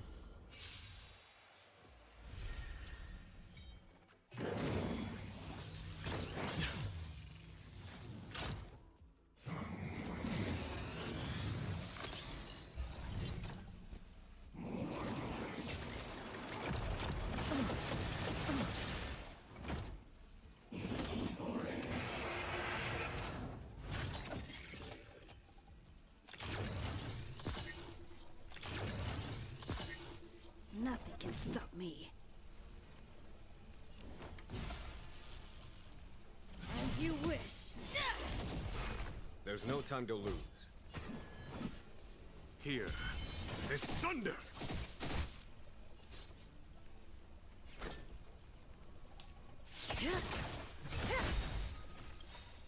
Good times never last. Time to say bye. I was kind of hoping that what's his face will get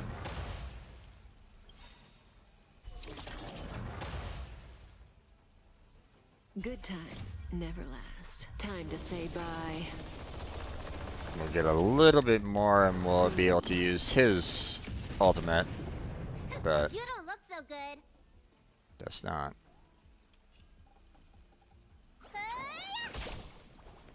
Stand still.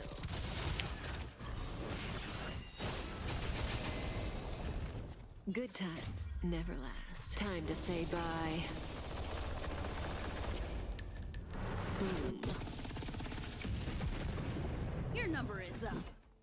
Okay. So far, so good. Be silent.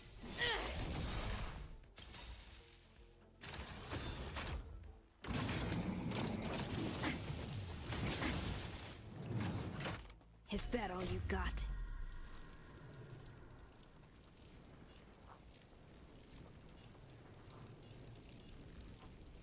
Let me pay you back. Tenfold!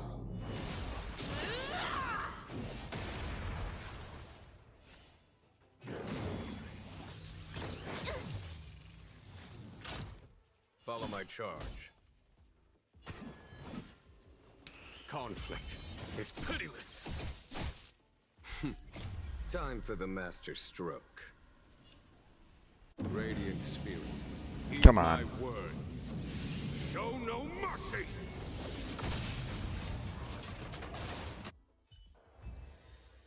Nice.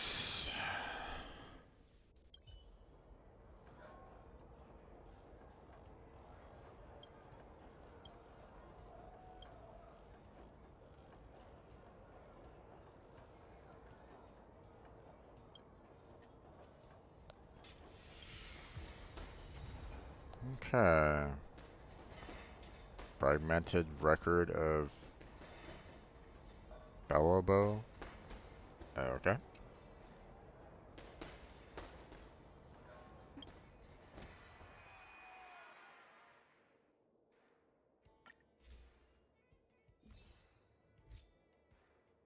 Okay. Got all these. Okay. Complete all exhibition matches within 9 cycles. Oh, within, yeah, okay. At least on, you know, within 9 cycles, okay. So, although, still got this one that I need to try to get one more round faster somehow. So,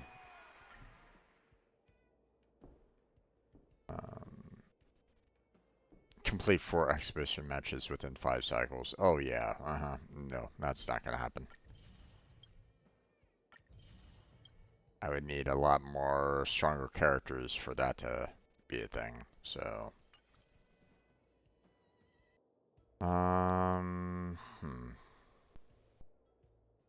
But I mean, I did get quite a few jades on that one, so that's good.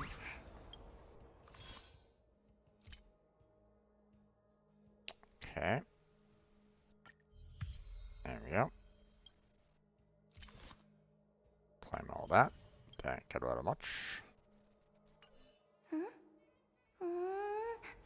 Okay. Okay, achievements.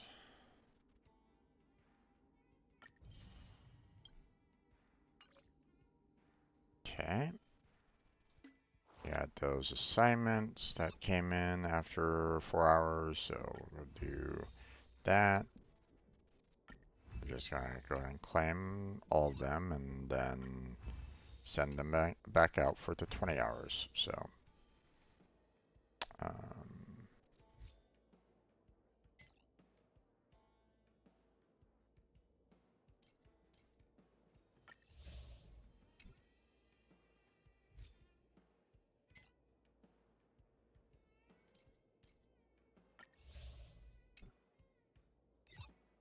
okay.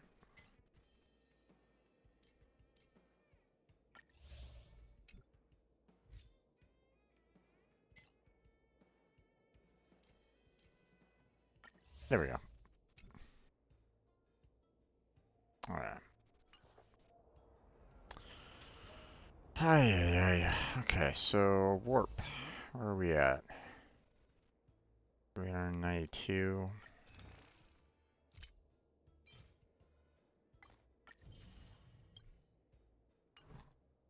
Okay, so I still have a little bit more to go to get another 10 warp. The fact that I had like 3 10 pulls and I didn't get a single 5 is kind of irritating for me, but not much I can really do about that.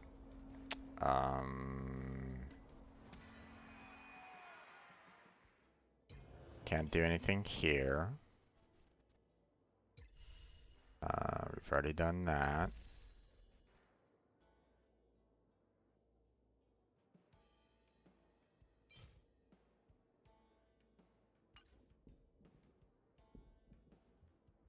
Companion mission available.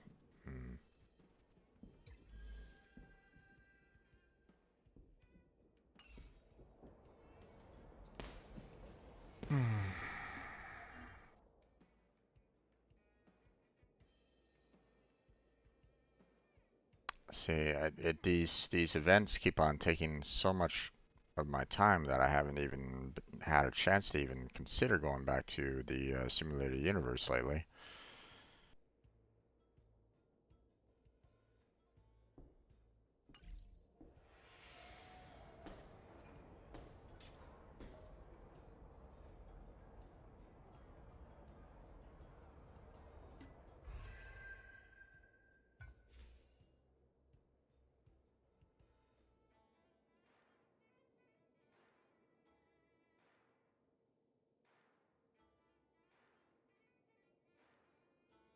I want to see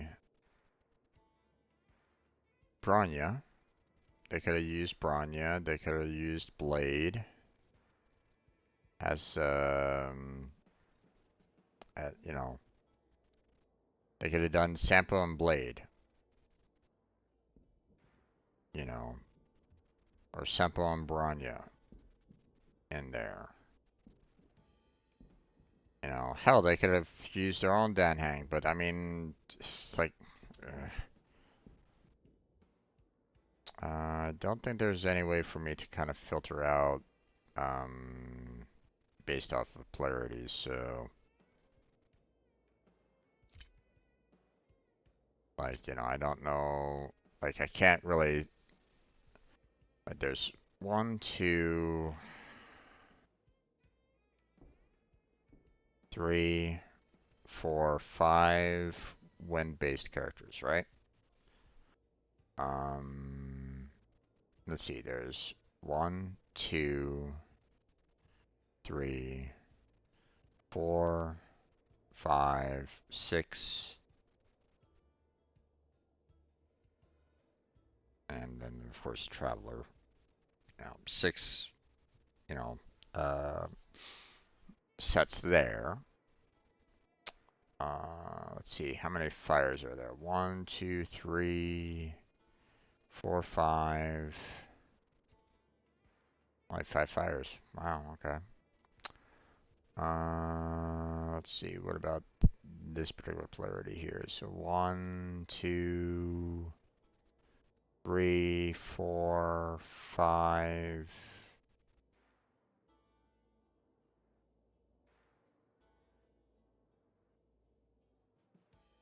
Or wait, this isn't showing all the characters. They're showing. Oh no. They're showing the ones that I don't have yet as well. Okay, never mind.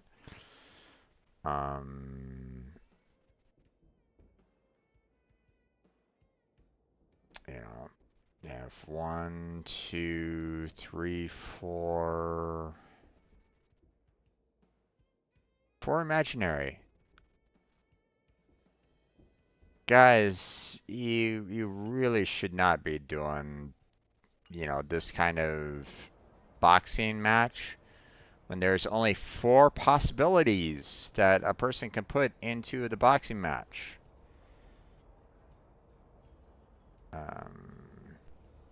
you know, with only that specific polarity in there. It's like, um,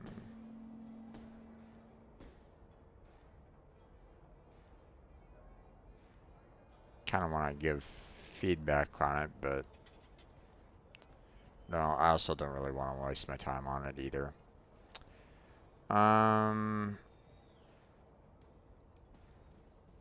So yeah, not too much of a fan of that event, really. Um, I don't know how I'm gonna be able to get this at all. There, I mean, I'm right there, game. What the fuck? I don't need to teleport. Um,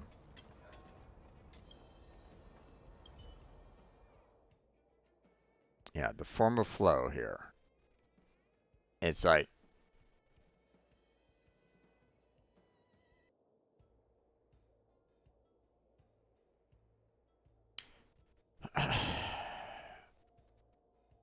the fact that they don't even have 2 indexed wind characters is sad. It's like, why are you bringing Kefka in on that?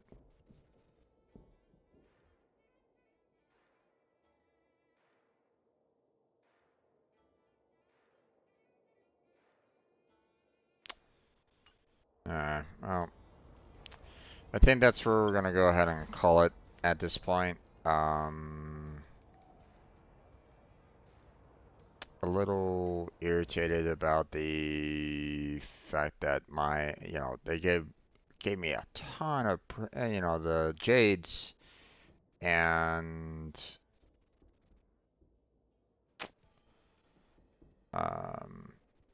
33 of the premium tickets, 3 10 polls, and not a single 5-star.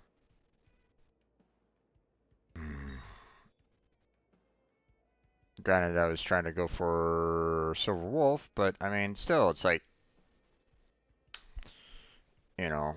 what's the details of this here? 50%? It's like, hello? You know?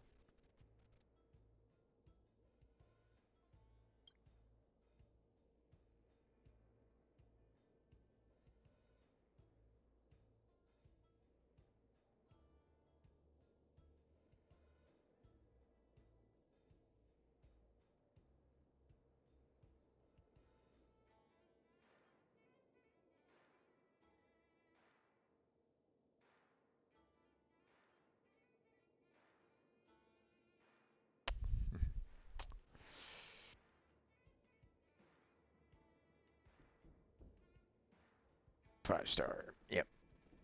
It's like, okay.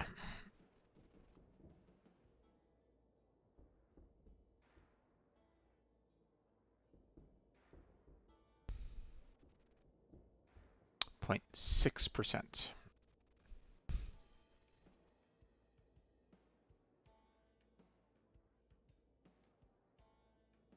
During the event, the base chance of obtaining 5-star characters was 0.6%, and the consolidated chance, including the guarantee, is 1.6. Within 90 warps, at least one 5-star character is guaranteed.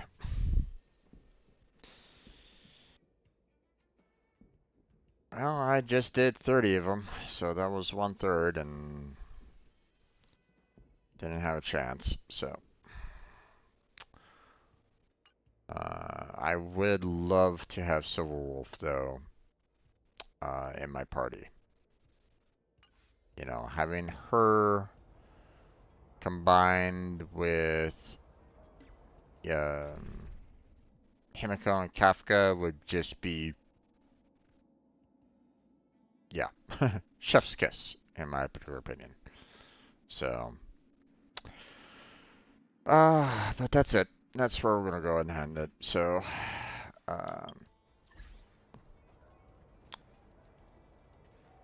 Alright. This event. Alright. Well, hopefully you guys had a good time on this. I'll see what I can do about getting that, trying to shorten that one battle, you know, by one round next week.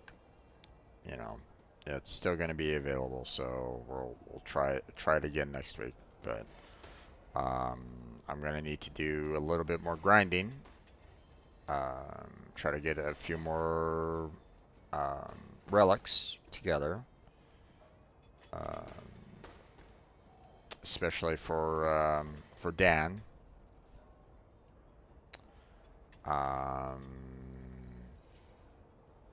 And maybe I'll be able to get through some more storyline. Okay. Well, that's going to be it. That's going to be it for tonight. So, I want to thank Shoko, Dad Shoes,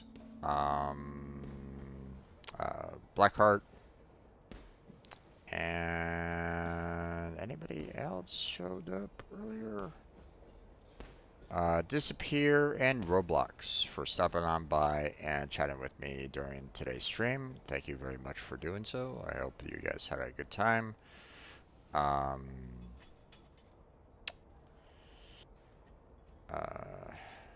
Again, they're Dad Shoes. Thank you for continuing to stop on by. You are, you know, holding up your end of the bargain. So that, you know, that says a lot to me. So hopefully we'll keep on doing that for a while, and we'll see where we go from there. And hopefully you won't lose your channel if you are indeed correct. You know, if you are indeed on the up and up. But tomorrow will be Warframe. Saturday will be Warframe. And then Sunday will be Genshin Impact. So look forward to those. We got probably not going to be doing any Unreal for a little while. At least for the time being.